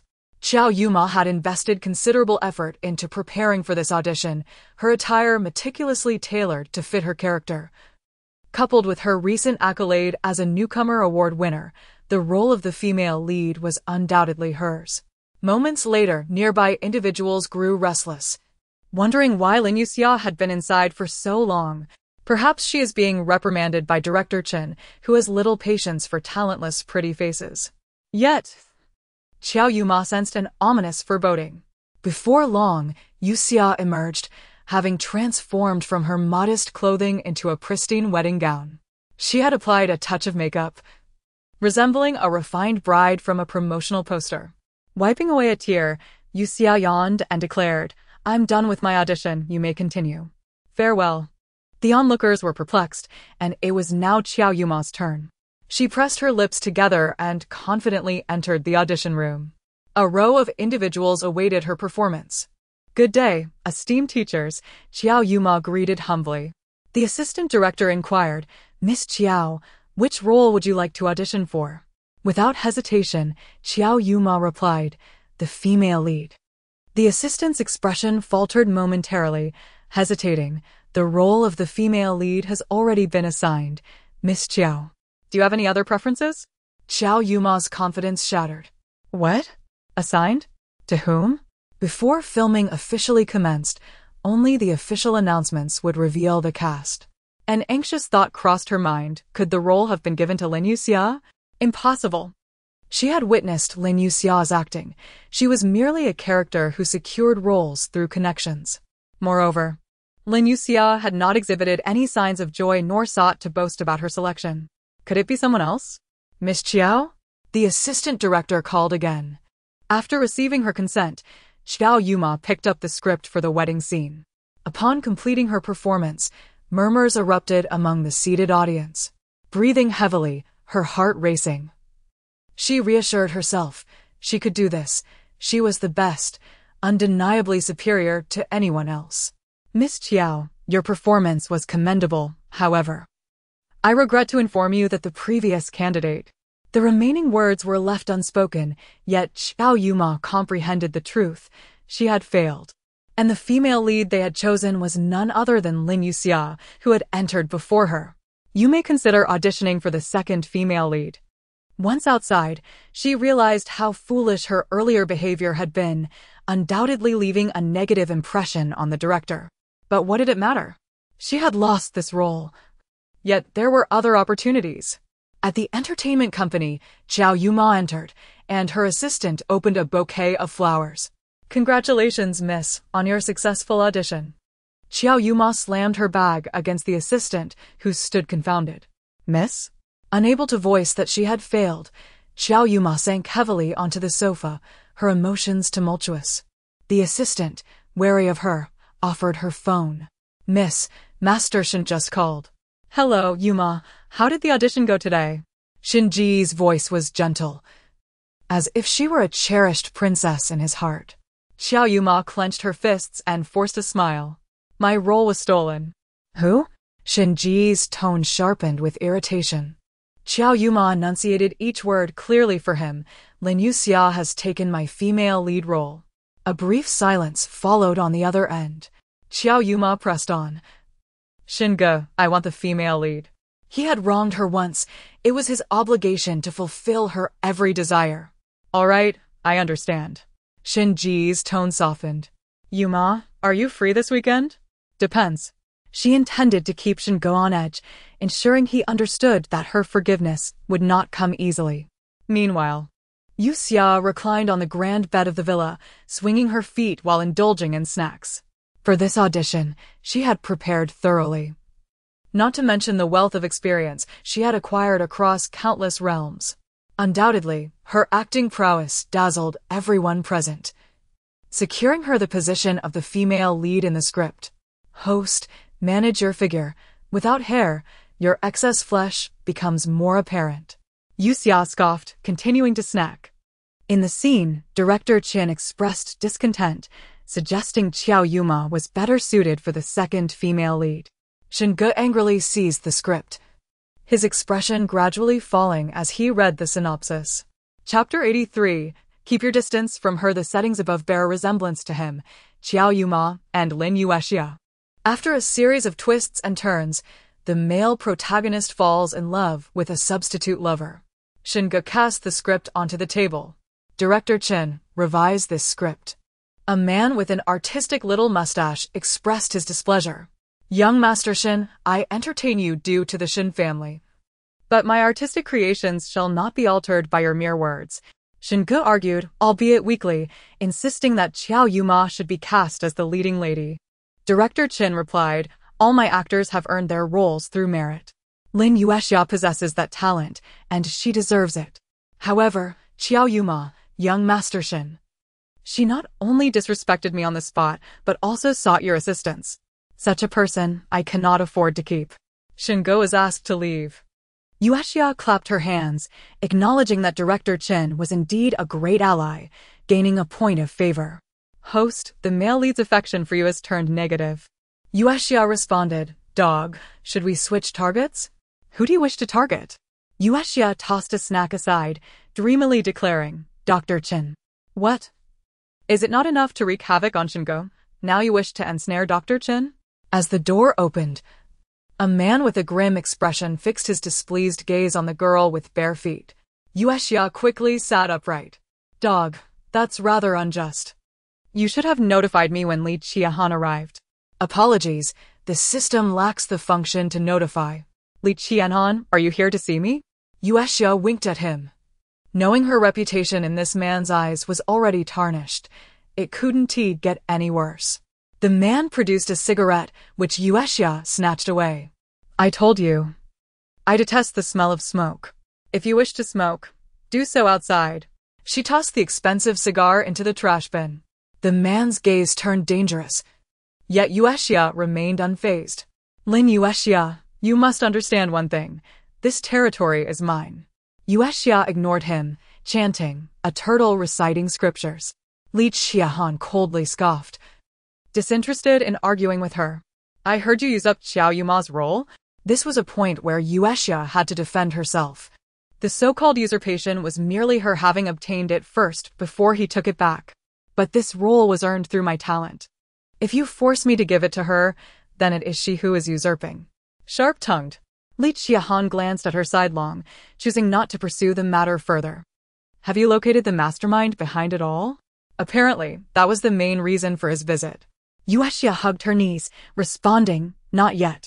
What if this man intended to take action against her again? Lin Yue Xia, if you prove useless, do not dirty my hands with you. The man kicked a chair, causing a cacophony in the room. Dog, he is being menacing towards me. Yue Xia placed her hands on her hips and retorted, Li Qianhan, that chair. Your feet are quite precious. Don't kick it too hard. Expressing the angriest sentiments with the most cowardly words, she faced disdain. Li Qiahan shot her a glance. Mind your own business. After driving Li Qiahan away, Yue Xia stared at the trash bin. Dog, that cigar was quite expensive. Can we exchange it for points? No, we cannot. Then it's of no use. Yue Xia resignedly continued to lie there. In terms of acting skills, Yue Xia indeed surpassed him. She had truly earned her place through talent. Meanwhile, he received news that Qiao Yuma had even sought Shinji's help. His brow furrowed slightly as a knock echoed at the door, prompting Li Qianhan to turn off the scene. Dr. Chin arrived with a medical kit for his examination. As the bandages were unwrapped, the abdominal wound had healed somewhat, but he was still advised against intense physical activity. Third Master. It would be best if you refrain from attending the operation on Sunday, Dr. Chin cautioned. Do you think I am afraid? Long fingers tapped rhythmically on the table. Li Qianhan remained unconcerned. Dr. Chin, after securing the bandages, chuckled lightly. Third Master is not afraid. It's just that the enemy is cunning. It would be better for you to act with integrity. You certainly know how to flatter. Li Qiahan remained expressionless, contemplating Yue Xia's address of Dr. Chin. The young and handsome Dr. Chin, due to his medical profession, exuded an aura of gentle warmth. He was more refined than the rough characters surrounding them. making him more appealing to women. Dr. Chen, Li Qianhan's tone turned severe. Keep your distance from that woman. If his capable physician were to be taken away by her, he would incur a loss. Dr. Chen looked bewildered for a moment, then smiled. I understand.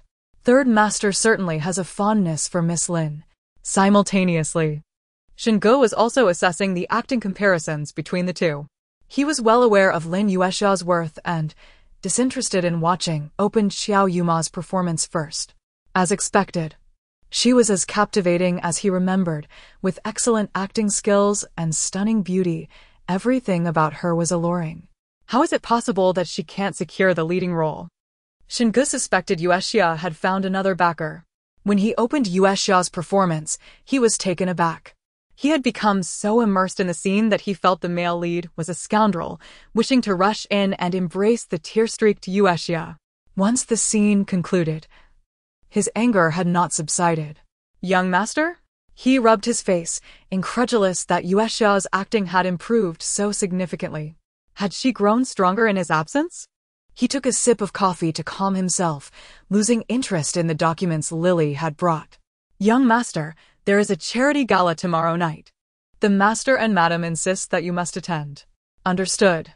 Shingo rubbed his forehead. Lily, investigate Lin Yuexia's current agency and residential details. Lily hesitated momentarily. Young master, you previously instructed that Lin Yuexia should not be mentioned in your presence, to completely forget her. I want to. Slamming the table, Shingo exclaimed angrily. But when I think about how she has been alone and helpless since leaving me, having to handle everything herself, I can't help but want to know how she is doing lately. He clenched his fist. Enough of the chatter. Go investigate. Shingo himself was perplexed. Previously, he would be elated by a phone call from Xiao Yuma, yet now all he wanted was to know about Yue Xia, to understand her situation. He felt no interest in Xiao Yuma's advances. Wow, host, the male lead's affection for you has risen to 40. From a negative value to this level. It was quite a leap. Yue Xia held her head high. Of course, just look at how impressive your host is. System notification. Random task. Please take a picture of the charity gala's precious jade stone. What is that? A stone, host. You must find an opportunity to attend tomorrow's charity gala. Is it possible not to go? Yes, but you will lose points. Yue Xia kicked the chair Li Qianhan had sat in, feeling vexed. Ugh, I have to seek out Li Qianhan again. Chapter 84. Tempt me, Mr. Huang and Mr. Li invite you to join them at the charity gala tomorrow night. The assistant brought over the phone, but the message inside was not what Xiao Yuma wished to hear. After a moment of waiting, she inquired, Has Shingo called yet? Xiao Yuma felt a surge of agitation. In the past, Shingo would eagerly reach out to her. Why was it that now, when she took the initiative to call, she was met with silence? The assistant suggested, Miss, should I try calling again? No, she replied. She couldn't believe that Shingo could withstand the silence. It must be that he was simply too occupied at the moment. Meanwhile, Yue Xia visited Li Qianhan's villa but found no one there, so she proceeded to the establishment known as Nisei. Host, you know very well he's at Nisei. Why waste time at the villa?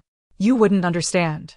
If I went directly to Nisei, he would surely think I was stalking him, able to monitor his every move. And indeed, that is the case. Yue Xia chose to ignore the comment, and upon arriving at Nisei, she noted the late hour and felt a pang of anxiety as she observed the entrance security. Approaching directly might attract the attention of lurking paparazzi. Having just secured her role, she couldn't afford to create any disturbances. The man wore a light-colored suit, impeccably dressed, his handsome visage complemented by a gentle and refined demeanor. Dr. Chin, adhering to Li Qianhan's instructions, maintained an appropriate distance and asked, Are you here to see Third Master? Yue Xia nodded, expressing that she needed his assistance. But he had blocked her contact. That scoundrel. If it weren't for his usefulness, I wouldn't even bother with him. Do you need my help? Dr. Chin smiled warmly. Yes, Dr. Chin, you are remarkable. He provided Yue Xia with a mask, effortlessly guiding her through security. I apologize, but I have another patient waiting, so, Doctor. Qin informed her as he headed in another direction. Yue Xia waved him off, assuring him, "It's fine, I can manage on my own." "Thank you." Unable to follow the location given by Gigi, Yue Xia wandered aimlessly. She had only been to Nisei once before, during a particularly desperate time. And as she navigated through the cacophony of various music, she suddenly found herself cornered. "Is this a new girl? What else with the mask? Tell me. How much for the night? I'll take care of it." A stack of crisp bills was waved in front of her, and she regarded it with disdain. "It's not points. What are you flaunting in front of me? Get lost." Yue Xia pushed him, but he remained unmoved. "Oh, quite the fiery temperament. Just the way I like it. Do you want to be the one below or the one above?" The man's hands began to roam inappropriately, but Yue Xia, with a playful glint in her eyes, declared, "I wish to be your grandpa." With that, she delivered a fierce kick to his most sensitive area. "Ah!" The man doubled over in pain, scattering the money across the floor. His face twisted in rage as he attempted to grab Yue Xia, only to be restrained by a suddenly appearing man in a suit. Yue Xia shot a furious glance at the man who had been observing from the shadows, thinking, "This scoundrel has been watching the whole time, as if it were a drama." The commotion drew onlookers, but under Li Qianhan's command, they quickly dispersed. The man who had accosted Yue Xia cursed as he was dragged away, his head jerked to reveal the identity of his captor.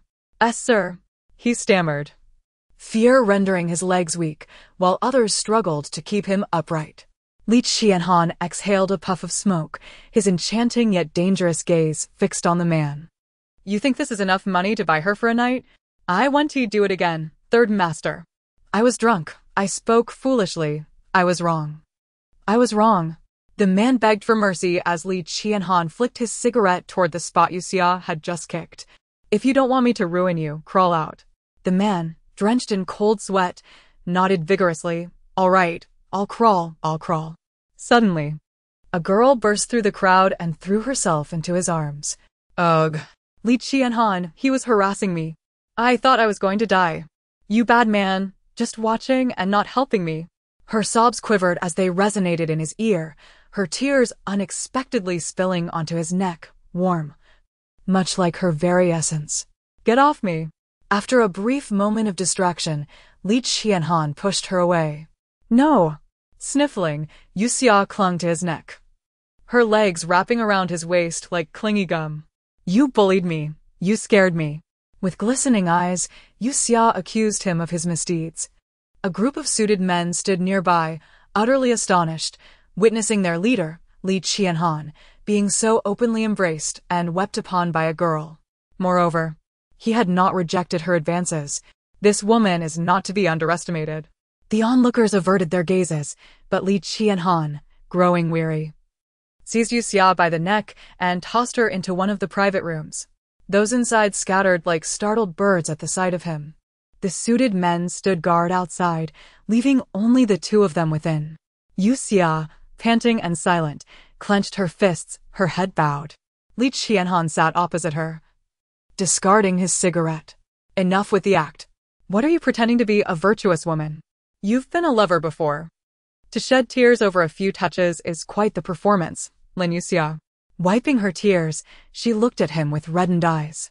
Under his intense gaze, it seemed as if Li Qianhan were the true villain, while she was the one victimized.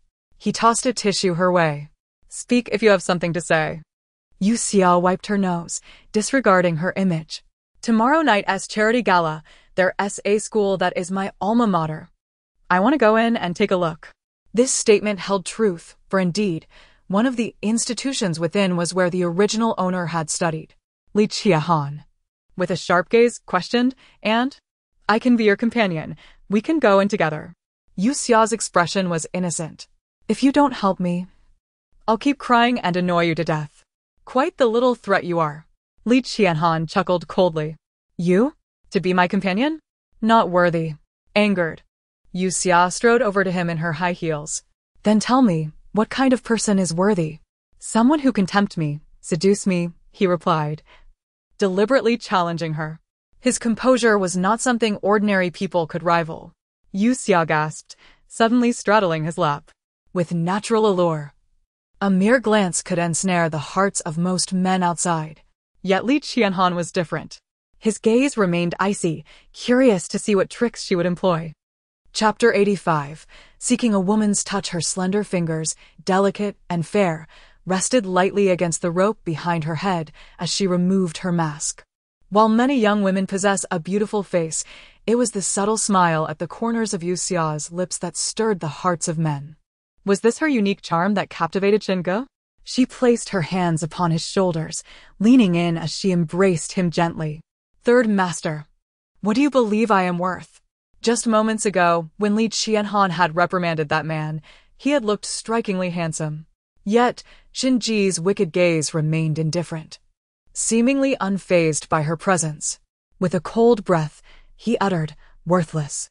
How hypocritical, this man. Yue Xia lightly traced his well-defined muscles, teasingly whispering in his ear. Is that all? How did you manage to charm Xinge into supporting you for 3 years? Her words momentarily caused her to pause, biting her lip in contemplation before she abruptly distanced herself from him. Her beautiful, expressive eyes glistened with unshed tears as she gazed at him. Do you think I relied on my looks to win his favor? Li Qianhan, do you see me as one of those women who would do anything for money? If you refuse to assist me, must you also humiliate me? With that, Yue Xia turned to leave, but paused to cast a fierce glance back at him, adjusting her mask before striding out with a straightened spine. With a resounding bang, she slammed the private room door behind her. Third Master? The suited men rushed in to assess his condition. As he lit a cigar, his voice turned sharp. Get out. The lingering scent of Yue Xia's faint perfume still clung to him, leaving Li Qianhan's mind in disarray. The warmth of her skin had brushed against him, igniting subtle tremors that the men around him did not exhibit. He inhaled deeply, extinguishing the cigar and tossing it into the trash. Yue Xia, you truly possess remarkable skills, he murmured, lowering his gaze, a sardonic smile creeping onto his lips. It was perhaps his inexperience with women that led to this state of confusion. Maybe he ought to find a woman to try. Will my defiance towards Li Qianhan lead him to send someone after me? Yue Xia pondered, seated on the steps, lost in thought. What are you worried about? You've been courting danger for quite some time now. Well, that does seem to hold some truth. Why not have the male lead take you inside? He would undoubtedly take Xiao Yuma with him. My presence would only serve to humiliate myself. Furthermore, if not for the main quest, I would have no desire to associate with him at all. Yue Xia shook her head. The random tasks were of greater importance. Yue Lixia, she not only needed to enter the gala, but also capture it on camera. The dilemma was that she lacked funds. This was indeed a grave concern. Miss Lin, Dr. Chen, having concluded his work, emerged from the depths of the gathering and spotted Yue Xia shaking her head on the steps. He approached to greet her. Dr. Chen, could you do me a favor? The charity gala was bustling with excitement, the red carpet outside already trodden by numerous pairs. A Rolls-Royce Phantom came to a stop at the entrance, and reporters were poised with cameras, ready to capture the moment. The car door swung open and Xinge, dressed impeccably in a tailored suit, emerged first. The young heir of the Shen group, at a mere age, had amassed a fortune of 200 million, making him a paragon among the younger generation and the object of many young women's dreams. As the flashing lights illuminated the scene, he opened the other door, extending a hand in welcome. A delicate hand rested upon his as a stunning woman, adorned in a luxurious platinum gown, gracefully descended from the vehicle. Was that Xiao Yuma, the newly awarded Best Newcomer? She was indeed Shenji's companion for the evening. How enchanting! Could they possibly be in a romantic relationship? Xiao Yuma truly was favored by fortune, thriving in both her career and love life. But in the entertainment industry, who can take anything seriously? Let us refrain from gossiping and focus on taking photographs. We can concoct our own titles later. Xiao Yuma flashed a picture-perfect smile as she lightly entwined her arm with Xinge's, though the anger simmering within her refused to dissipate. Had she not reached out to Xinge again that morning, he might have granted another woman the opportunity to accompany him. He truly seemed to have forgotten the messages she sent the day before. Although he had his explanations, Xiao Yuma's irritation only grew. The matter concerning the lead actress remained unresolved, yet he appeared unconcerned. Once they traversed the red carpet, Shingo was soon encircled by high society, engaged in conversation. She attempted to stay by his side, but he directed her aside. Take a look around. I'll find you once I'm done here. In business discussions, men rarely allowed women to interject. Understanding this, Xiao Yuma stepped aside, grabbing a champagne flute. From a distance, a gentleman winked at her, prompting her distaste, though she merely offered a faint smile in response. Miss Qiao, how do you do? Wherever men congregate, women are sure to follow. Xiao Yuma soon found herself surrounded by a throng of women, most of whom began gossiping about her latest film endeavors and her connection to Shingo. I hear that Mr. Shin never brings a companion to events, yet he brought you here, Miss Qiao. You must possess extraordinary qualities. Young, beautiful, and talented, she was undoubtedly charming. While Xiao Yuma found their incessant chatter irritating, she couldn't help but relish the compliments. After a brief reunion, the women dispersed to find their respective partners. Xiao Yuma glanced at the time, her brow furrowing. Why hadn't Shingo arrived yet? As she raised her gaze, she spotted the Shen couple. Her expression stiffened. There was no avoiding this encounter. Shen's mother, a prominent figure among socialites, exuded an air of superiority that left younger women in her wake feeling inadequate. Her father's weathered eyes scrutinized her, imbued with disdain, as though to say, "A woman from the entertainment industry like you will never cross the threshold of the Shin family." Mom, Dad, when did you arrive? Shingo approached. Immediately sensing the tension in the air, especially at the sight of Xiao Yuma's pained expression, which tugged at his heartstrings. His mother, previously aloof, now gently grasped his hand, her tone entirely transformed as she inquired, "Where's Yue Xia?" Shingo hesitated. His parents were likely unaware of his dismissal of Yue Xia. In the past, they had always been fond of her. She is busy, I suppose. The anger within Xiao Yuma flared. How could it be that after merely 3 years, Yue Xia held such a prominent position in the Shin household? Chapter 86. Lend me some money. Listening to the Shen couple showering concern upon Yue Xia in front of Shingo, Xiao Yumo could no longer contain her emotions. Her expression darkened as she turned to leave. Yumo, Shingo implored eagerly, defending himself against his parents. Regardless of the past or present, my heart has always belonged to Xiao Yumo. Yue Xia is merely her substitute. Only Yumo is worthy of being the daughter-in-law of the Shin family. Please, cease your thoughts of Yue Xia. With that, he hurried off to chase after Xiao Yumo. The Shen couple wore expressions of exasperation. This Xiao Yumo is truly incorrigible, stubbornly clinging to our son, Shinmu fumed. Shinfu remarked solemnly, he is still too young. In the garden outside the banquet, Xiao Yumo leaned against a tree. Upon noticing Shinji's approach, she said with a hint of grievance, "What do you want?" "Go find your Yue Xia."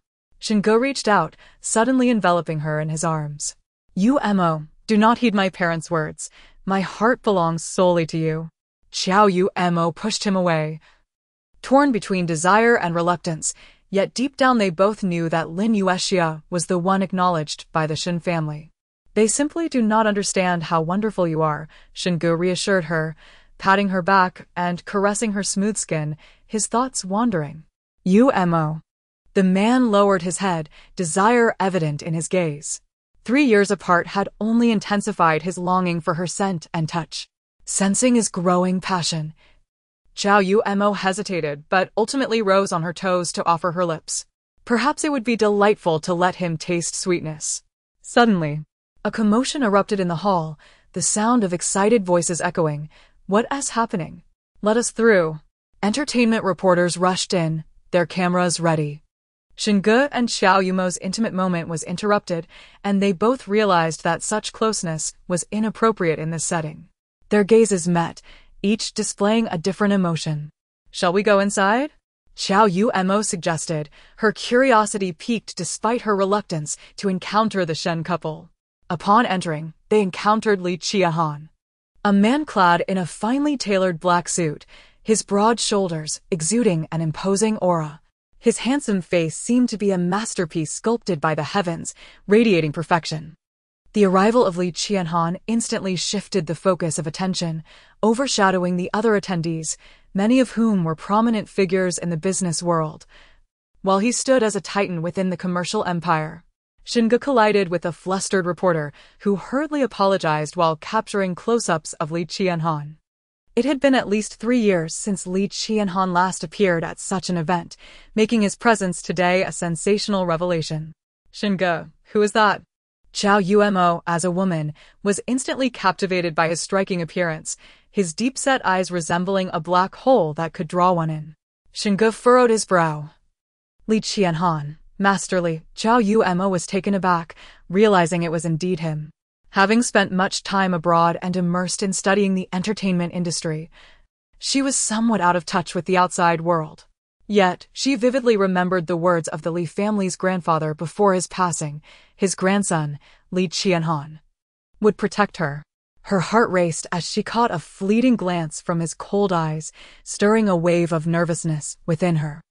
Unexpectedly encountering him in such a setting made her wonder if he recognized her. Li Qianhan appeared impatient, gesturing for a suited man beside him to clear the surrounding crowd. He had initially mistaken Zhao Yuemo for Yue Xia, but upon closer inspection, he realized the distinct differences between the two. Zhao Yuemo exuded grace befitting a noblewoman, while Yue Xia was rather tempestuous in nature. After a moment of contemplation, Li Qianhan realized he had been reckless in coming to this place without having received a second request from Yue Xia. Moreover, she had yet to arrive. Masterly. This way please, the staff member guiding the auction led him to a private room upstairs. Meanwhile, Yue Xia, estimating that the time was right, linked arms with Dr. Chen, her smile radiant as they walked down the red carpet. How wonderful! All the reporters are flocking to that dog of a man, Li Qianhan. Miss Lin. You're holding too tightly, Dr. Chen gently tapped her hand. My apologies. I'm just a bit nervous, she replied, though there were hardly any people around to justify her anxiety. As the noise subsided, Yue Xia and Dr. Chen entered the inner area. Miss Lin. How did you know I had an invitation? Standing beside a champagne tower, Yue Xia poured him a glass. Anyone near Li Qianhan must have some significance. So I deduced you must possess some status to have sought my assistance. The man chuckled, his white suit accentuating his angelic appearance. Miss Lin is quite astute. They clinked glasses, and she replied, Thank you for the compliment. Dr. Chen, could you lend me some money? The man found her forthrightness charming, but smiled as he declined. I'm afraid that's not possible. It's not that I'm unwilling, but I cannot lend money to Miss Lin. After all, Yue Xia was entangled with Master Li, and lending her money would only complicate matters further, especially in a situation where Master Li had never participated, yet had done so because of her presence, drawing attention from others. It seemed that Master Li truly valued Yue Xia. Yue Xia took a sip of her drink, feeling a bit stingy. Dr. Chen had his own circle of acquaintances. After handing her the bidding paddle, he stepped aside. Yue Xia. Yue Xia nearly spat her drink. She turned. Surprise mingled with deep-seated guilt as her eyes darted away. Auntie. Shenmu embraced her tightly, comforting her. Good child, I know you've been wronged. Yue Xia shook her head. I'm not wronged. It's simply that I haven't done well enough to remain by Shenge's side. Shenmu grasped her hand, her voice filled with indignation. Shenge has been bewitched by that vixen. Yue Xia, rest assured. Your Uncle Shen and I will always stand by you. If we disagree, they can never be together. No, Auntie. Yue Xia wiped her eyes, resolutely stating. Shinji's happiness is what matters most. I will strive to stay out of his sight. Host, where did you learn such eloquent speech? Dog. You wouldn't understand. This is life. Yue Xia? A male voice called from behind. After a month of separation, Shenge finally encountered Yue Xia again. She radiated vitality in a stunning butterfly blue gown, resembling a sprite from the forest. Yet Xinge knew her heart burned with intensity and madness. She could transform from a guardian spirit of the forest into a fiery demon at will. It was a contradiction, yet one filled with a lethal allure. System notification. Xinji's favorability level. 5. Chapter 87. Discarded without a second thought. Yue Xia nearly lost her composure. Just a glance had increased her favorability by 5 points. The world's male protagonist was rather weak. Dog, check Li Qianhan's feelings towards me. Why? There's pain in comparison. Li Qianhan's favorability towards you. 25. Yue Xia felt wounded. Cough, you see, a man should be like Li Qianhan, invulnerable. Steadfast as a rock. Gigi chose to disregard the self-deceiving host. Go. Yue Xia's gaze fell slightly, and she did not approach. After pondering for a moment, she turned swiftly, not even waiting for Shen's mother to stop her. You. Shen's mother glared at him, exasperated and unwilling to engage. As the auction time approached, Xinge did not pursue her, yet the image of Yue Xia's panicked retreat lingered in his mind. She remained the same, no matter how arrogant she appeared outwardly. In his presence, she transformed into a docile and compliant figure, merely enduring without resistance. Go. Qiao Yuma arrived, and Xinge had no choice but to take up the auction paddle and wait with her. Yue Xia confirmed Li Qianhan's position with Gigi, selecting a spot in his blind spot, just in case that dog of a man suddenly exhibited some perverse behavior and attempted to snatch something from her. Host, do you have any money? This was a significant issue, but Yue Xia remained unfazed. As the lights dimmed and applause filled the room, the organizers delivered an impassioned speech. Shortly thereafter, the first antique painting was unveiled, with a starting bid of 5 million. This piece was highly coveted by collectors and was purchased in no time. The second item was a necklace adorned with not only broken diamonds, but also a striking red-blue double happiness gemstone set at its center. It ranked second in value among all items presented that evening.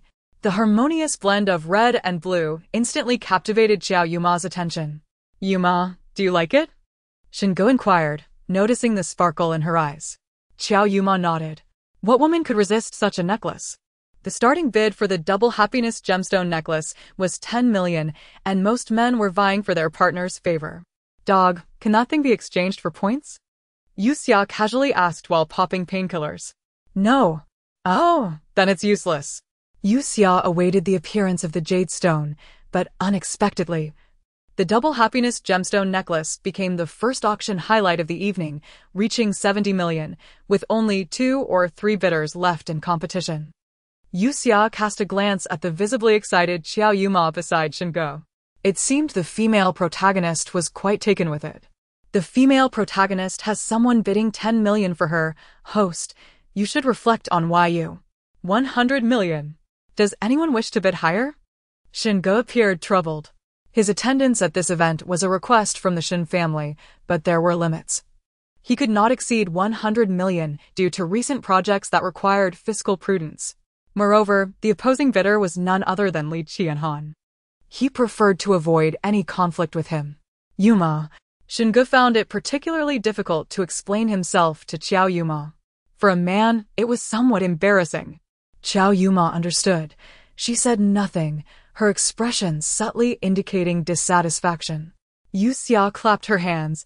That dog of a man was truly wealthy. If only that money could be converted into her points. In the absence of any challengers, the double happiness gemstone necklace was ultimately claimed by Li Qianhan. Among the subsequent items, none appealed to Qiao Yuma, and she remained silent, exacerbating Xinji's frustration, as he clearly felt underestimated. The next item presented was the jade stone. Though it appeared unremarkable, it was reputed to bring prosperity and ward off misfortune. Rumor had it that the jade stone held other secrets, but that depended on each person's valuation. A yellow speckled stone lay within the display, almost comical in appearance. Its starting bid was 100,000, quite low. After hearing the description, attendees thought it was merely a filler item. As no one raised their paddle for a while, Yue Xia lifted hers. 105,000. The minimum bid increment was 5,000, making Yue Xia's offer seem rather meager. Laughter erupted among the crowd, unsure if Miss Lin genuinely desired the item or was merely seeking attention. After all, she had always been at the center of conversation until she had vanished a month prior. Yue Xia's bid attracted several gazes. Qiao Yuma, noticing Shen Ji's ambiguous expression, said, "Shinge, I want that." Shinge, who truly looked down upon the stone, raised his paddle at her suggestion. 150,000. Yue Xia fumed. How did he suddenly raise the price so high? She continued, 155,000. In the world of auctioneering, one's face mattered little. What mattered was her points. The two of them became the sole competitors, while the other attendees morphed into mere spectators. 160,000. Shinge raised his paddle. After Lily's investigation, Shinge learned Yue Xia's current assets were in the negative. She had worked hard for a role, yet due to her financial situation, she had not even equipped herself with an assistant. Now that she had found something she desired, she had to incrementally raise her bid by 5,000. Yue Xia had devoted 3 years to him. Was he being too cold-hearted and cruel? Shen Go. Qiao Yuma linked her arm with his. The distractions in his mind dissipated, and he gritted his teeth, raising his paddle. 1 million. Avoiding further embarrassment for Yue Xia was the least he could do. Yue Xia nearly crushed her paddle. Dog. The world's female protagonist is bullying me. All right. Yue Xia raised her paddle. 2 million. 2 million for an unremarkable little stone. It was evident that someone had too much money and no place to spend it.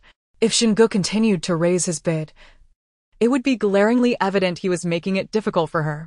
10 million, Li Qianhan's private booth bid. Yue Xia collapsed.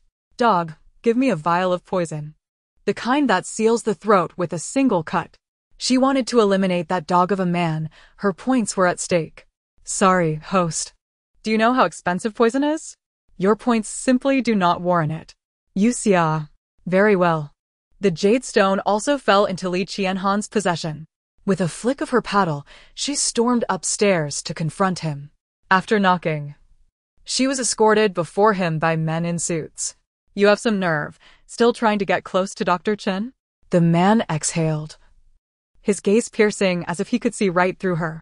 Suddenly, Yue Xia raised her arms, presenting him with a grand heart gesture. Dear Third Master, could you gift me the jade stone? One who has no shame is invincible. Li Qianhan was momentarily taken aback. He hadn't anticipated her to be so straightforward. Want it? Yue Xia nodded. The man smirked, an expression that seemed to mock her audacity. Lin Yue Xia, I wouldn't give it to you even if I discarded it.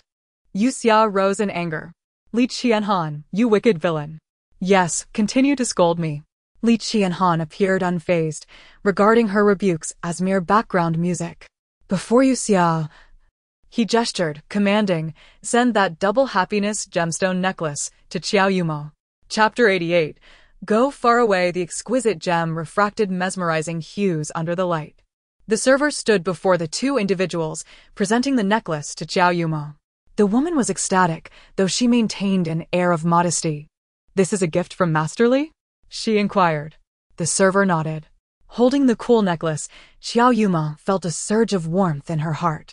Did he say anything else? Nothing more, the server replied, turning to attend to other matters. Shinge remained silent throughout the exchange. The item he had failed to procure was, to his astonishment, gifted to Qiao Yuma by Li Qianhan. Was this an attempt to undermine him? Yuma.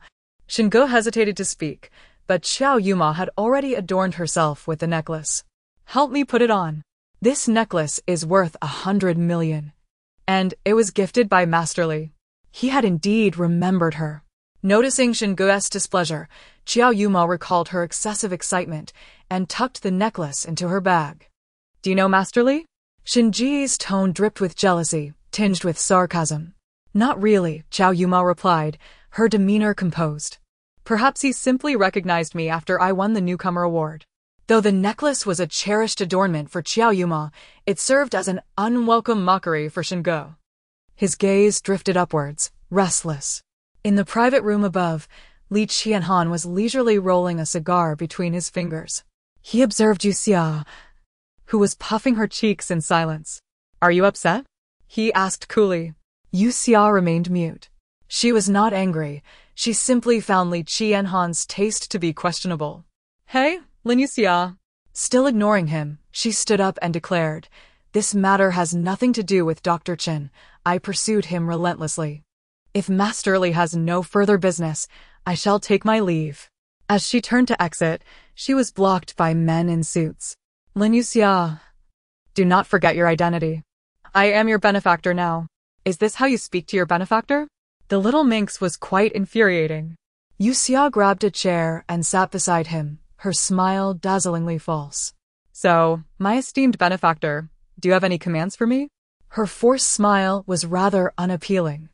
Li Qianhan, dissatisfied, extended his long leg and placed it on the table, thumping his thigh. Yue Xia inhaled sharply and aimed for his leg, striking it with force. "Ah!" Yue Xia's hand struck the table, tears springing forth as she clenched her fist, biting her lip in feigned distress. The sound was indeed loud, causing Li Qianhan's leg to reflexively twitch. He couldn't help but chuckle at her comical appearance. "Lin Yue Xia, if you can't even handle this, get lost. You're quite the eyesore." Yue Xia huffed and walked out. Who would want to stay here? She slammed the door, a typical display of her temperament. Moments later, a jade stone was brought in. Li Qianhan toyed with it in his hands, still perplexed about its value to Yue Xia. An aide awaited his command. "Master, shall we discard this? But you had mentioned wanting to throw it away earlier. Host, this random task seems destined for failure. The stone will eventually find its way into my possession." Yue Xia entered the restroom and, unfortunately, encountered Qiao Yuma. The woman was admiring the dazzling necklace on her neck in the mirror. "Lin Yue Xia." Upon seeing Yue Xia, her smile instantly transformed. She tilted her head, eager for Yue Xia to notice the necklace worth 100 million. "Your bidding just now was rather embarrassing," she continued, for there was no one else in the restroom. Yue Xia washed her hands and raised an eyebrow. "How is it embarrassing to buy what I like with my own money? You must be quite impoverished then." Qiao Yuma scoffed from her elevated position. "Your tasteless aesthetic is laughable." Yue Xia played with the soap, inadvertently splashing water onto Qiao Yuma's face and clothes. Though the amount was small, it still marred her makeup and poise. "My apologies. I recently signed a contract and have been counting money to the point of cramping my hands. The newcomer award, don't take it personally." Yue Xia leisurely dried her hands, adding, "To be honest, you look much better this way." "Lin Yue Xia." Qiao Yuma hurriedly sought paper towels, her anger boiling over as she wished to tear Yue Xia apart. How pitiful, unable to even curse. "Goodbye then," she retorted, still wearing the necklace. In the car, Shingo was lost in thought, barely registering the words of the Shin family. They were returning to the home of Shin Ji's parents, where he used to stay often when he was with Lin Yue Xia. "Old Zhang, didn't you prepare milk for tonight?" After washing up, Shingun noticed the absence of milk on his bedside table. The butler, Old Zhang, sighed. "Young master, that was always prepared by Miss Lin. We dared not enter your room." "Prepared by Lin Yue Xia?" Shingu frowned. "We have already broken up. You need not speak well of her." Old Zhang sighed again. "Young master, do not be deceived by her temper. She has always been kind to us servants, and whenever you were busy with work, she would come to keep Madame company, even making snacks." From Old Zhang's words, Shingu perceived a different side of Lin Yue Xia. No, this could not be true. Lin Yue Xia was undoubtedly a troublemaker, always causing chaos that required his intervention to clean up. "Old Zhang, be quiet." Shinmu stood at the top of the stairs, angrily stating, "Why are you telling him this? He is unworthy of Xia Xia. She should find a better man." With that, Shinmu huffed and stormed upstairs. He had thought the doctor was a suitable match, only to discover it was due to Lin Yue Xia's consistent companionship. Could this be the reason for his irritability at work and conflicts with others? The atmosphere felt different, a far cry from before. Perhaps it was a psychological effect. As Shingo lay down, he tossed and turned, unable to sleep. "Yue Xia, ding." Shenji's affection level. 10. Chapter 89. Who did she end up with? At the behest of the entertainment company and under the influence of Shingo, Xiao Yuma ascended to the role of the female lead in Love is Not Just Mutual Will. The script underwent minor adjustments, with both Xiao Yuma and Yue Xia receiving equal prominence as the leading ladies. On the day of the costume fitting, Xiao Yuma arrived with her personal makeup artist and several assistants, commandeering the entire makeup room with her grand presence. In contrast, Yue Xia appeared alone, casually munching on what resembled candy.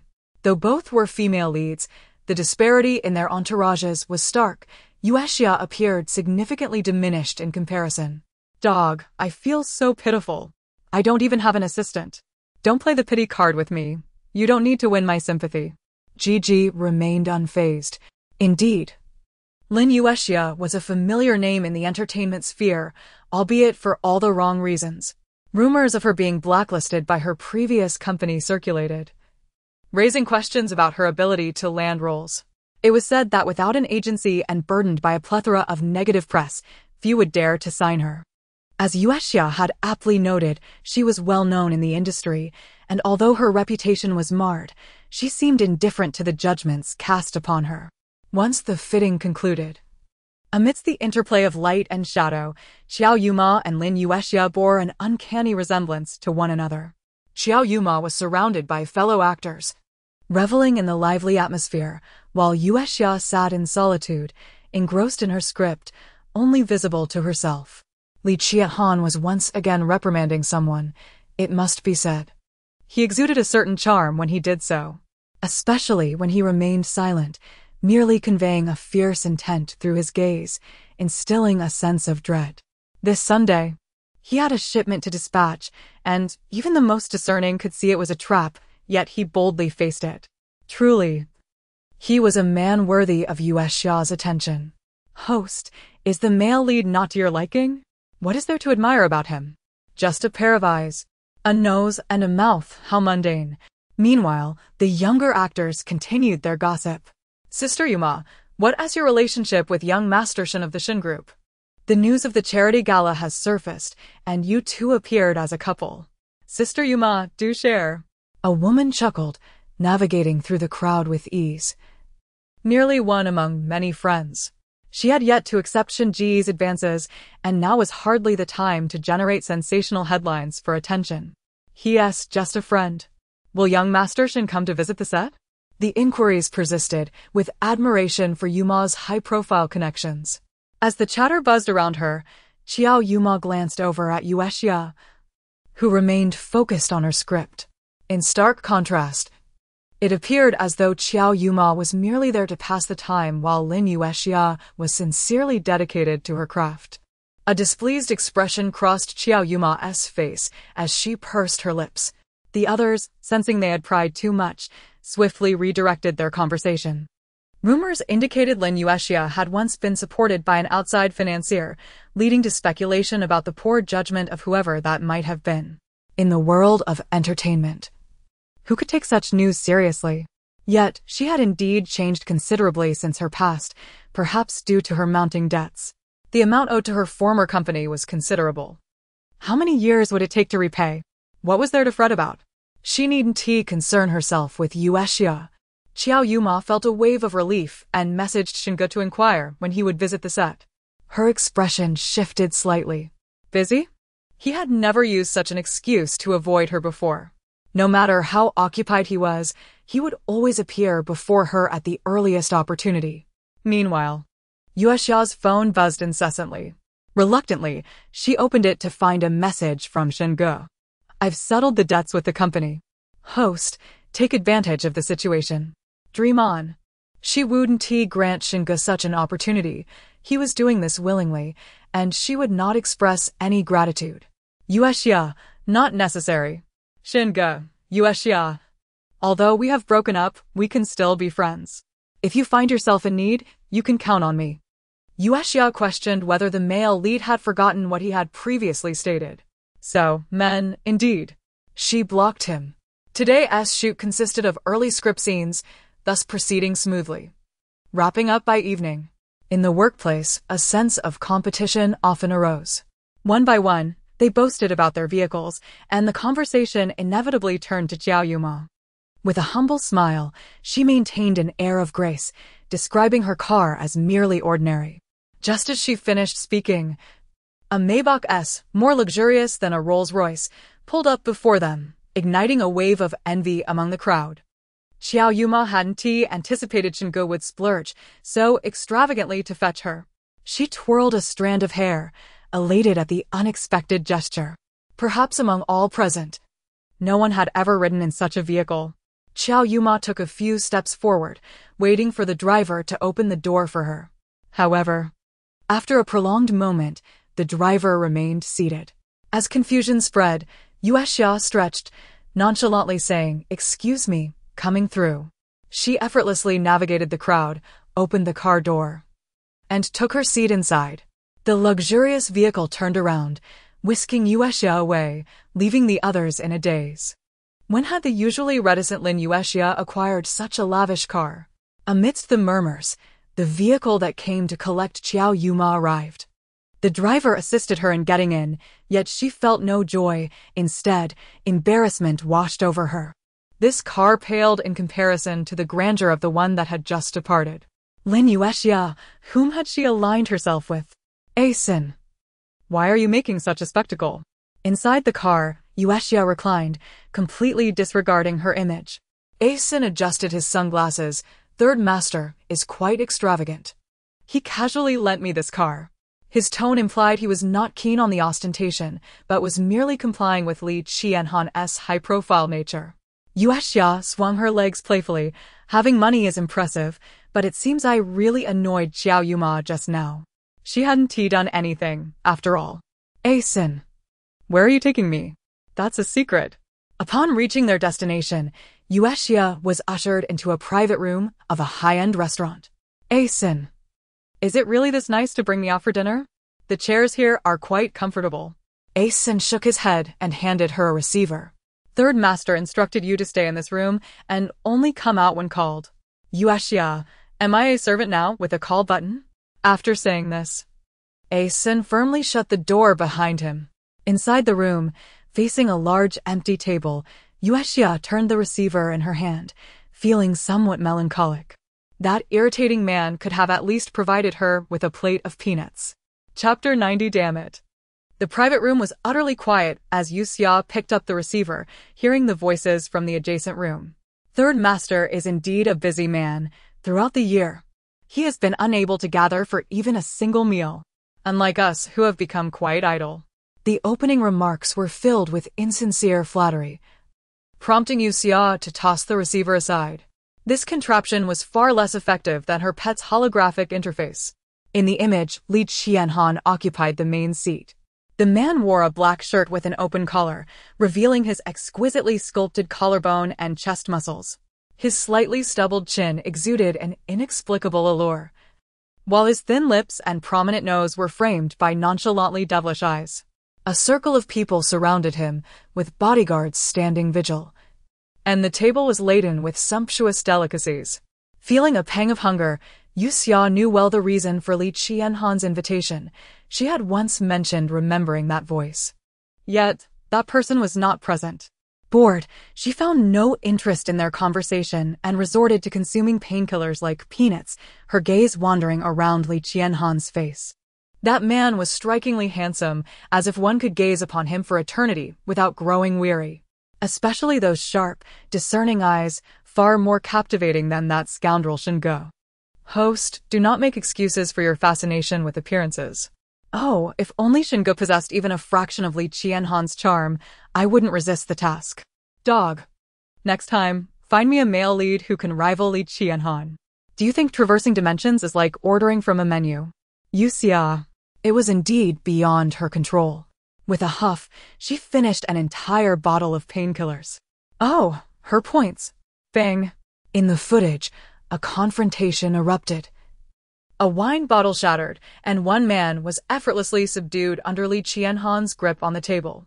Ah, third master, with his hands pinned behind his back.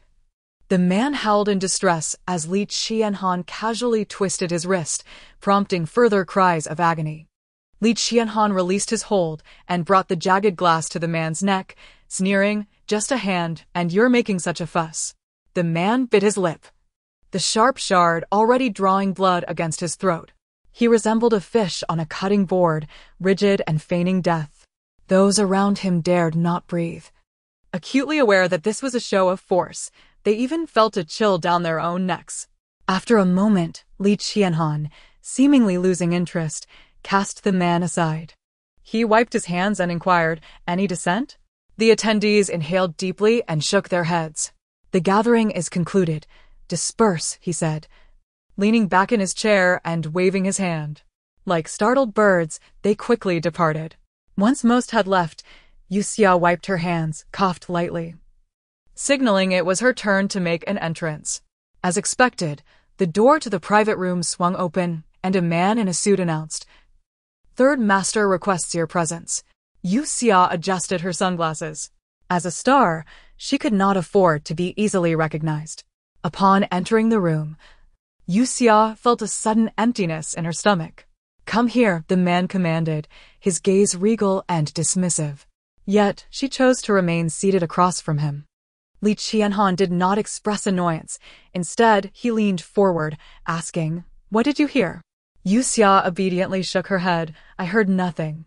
Typically, feigning ignorance was the best strategy in such situations, especially since they had shared numerous secrets. "Yue Xia," the man pronounced her name in a deep tone. Reluctantly, she picked up her chopsticks, responding, "I heard everything." The voice of the mastermind was absent.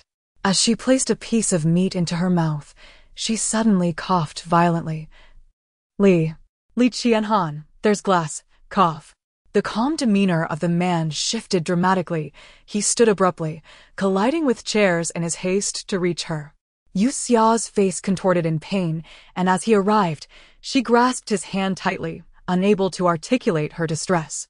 Li Qianhan recalled the shattered wine bottle and muttered a curse. "Damn it." The girl's face turned crimson, her lips parting in a struggle to speak. Li Qianhan hesitated, then reached in to investigate. "Where?" The softness of his touch sent a jolt through him, and he pressed lightly. "Did you swallow it?" The concern in his voice echoed the fear that if the glass had lacerated her throat. With a flick of his fingers, he extracted the shard, his expression darkening. "Yue Xia." Coughing, she wiped her mouth and stated, "I was just too hungry. Perhaps I imagined it." "Phew, thankfully I didn't actually ingest any glass." The man's anger flared, his desire to strangle her palpable. He had been played.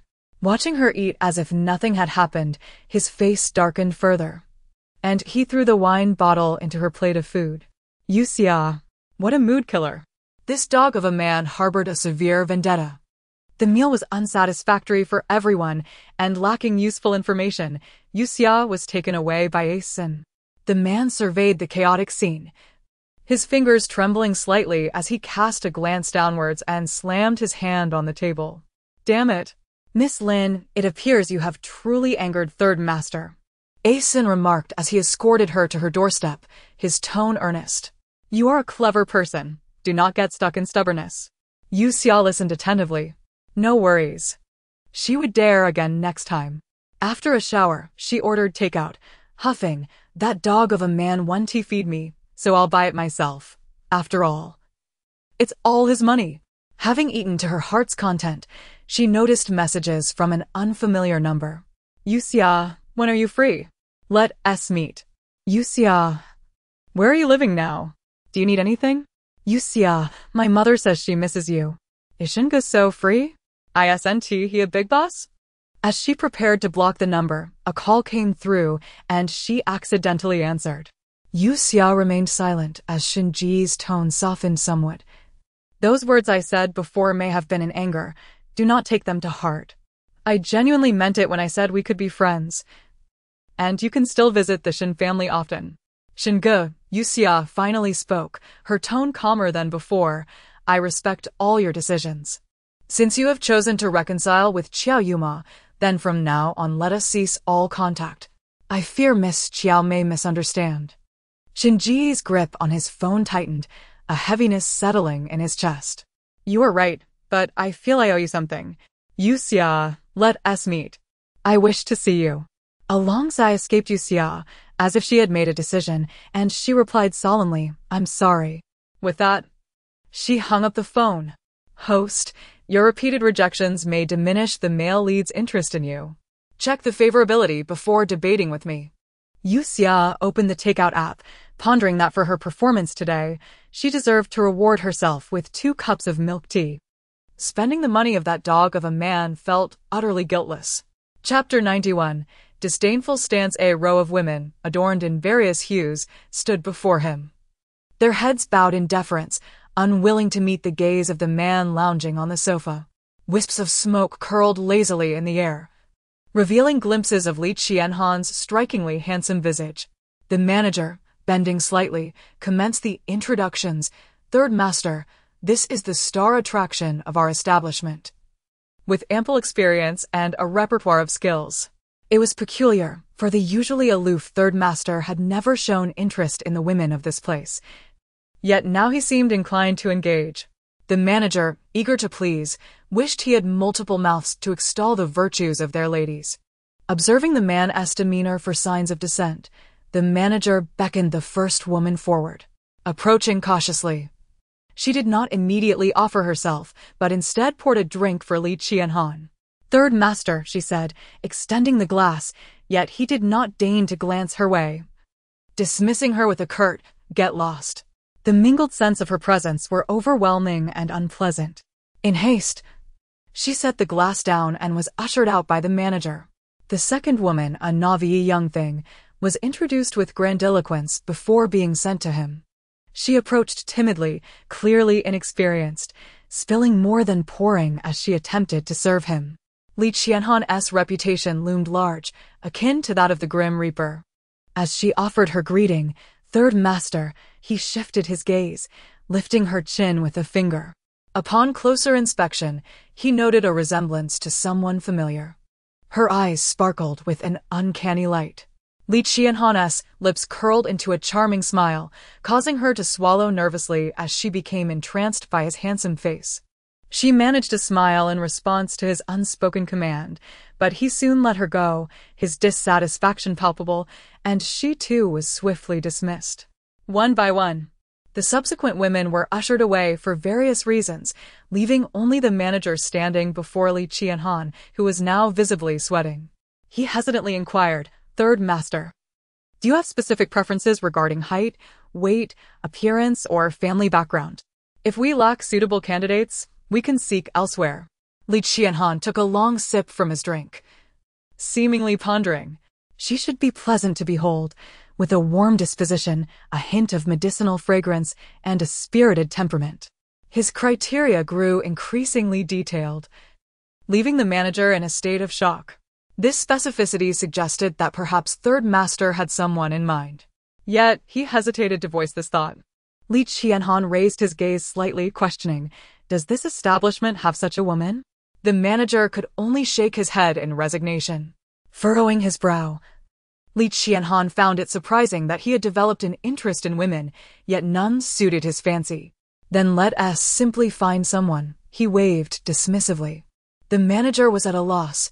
None of the top women here appealed to Third Master, let alone others. Third Master, Dr. Chen passed by, instructing the manager. You should step outside for a moment. Once the door closed, he seized the drink from Li Qianhan's hand, cautioning him against indulgence given his injuries. Mind your own business, Li Qianhan retorted, leaning back to rest. Dr. Chen chuckled lightly, pouring himself a drink. It seems young Master Shen has taken a keen interest in our business lately. As Li Qianhan's confidant and personal physician, Dr. Chen was privy to the intricacies of his dealings and contracts. Li Qianhan scoffed. What does a boy who has yet to mature think he can claim? Although young, the Shen family's wealth was considerable. As their conversation meandered through business matters, Li Qianhan unexpectedly interjected, you seem rather eager to assist others. Has Lin Yue Xia compensated you for your efforts? Dr. Chen paused, recognizing the reference to the charity gala. and replied with a smile, "Not at all. She belongs to third master, and I wouldn't dare ask her for a favor." Li Qianhan turned his head, disdain evident in his gaze. "My possession?"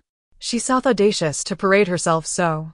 "Remember, she is merely my commodity. Devoid of value, she will be discarded." "My woman?" "She is unworthy."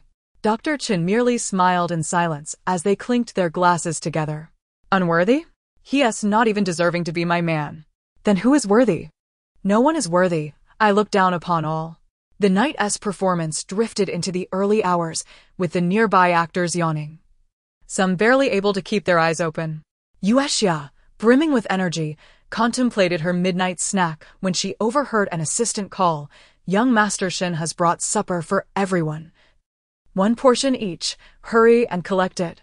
Gourmet takeout boxes were piled on the table, with Shinge standing beside Xiao Yumio, engaging in lively banter. His arrival had been discreet, but the assistant's announcement quickly drew attention. They were soon surrounded, the crowd eagerly fixated on the two of them. Yue Xia fanned herself with the script, noting how the influx of people seemed to raise the temperature in the room. Witnessing Xiao Yumio's delighted expression, Yue Xia felt a twinge of fatigue on her behalf. "Isn't this the fare from Shifeng Pavilion? This must cost a fortune." Indeed, it did. Shifeng Pavilion typically did not offer takeout.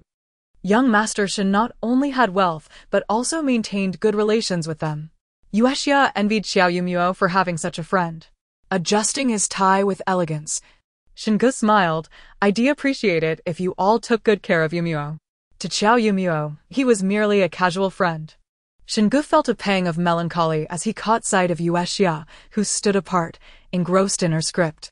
The disparity in treatment between her and Xiao Yumio was striking. One was the center of attention, while the other remained distant and neglected. Recalling the past, when she too had been the star surrounded by admirers, Shinge found his gaze drawn to her. The flattery directed at Xiao Yumio and her somewhat affected modesty stirred something within him. "I'll just step away for a moment," he murmured, seeking solace from the clamor. Upon exiting the restroom, he unexpectedly encountered Yue Xia. "Yue Xia," he said, seizing the opportunity to engage her. His hand grasped hers with urgency. "How have you been lately?" Yue Xia responded with a smile, relishing the peace of being free from other men's interference. "Shinge, let go," she said, lowering her gaze to break free from his grasp. Shinge pursed his lips, unwilling to relent as he pulled her into a secluded corner. The dimly lit space was quiet and slightly chilly, and as he brushed against her skin, he felt warmth radiating from her. Yue Xia, who had followed him for 3 years, must be thrilled to see him now, he thought, though she masked her excitement, fearing another defeat. As she lifted her gaze, her fresh scent surpassed even the finest perfumes. Her skin was fair and delicate. When she looked up, her curled lashes seemed to ensnare his very soul. Shinge felt a rush of blood surge through him. Chapter 92. Squandering points. The beauty of Yue Xia was striking, although her visage bore some resemblance to Xiao Yuma. Her allure was not tranquil but rather akin to the impending eruption of a volcano, chaotic and wild. In truth, while she was his lover, their interactions were infrequent. More often than not, it was Shinge who summoned her whenever he found himself yearning for Xiao Yuma. "Yue Xia," he called softly once more. It was in this moment that he recognized the unique beauty of Yue Xia, a charm that was distinctly her own, separate from Xiao Yuma. The man's hands began to wander, prompting Yue Xia to gasp, "Shinge." Her tone was a blend of shyness and anger. Shinge, stirred by conflicting emotions, whispered in her ear, "Yue Xia, you used to be unable to live without me. Why do you show no longing for me now?" Yue Xia abruptly turned her head and reproached him. "Shinge, you are a prominent figure, while I am merely a struggling star without even a company to support me.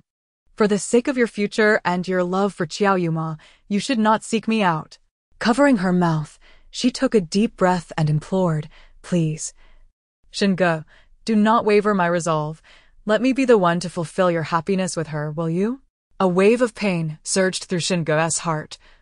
Yet it ignited a flicker of hope. Did this mean that she too was unable to let go? Yue Xia. Yue Xia turned away, declaring that today, nothing had transpired. And they had never met. She distanced herself from him, leaving Xinge to clench his fists and pound them against the corner. What was he doing? Was he destined to betray two women?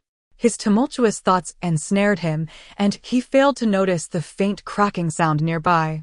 Yue Xia, you visited Yuma's makeup room this afternoon, did you not? Yue Xia nodded. As she had no assistant, she needed to retrieve some missing accessories herself. Thus she had entered earlier that day. This couldn't possibly be a scheme to frame her, could it? I told you it was her, Yuma. Your necklace was taken by her. That necklace is worth a fortune. She is in debt, so she must have stolen it. The crowd surrounding Qiao Yuma was vociferous, their tone and volume making it apparent that they wanted everyone to know Yue Xia had pilfered her necklace valued at 100 million. Qiao Yuma frowned slightly. Yue Xia, if you are in need, you could seek our assistance. Why resort to sneaking around and taking what belongs to others? It seemed she could not swallow her pride. Given her previous arrogance, it was unlikely she would seek their help. Enough of this, Yue Xia, hand over the item, they demanded. Yue Xia yawned. If I remain silent. You all assume you are sewing machines, chattering incessantly. Where's your evidence that I took anything? Yue Xia was not one to be easily intimidated, without proof. There was nothing to discuss. Several people witnessed you entering. You are the only one who went in. Crossing her arms, Yue Xia retorted, yes, I went in, so what? Qiao Yuma. How old are you? Flaunting an expensive necklace as if you want the world to know. When news broke of the charity gala, everyone learned that the precious gem necklace had been purchased by Li Qianhan. Yet once Qiao Yuma received it, they understood that the third master had gifted it to her. Who would have thought Qiao Yuma had such powerful connections? As Yue Xia spoke, Qiao Yuma's expression darkened. Let us not digress. I am merely speaking the truth, Yue Xia smiled. Yue Xia, if you are so confident, let us search you, one suggested, and others quickly echoed the sentiment. Yue Xia responded with a nonchalant, feel free to search. I have nothing to hide. Dog, is the necklace in my bag? When you were stopped by Xinge, someone slipped it into your bag. How convenient for them. Waiting for her. Amidst their clamor, the crowd gathered. Yue Xia relented. Search me, but it must be everyone. We will all be searched. Thanks to Xinge's earlier bribes and Qiao Yuma's accumulated favor, the crowd sided with Qiao Yuma, eager to search her. Yue Xia, you have nowhere to run now. Quickly bring out your bag. Yue Xia shook her head. Others have yet to present theirs. Who? Yue Xia pointed at Qiao Yuma. Have you heard of a thief crying stop thief? Perhaps someone has forgotten and only wishes to target me. Yue Xia, that was not my intention, and I have no reason to target you. Qiao Yuma instructed her assistant to bring her bag. Dog. Points. Damn. You're wasting them. Yue Xia appeared unfazed. Go ahead, search. The lead actress took note. She was indeed squandering her points. Qiao Yuma's assistant rummaged through Yue Xia's bag, turning it inside out, yet the necklace was nowhere to be found. Others noticed that Yue Xia's bag contained only scripts and books on acting, with nary a trace of anything unrelated to her craft. She was so dedicated. Please help me restore it, Yue Xia said, looking up at the assistant. Qiao Yuma, this is my only bag, and I have no hidden items on me. What more do you want to say? Confusion danced in Qiao Yuma's mind. She had instructed someone to place it there, so why was it now missing? What are you all doing? Xinge, having regained his composure, approached, seeing a group confronting Yue Xia, and he could not help but feel concern for her. Someone quickly informed him of the situation. The utterance of Yue Xia was overheard by those with ulterior motives, igniting speculation about her relationship with him. Qiao Yuma's expression soured. Xinge was not siding with her. Yue Xia, let us open the bag. Everyone is waiting, she urged. She had already declared that she would also be searched. There was no way she could back down from that. She was certain the necklace was not in her possession. Search. The assistant complied, and upon opening, the dazzling necklace appeared. Qiao Yuma gasped, and the onlookers murmured in surprise, though many still defended her. What a misunderstanding. Perhaps Yuma was simply too busy to remember. Indeed. Everyone has moments of forgetfulness. Let us disperse, as long as it's found. It's nothing, as the crowd excused Xiao Yuma. Yue Xia coldly interjected. Xiao Yuma, apologize to me. Indicating her bag, she continued, you directly accused me. I do not deserve to bear this injustice. Xiao Yuma turned to Xinge. Xinge, I truly did not see it. I only recalled her because someone mentioned seeing Yue Xia enter the makeup room this afternoon. I wasn't targeting her. She believed she had no need to apologize and wanted Xinge to stand with her. The man scanned the room, quietly insisting, Yuma, you should apologize to Yue Xia. Chapter 93. The words spoken by the man not only astonished those present, but also left Xiao Yuma in disbelief. Xinge. Was he not supposed to be on her side? Why, in front of such a crowd, did he not support her and instead demand an apology? With so many eyes upon her, if Xiao Yuma chose not to apologize, she would be perceived as inconsiderate. Moreover, with Xinge present, no one would dare oppose him. Xiao Yuma reluctantly uttered, I'm sorry. The woman gritted her teeth, putting on a facade of having been wronged. Yue Xia, this item is very important to me. Which is why I panicked when I lost it. Please don't take it personally. Yue Xia, having gathered her belongings, smiled and replied, it's all right, I don't mind. Everyone has moments of confusion. As the onlookers gradually dispersed, Xiao Yuma's chest heaved with emotion. Biting her lip, she turned and headed to the makeup room, with Xinge casting a glance at Yue Xia before hastily following after her. Once the door of the makeup room closed, the assistants remained outside, leaving Xinge and Xiao Yuma alone within. Xinge, do you have any idea how humiliating this was for me? Xiao Yuma spoke, her back to him. Her palms clenched tightly as her reflection in the mirror revealed her anger. Xinge grasped her hand, attempting to explain, Yuma, you did indeed wrong Yue Xia. The evidence was irrefutable, and his inexplicable instinct had led him to side with Yue Xia at that moment. Yue Xia? Xiao Yuma inhaled deeply, pressing her hands on the makeup table. Is this what you call liking me? You pursue me while entangling yourself with her. Do I hold any significance in your heart at all? Xinge hastily reassured her. Of course you do. Yuma, I only view her as an ordinary friend. I don't believe you. Xiao Yuma turned around, her eyes glistening with unshed tears. If you still have feelings for her, then do not come near me. A heavy silence fell between them. Just as Xiao Yuma thought he would not defend himself, Xinge suddenly stepped forward and embraced her, kissing her passionately and irresistibly. Ma'am. Xiao Yuma tried to shake her head in resistance, but under his fervent onslaught, she gradually softened. Their positions shifted to the makeup table, with Xinge lifting her effortlessly. Breath becoming labored, Xiao Yuma weakly pushed against him. After what felt like an eternity, Xinge finally released her, panting heavily as he caressed her cheek. Stop tormenting me, Yuma. Will you be with me? After catching her breath, Xiao Yuma's eyes shimmered as she replied, No. Ma'am. Once again, the man advanced forcefully, and after much coaxing, she clutched the collar of his expensive suit, gasping for air. Yuma, promise me, Once we're together, I swear I will no longer be entangled with anyone else. I will be your eternal admirer, okay? His starry gaze fixated on her, igniting a spark in Xiao Yuma's heart. Xinge was undeniably handsome, possessing not only charm and a wealthy background, but also a heart that belonged solely to her, making such a humble request all the more poignant. Xiao Yuma relented. All right, Xinge, remember what you said. Yuma, I love you, Xinge exclaimed, pulling her into a warm embrace, determined to treat her well. Host, it is advisable for you to work hard. The male and female leads have confirmed their relationship. Dog, you must understand that the term relationship is the most fragile of all. Miss Lin, are you aware that you have been secretly photographed? Yue Xia, sipping her milk tea, replied nonchalantly, Yes, I know. Ace and S attempt to alert her was abruptly cut off. What? Not only did Yue Xia know, but she had also managed to bribe the photographer. The paparazzo, initially hired by Qiao Yuma to capture intimate moments of them, unexpectedly encountered Yue Xia and, through a secret deal, redirected his lens to capture her and Shingo instead. Her interception was swift.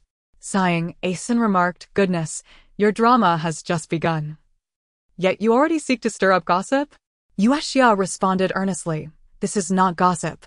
It is the truth. They cornered me. And it was them who made the first move." Moreover, anticipating what would follow, Yue Xia chuckled lightly. Asen found her laughter somewhat unsettling. "As long as you are assured and can plan accordingly, it will suffice." The information was intercepted before it could spread, but since Yue Xia had said that, he decided to let it go. "All right." Yue Xia offered a dismissive consolation. After hanging up, she was startled to find the door had opened unnoticed, nearly choking on a pearl from her drink. "Third Master, have you taken to intruding into private residences now?" As her words fell, she found the man's expression darkening as he collapsed onto the carpet. "Dog, he's playing a trick." Tonight's transaction was a success, turning the tables on the opponent, but Li Qianhan was also injured by an undercover operative from his side. His villa was currently unsafe, prompting his arrival here. As for his other subordinates, they had been dispersed and relocated under his orders.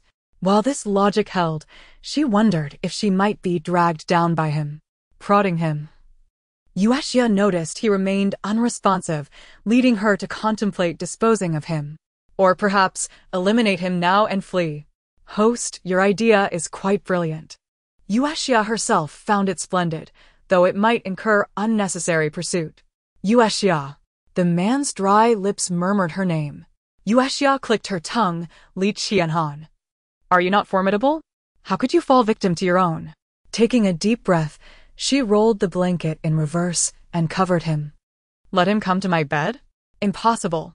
Yue Xia rummaged through him, discarding the cigars from his pocket. "Can these serve as weapons? Why carry so many?" In the next moment, her hand brushed against a gun, and excitement surged within her. "Dog, points. Apologies, this item cannot be redeemed." "Oh!" Yue Xia tossed the gun aside, deeming it useless. "Yue Xia." The man's eyes fluttered shut, his brow furrowed, his handsome face marred by traces of pain. Suddenly, he grasped Yue Xia's wrist, leaving deep imprints on her skin. "Dog man, you startled me."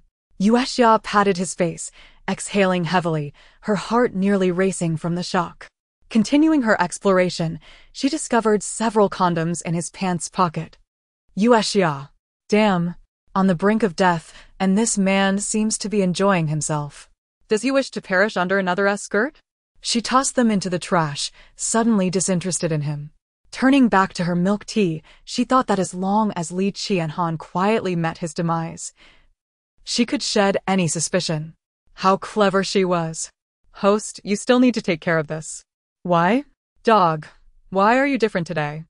The system replied with an air of helplessness, because Li Qianhan is not only injured, but has also been drugged with an aphrodisiac. "Yue Xia? It's a high-grade one. The antidote requires hundreds of points to redeem." Chapter 94. The first man. As Gigi's voice faded, the man, still in a state of unconsciousness, pounced on Yue Xia like a fierce tiger. Yue Xia shut her eyes tightly, having already prepared the medication for her concussion. Yet a powerful hand shielded the back of her head, preventing any impact. It was somewhat soft yet reassuring.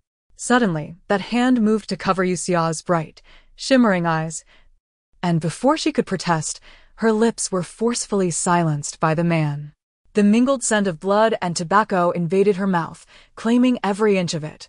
Yue Xia clutched his shoulders desperately, attempting to push him away, gasping for air. The pain was overwhelming. His grip was far too strong. Truly, he was a dog of a man. Her feeble struggles only seemed to fuel his dominance, his actions becoming increasingly forceful, causing her body to creak under his hold. It hurt. Clenching her fists, she bit down on his lip with all her might, and for a fleeting moment, he relented. Seizing the opportunity, Yue Xia wriggled free from beneath him. Gasping for breath, She felt as though she were on the brink of suffocation. The kiss from Yue Xia felt more like a predatory assault. Just as she began to recover, the man reached out, encircling her neck and pulling her back down onto the blanket, fully restraining her once more. This time, Yue Xia caught a clear glimpse of Yue Xia. His pupils were tinged with a blood-red hue, his expression fierce and menacing, beads of sweat clinging to his chiseled features, cascading down onto her face. It was so cold. The sweat felt frigid, sending shivers down her spine. "Host, you can make a call and summon a lady for him." If she didn't call, it was clear she would have to take matters into her own hands. A moment of inner turmoil swept through Yue Xia as her clothes were savagely torn apart. The man leaned in, aiming for her smooth, rounded shoulder, and bit down hard. Ouch! This mad dog! Powerless against him, she fumbled for her phone. Just as she grasped it, he looked up with an expression of displeasure, snatching it away and shattering it to pieces. Yue Xia glared at her new phone, filled with fury. Li Qian. Ugh. Ha, that hurts, get away. She could only sense the coldness of his body, licking her wounds. Li Qian. Snap out of it. Giving up her struggle, tears welling in her eyes, she pleaded, "I'm afraid of pain. Please be gentle." The man paused, his awareness uncertain. But he slowly withdrew, brushing her tear-streaked cheek. Yue Xia, her scent, her skin, her warmth, this is what he desired. His gaze darkened. Like the night enveloping her, his melodious voice caressing her ears, "All right, I will be gentler. Men are all brutes. How could one trust their words?" Meanwhile, on set, cut.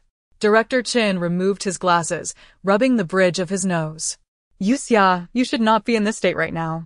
In this scene, the female lead was supposed to be heartbroken by the male lead's excuses, seeking solace from her best friend. Yue Xia, however, displayed a sense of indignation and cheerfulness instead.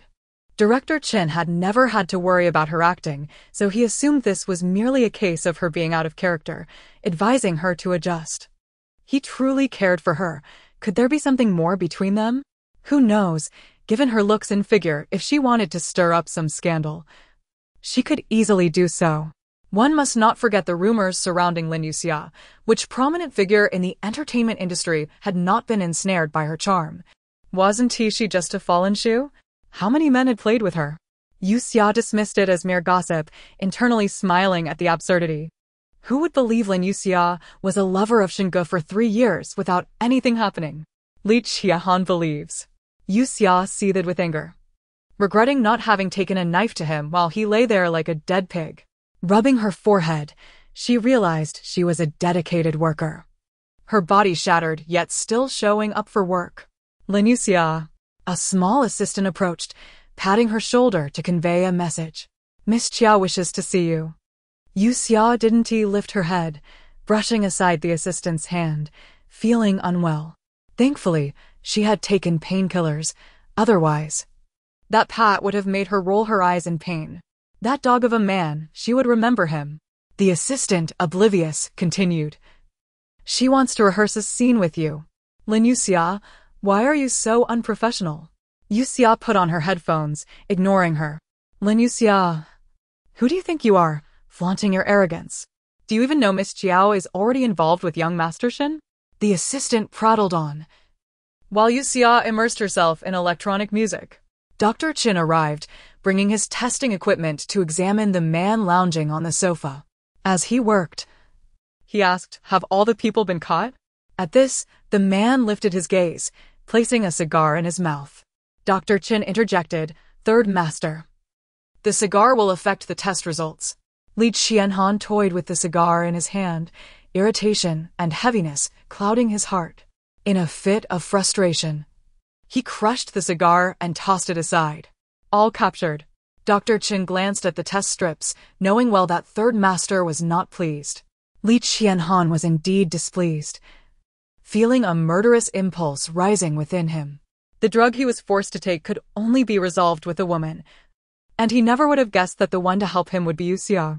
Under the influence of that drug, he felt both chaotic and lucid. his every action filled with aggression, wishing to devour the person beneath him. In truth, Yue Xia had been thoroughly tormented, not a single part of her body unscathed. What further enraged Li Qianhan was awakening to find himself covered by a blanket, utterly disheveled. This was clearly Yue Xia's revenge. As Li Qianhan's arm moved slightly, pain shot through him, prompting Dr. Qin to exclaim, "Third Master, don't move." Li Qianhan exhaled deeply, calming the turmoil within. Yue Xia, Yue Xia. Her name echoed in his mind, along with a flash of crimson. He had meticulously plotted every step, yet never anticipated he would be the first man to her. Taking a deep breath, his gaze hardened. Is the poison gone? A smirk curled on his lips, a wicked charm emanating from him. Keep them locked together. But don't let any women in. Chapter 95, Not Even a Touch? After a day's performance, Yue Xia was picked up by Asen. However, on their way, they were obstructed by other vehicles, forcing them to the side. A man wearing sunglasses knocked on the car window and respectfully leaned in, saying, "Miss Lin, Mrs. Shin hopes to see you." Yue Xia parted her lips slightly, and the man outside handed her his phone. A voice emerged from the device, "Xia, Xia, I beg you. Please come see me. I'm on the verge of collapse without you. I truly cannot bear it, Xia, Xia." Yue Xia pressed her lips together, listening to Mrs. Shin's pleading. She reached for the switch. "Asen, I'm sorry, but I must go for a moment." Asen frowned slightly, "Miss Lin, about Third Master." But the girl had already opened the door and moved to another vehicle. Asen shook his head helplessly, concerned that she was unafraid of Third Master's anger, risking her status as his benefactor. The interior of the car was quite comfortable, and the temperature had been adjusted in advance. After a short while, they arrived at the Shen residence. Upon opening the door, the servants of the Shen family were already waiting outside to welcome her. The original owner truly had a good rapport. Yue Xia smiled at them and entered the Shen house under their watchful eyes. Mrs. Shen had long been waiting at the door. She hurried forward to grasp Yue Xia's hand. "Xia, Xia." The woman's eyes were filled with reproach. Observing her state, Yue Xia realized she did not seem as gravely ill as she had sounded over the phone. "Auntie, are you feeling unwell?" Yue Xia lowered her gaze, apologetic. "I came in such a rush and did not prepare a gift." Mrs. Shin raised her voice. "What's inappropriate about it? I'll take charge here. Xia, Xia. Please come inside and stay the night. Promise me, Xia, Xia." Yue Xia hesitated but eventually nodded in agreement. She was led inside, where in the living room, Shingo was tied up and Shin's father was administering discipline. Yue Xia had already witnessed the scene in the car, but feigning surprise, she covered her mouth and gasped, stepping in front of Shingo. Shin's father's stick struck her arm instead. A red mark instantly appeared on her fair skin, and she stifled a groan, holding back tears. "Uncle, Shingo's your son. Why treat him this way?" Shin's father was taken aback at hitting Yue Xia. He hurriedly dropped the stick and instructed someone to call for a doctor. Shinji's eyes widened at the alarming sight of the mark on her arm. "You." Mrs. Shin anxiously cradled Yue Xia's arm. "Where's the doctor? Hurry." Yue Xia's gaze slowly shifted to Shinji's face, and after a moment, her eyes glistened with tears as she forced a smile. "Is that so? Congratulations, Shingo." Witnessing her strained smile pierced Shinji's heart. "You."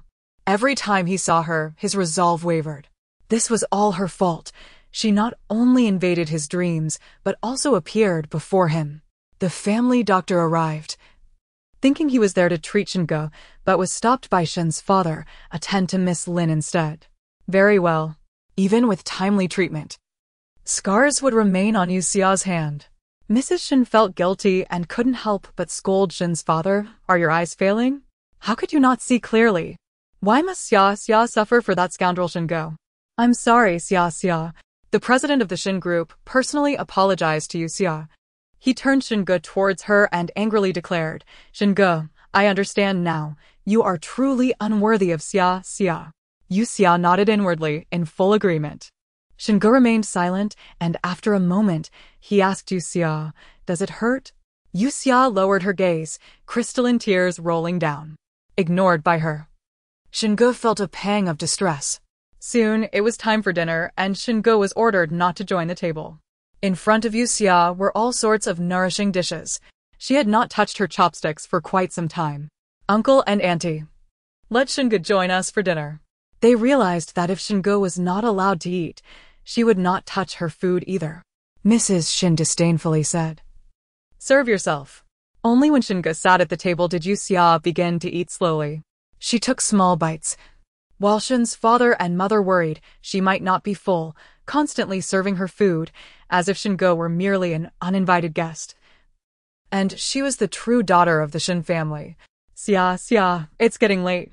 Why not stay the night and keep Auntie company tomorrow? Yue Xia pursed her lips. Auntie, I have work tomorrow.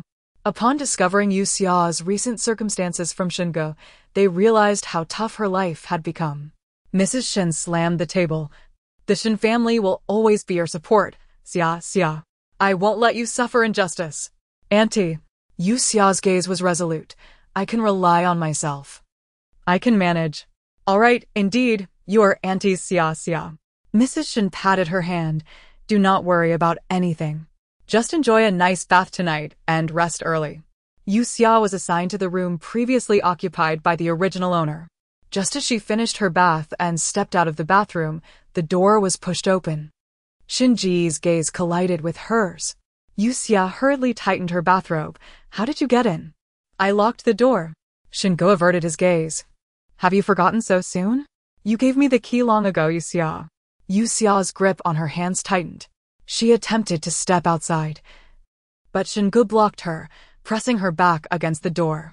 The scent of her freshly bathed skin was intoxicating, leaving Shingo in a muddled state. Yue Xia. He leaned closer, but she evaded, using her hands to push against his chest. Shingo, we agreed to keep our distance. What do you want? Her voice trembled as she inhaled. Besides, your current girlfriend is Qiao Yuma. If you are feeling unfulfilled, go find her. Shinji's eyes widened. His grip on her hand loosening. Yue Xia collapsed to the ground, breathing heavily in anxiety. Lin Yue Xia, am I not even allowed to touch you now?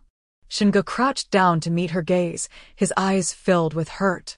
Yue Xia hugged her knees, distancing herself from him. Shingo, because all along, I have had no place beside you. She scoffed softly. I am self-aware. You need not provoke me repeatedly. I have already congratulated you. You should be with Qiao Yuma from now on. Why? Shingo grasped her hand, sliding it to the scar on her arm. Then why did you shield me? Chapter 96. I love you, Yue Xia suddenly buried her head in her arms, her voice rising with anger. Don't ask me. Don't come near me. Don't ever appear in my life again. Shingo was taken aback by her sudden outburst. He attempted to reach out to her, but Yue Xia pushed his hand away. Get out, Shingo. Her eyes were slightly red as she repeated, get out. Hearing footsteps approaching from outside, Shingo gritted his teeth and opened the door. Yue Xia. He murmured her name, reluctantly leaving. Phew, finally gone. Yue Xia rubbed her face, stroking her brow. She reminded herself not to be angry, as a woman's anger could affect her appearance. Mrs. Shin arrived and knocked on the door. Yue Xia, what happened? It's nothing, just saw a cockroach. Yue Xia replied with a forced laugh. Finding an excuse to send Mrs. Shin away, Yue Xia lay down on her bed and began to play with her new phone. Upon opening it, she noticed an unread message. You stood me up. Do you want to die? Yue Xia promptly powered off her phone. Meanwhile, at the Li family villa, the hall was shrouded in darkness. The man sat before a cold plate of steak, taking a sip of red wine. In the shadows, his handsome brows furrowed as he hurled the wine glass to the floor, startling those outside. Third master? The butler peered into the darkness, inquiring, Do you need? No need, the man interrupted, dismissing him. The butler complied. In the Shin family, it was evident that the woman still harbored feelings for Shingo. After 3 years as his lover, she had endured such humiliation, yet still pined for that golden-haired boy. Truly, a foolish woman, lacking both discernment and intelligence. After a moment of contemplation, Li Qianhan rubbed his forehead. He too had become deranged, exhibiting a level of childishness akin to an impetuous youth. Yue Xia was merely a woman. He had surrendered his nearly 30 years of virginity to her. Did he truly expect to bear the responsibility?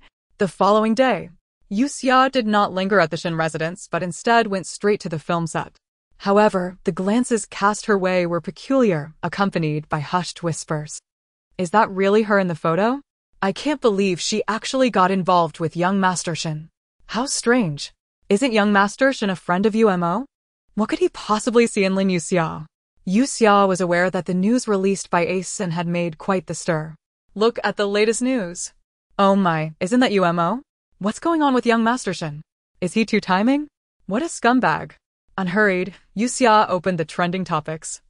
The first headline featured a photo of Shingo making advances toward her in a corner, while the subsequent one showed a close-up of Shingo and Xiao Yumo in the makeup room. Today, Xiao Yumo had taken a day off, which was fortunate. But Yue Xia knew their company must be in an uproar. Opening the scene, Yue Xia saw Xiao Yumo explaining to the company, "Shingo and I are just ordinary friends. He was merely comforting me on a bad day." Xiao Yumo maintained a calm demeanor while defending herself against the trending news. Her agent, a seasoned professional, furrowed his brow upon hearing her words. "Yumo, there's no need to beat around the bush. We need a reasonable explanation for public relations. Are you and young Master Shen in a confirmed relationship?" Taking a deep breath, Xiao Yumo replied, "Yes." She had intended for the paparazzi to capture scandalous photos, not intimate ones. And yet they had caught Shingo and Yue Xia together.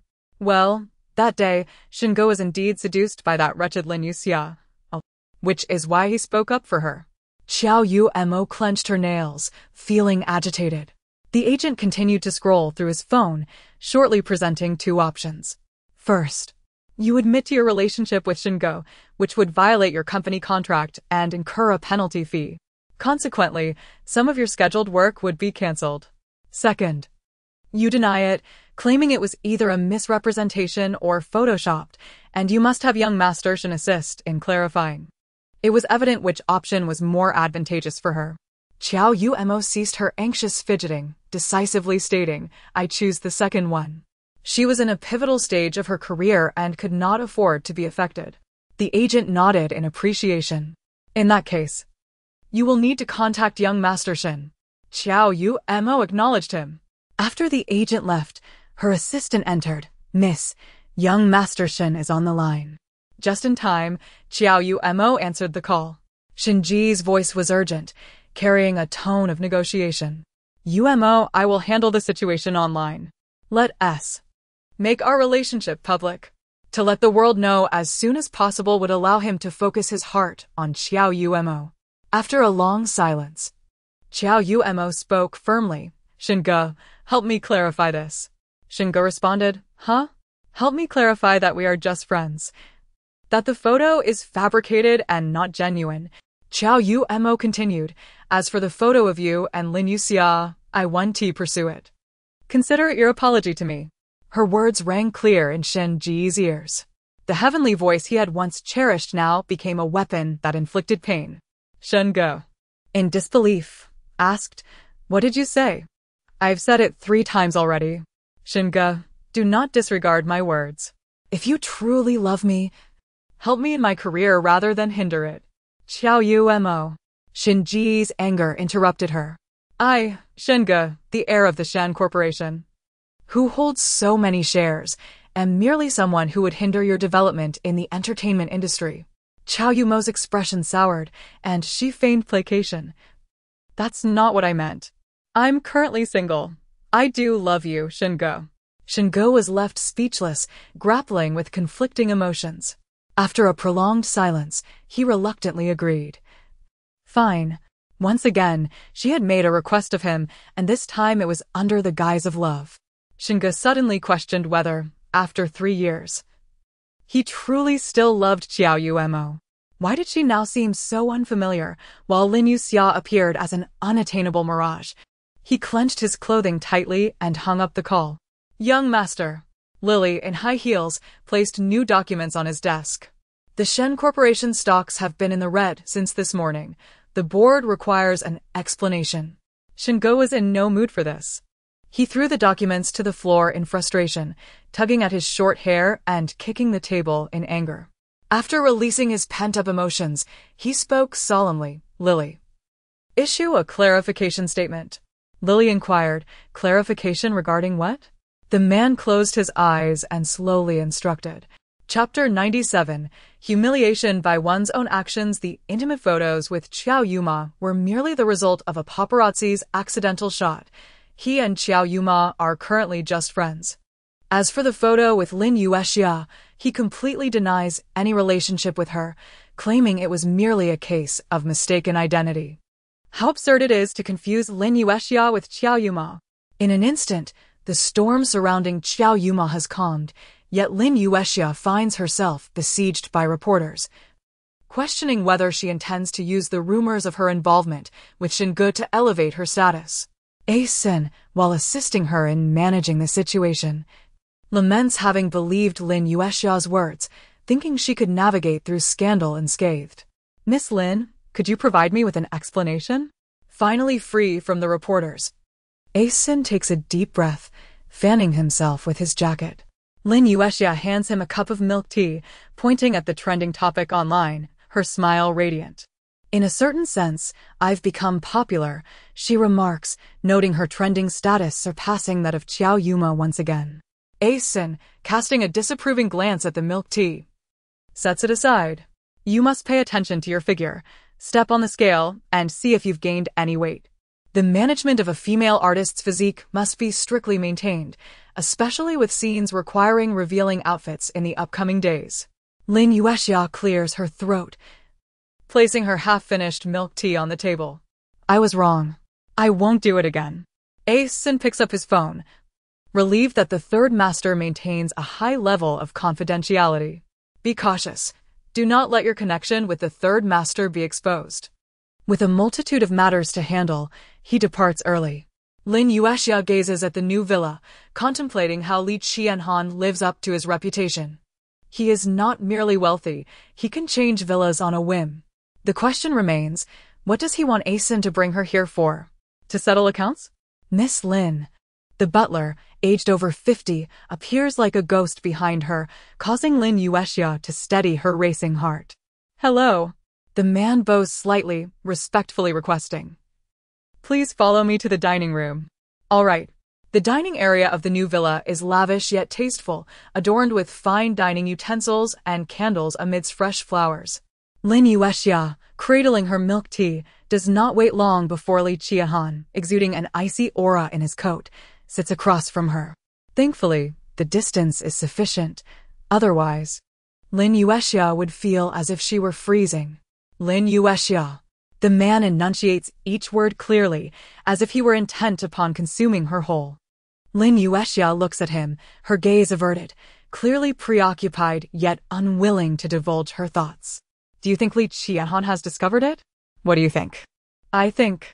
The man extends his large hand, his gaze stern, his thin lips parting, jade glass stone.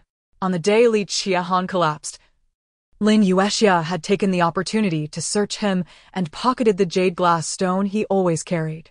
After all, it was merely a worthless rock. Yue Xia rummages through her bag and places the stone in the center of the table. I'm just helping you keep it safe.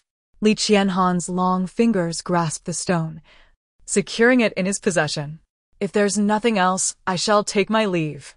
Yue Xia rises, seeming eager to depart without delay. The man suddenly mocks her. Yue Xia. Does Shingo know you have become my woman? Her steps falter, and Yue Xia clenches her hands into fists, taking a deep breath, her voice strained. Third master. That's not a significant matter. You can forget it. Moreover, I hope you won't mention it in front of Shingo. With a crash, the wine glass shatters on the floor, and the butler promptly arrives. Li Qianhan's tone is frigid, filled with displeasure, as he commands, take her upstairs. The butler replies, yes. Yue Xia does not refuse and follows the butler. Shortly, the man scoffs lightly. Yue Xia, you are remarkably broad-minded. As if you think being bitten by a dog is trivial. His turbulent emotions intensify, and the exquisite arrangements before him provoke a desire to destroy. Li Qianhan's gaze lands on the nearly finished cup of milk tea. He steps forward slowly and takes a sip. It is smooth, imbued with a hint of tea fragrance, and the straw bears her anxious bite marks. Touching the neat impressions left by her teeth, his expression darkens. Ultimately, she has chosen Xinge. Host, please control your volume. Ah, ah, ah, Lin Yue Xia exclaims, bouncing with excitement. Look, the third master understands me so well. This big bed resembles mine. The butler leads her to the prearranged room upstairs, filled with everything she could desire, as if tailored specifically for her. The large bed particularly delights her. Ah, I am growing fonder of Li Qiahan. Host, please focus on your task objective. Cough. Fine. Let me see what Xinge is doing now. In the scene, Xinge is having a candlelit dinner with Xiao Yuma, but their demeanor and attitude are entirely different from before. Xinge appears irritable, having not touched the food before him. The soft, elegant music surrounds them, yet he finds it not romantic, but rather noisy. Stop playing. Leave. The musicians hastily gather their instruments and depart, finally leaving a quiet ambience. Opposite him, Xiao Yuma, dressed exquisitely, still embodies the grace of a noble princess. She sets down her cutlery and elegantly wipes her mouth. Xinge, are you still angry? The man seems overly sentimental. After all, they have merely concealed their intimacy for a short time, and he fails to comprehend her. Observing his displeased expression, Xiao Yuma's mood dims as well. Yuma, Xinge sighs, refraining from raising his voice. I am simply very sad. In your heart, I am less significant than your career. He would set aside his own tasks for her words or requests, while in her eyes, he seems less important than her career. Her tone grows heavy. I am not like Lin Yue Xia, who was so well protected by you. She had nothing to worry about. I have only received a newcomer award and must achieve greater accomplishments to have the courage to declare our relationship. Xiao Yuma is certainly aware that the mention of Lin Yue Xia makes him refrain from pressing her further. How ironic. After their exchange, both settle into a calmer state. They share a meal in silence, their hearts misaligned, devoid of the previous affectionate atmosphere. Even Lin Yue Xia, observing from the sidelines, feels a sense of awkwardness. Currently, Xinji's favorability towards you is only 70. Host, will you forfeit your points? Yes, it's only 30 points, a trivial matter for Lin Yue Xia. By the way, could you also check Li Qianhan's favorability? 30. Lin Yue Xia. Why must she humiliate herself so? Chapter 98.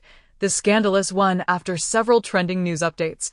Director Chin promptly released character stills from Love Is Not Just Mutual Affection and accompanied them with promotional text.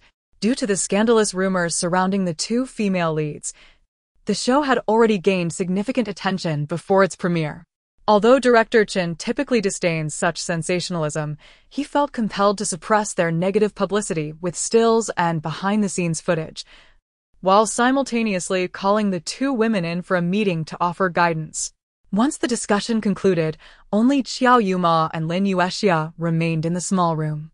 Lin Yue Xia. Xinge has already informed you, hasn't he? He is now my boyfriend, the woman asserted, striding confidently toward her. Yue Xia could not help but notice the allure of her neckline, quite impressive. Xiao Yuma, oblivious to her momentary distraction, continued, you should recognize your position. Do you realize how repulsive it is for you to cling to Xinge like this? It's as if you're a desperate woman, seeking validation from a man. Yue Xia. Well said. The leading lady's bold words took her by surprise. With a playful glint in her eyes, Yue Xia suddenly pushed Xiao Yuma onto the sofa. Before the latter could react, Yue Xia pinned her arms down, effectively trapping her. Leaning closer, she inhaled deeply and teased. If I'm not mistaken, Xiao Yuma, you're wearing that seductive fragrance designed to allure men, aren't you? As she caressed the tips of the woman's hair, she slightly withdrew, her captivating gaze reflecting Xiao Yuma's evident alarm. Who is truly attempting to entice men here? Xiao Yuma, do you not have any self-awareness? Did Xiao Yuma think she was an easy target? That would be the greatest folly, for she was known to be fierce in this realm, only adopting a gentle demeanor in special circumstances. Yue Xia, you. And what of it? Xiao Yuma retorted. Listen closely. I am not the one entangled with Shingo. If you harbor any resentment, direct it toward your man, not at me for your own validation. Or is it that you cannot even secure a man's heart? Yue Xia dismissed her, rising to fetch a tissue. You take your time to rest. I must return to filming. In that moment, when Yue Xia had her pinned, it felt as though she possessed an irresistible magic, drawing anyone who approached her into a deep fascination. Xiao Yuma took a breath, gripping the sofa beneath her, her teeth clenched. Yue Xia. Today, as scene involved a dramatic encounter between the two women in water. As Yue Xia donned her swimsuit, a nearby actress exclaimed, Yue Xia, what happened to your arm? The marks from her recent beating were still visible, yet Yue Xia maintained her composure, contemplating retorting, and how did you manage to have a brain? What of a wound? She replied, draping a towel around herself and stepping out with soft, quick steps.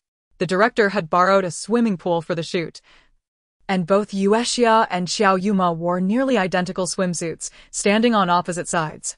In the narrative, the two encountered each other in the pool. But due to a malfunctioning temperature regulator, the water had grown cold, causing both to experience cramps in the deep end, leaving the male lead to choose who to rescue first. At the director's cue, cut, both women suddenly contorted their faces, struggling above the surface. Yue Xia. Shingo had come to visit the set, intending to surprise Xiao Yuma, but upon arrival, he was met with this scene. He quickly grabbed a nearby crew member and inquired, Is this part of the shoot? Yes, the crew member replied, somewhat perplexed. Shingo sighed in relief. Glad it was merely acting. Who does Shingo truly prefer? Yue Xia asked, feigning distress. You, came the prompt reply. Not bad, Yue Xia mused, though her brow furrowed as Xiao Yuma kicked her calf. Yet the male lead had already jumped in, saving Xiao Yuma first. She emerged from the water with a look of disappointment that was all too predictable, her gaze inadvertently meeting Shinji's. In the close-up captured by the camera, her glistening eyes reflected ripples of emotion. Shingo felt entranced, his breathing becoming cautious, as if any sudden move might cause her tears to spill. Cut. The filming ended, and Yue Xia was pulled from the water. Having spent so long in the cold, she slipped slightly, but the male lead was there to steady her. Xiao Yuma turned to Shingo, only to find his gaze filled with concern, seemingly riveted to Yue Xia. Director Chen, upon reviewing the footage, expressed his dissatisfaction. Apart from the close-up of Yue Xia, the rest required reshooting. Xiao Yuma's struggle in the water appeared unconvincing. Yue Xia had faltered in her expression for a brief moment, and the male lead had leaped in too decisively. The stylist approached to touch up their looks, while Shingo made his way to Xiao Yuma. Yuma, are you alright? He asked, offering her a towel. Xiao Yuma scoffed, her expression shifting. I'm fine, Shingo. You were present, witnessing our struggle in the water. Who did you want to save? Without hesitation, he replied, You. Only then did Xiao Yuma feel satisfied. As Shingo comforted her, he overheard others discussing the two female leads' physiques, noting Yue Xia's evident scars on her arm, mentioning the need for retouching in post-production, a hassle indeed. Shingo felt a surge of anger, glaring at the person speaking. Mr. Shin, what's the matter? Shinji's tone grew cold. I hope you can show some respect for dedicated actors. The individual quickly distanced themselves. Host, both Shingo and Li Qianhan are watching you. Ah? That dog of a man, Li Qianhan, is here? Yue Xia longed to look around, but knew she needed to focus on her performance.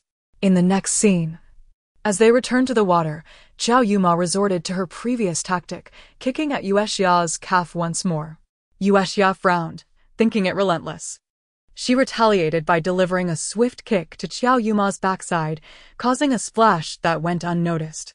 Xiao Yuma, you. Cut. Director Chen snapped, his tone disapproving. Xiao Yuma, what are you doing? This scene should have been completed in one take. Dragging it out only complicates matters if the actors become uncomfortable. My apologies, director. Xiao Yuma gritted her teeth. They began anew, but Xiao Yuma's demeanor was still off. The others were instructed to remain in the water with her. As the script was set aside, the director announced, "Everyone else can take a break. Xiao Yuma will reshoot." Xiao Yuma felt embarrassed, aware that her colleagues were hesitant to speak up on her behalf, as Director Chin was visibly irate and had called her out by name. Taking a moment to rest, she bit her nails, her back slightly hunched. Shingu approached her, offering consolation. "Are you all right, Yuma?" Xiao Yuma brushed his hand away. "Shingu, do you only intend to stand by and watch as I suffer? Aren't you the heir of the Shang group? Could you not extend a favor and spare me the humiliation in front of everyone?" Chapter 99. Hardened Shingu was certainly capable, yet recently. The Shin family faced considerable pressure, and his demeanor would inevitably influence the family's reputation. "Do not rush, Umo. Take a moment to rest before your performance," Shingu advised helplessly. "Get away," Xiao Umo retorted angrily. She had reached her breaking point, but before uttering her most contemptuous words, she restrained herself. "Shingu, how can you be so useless?" She tossed aside her towel and exited without bidding farewell to Director Chin. Shingu instructed his assistant to explain the situation to Director Chin, his heart heavy with frustration. At that moment, his thoughts were solely consumed by Yue Xia.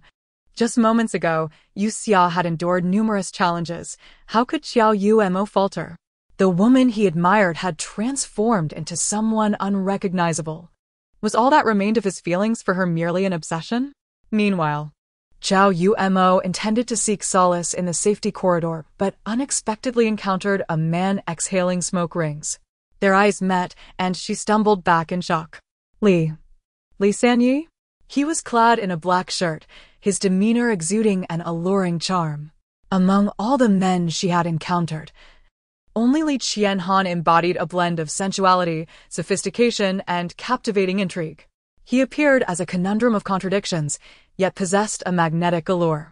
Xiao Umo gazed at him, entranced, as he furrowed his brows. "Xiao Umo?" His voice resonated, echoing in her ears like a gentle caress. Igniting electricity in her heart, she became acutely aware of her breath, whispering, "Thank you for the necklace, Li Sanyi." Could it be that he had come specifically to see her? The thought sent a thrill through her, causing her to nearly lose her footing. Her skin was fair, smooth, and tender, so delicate that it seemed one could almost draw moisture from it with a gentle touch. She was also extremely sensitive to pain. Even tender words and gentle ministrations had little effect on her, as her eyes could unleash torrents of emotion. Li Qianhan felt a wave of frustration wash over him. His mind was consumed with thoughts of Lin Yue. Xiao Umo's voice was but a cacophony in his ears. "Silence," he commanded coldly, startling her. A sense of grievance washed over her, yet she understood. After all, Li Qianhan was a formidable man, and she had to tread carefully. "Sanyi, do you remember your grandfather's words?" Li Qianhan cast her a sideways glance, and sensing an opportunity, she continued, "In matters of my career, I will not seek your assistance, but regarding Lin Yuxia's bullying, I hope you will help me teach her a lesson and make her suffer a bit." Li Qianhan recalled a time when he had used this very reasoning to abduct Lin Yuxia, allowing his subordinates to mistreat her. The memories flooded back, deepening the furrow in his brow. "How has she bullied you?" Xiao Umo's heart soared with delight as she recounted. "She has not only slandered me within the crew, but also intentionally harmed me and is pursuing Shingu. If it weren't for her, I wouldn't have to compete with her for the role." "Pursuing Shingu?" Li Qianhan's expression hardened. Xiao Umo painted Lin Yuxia as a woman who could not survive without a man, though it was uncertain how much of this he absorbed. The man scoffed, his emotions unreadable. "What do you wish for me to do?" "Sanyi, just handle it as you see fit." Xiao Umo dared not show her more malicious side. After a moment of silence, he merely chuckled softly. "I understand." Xiao Umo pursed her lips, thanking him profusely. Indeed, anyone was more useful than Shingo. Perhaps she should consider changing her focus? The handsome profile of the man was not far from her, and she could not help but feel her heart race and her gaze linger. Intentionally, she inched closer. Yue Xia's nose was indeed sharp. She had applied a high-end perfume. What woman wouldn't wish to be a vision in the eyes of men? Yet before she could close the distance, Li Qianhan turned away, nearly causing her to tumble down the stairs. He lightly brushed his nose, his brows knitted in concentration. He then walked away. And Xiao Yuemo, fearing he was in a hurry, did not pursue him. As she passed by Yue Xia, her confidence soared. The woman seemed certain of witnessing Yue Xia's dismal downfall. No matter how audacious she was, she could not possibly rival the fearsome Li Sanyi. Just thinking of that man made Xiao Yumo's heart flutter, rendering her oblivious to Shingo's invitation. Believing she was still upset, Shingo remained silent. How outrageous that Xiao Yumo would complain to Li Qianhan. You could complain too. Not at all. I prefer action over words. As the day's filming concluded, Yue Xia slumped into the back seat. Asen reminded her to sit properly, but she was completely unresponsive. Miss Lin, you seem quite exhilarated. I have some good news for you. Her cheeks were flushed. Yue Xia rubbed her face, asking, what good news? You've been offered an underwear endorsement. Yue Xia glanced down, suspecting Asen was jesting. Do you really think I can get my figure in shape in time? They want to see the gathered effect. You're perfect for it. Asen executed a stylish drift as they arrived. Get out. I'll bring the products tomorrow. It was unclear whether this was a compliment or an insult. Upon entering the villa, Yue Xia touched her face. It felt a bit warm. Could she be coming down with a fever? Do you need medicine? No. Yue Xia was reluctant to spend her points, as long as it didn't hurt. She could endure anything. She felt a bit dizzy. Making her way to her bedroom, she barely registered the butler's inquiries about her well-being, muddled as she was. She pushed the door open and collapsed onto the bed. Whether due to her physical discomfort or not, the bed felt unusually hard. Yue Xia shut her eyes. Thinking that a good sleep would suffice, even if her mind were to falter, she would have Gigi by her side. Feeling feverish, Yue Xia quickly drifted off into a haze. Moments later, Li Qianhan entered her room with the butler, finding it empty. San Yi, Miss Lin appears unwell. She was just calling your name. The butler glanced around. She wouldn't have wandered into your room, would she? Send for Dr. Chen. Li Qianhan waved his hand dismissively, walking toward his own bedroom. As the door opened, he spotted Yue Xia lying on his hard black bed. Li Qianhan. She murmured softly, prompting him to approach. As he leaned closer, he heard her mumble, "Dog man." Li Qianhan. This little mouth was certainly not endearing when it spoke. He extended his hand, intending to pinch her lips, but she coincidentally opened her mouth and bit down. Chapter 100. Unusual hobbies. Her delicate face flushed a deeper shade, and Li Qianhan relaxed his grip, ceasing his torment. Gently, he traced her nose with a finger. Squatting beside her to check the warmth of her forehead, his eyes narrowed slightly as he questioned, "Why don't you call for Shingo? Are you angry yet still trying to appease me?" Her soft lips murmured indistinctly, the meaning of her words eluding him. Abruptly, she placed her hand on the back of Li Qianhan's hand, unconsciously drawing it to her cheek. His rough palm brushed against her skin, eliciting a ticklish sensation. Yet the warmth radiating from his hand was precisely what Yue Xia craved, cool and incredibly soothing. "Don't leave. Don't pull away." His gaze was profound, akin to dark stars swirling in the night sky, as he inhaled the faint scent of medicine clinging to her. Unable to resist, he leaned in, capturing her moist lips in a tender kiss.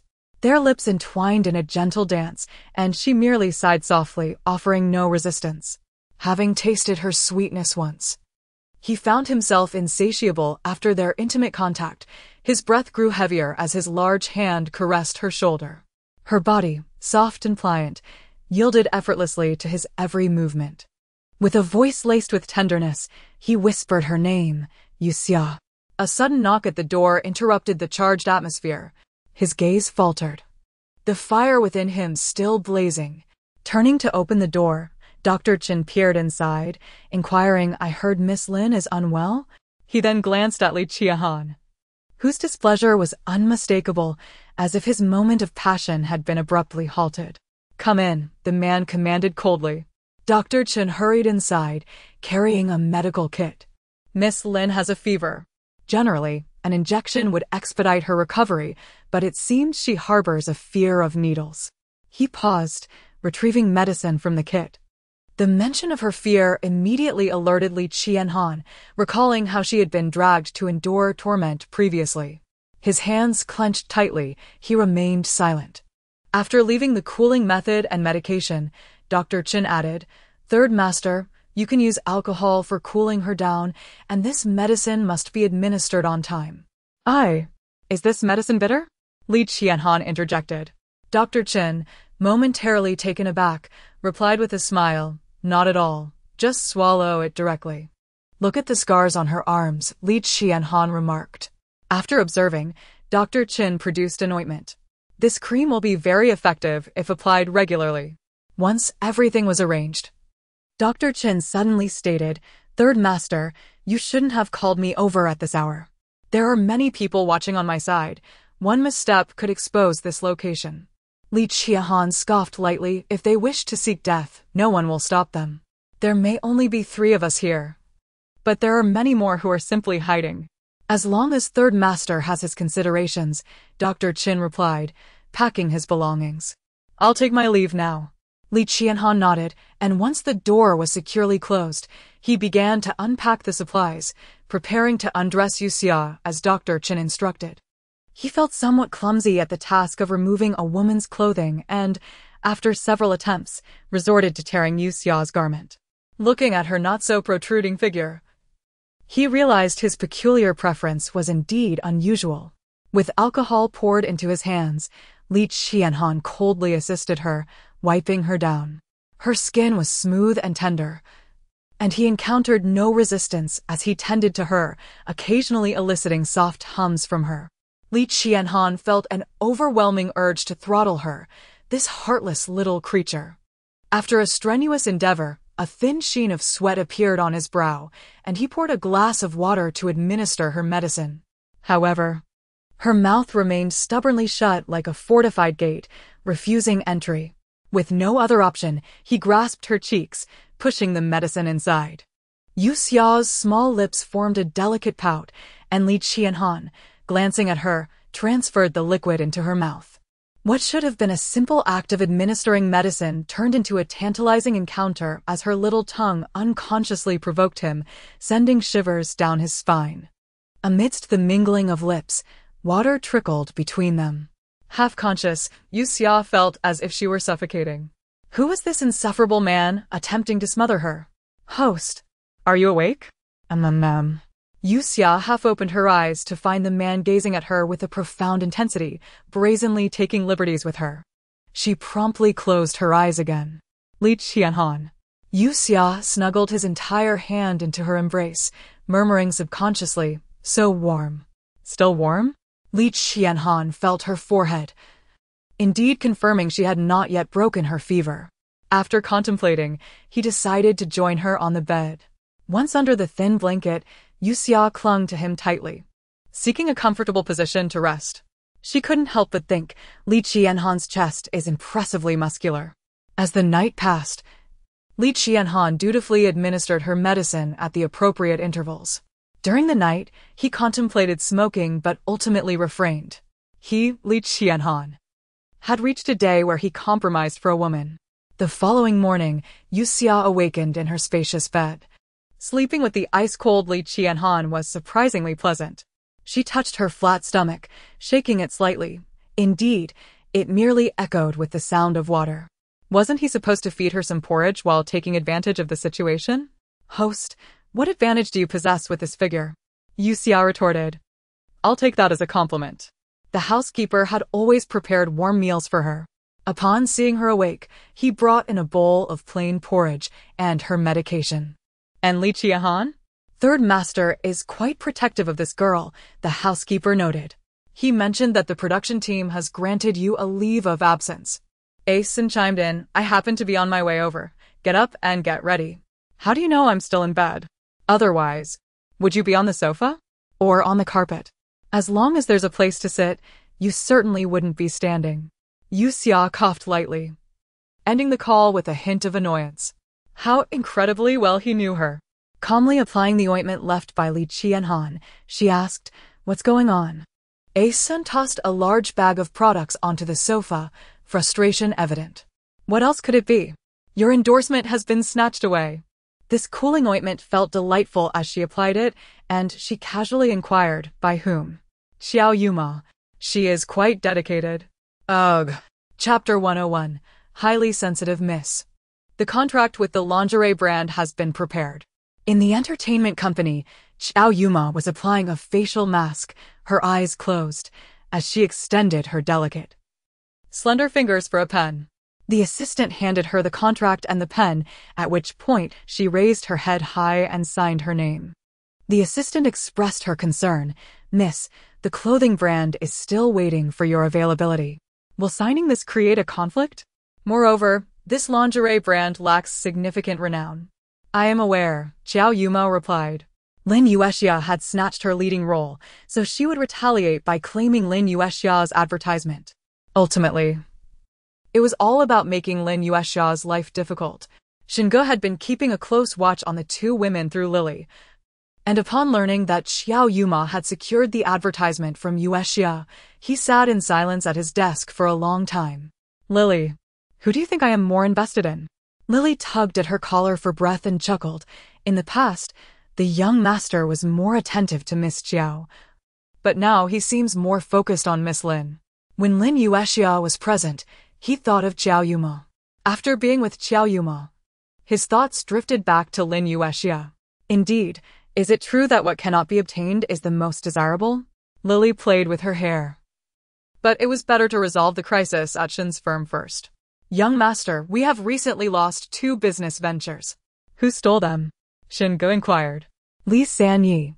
Asen was in the villa, infuriated and unable to contain himself. This was the first advertisement he had secured for his underperforming artist, and unexpectedly, the other party signed a contract with someone else without warning. He angrily drank the milk tea he had snatched from Yue Xia. Xiao Yuma truly holds you in high regard. She even fought you for such a minor advertisement. Yue Xia nodded. Well, if I can't compete with men, I can only compete for advertisements. But even in her anger, she wondered why he had to take her milk tea. Just wait. I will negotiate a more prestigious deal for you, Asen declared boldly, while Yue Xia merely nodded mechanically. Yue Xia smiled, finding Asen's anger rather amusing. She sat at the dining table, reviewing the script while waiting for dinner. Soon, footsteps approached, and a bowl of congee with small dishes was placed beside her. Thank you. When she looked up and saw Li Qianhan, her smile faded. How many women have touched that dog of a man? She thought, at least 800, if not 1,000. Li Qianhan noticed her displeasure and sat down opposite her. Have you taken your medication on time? No. She always had her medication close at hand and took it whenever she had the opportunity. The man did not admonish her, but sat quietly across from her, watching as she sipped her congee in small bites.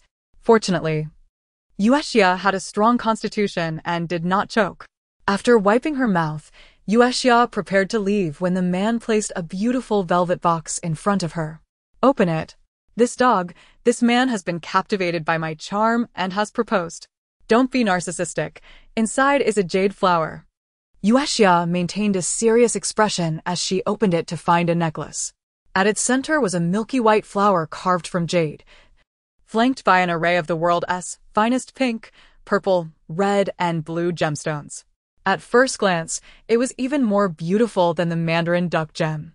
This necklace is worth 300 million. Collecting these gemstones required a great deal of effort on Li Qianhan's part. However, Yue Xia was preoccupied only with the points. Under Gigi's appraisal, it could not be exchanged. To her, it was merely worthless trinket. Is this a gift for me? Yue Xia looked up. Li Qianhan could already discern her thoughts from her impassive gaze. Recently, Shin's group has been losing business one after another, and Shingo is overwhelmed. Do you think Shin's will go bankrupt? The man casually remarked. Yue Xia immediately grasped his implication. Well done. Hurry up and let that unfortunate Shingo go bankrupt. She tightly clutched the necklace, glaring at Li Qianhan. What exactly do you intend to do? Just engaging in casual conversation after dinner, Li Qianhan replied, leaning back in his chair, appearing relaxed. After much hesitation, Yue Xia reluctantly accepted the necklace, saying, Thank you, San Yi. The man's brow furrowed slightly. She was once again avoiding calling him by name. Clearly, using Shingo as leverage was the only way to make her comply. Put it on. The man had grown accustomed to commanding tones that compelled obedience from those who resisted. Yue Xia expressionlessly tried to adjust the necklace behind her, struggling to wear it properly. Frustrated, she nearly wanted to toss it aside. However, the man swiftly moved behind her, lifting her hair to expose her beautiful, alluring neck. She paused, feeling his fingertips brushed against her skin, causing her to shudder slightly.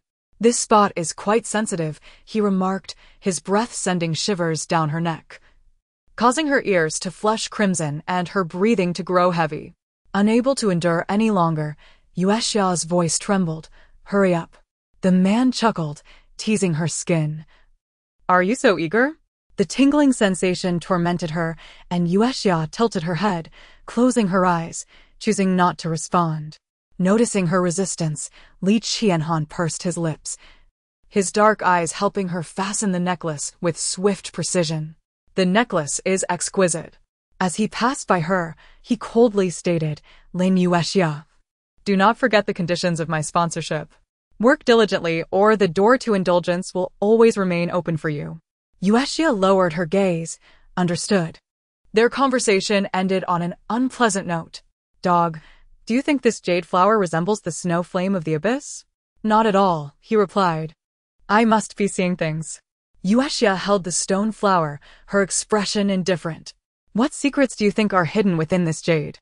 Given your intelligence, you should already know. The voice replied. Yue Xia's eyes sparkled with delight. I do enjoy your unreserved compliments. The next day, Yue Xia did not dazzle anyone as Ace Sin had requested. She was a diligent worker, swiftly changing into costume and preparing for her scene. After taking a day off, her responsibilities had increased. Nearby, another actor mocked her. Knowing it was such a crucial moment, you still took a day off? Xiao Yuma has been in the water more times than you and hasn't fallen ill. Perhaps she had previously indulged too freely, leading to her current predicament. Have you heard? The brand that was originally seeking her has withdrawn. Haha, she truly is unfortunate. Unlike Xiao Yuma, who has secured several advertisements. Clearly, the two of them cannot be compared. During the break, Yue Xia perused the script. Only those with idle hands gossip about others. Instead of wasting time bickering, one should invest time in self-improvement. Is Miss Lin Yue Xia present? Just as they were preparing to shoot the next scene, someone suddenly approached to inquire, interrupting everyone's attention.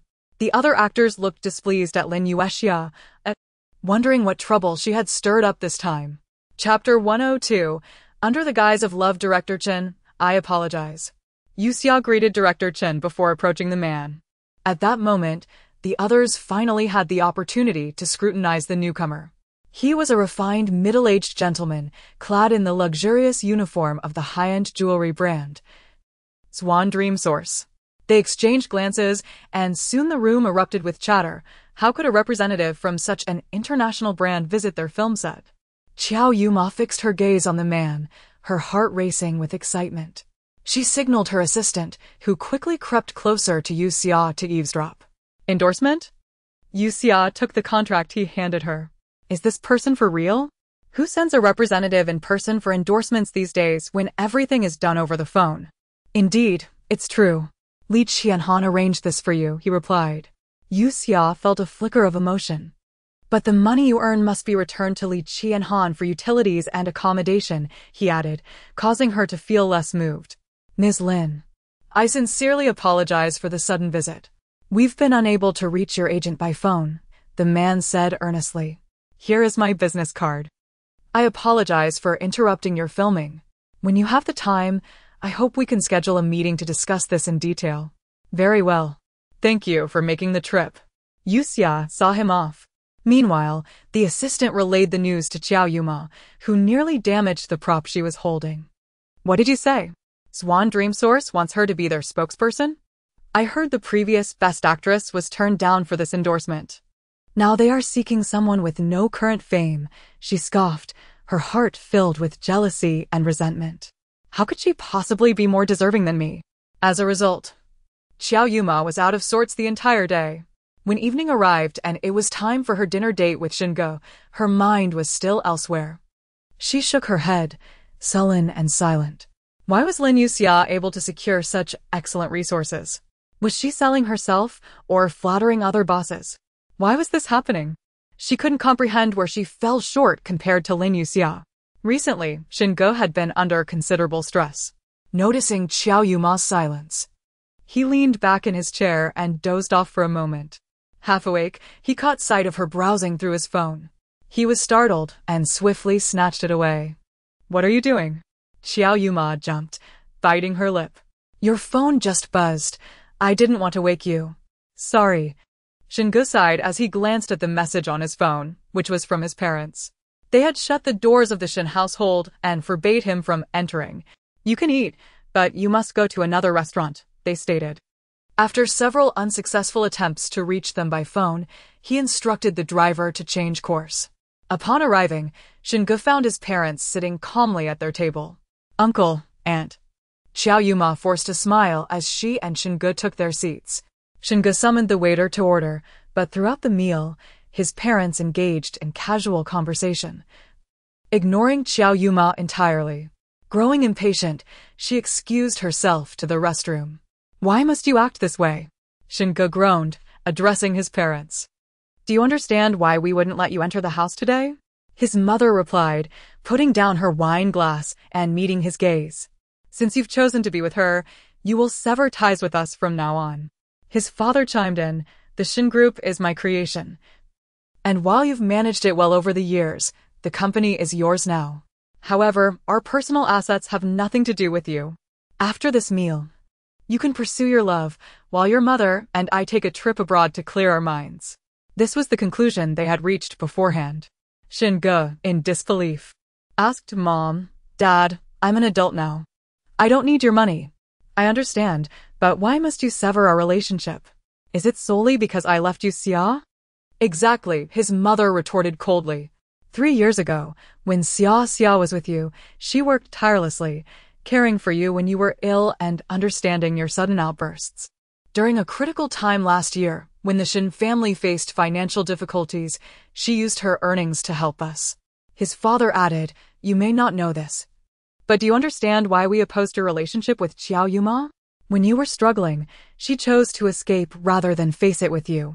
When I confronted her, she said, if you want me to leave Xinge, then give me money to develop abroad, and I promise I won't come near him again, his mother scoffed.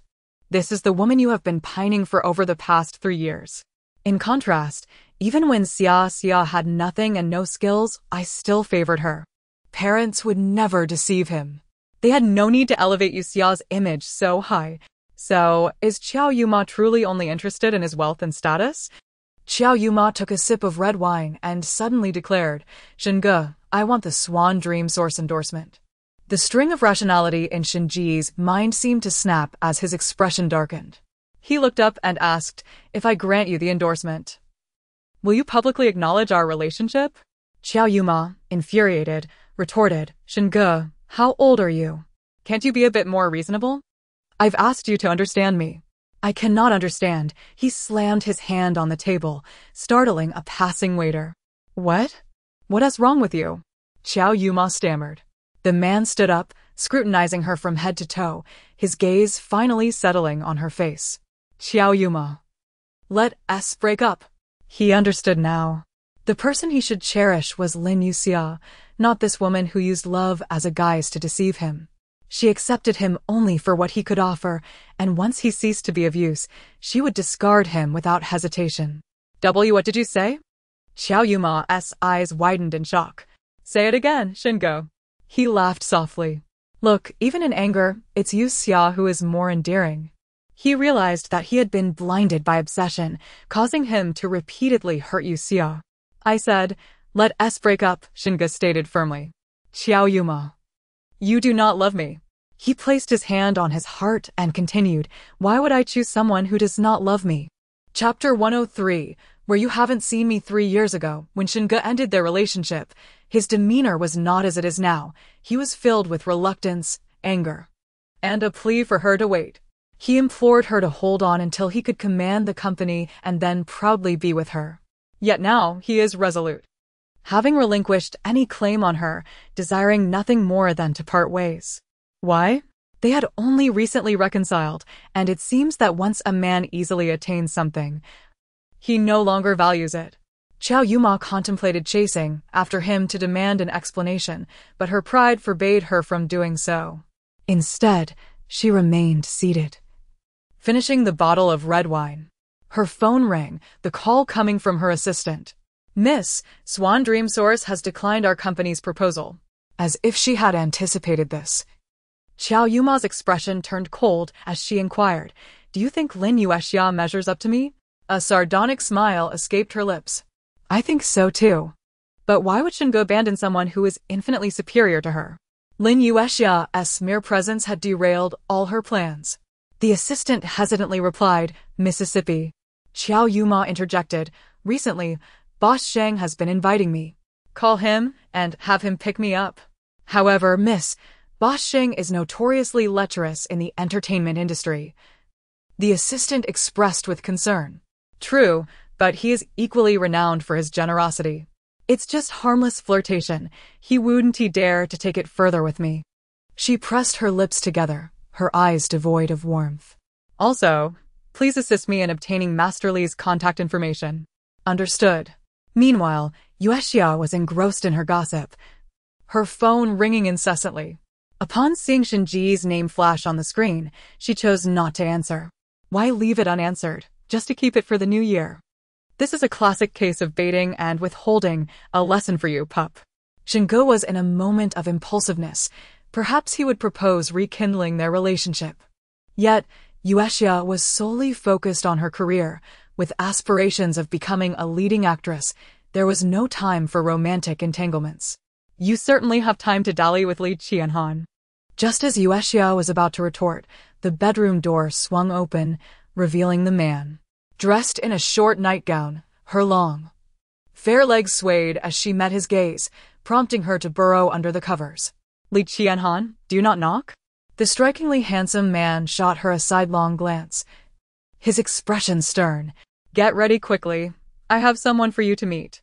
His tone was brusque, as though he wished to dispose of her on the spot. Yue Xia replied with a sigh, if you don't leave, how can I get ready? The man's gaze lingered on the tightly wrapped blanket, coldly retorting. I've seen every inch of you. Yue Xia's expression faltered, akin to a deflated balloon, as she covered her face with her hands. Just leave. Li Qianhan opened his mouth, producing a cigar from his pocket before turning to await by the door. In a fleeting memory, he recalled the sensation of holding her leg. His dark eyes flickered as he tucked the cigar away. Once she was ready, Yue Xia hopped into the car like an eager rabbit. Li Qianhan handed her a mask, identical to the one from their last outing. If you wish to continue navigating the entertainment industry, it would be prudent to conceal that pretty face. Silently, she donned the mask, its edge pressing against her hair. He instinctively reached out to tuck a stray strand behind her ear, his fingertips brushing against her delicate skin, causing her to flinch. Li Qianhan's fingers hesitated, captivated by her scent and warmth, momentarily losing his composure. Master Li, we have arrived. The waiting manager opened the car door, bowing as he led the way. Yue Xia followed behind, maintaining a respectful distance from Li Qianhan as they entered a lavish private room. Li Qianhan made a grand entrance, greeted by a throng of eager faces already seated inside. Numerous prominent figures were engaged in merriment, but upon his arrival, their laughter ceased, and they settled beside their guests like exquisite dolls. Masterly, you have graced us with your presence. Good to see you, Masterly. The attendees exchanged pleasantries, their glances occasionally straying toward Yue Xia before quickly shifting away. It was indeed a rarity for Masterly to accompany a woman. Following the flattery, discussions of recent business ventures commenced, with illicit dealings casually mentioned as the women poured drinks and offered smiles, refraining from interjecting. Suddenly, a melodious cry pierced the air, drawing everyone's attention to Yue Xia, who, with a toothpick in hand, frowned slightly. This fruit is quite sour. The men present, hesitant to drink, found her casual evaluation bold. Their gazes shifted to her, caught between disbelief and intrigue. This audacious girl was on a fast track to becoming a mere commodity in this lavish environment. Yet, to their surprise, the man simply remarked, "Then eat it." Yue Xia tossed aside the toothpick. "If I don't want to, why should I? No need to be so harsh." As the discussions resumed, the closed door was suddenly kicked open with force. A man clad in a flamboyant, ostentatious jacket adorned with gold chains sauntered in without a care for decorum, plopping down beside Li Qianhan. "Masterly, long time no see. Our brothers have missed you dearly." The man's unkempt appearance and unruly beard contrasted sharply with his brash demeanor, a crooked grin revealing a set of uneven teeth. "Who is this dog?" Zhang Jin, one of Li Qianhan's underlings. He once saved him, and Li Qianhan gifted him a gang in return. Ah, so this scoundrel still clings to the idea of repaying favors. She mused, recalling how he had prepared her a necklace in exchange for her assistance. Perhaps if she were to offer herself once more, she could bypass the acting altogether and directly ascend to the status of a leading actress? That's quite an optimistic thought. Indeed, her mind wandered. Li Qianhan's generosity toward Zhang Jin was well known, and over the years, no one had dared to provoke him. After greeting others, Zhang Jin's gaze shifted to Yue Xia. "Masterly, is this your wife?" Feeling bored, Yue Xia longed for fresh air. She rose, drawing attention once more as Li Qianhan glanced at her. "I'm heading to the restroom." He showed little reaction, and Yue Xia, unfazed, strode out with purpose. Once business matters were concluded, the atmosphere lightened considerably, filled with mutual flattery. Zhang Jin, after downing a drink, stood up, urgency in his voice. "Masterly, I need to take care of something." Following closely behind, Li Qianhan gripped his glass, the light reflecting off its edges gradually settling in his brooding gaze. Chapter 104. "I want to hold you in the restroom." Only a few people lingered. Yue Xia stood before the mirror, casually arranging her hair. Zhang Jin is outside. As expected, the man's lecherous gaze had been fixated on her, clearly harboring intentions. He is merely interested in the third master's woman. Do not indulge in self-importance. Host. Silence. After tidying herself, Yue Xia stepped out, only to be intercepted by Zhang Jin. The man leaned against the wall, obstructing her path. Indeed, blocking someone is contingent upon one's appearance. At least when Shingu did it, there was a certain charm to it. Now it was rather unappealing. "How long have you been with the third master?" Zhang Jin asked, stroking his beard with a swagger. Yue Xia remained silent, prompting him to continue. "Still wearing a mask? You must be quite beautiful for the third master not to want to share you." His tone was vulgar. "I've sent the third master many women before. Yet he never took a second glance. What makes you exceptional? Why don't you demonstrate your skills for me?" As the sound of a zipper being drawn echoed in her ears, Zhang Jin's breath grew heavy. "Let us start with something simple. I must ensure the third master is satisfied." As his hand reached for her, Yue Xia skillfully sidestepped him, mocking, "Do you think you're worthy?" Anger flared in the man's eyes as he yanked at her clothing. "You're merely a tool for release. Do you truly believe you're some exquisite phoenix?" The fabric of Yue Xia's dress, while decent in quality, was soon torn under his grasp. She covered her shoulder, her brow furrowed. "What are you trying to do?" With a glint of determination in her eyes, she took a step back. "Ah, who dares to be so blind, unaware that I am the third master as savior?" Zhang Jin struggled like a flailing frog against the man behind him. He painfully twisted his head back to see Li Qianhan's darkened expression, causing him to shrink back in fear. Third master? Li Qianhan cast a fleeting glance at Zhang Jin's unzipped pants, then unceremoniously tossed him into the men's restroom. Yue Xia did not follow, as she could observe from a distance. Zhang Jin, having slipped on the wet floor, hurriedly rose, holding his waist. Third master, what have I done wrong? The bodyguards in tailored suits blocked the restroom's exit. The man looked down at him. Whom do you wish to train? Zhang Jin swiftly grasped the situation and gasped for breath. It's just a woman. Third master, there are countless women available to you. I can find anyone you desire. I merely teased her a little. Are you really going to punish me? The man scoffed. You laid hands on her. The strap of Yue Xia's dress had already been torn. Had he arrived later, would Zhang Jin have intended to act on impulse? Third master, I am your savior.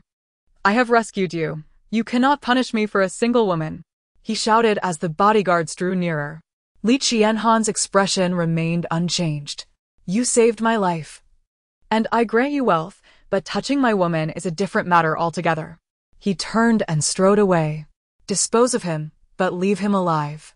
Understood. Zhang Jin lay on the ground, calling out helplessly. The sounds of his anguished cries echoed from the men's restroom, while those inside the stalls remained silent in fear. Yue Xia leaned against the wall, breathing heavily, her eyes downcast. When Li Qianhan approached, she did not raise her gaze. It seems that by not looking at you for a moment, I have attracted a swarm of admirers. Yue Xia pressed her lips together, responding slowly. He said, I am merely your tool for release. The depths of the man's eyes flickered with turbulence. Frowning, he glanced at the men's restroom. You only need to heed my words. With those words escaping his lips, Li Qianhan draped his coat over her shoulders. Yue Xia nodded. I'll grab my bag. Host, would you like something to enhance your experience? Yue Xia's eyes sparkled. Honestly, I'm just thirsty. As they sat in the car, even with the air conditioning, the heat was palpable. Yue Xia constantly shifted her position, unable to find comfort. Do you have lice? Li Qianhan began with a remark that Yue Xia detested. Yue Xia grasped her wrist, unable to suppress her low breaths. Li Qianhan, am I running a fever again? Li Qianhan tilted her chin, examining her flushed face and warm forehead. It's only been a few days. How could it flare up so quickly? The girl's fair skin was tinged with a delicate pink as she removed her outer garment, attempting to unfasten the other shoulder strap. It's so hot. Before he could thoroughly assess her condition, the driver, upon answering a phone call, exclaimed, Third master, the police have arrived for a routine inspection. The man's brows furrowed deeply. What have they discovered? He pressed down on Yue Xia's shoulder. What did you come into contact with inside? Yue Xia's condition seemed amiss. It was not merely a fever, but rather. Feeling lightheaded, she clung to Li Qianhan, her hands unceremoniously exploring his cool skin. Drink your wine. His eyes narrowed dangerously, realizing someone had taken advantage of his absence to tamper with his drink. He instructed the driver. Send Dr. Chen to resolve this matter. Once we determine what it is, provide me with a solution. Understood. Li Qianhan. Yue Xia felt as though she was engulfed in fever, sweltering as though trapped in a furnace. She clung tightly to him, whispering, I feel so uncomfortable. I want. Upon arriving at the villa, Yue Xia was unceremoniously tossed into a cold water pool. Uncertain of the drug's effects and how to handle it, he refrained from acting recklessly with her. In the water, she floundered, nearly drowning. Li Qianhan, alarmed, pulled her up, splashing water as he washed her face. Cough, cough. Yue Xia grasped his hand, exclaiming, Li Qianhan, you're hurting me. He quickly loosened his grip. I feel so unwell.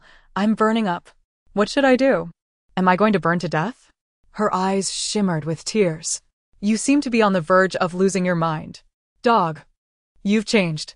He noted the water temperature. It was cold enough to leave a lasting ailment. As he felt her forehead, he noticed the girl nestling against his arm. Li Qianhan, I don't want to be in the water. Her eyes were hazy, caught between consciousness and delirium. I want to hold you. His fingers curled slightly as his gaze darkened. After Dr. Chen assessed the situation, he called Li Qianhan. It's the latest addictive drug. I've apprehended the culprit. Third Master, I need a vial of Miss Lin's blood to test for side effects. As for calming her, I cannot make it in time. You'll have to proceed without me. Upon hanging up, Li Qianhan looked at the girl, still burrowing into him, and instructed the butler to fetch a clean syringe. Seeing the syringe, Yue Xia's eyes widened in fear. Li Qianhan, I was wrong. Don't give me a shot. I'm afraid of the pain. It won't hurt. He coaxed gently, guiding her closer, their lips nearly touching, like a forbidden fruit in Eden. I will ensure your experience is nothing but pleasurable. Chapter 105, Is Marriage a Good Thing? The crimson liquid was flawlessly contained within the syringe, glimmering under the light with a tipsy hue. The man's back, defined and robust, bore faint traces of marks. Li Qianhan sat at the edge of the disheveled bed, tucking the damp strands of Yue Xia's hair behind her ear. Her temperature had finally returned to normal. Third Master, Dr. Chen has arrived. He said to administer this to Miss Lin. The butler entered with a vial of liquid. And Li Qianhan helped Yue Xia consume it. She smacked her lips, savoring the lingering taste. Li Qianhan donned his attire and descended to discuss matters with Dr. Chen. As the door clicked shut, Yue Xia opened her eyes and supported her waist. Goodness, she felt utterly exhausted, as if she had been rendered partially paralyzed. Not to that extent. Host, there are no points awarded for sleeping with Li Qianhan. All right, this is part of the mission. Trust in your host's capabilities. Dog, show me the scene. Li Qianhan's? Yue Xia leisurely took her pain medication and, after posing a few questions to her companion, her eyes brightened. I understand now. You seem to understand a lot. Indeed. Downstairs, Dr. Chen had provided all the details regarding the incident. They sought to use this examination to undermine the reputation of the drowning color, but fortunately, Miss Lin was whisked away by you at the time, leaving no direct evidence of your consumption. Dr. Chen noted that although Chen Jin had been incapacitated, it was fortuitously witnessed, and you would need to pay a visit for tea. Li Qianhan toyed with his cigar, pondering who instigated the trouble. Dr. Chen, it's likely from the Shang family. They probably cannot stand you. The Shang family. I am aware they have a 40-something underachiever, still relying on his parents. Li Qianhan remained unfazed, though his eyes reflected the grim fate awaiting the Shang patriarch.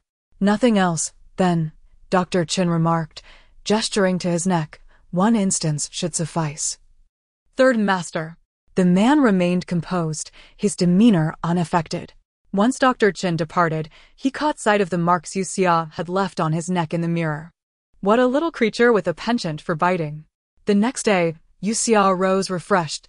Li Qianhan was absent, yet a plate of medicine and breakfast awaited her. She did not touch them and instead boarded Aisen's car to the set. Aisen tossed her a concealer. What's wrong? Don't play dumb. If you don't want to be criticized, conceal your ambiguous marks. After much effort, she finally satisfied Aisen, who remarked, Only you would have the audacity to call Third Master a dog. Yue Xia nodded nonchalantly. Aside from Li Qianhan, who else would leave her such marks? Upon her arrival at the set, an unusual atmosphere enveloped her. Everyone was congratulating Qiao Yuma for securing a luxury car endorsement, comparable in prestige to their jewelry brand. Despite having broken up just yesterday, Qiao Yuma's demeanor was exceptionally bright. She graciously downplayed the accolades, attributing the endorsement to her spare time. Dog. Why did no one congratulate me when I received my endorsement? Host, please do not exacerbate your social standing. As Lin Yue Xia entered, someone exchanged glances with Qiao Yuma. Qiao Yuma glanced back, her expression haughty, choosing to ignore it. Yue Xia donned a flowing white wedding gown and, after placing the veil atop her head, even those who disdained her were captivated by her appearance, especially the necklace adorning her neck, which radiated opulence. Yue Xia gazed at her reflection, her delicate fingers resting upon the jade-like stone, her eyes sparkling. The dog man has good taste. This necklace complements the gown beautifully. Host, Xinge has arrived. Yue Xia focused on the shoot, gradually walking down the aisle against a backdrop of resplendent purity, advancing towards her beloved man. Soon, she would become his wife, sharing a lifetime together.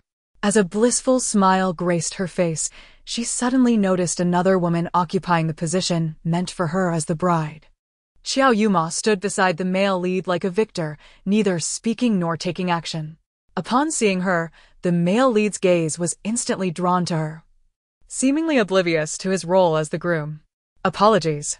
The ring box fell to the ground, and as the wedding band tumbled out, it shattered Yue Xia's heart. It was the very scenario she had anticipated yet fervently wished to avoid. Clutching her bouquet, she solemnly proceeded through the murmurs of the guests, witnessing the man depart with the woman he cherished most. Yue Xia's scene concluded flawlessly, even surprising Director Chen, who forgot to call cut after the performance. Many present remained immersed in Yue Xia's emotions, unable to detach themselves. Shengu observed the entire scene, his heart stirred as he felt for Yue Xia, grappling with a sense of injustice and discomfort, while simultaneously cursing the male lead's insensitivity and superficiality.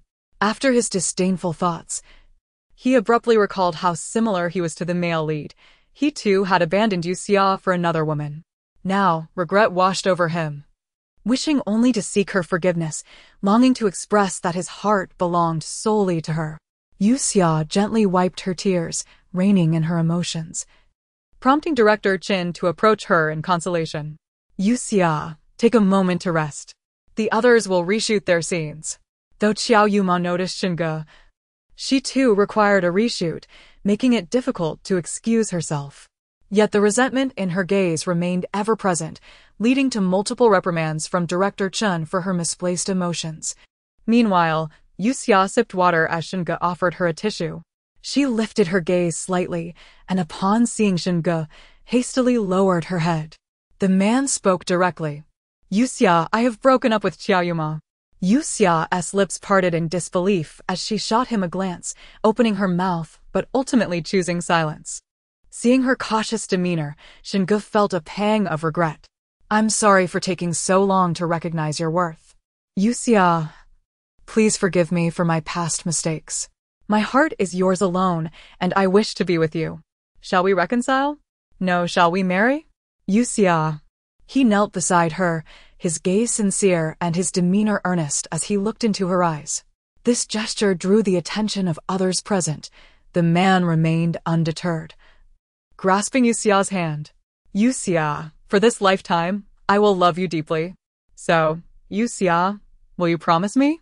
Chapter 106, The Scoundrel and the Unworthy. The man's hand was large, yet it bore an uncomfortably warm temperature that Lin Yue Xia found unappealing. The warmth, accompanied by a hint of perspiration, was a clear indication of his nervousness and excitement. What was going on with Master Shen? Why was he holding Lin Yue Xia's hand? Wasn't he a friend of UMO? Was he now pursuing Lin Yue Xia? As speculations swirled, the murmurs grew louder. Director Chen cleared his throat, prompting those present to adjust their demeanor. Yue Xia bit her lip and shook off his hand. Shengu, this is the set. She reminded him that there might be paparazzi lurking nearby, ready to snap a photo that could easily land them on trending news, albeit for negative reasons. However, the man held her hand firmly, even placing it over his heart. I understand. I am equally thick-skinned, and I cannot easily ask for your forgiveness. Yue Xia, I will show you my sincerity. From now on, I intend to pursue you. Yue Xia replied. You are aware of your own audacity. Shengu smiled and released her hand. Focus on your work. I will come to pick you up once you finish. The man departed with a flourish, leaving Yue Xia to continue her tasks. It was quite impressive. Master Shen had only visited a few times and had already captivated her. The rumors from the last gossip column were indeed true. Perhaps that day, she had cornered Master Shen against the wall. Yue Xia chose to ignore the whispers as she changed out of her wedding dress. Just as she picked up her clothes, a scorpion fell out. Ah! The actress changing alongside her gasped in fright and stepped back. Is this thing poisonous? No.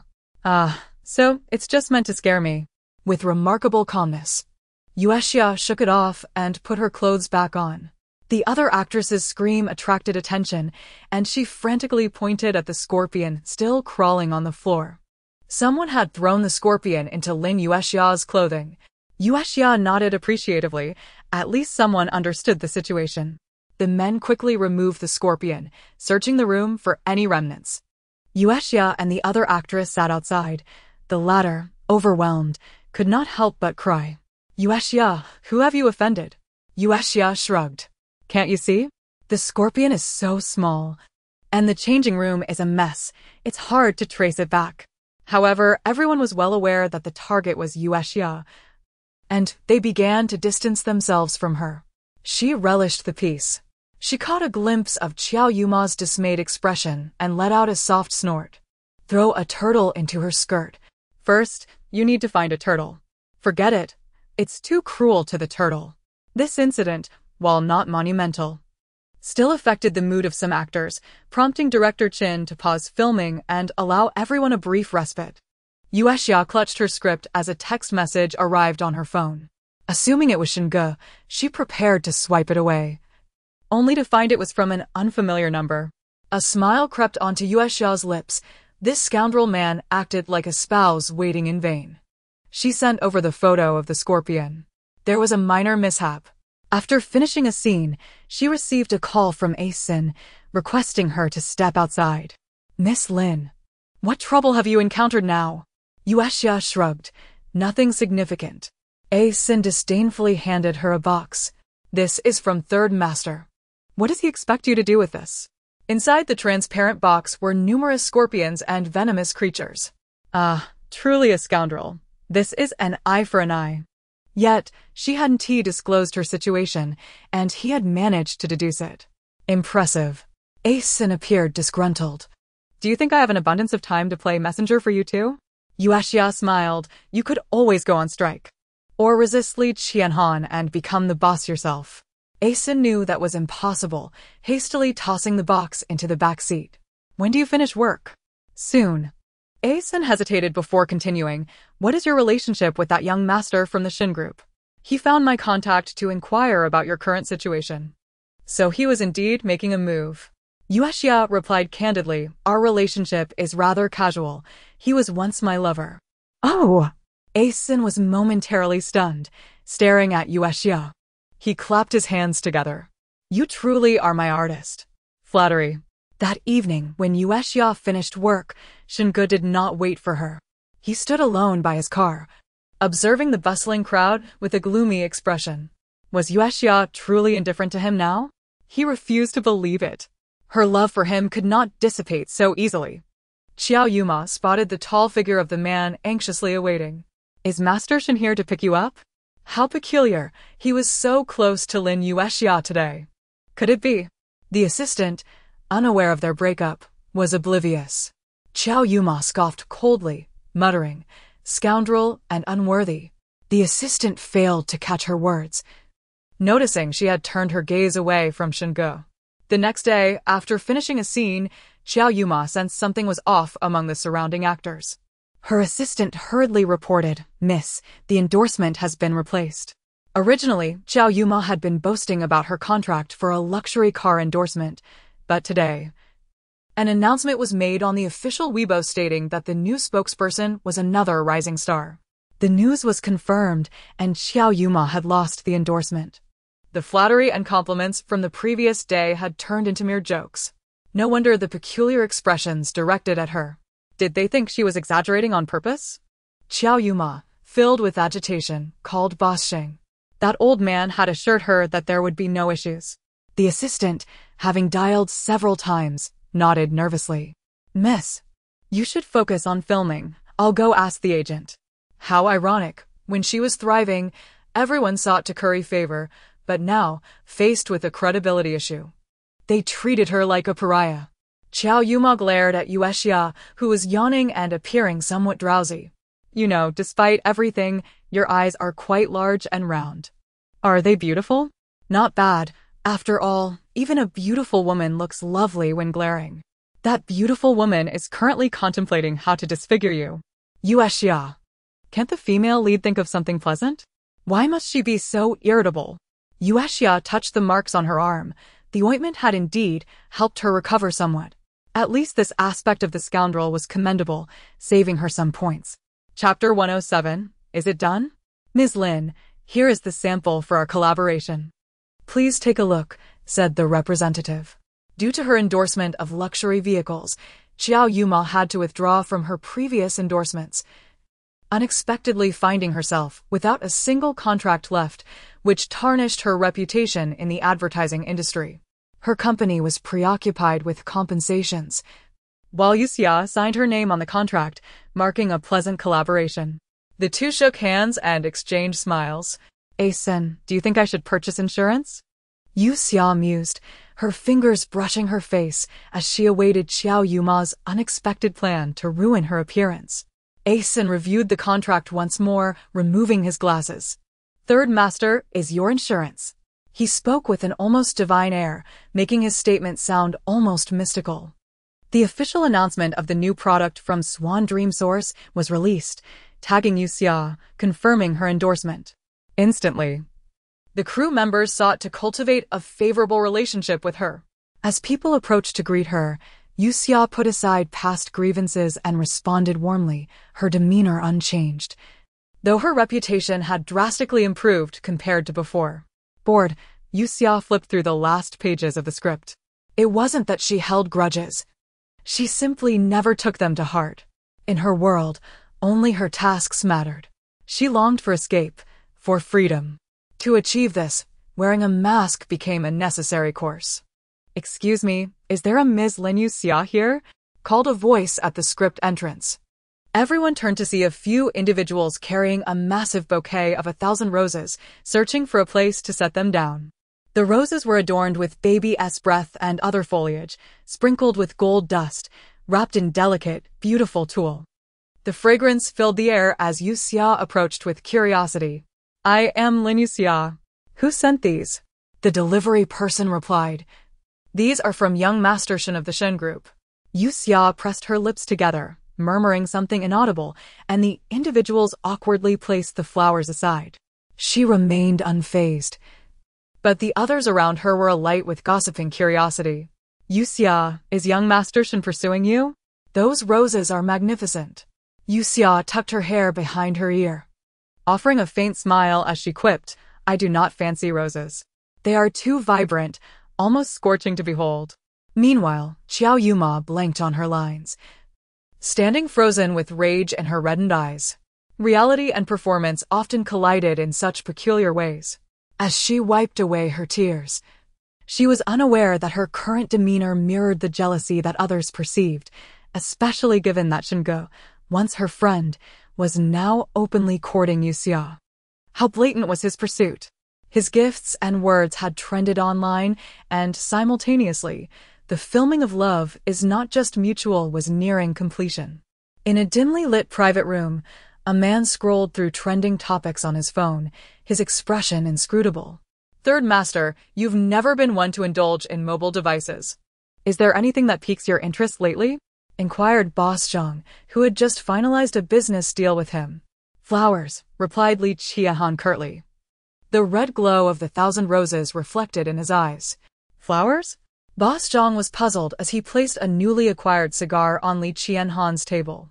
"Third Master, perhaps you should switch up your tastes occasionally." Li Qianhan's gaze remained fixed. His response was a firm no. Boss Zhang was taken aback. Third Master had quit smoking. After concluding their business, he left, rubbing his sore legs. Li Qiahan shut off his phone, downing his drink in one swift motion, remnants of the wine trailing down his lips as his eyes narrowed with inscrutable intent. Shingo had regretted his actions, realizing Yue Xia was far more appealing, prompting him to pursue her openly. And that woman, it seemed, still harbored feelings for him. He gripped the wine glass tightly, his fingers turning pale. "Knock, knock," sounded a knock at the door as Dr. Chen entered.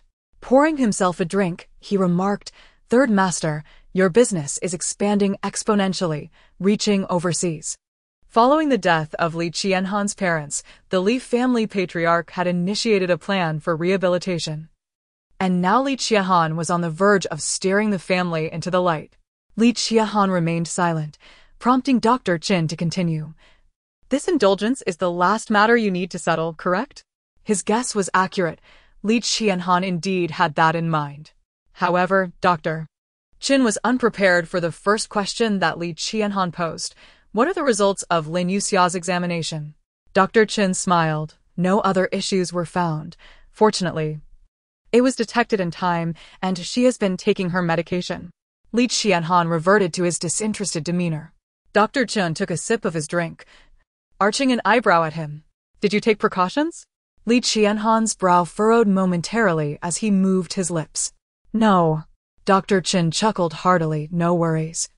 I'm a doctor, after all. Li Qiahan ignored him, his mind consumed by thoughts of the red roses. As night fell, Yue Xia was blissfully sleeping in bed but felt slightly cramped. The coolness of the other person was remarkably comfortable, the very temperature she favored. She decided to wrap herself around him snugly. Li Qianhan observed the unguarded woman, his eyes filled with displeasure. Yet, noticing her slightly fatigued lashes from the recent intense filming schedule, he merely wrapped his arms around her. In comparison to his stature, she was exceedingly petite. And inhaling her medicinal scent, Li Qianhan closed his eyes, longing to embed her within himself, taking her wherever he went. Yet his life remained perilously dangerous. Teetering on the edge, when and how he might cause her harm was unpredictable. More importantly, she might not harbor feelings for him at all. A tightness gripped his heart, a sensation he had never experienced with Yue Xia before. He held her closer, letting out a soft sigh. What was he to do with her? Upon waking, Yue Xia found breakfast consisted of floral pastries with milk topped with flower petals, and even the cutlery was engraved with floral designs. She felt satiated merely by the sight. What was this man doing? After spending the night as his pillow, he was now tormenting her first thing in the morning. Miss Lin, is your appetite lacking? The butler inquired, noticing she hadn't touched her food. Yue Xia rubbed her stomach. I'm not hungry. I'm off to work. Goodbye. Bouncing out. The butler shook his head and began to tidy up, suddenly recalling Li Qianhan's instructions to send him a message. Miss Lin did not have breakfast. Li Qianhan furrowed his brow upon reading the next line. She rubbed her stomach and left. I wonder if her stomach is upset. The pen Li Qianhan had been twirling fell onto the table, rolling incessantly. Her stomach. Could it be that Yue Xia was actually pregnant? Chapter 108. The hidden bond. The crew bustled around, while Yue Xia gazed blankly at the pile of gifts. If only Shingu could gift her some points. Yue Xia, do you truly not harbor feelings for young Master Shin? His advances have been rather aggressive lately. If it were me, I would have succumbed long ago. Yue Xia replied. How can one move if they are dead? Indeed, these were not mere trinkets. Each gift included a card. My apologies. I inadvertently caught a glimpse. The actor hastily returned the card to Yue Xia. Upon hearing this, the others also began to react, though some had already seen the contents within. Most were filled with saccharine declarations of love, eliciting envy from the women present. She truly was riding high on her success. An assistant fanned Xiao Yuma, exclaiming in awe. Suddenly, the fan was knocked from her hands with a sharp smack. Xiao Yuma glared at her. What, do you wish to join me? The assistant rubbed her hand. No. Xiao Yuma turned her gaze to her phone, resolved not to let Yue Xia bask in her triumph. The woman who had taken everything from her would pay dearly. As filming neared its conclusion and time was of the essence, they swiftly transitioned to the next scene after a wardrobe change. Inside a constructed restaurant, they donned heavier attire for the winter setting as the server approached with hot water. Just as the server neared their table, they slipped, and the hot water threatened to splash onto Yue Xia's face. Cut! Director Qin barely had time to shout, leaving everyone around in shock.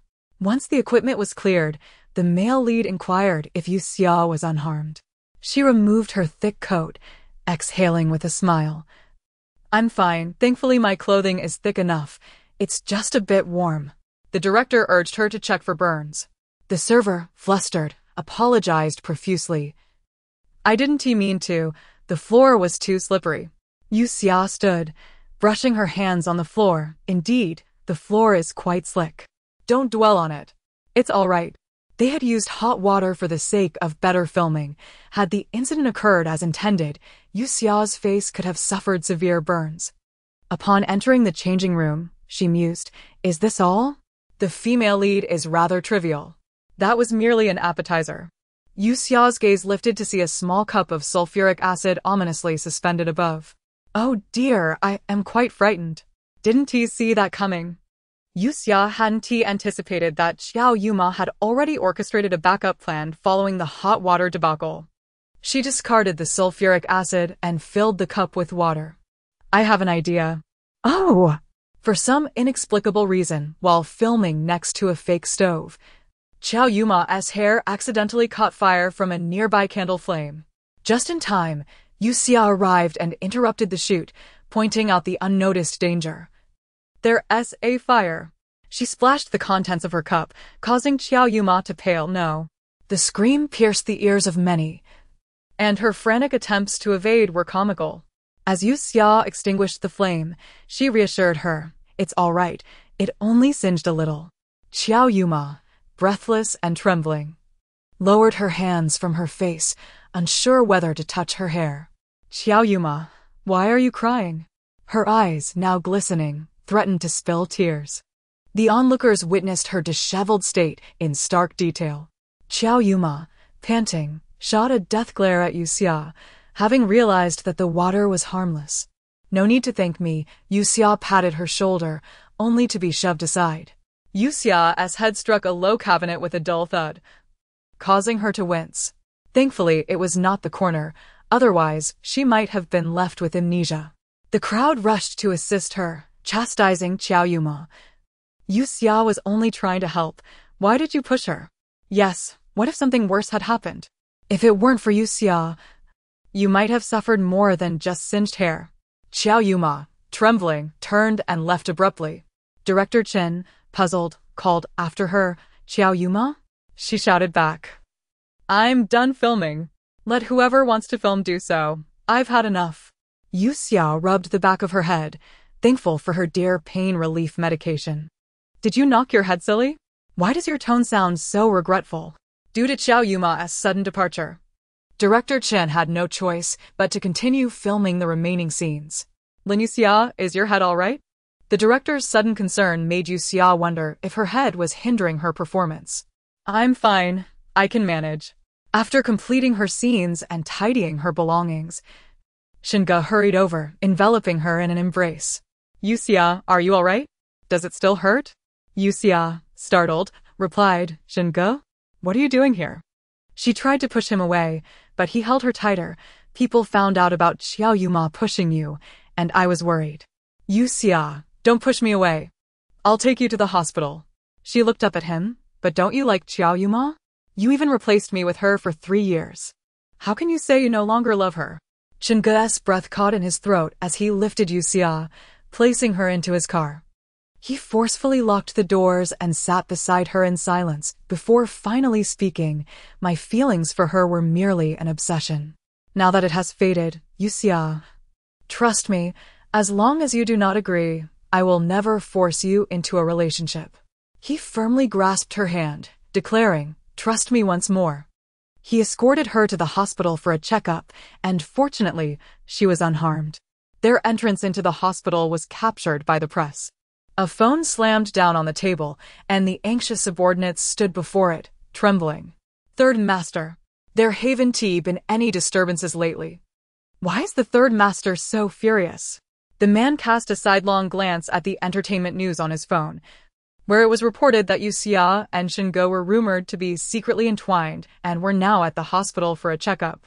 He remained silent, and his subordinates dared not breathe a word. Fury simmering within him, he called Yue Xia. No answer. She didn't pick up. Li Qianhan dialed again, and A Sin answered. "Third Master?" Li Qianhan demanded, "Where's Lin Yue Xia? At home?" The man scoffed, "Call her and tell her to get out of the car.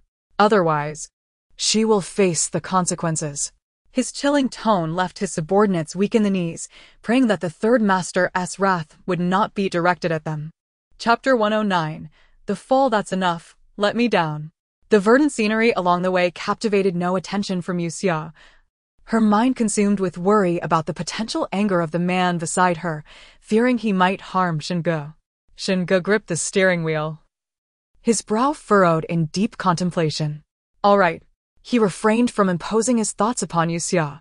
After opening the car door for her, he extended his arms and asked, Yue Xia, may I embrace you? No. Yue Xia hesitated, unable to voice her refusal. A flicker of joy illuminated the man's heart as he swiftly enveloped her in his arms, pressing a kiss to her hair, chuckling softly, I thought you would decline. Is that enough? Yue Xia averted her gaze, while Shingo reluctantly released her. As the car departed, Yue Xia waited by the roadside. When the driver brought Li Qianhan over, he noticed her sulking figure, her hands covering her hair in silence. Recalling how she had been pushed by Qiao Yuma, resulting in a bump on her head, he donned his sunglasses, exited the vehicle, and approached her. Silly girl, has your head gone numb? Though his words lacked sweetness, his tone contained an unexpected hint of affection. Yue Xia lifted her gaze to meet his. She pondered whether she should shave her head after Shingo had kissed her hair. Why don't you just toss your head away? The sight of her pitiful demeanor caused the man's heart to constrict. As Yue Xia contemplated discarding her head, she was abruptly swept off her feet in a firm embrace. Hey, Li Qianhan. Is this not embarrassing? What kind of decorum is this on the street? She was unceremoniously tossed into the car, sprawled out, while the man shut the door and leaned in closer. He grasped her flailing wrist, bending down to approach her. The usual scent of tobacco replaced by the refreshing aroma of the forest. Yue Xia's breath hitched as she felt his large hand resting at the back of her head, gently kneading. Each tender rotation sent ripples through her heart, as though her very essence was being toyed with, every touch eliciting gentle shivers. Li Qianhan was equally taken aback by his own gentle gesture. His fingers paused briefly as he caught sight of Yue Xia's eyes, which sparkled with an inviting allure. The man narrowed his gaze, akin to a lion stalking its prey. Since their acquaintance, every moment of intimacy had been forced upon her while she was unaware. He yearned for her to take the initiative, to crave his embrace, his kisses, his possession. With a surge of desire, Li Qianhan lifted her chin, his lips brushing against her slightly parted ones, swiftly consuming her breath and ruthlessly shattering the beauty of the moment. Yue Xia protested. But he was as unyielding as a powerful magnet, impossible to resist. In a moment of desperation, she leveraged the brief interlude of breath to slap his cheek. The sound echoed within the vehicle, startling the driver nearly into a panic. Yue Xia gasped, leaning back against the seat, silent. Ugh. That dog of a man kissed with such dominance and passion, nearly causing me to succumb. Like you weren't even slightly moved. How annoying. The entertainment news erupted with gossip surrounding Yue Xia and Shingo, especially following their hospital visit that propelled Yue Xia back into the trending spotlight. Shingo, as her defender, publicly brought forth the incident involving Qiao Yuma, clarifying that he merely accompanied Yue Xia to check on her head. Fortunately, Yue Xia had suffered no serious harm, otherwise, Qiao Yuma would have faced legal repercussions. Shingo showed no mercy towards old acquaintances who had once photographed him. He expressed a desire for their relationship to be undisturbed, as they swiftly distanced themselves from Qiao Yuma's side. Yet, beneath Yue Xia's Weibo posts, the comments were rife with derision from Qiao Yuma's fans and scornful remarks from detractors. Yue Xia remained unfazed, allowing the comments to flow unchecked. On set, Qiao Yuma had been absent for 2 days, and director Chen simmered with suppressed frustration, his brow perpetually darkened. After the remaining scenes were finally wrapped, he received a call from Qiao Yuma's agency. He stood, announcing that Qiao Yuma would no longer participate in the filming, and that the role of the second female lead would be recast. What? How can she just decide not to film after all this time? Why hadn't we noticed her stubbornness before? She's left us in a lurch. What about the reshoots? Wow, her agency is truly willing to spend money on her. How much compensation will that entail? As they murmured, Director Chen, for the first time, threw the script in frustration. Had it not been for Shinji's relentless pressure, he wouldn't have cast Xiao Yuma in the first place. Now, just as they neared completion, she had created yet another crisis. Refusing to dwell on the past, Director Chen sought out the assistant director to discuss whether to recast or rewrite the script. Meanwhile, Xiao Yuma lounged on her sofa, clutching her endorsement doll, her expression bleak. If it weren't for your rookie award, we wouldn't be helping you resolve this, Xiao Yuma. Are you aware of what you're doing? Her agent slammed the compensation contract onto the table. Her anger was not without cause. Her credibility had already plummeted due to the loss of endorsements. And now this debacle would make her future in the industry even more precarious. I know. A fleeting look of rage crossed Xiao Yuma's beautiful face as she tightly gripped the doll. She understood the implications. Destroying Director Chen's project would also obliterate Yue Xia's chances of re-entering the entertainment industry, a victory for her. After all, she would soon have an abundance of resources at her disposal. She didn't need Director Chen. You are utterly hopeless. The agent, puzzled by her transformation, sighed deeply before storming out. Mississippi. The assistant, who had been silent nearby, cautiously approached. Have you found Third Master's contact information? Xiao Yuma's eyes narrowed. Even without Shinge, she had numerous alternatives to consider. She was Xiao Yuma. She would not falter without him. Yes, I found it. The assistant nodded, handing her the phone. A glimmer of happiness finally graced Xiao Yuma's face, especially with Li Qiahan, a figure revered by all. She was certain he would assist her in honor of his grandfather's wishes. With newfound confidence, Xiao Yuma sent a text introducing herself, followed by a phone call. A minute later, her expression faltered. No answer. Why isn't he picking up? Chapter 110. Nothing beyond his reach. Seeing the anger etched on Xiao Yumiao's face, the assistant timidly inquired, Miss, are you certain this is the Third Master's contact information? Xiao Yumiao questioned. The assistant nodded vigorously. I happened upon one of the Third Master's subordinates, who provided me with this contact without asking for anything in return. He seemed quite amiable. Fool. You've been deceived. Xiao Yumiao dismissed the notion of the Third Master's underling willingly sharing such information. The assistant was on the verge of tears. Miss, perhaps you should try again. Reluctantly, Xiao Yumiao made another call. This time, the line connected, and as soon as the recipient exhaled, her cheeks flushed with excitement. Third Master. This is Xiao Yumiao. In the film crew, Director Chen's foul mood was evident to all, and no one dared to approach him. Only Yue Xia, cradling a freshly ordered milk tea, sat beside him. Director, he remained silent. After sipping a few times, Yue Xia slowly ventured. Since the character is a stand-in lover with a similar appearance, why can't I play both roles? A light bulb went off in Director Chen's mind as he turned to look at Yue Xia, his gaze appraising her while his thoughts raced. Xiao Zhang, bring me the script. The assistant quickly delivered the script, and Chun withdrew a pen from his pocket, fervently making revisions. Yue Xia, having drained her milk tea, was now at its end. Host, was this part of your grand design? Half and half, came the subtle reply. Xiao Yumiao departed the set sooner than anticipated. Inspired by Yue Xia, Director Chen, in a burst of creativity, distributed the revised script to the actors. What? Lin Yue Xia will play the second female lead? She is taking on dual roles. While this minimizes loss, can her body withstand it? Yue Xia was more than capable. She planned to exchange for health-enhancing elixirs from GG, ensuring she could go a month without rest. Shinge currently holds a 90 favorability towards you. Host, exert yourself further, and with points, anything is achievable. After the crew was reorganized, Yue Xia plunged into her work. Shinge assigned her 3 assistants to manage her needs and schedule. Due to the numerous reshoots, Yue Xia took up residence in a hotel adjacent to the set. For half a month, Shinge personally transported her to and from the set, overseeing her meals with unwavering vigilance. He even brought his work to the location, ever watchful, fearing for her well-being. It was on the day Yue Xia fainted from excessive fatigue that Shingo abandoned all matters to carry her to the hospital. In that moment, Yue Xia instinctively embraced him. Yue Xia Shingo sat at her bedside, gripping her hand tightly. Yue Xia, pale and slightly bashful, averted her gaze, saying nothing. Yet Shingo knew his earnestness had touched her heart.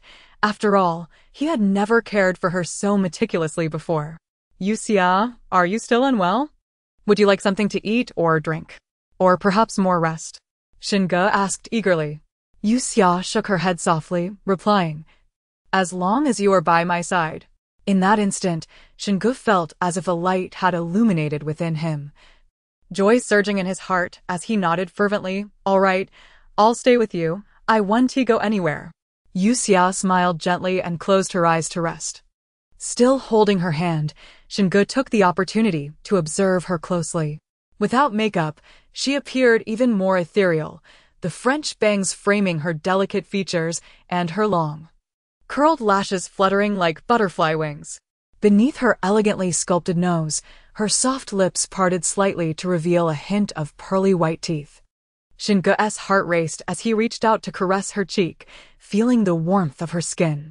It had been too long since he had touched her. Even the slightest brush of her soft skin sent his pulse quickening.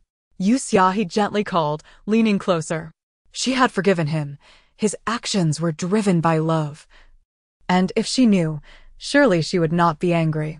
Just as he was about to capture her fragrant lips, Shingo's phone rang. Frustrated, he retrieved it and stepped outside. Yue Xia opened her eyes slightly. Why is he leaving so soon?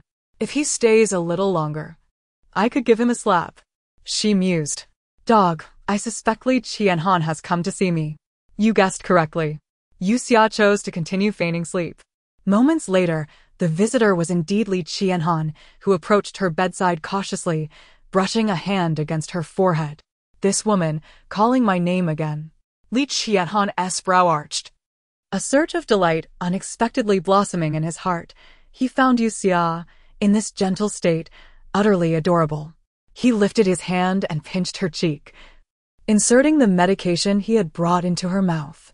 The capsule of unknown material melted upon contact, leaving a subtle sweetness. Observing her glistening, soft lips, he leaned closer, brushing his fingertip against her mouth. Little one, do you know that there is nothing in this world that Li Sanyi cannot obtain? Yue Xia merely hummed. She was not an object. With a soft sigh, Li Qianhan stood and departed. Yue Xia caught a whiff of blood. He had been injured. Biting her lip, she turned onto her side. The individual who had just called Shingo was Xiao Yumiao. He had not answered upon stepping out, but her incessant calls compelled him to pick up. Young Master Shin, I apologize for the disturbance. This is Miss Yumiao's assistant. She is drunk at a bar surrounded by unfamiliar men. No matter how I try to pull her away, I can't, young Master Shin. I implore you to come and assist in retrieving her. A flicker of disdain crossed Shingo's eyes. Going to a bar, intoxicated, Xiao Yumiao was becoming increasingly reckless. The assistant's incessant chatter painted a picture of a submissive Xiao Yumiao, which fed Shingo's pride. After a pause, he finally spoke her name. It was rare for Yue Xia to have a moment of respite, and she took the opportunity to consume her medication while keeping an eye on the unfolding events. Shingo located the bar quickly and soon found Xiao Yumiao. Indeed, she was surrounded by men, but the names she slurred kept them at bay. Upon seeing Shingo arrive, her eyes glistened with unshed tears as she rushed into his embrace. Shingo, you came to fetch me. The warmth of her fragile form against him tightened his breath. Xiao Yumiao, what on earth have you done? Chapter 111. Do not turn around. Shingo wished to escort her to the car, yet Xiao Yumiao grasped his arm. Perhaps her current vulnerability was a stark contrast to her previous assertiveness. Gazing upon the face he had longed for over the past 3 years, Shingo found it impossible to harden his heart. I do not want an assistant. I only want you, Shingo, Shingo. The woman cried out his name, forcefully pulling at his neck in the dim alley, biting at his lips. Xiao Yuma. Shingo pushed her away forcefully. Dressed in a flowing gown, She fell into the mud. Overcome with nausea, the alcohol coursing through her made her dizzy. If it weren't for Lin Yue Xia, Shingo would not have been taken from her. Had he not been taken, she would not have found herself without endorsements or script opportunities. Even the esteemed third masterly, whom she approached seeking favors with her grandfather's words of wisdom, treated her with cold indifference, dismissing her as inconsequential. She rose from the ground and threw herself into Shinji's embrace. Dizziness enveloped her, and Shingo instinctively held her close. Xiao Yuma?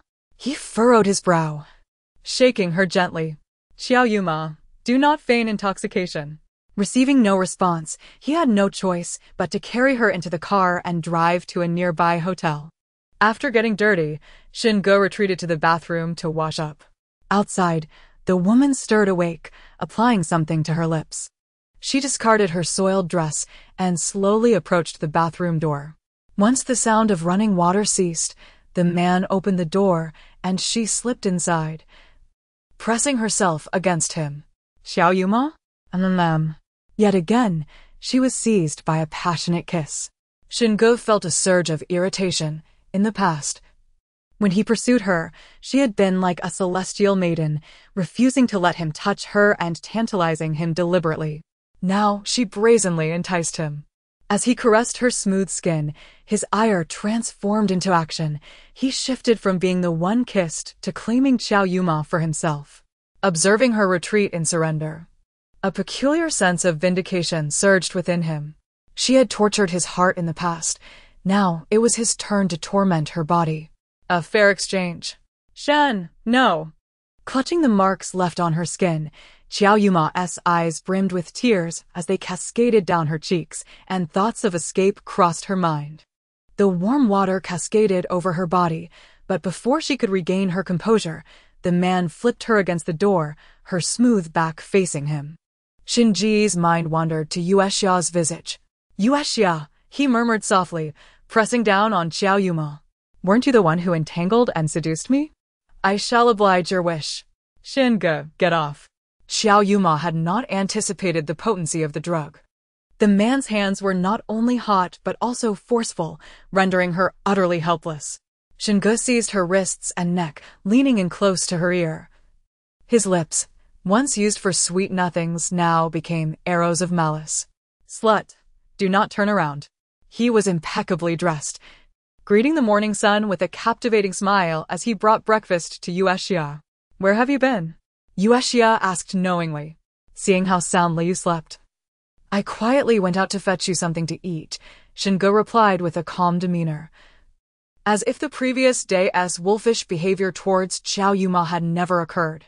And you even changed your clothes? Yue Xia's eyes twinkled. Shingo said nothing, nearly blowing on the porridge before feeding her. That makes me nauseous, she protested, pushing his hand away. I want milk tea. That is not good for your stomach. Be good and drink the porridge. Reluctantly, Yue Xia swallowed her medicine alongside a few spoonfuls of porridge. Director Chin, noticing her slightly haggard appearance, had intended to grant her another day of rest, yet she insisted on changing and performing, her skills unimpaired. Everyone witnessed her dedication, turning previous whispers of discontent into open admiration. Not only that, they supported her on Weibo, urging mindless keyboard warriors to comprehend the situation before hastily judging someone based solely on online rhetoric. With a slight smile, she tore open the envelope. Inside were intimate photographs of Shingo and Xiao Yuma at the hotel, in the bathroom, and on the bed. Yue Xia's gaze remained unchanged as she carefully resealed the contents. The leading lady's display is hardly impressive. Look at how she is being mistreated inside. She certainly does not fear you spreading it, she mused. After all, with the right framing, it could easily be claimed that the individuals in the photographs were her. Yue Xia. Shingo calculated the timing perfectly, standing outside waiting for her. The moment she emerged, he draped a prepared coat over her shoulders. After helping her into the car, Shingo handed her the milk tea. You look well now. Drink up. Cradling the milk tea, Yue Xia lowered her gaze and asked, Shingo, are you hiding something from me? His grip tightened on the steering wheel as he replied with a smile, of course, but it is a surprise. After escorting Yue Xia to the hotel, Shingu embraced her, reminding her to contact him immediately should she feel unwell that evening. All right, drive safely, she smiled up at him.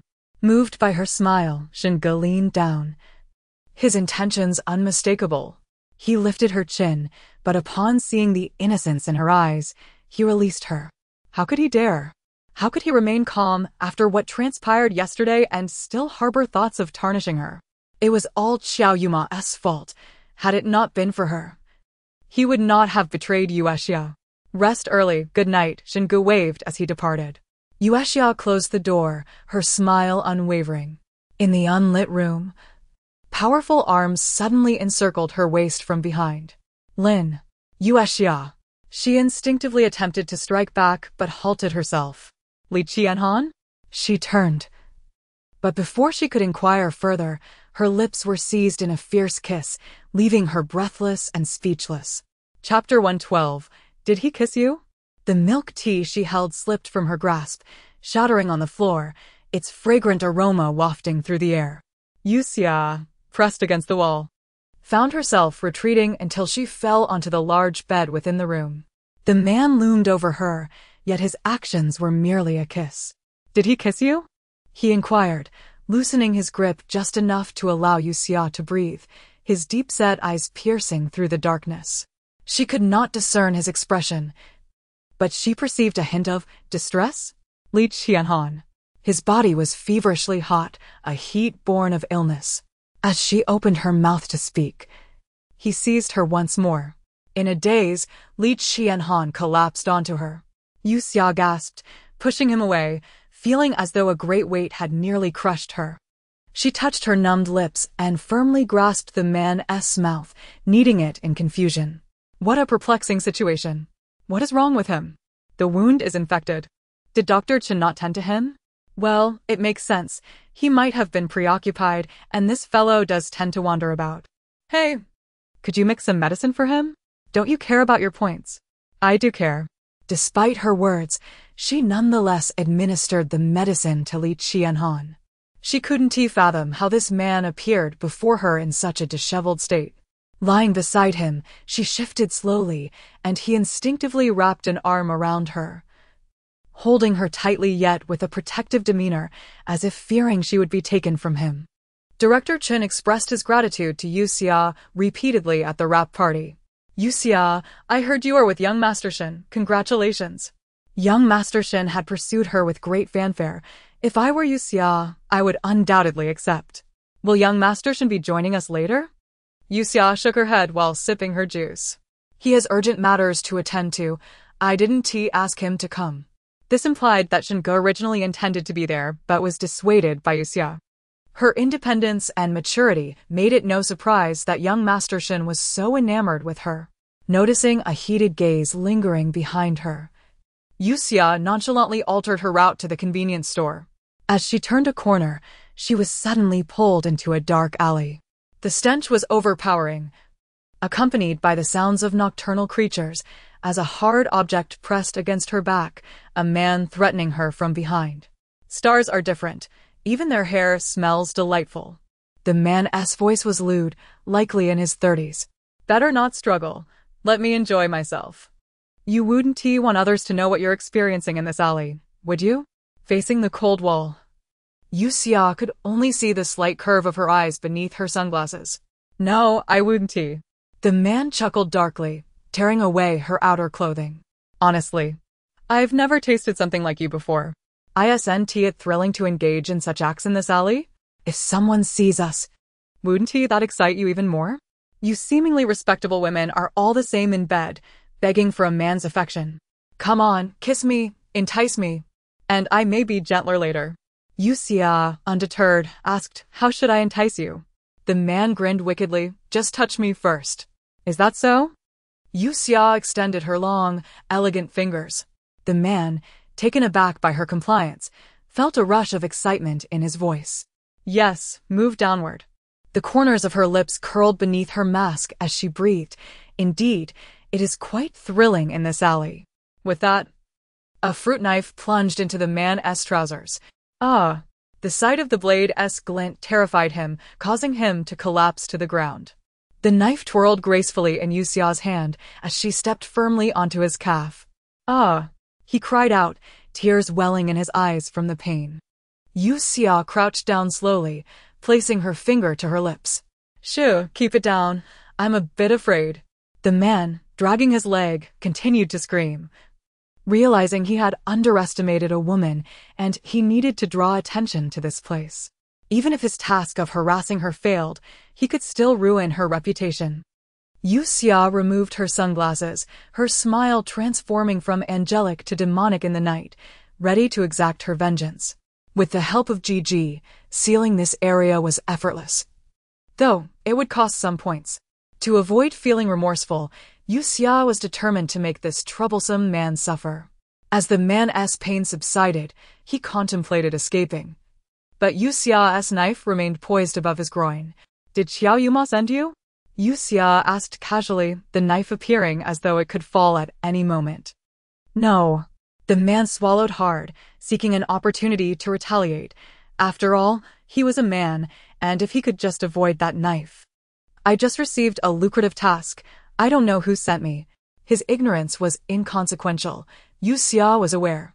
Yet those words were a direct insult to her. How unfortunate. You don't even know who has stirred up this trouble for you. Yue Xia feigned regret, then swiftly brought down the knife. Ah, no. As she rose and dusted off her ears, Yue Xia discarded the knife into a nearby trash bin, turning her back on the man, who was now barely clinging to life. She smiled sweetly. I wish you a pleasant evening. Once she tidied her clothes, she stepped out of the alley, now secured with a barrier. Returning to the street corner, she found Xinge searching for her. Where have you been? You didn't answer your phone. Yue Xia pulled out her phone. I had it on silent. Seeing you weren't here, I decided to explore elsewhere. Yue Xia lowered her gaze. I'm sorry. Noticing her apology, Xinge quickly reassured her. There's no need to apologize. I was merely concerned for your safety.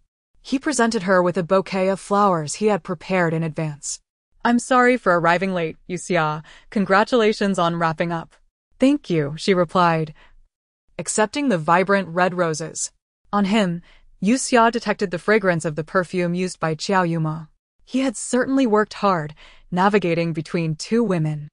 Pushing him away playfully, Yue Xia smiled. I'm tired, Xinge. Let us get in the car. Of course, he replied softly. Once inside, Xinge became her personal driver. As Yue Xia sat in the passenger seat, gazing out at the unfamiliar scenery, she asked, Where are you taking me? With a steady grip on the steering wheel, he answered firmly, To our home. Chapter 113, Insatiable Desire. Seeing Yue Xia's silence, Xinge merely played some calming music. Upon arriving at their destination, Yue Xia lifted her gaze to behold the place where the original owner had resided for 3 years. Indeed, it was here. This was the very place Xinge had purchased for her convenience, a venue for their clandestine meetings, yet it also served as Lin Yue Xia's prison. Suddenly, the man embraced her from behind, declaring, Yue Xia, you are different now. The only one I love is you. This was our home before. And it shall be our home in the future. I have redecorated it according to your preferences. Her preferences? Yue Xia hesitated for a moment, her tone softening. All right. However, upon witnessing the arrangement of the room, a chill ran through her heart. It truly reflected her tastes. Yue Xia, I have replaced some of the furniture. Come, try this sofa. She approached and sat down. It was average, lacking the versatility of her multifunctional couch. The man suddenly moved closer, cornering her against the armrest. He raised his hand to block the path beside her. Yue Xia. Xinge paused, quickly clarifying, No, that's not it, Yue Xia. Turning her head, she asked, When you look at me now, do you still think of Xiao Yumo? How could that be? Xinge exclaimed, grasping her hand fervently. You are you. Xiao Yumo cannot compare. Let us not speak of her anymore. Yue Xia, it's my fault for being too impulsive. He held her close, gently patting her back. I won't behave like this again. As Yue Xia went to take a shower, he sat alone, tormented on the sofa. Shinga gazed at the door handle, lifting his hand several times only to let it fall.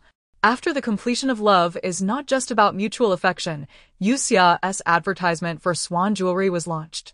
The young woman, with her long hair elegantly pinned up and adorned with a silver crown, displayed her flawless, milky skin.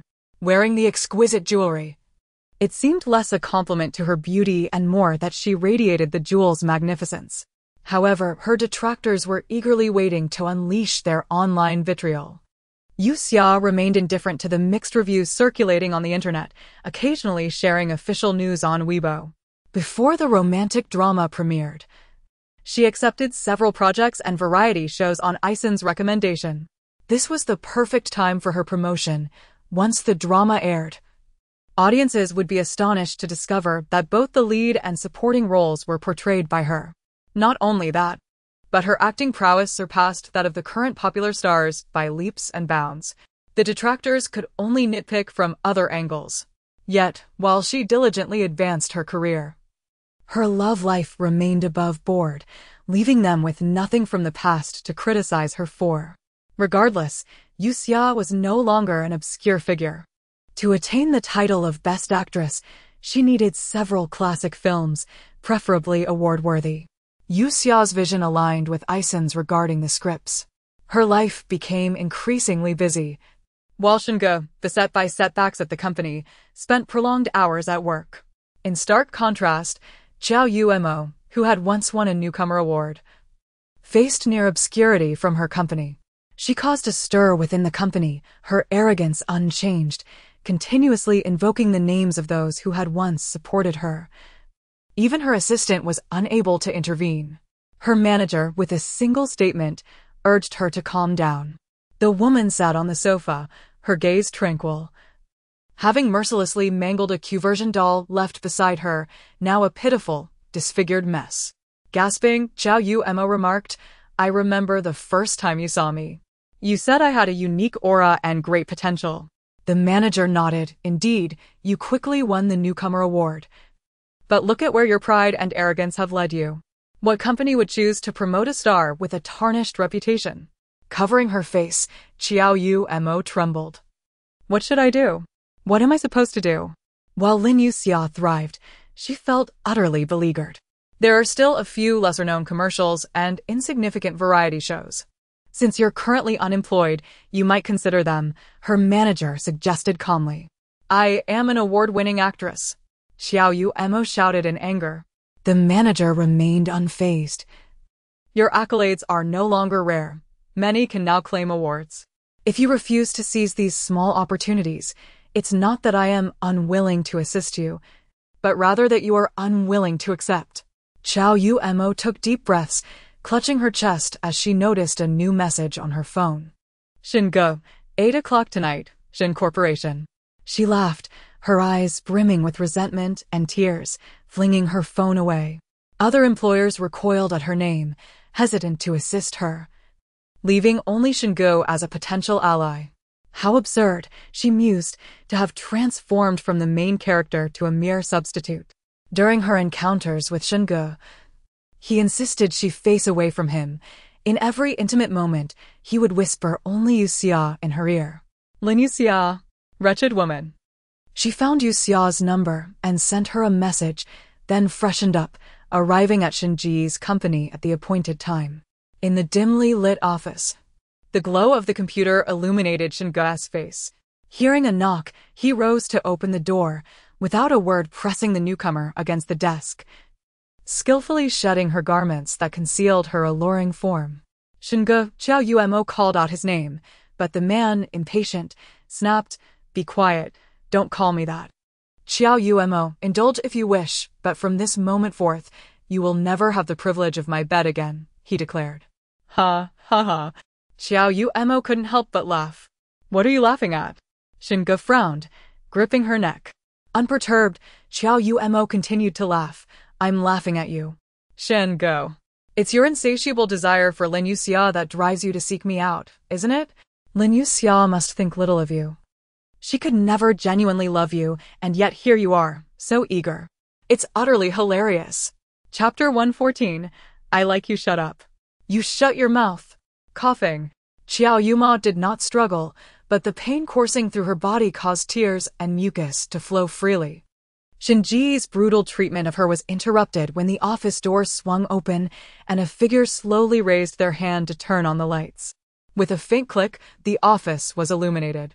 Shinge, as if awakening from a dream, turned to look. His words caught in his throat, stuck in a suffocating silence. Yue Xia, witnessing the absurd scene before her, took a step back, her eyes glistening with tears, her delicate lips trembling like vibrant petals. Yue Xia. Shingo hastily composed himself. Let me explain. Yue Xia shook her head, breathing heavily, ultimately closing her eyes and turning away. Xiao Yuma. Is this what you wanted me to see? Shingo suddenly realized the gravity of the situation and glared fiercely at the gleeful Xiao Yuma. Yue Xia, I was seduced. Believe me, it was not intentional. I've been so tired lately that I mistook her for you. Listening to Shinji's explanation, Xiao Yuma laughed until tears streamed down her face. Yue Xia remained silent, refraining from causing a scene or losing her temper, which sent Shinji's heart racing. I'll be waiting for you at home. After speaking, Yue Xia left, even closing the door behind her. Shinji's veins bulged as he turned, yanking Xiao Yuma's hair and throwing her to the ground. Xiao Yuma, how could you be so malicious? Xiao Yuma gasped in pain, but Shingu ignored her, tidying himself up and rushing downstairs with his keys. In the office, Xiao Yuma gazed at the chaos they had just created, her eyes dull. After a moment, she stumbled to her feet. Once she had dressed, she wandered aimlessly down the street. Miss Wu, I hope you heed my advice to change your style. Your current appearance is quite unsuitable. Inside the car, Asen was communicating with his new artist. Suddenly, a figure approached the half-open window, startling him as he looked outside. A woman smiled brightly at him. Asen. It was Yue Xia's manager, a woman Xiao Yuma had seen numerous times before. She then walked around to the other side and unhesitatingly got into the car. Asen frowned, ending the call. Why is she in such disarray? She is part of the industry as well. After obtaining the address, Asen said nothing further and started the car. Xiao Yuma stared blankly ahead. Yes, I must cut off the source. Without Asen, Yue Xia won't receive anything good. Lost in thought, Xiao Yuma was unsure of her own reasoning as she inexplicably grasped the steering wheel. Xiao Yuma? Stop. What are you doing? Aisen's alarmed voice echoed in her ears. Yet she felt an odd sense of pleasure. If she was unfortunate, she would ensure others shared her misery. Yue Xia. Upon returning home, Shinji's first instinct was to rush forward and embrace her. But Yue Xia stepped back, saying, Don't come any closer. Seeing her tear-filled eyes pierced his heart like a knife. Yue Xia, I'm sorry. I didn't mean to. I've believed you many times, Shingo. Yue Xia cast her gaze downward, tears falling. Suddenly, the man knelt before her, looking at her earnestly. Yue Xia, I was foolish, but I promise. There will be no next time.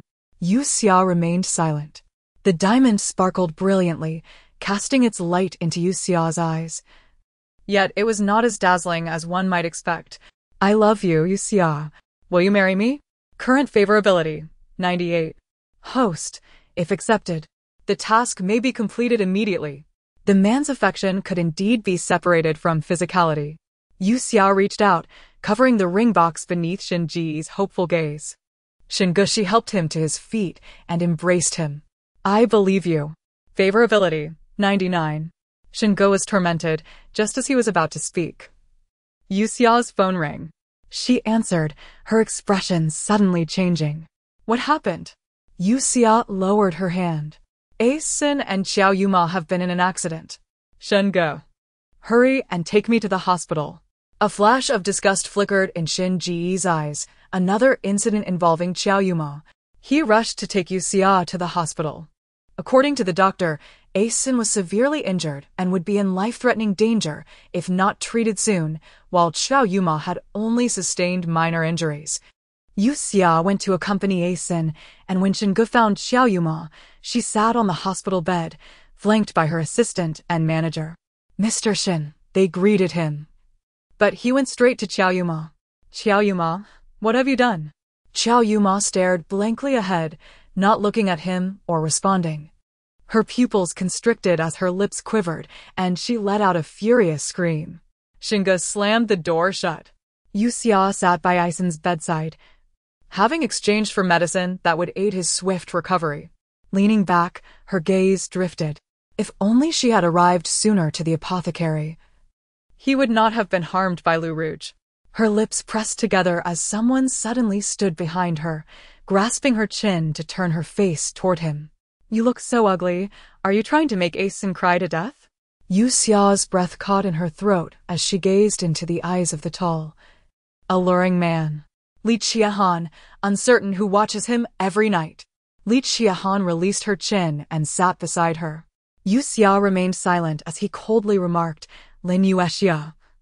The mastermind behind everything was merely a deception, wasn't he it? There was never anyone.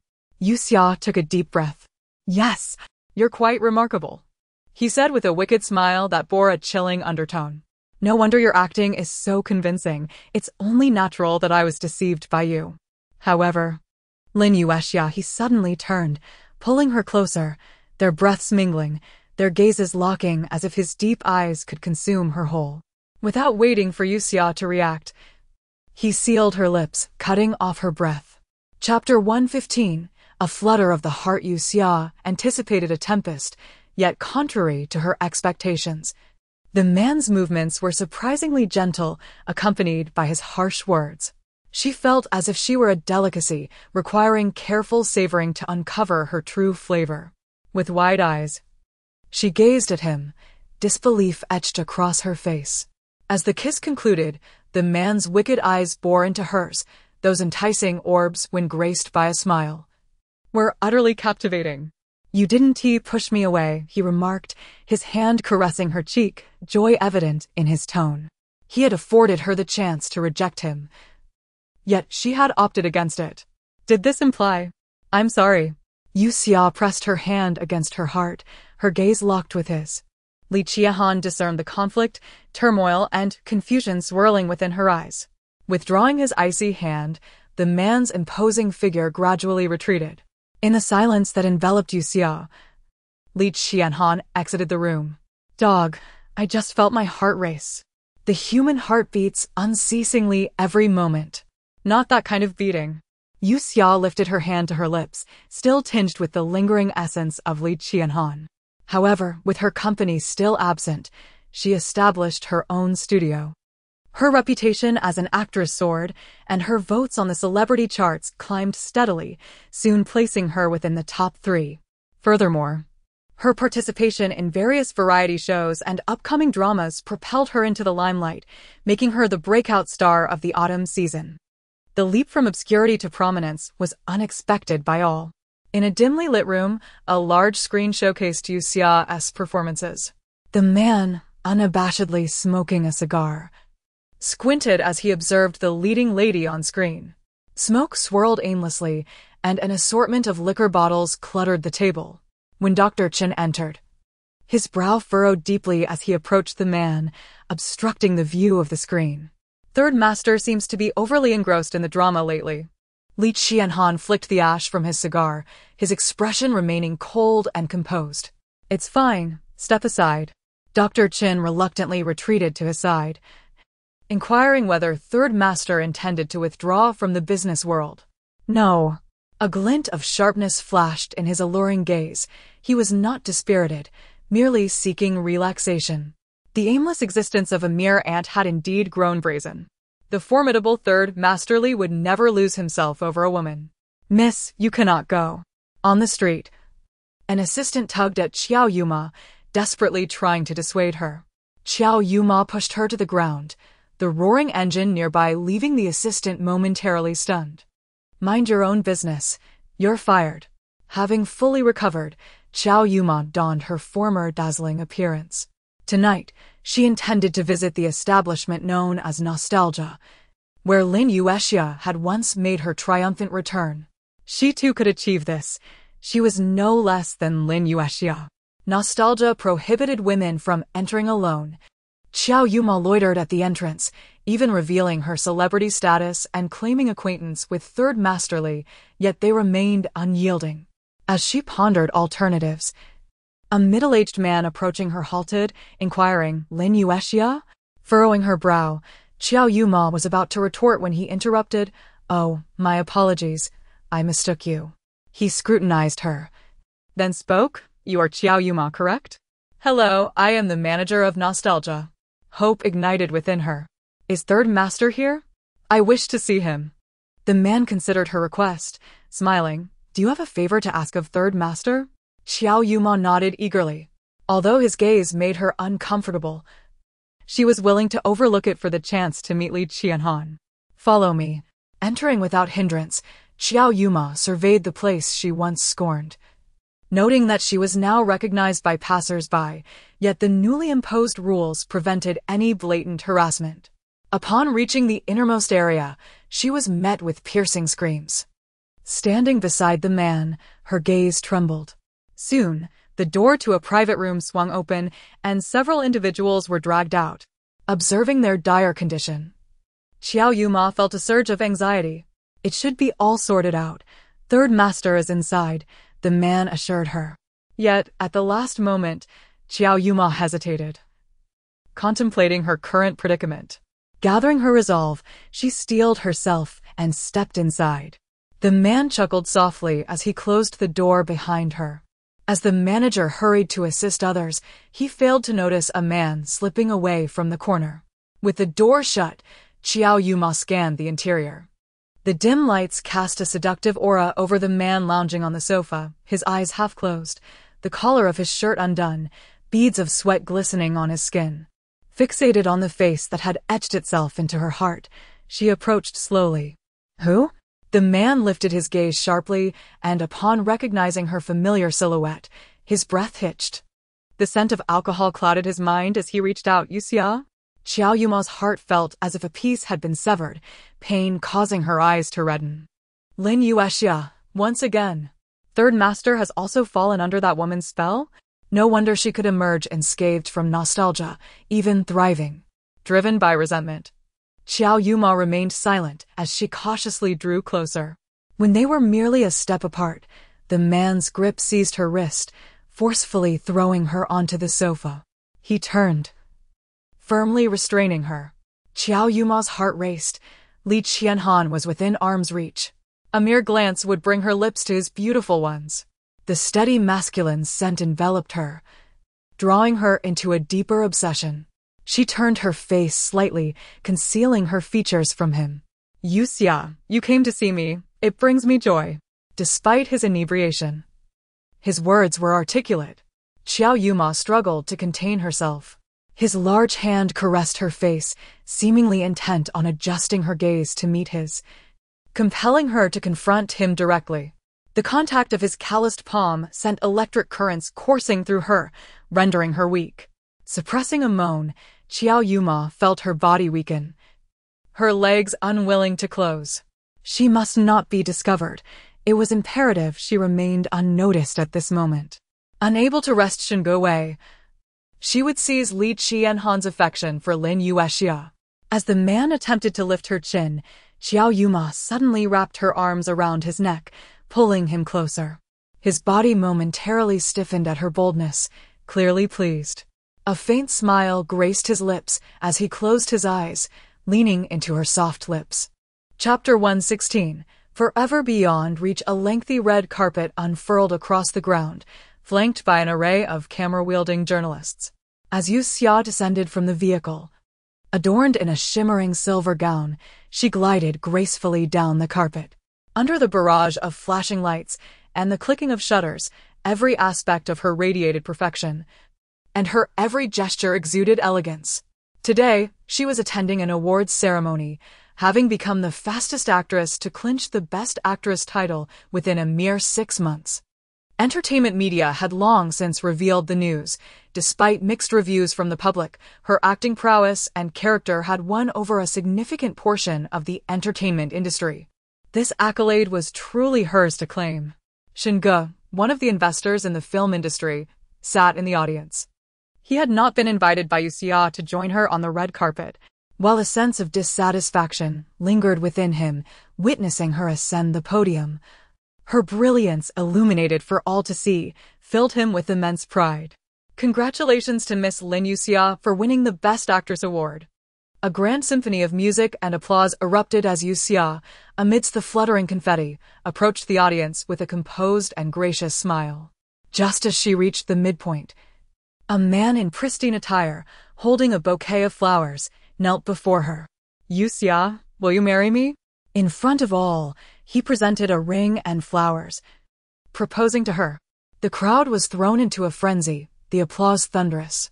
In this jubilant scene, Yue Xia gasped in surprise, playfully chiding Shinge under her breath for the inappropriateness of the moment. The man, aware of her thoughts, smiled and said, I want the whole world to know that I love you and wish to be with you. Yue Xia, marry me. Among the onlookers, some felt envious while others were touched, for in their profession, it was rare to witness such a public declaration of love, let alone a proposal. Marry him. Marry him. Caught up in the excitement, Yue Xia's eyes glistened with unshed tears as she accepted the bouquet and ring. The scene of Shinge, the president of the Shen Corporation, proposing at the awards ceremony spread like wildfire, resonating throughout the city. With Yue Xia's triumph as Best Actress, the stocks of Shen Corporation soared. Meanwhile, in a dark corner, Xiao Yuma found herself amidst shattered glass from a wine bottle.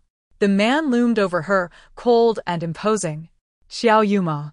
In the moment just before their lips were to meet, Li Qianhan jolted back to reality, realizing that Lin Yue Xia could not possibly seek him out at this moment. Nor would she embrace him so openly. She was about to become someone else's wife. Staggering and bruised, Xiao Yuma understood the terror of the man before her when he was driven to madness. She pleaded, Third Master, I resemble Lin Yue Xia. Just consider me as her. Though she was aware of Yue Xia's impending marriage to Shinge, she clung to the hope of remaining by his side. Just a glimpse into his gaze confirmed how deeply Li Qianhan cherished Lin Yue Xia. If he desired her yet could not possess her, then perhaps a substitute would suffice.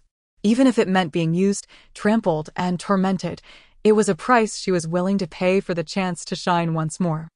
The man's lips curled into a disdainful smile as he retorted, You dare to compare yourself with Yue Xia? Leaning down, he gripped Xiao Yuma's chin, his voice chilling. I will not allow you a single opportunity to tarnish her. He summoned the manager and others, who were horrified upon seeing the woman sprawled on the floor. Third Master, how shall we deal with her? The manager inquired, approaching with familiarity. Xiao Yuma, bewildered, looked at the manager's badge and asked, You're the manager? Who brought me in? Li Qianhan caught the discord in her words, but chose to handle those matters himself. Ruin her face, toss her into the scorpion pit, and let her languish at the bottom of the lowest tier of the underworld. Horrified, Xiao Yuma screamed in protest, No. Third Master, Li Qianhan. You can't do this to me. Don't you remember your grandfather's words? Even if you want to protect me, you must understand this. Li Qianhan rose, his eyes filled with derision. Those who can make decisions are always the living. The illusion shattered. Xiao Yuma struggled in vain, dragged away as her cries echoed, What does it matter? You will never have Lin Yue Xia. Forever out of reach. With a tightness in his chest, Li Qianhan exited the establishment. Following the awards ceremony, as preparations for the wedding commenced, Yue Xia was granted a brief respite from filming. Shinge took her to try on wedding dresses, each gown she donned evoking a tender affection within him. The thought of her soon becoming his wife, sharing intimate moments together, filled his heart with sweetness. Yue Xia, you look exquisite. He enveloped her in his arms as she admired her enchanting reflection in the mirror, the ethereal wedding dress complementing her beauty perfectly. Shinge playfully tapped her nose. It's time to inform our parents. They've been notified. And as long as the flight is on schedule, they will arrive punctually. Yue Xia adjusted the fitted waist of her gown, realizing it was a tad snug. Let us try another one. Shinge had arranged for numerous dresses, ensuring she would find something to her liking. As she entered the fitting room, Her gaze fell upon a delicate wedding dress adorned with white floral embellishments at the hem. Instantly, she recognized it as the one Li Qianhan had prepared for her. Among the dozens of dresses, this was the one that caught her eye. That man truly understood her. Yue Xia instructed the attendant to set it aside without trying it on, opting for a more casual piece instead. Once she and Xinge finalized their choice, they departed together. The man maintained a calm demeanor as he waited nearby. Moments later, a server approached to inform him of Yue Xia's selection. He released his tightly clenched fingers and turned to leave. "Third master, what about the dress you set aside?" "Throw it away." He quickened his pace, uncertain whether it was urgency or a desire to escape that propelled him forward. No one inquired about Xiao Yuma's disappearance, her existence gradually erased. Li Qianhan sat in the car, his gaze resolute as they drove to a remote location, preparing to finalize their last transaction, after which he could extricate himself from the shadows. "Third master, today is a fine day," Dr. Qin remarked, gazing out at the passing scenery. On the radio, blessings were being offered to Xinge and Yue Xia for their wedding. Indeed, today was truly a splendid day. Chapter 117, The Wedding as Anticipated. The Shen couple was unable to arrive at the wedding venue in a timely manner. Poor weather conditions at the overseas airport had delayed their flight. This grand affair, orchestrated by Xinge, featured numerous business magnates and celebrities, with an expansive venue adorned with an abundance of floral decorations. Above, a hot air balloon floated, carrying a banner proclaiming the couple's eternal union. Everything appeared to be utterly flawless. In the makeup room, Yue Xia waited, and Asen, an associate, came to check on her. In truth, given her future career prospects in the entertainment industry, choosing to marry at this juncture was exceedingly unwise. Moreover, she had once been Shen Ji's lover. If he had forsaken her once, he could certainly do so again. Asen held a low opinion of Xinge, believing Yue Xia would be better off clinging to the support of the third master. "What a peculiar necklace," Asen remarked sarcastically from behind her. The exquisite necklace gracing the bride's neck was not only beautiful but also quite expensive. Asen recognized its worth, but was unaware that it was a gift from Li Qianhan. Yue Xia caressed the necklace, catching a glimpse of her subtle smile in the mirror, thinking to herself, "Yes, I truly adore it." Unable to contain himself any longer, Asen finally inquired, "Miss Lin, I've always thought you to be an astute individual. Why, then, are you so foolish when it comes to love?" He pointedly remarked, "Marriage is but a grave, and men are mere coffins. Do not blame me for speaking thus on this joyous occasion. I share this from experience." "Great minds think alike," Yue Xia quipped, rising to twirl in her wedding gown. "Do you find it beautiful?" Asen chose to ignore her. "Is the bride ready?"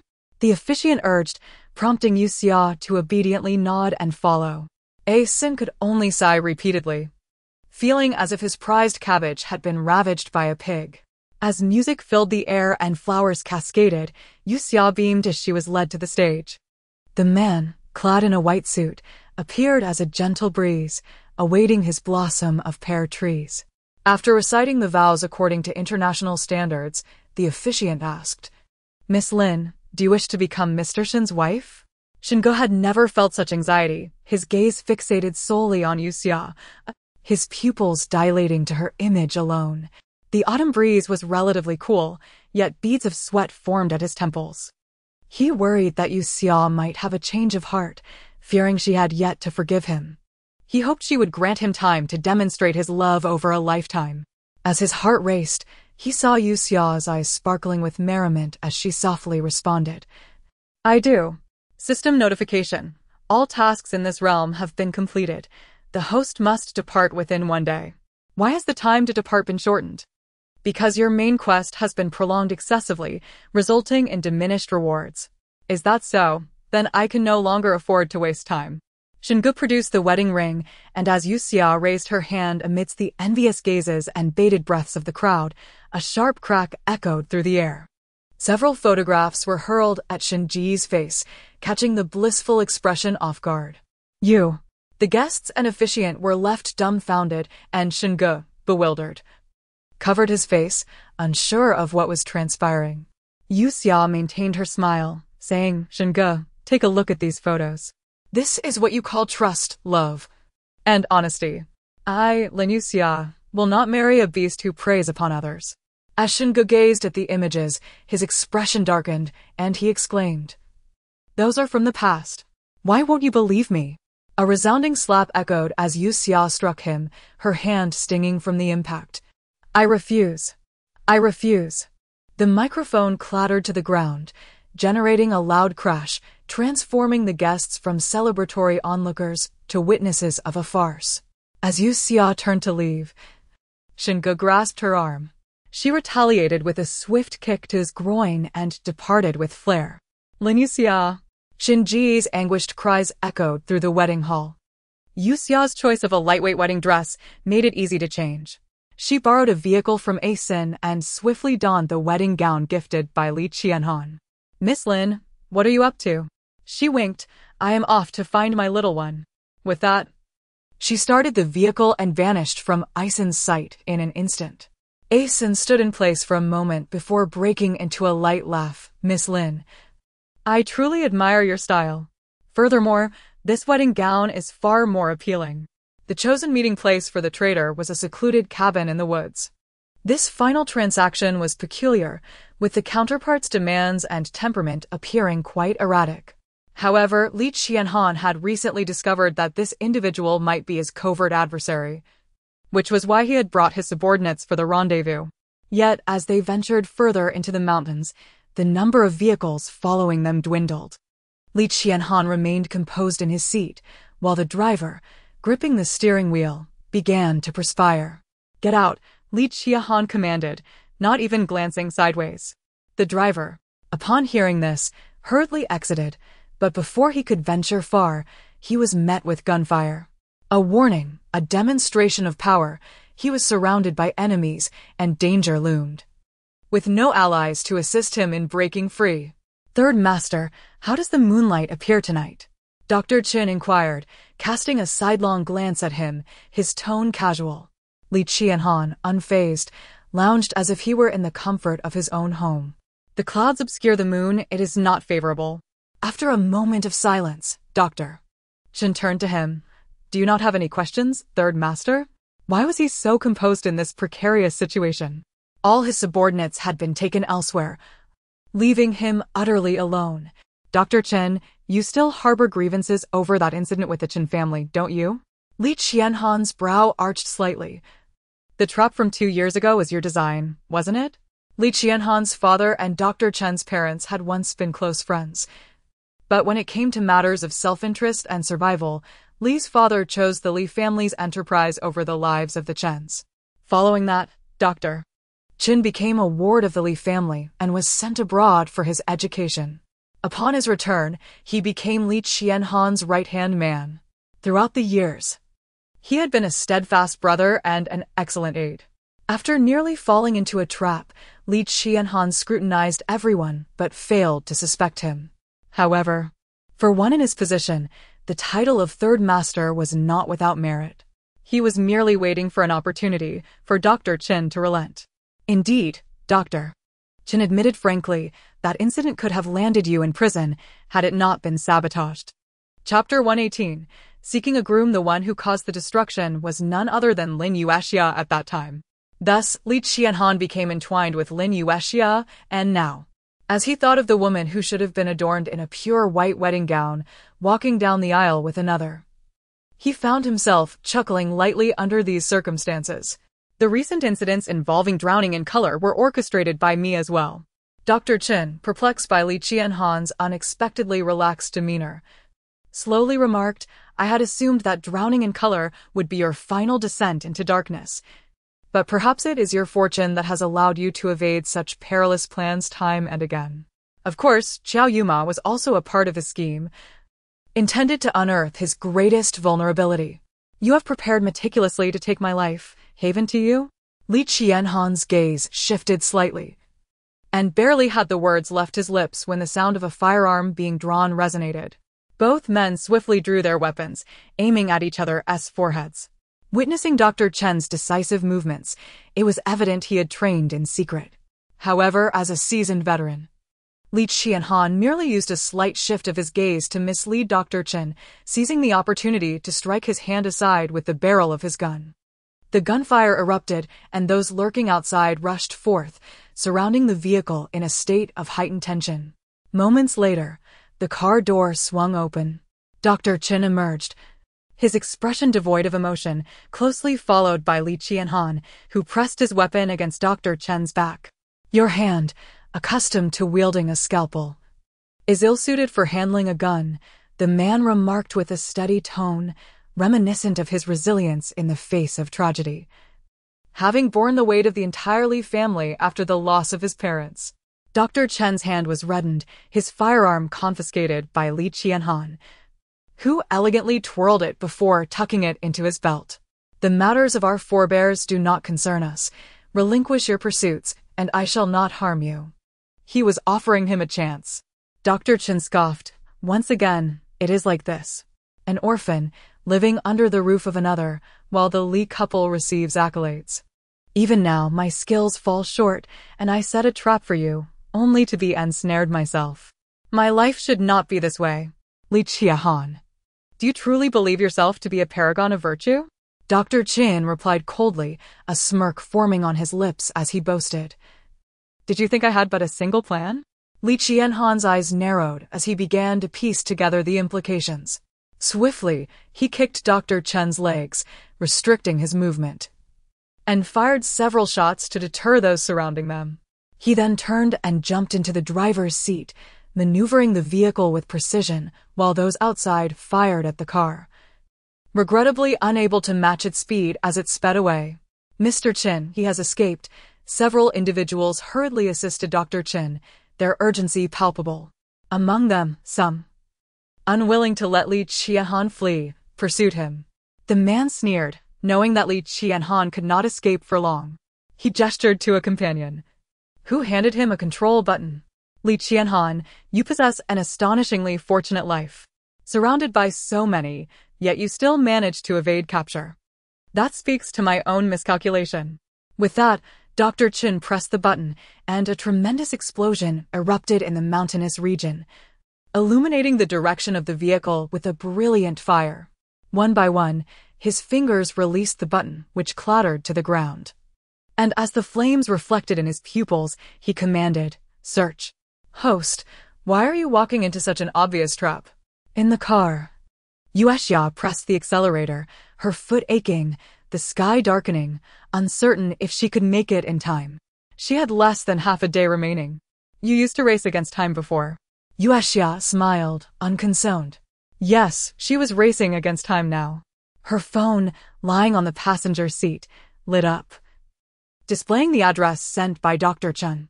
He had a knack for timing, yet even without that, Yue Xia could find it through Gigi. From her first encounter with Dr. Chen at the villa, she had sensed the hidden malice within him. His delay in action indicated a desire to utilize her as a pawn. He was indeed a patient strategist.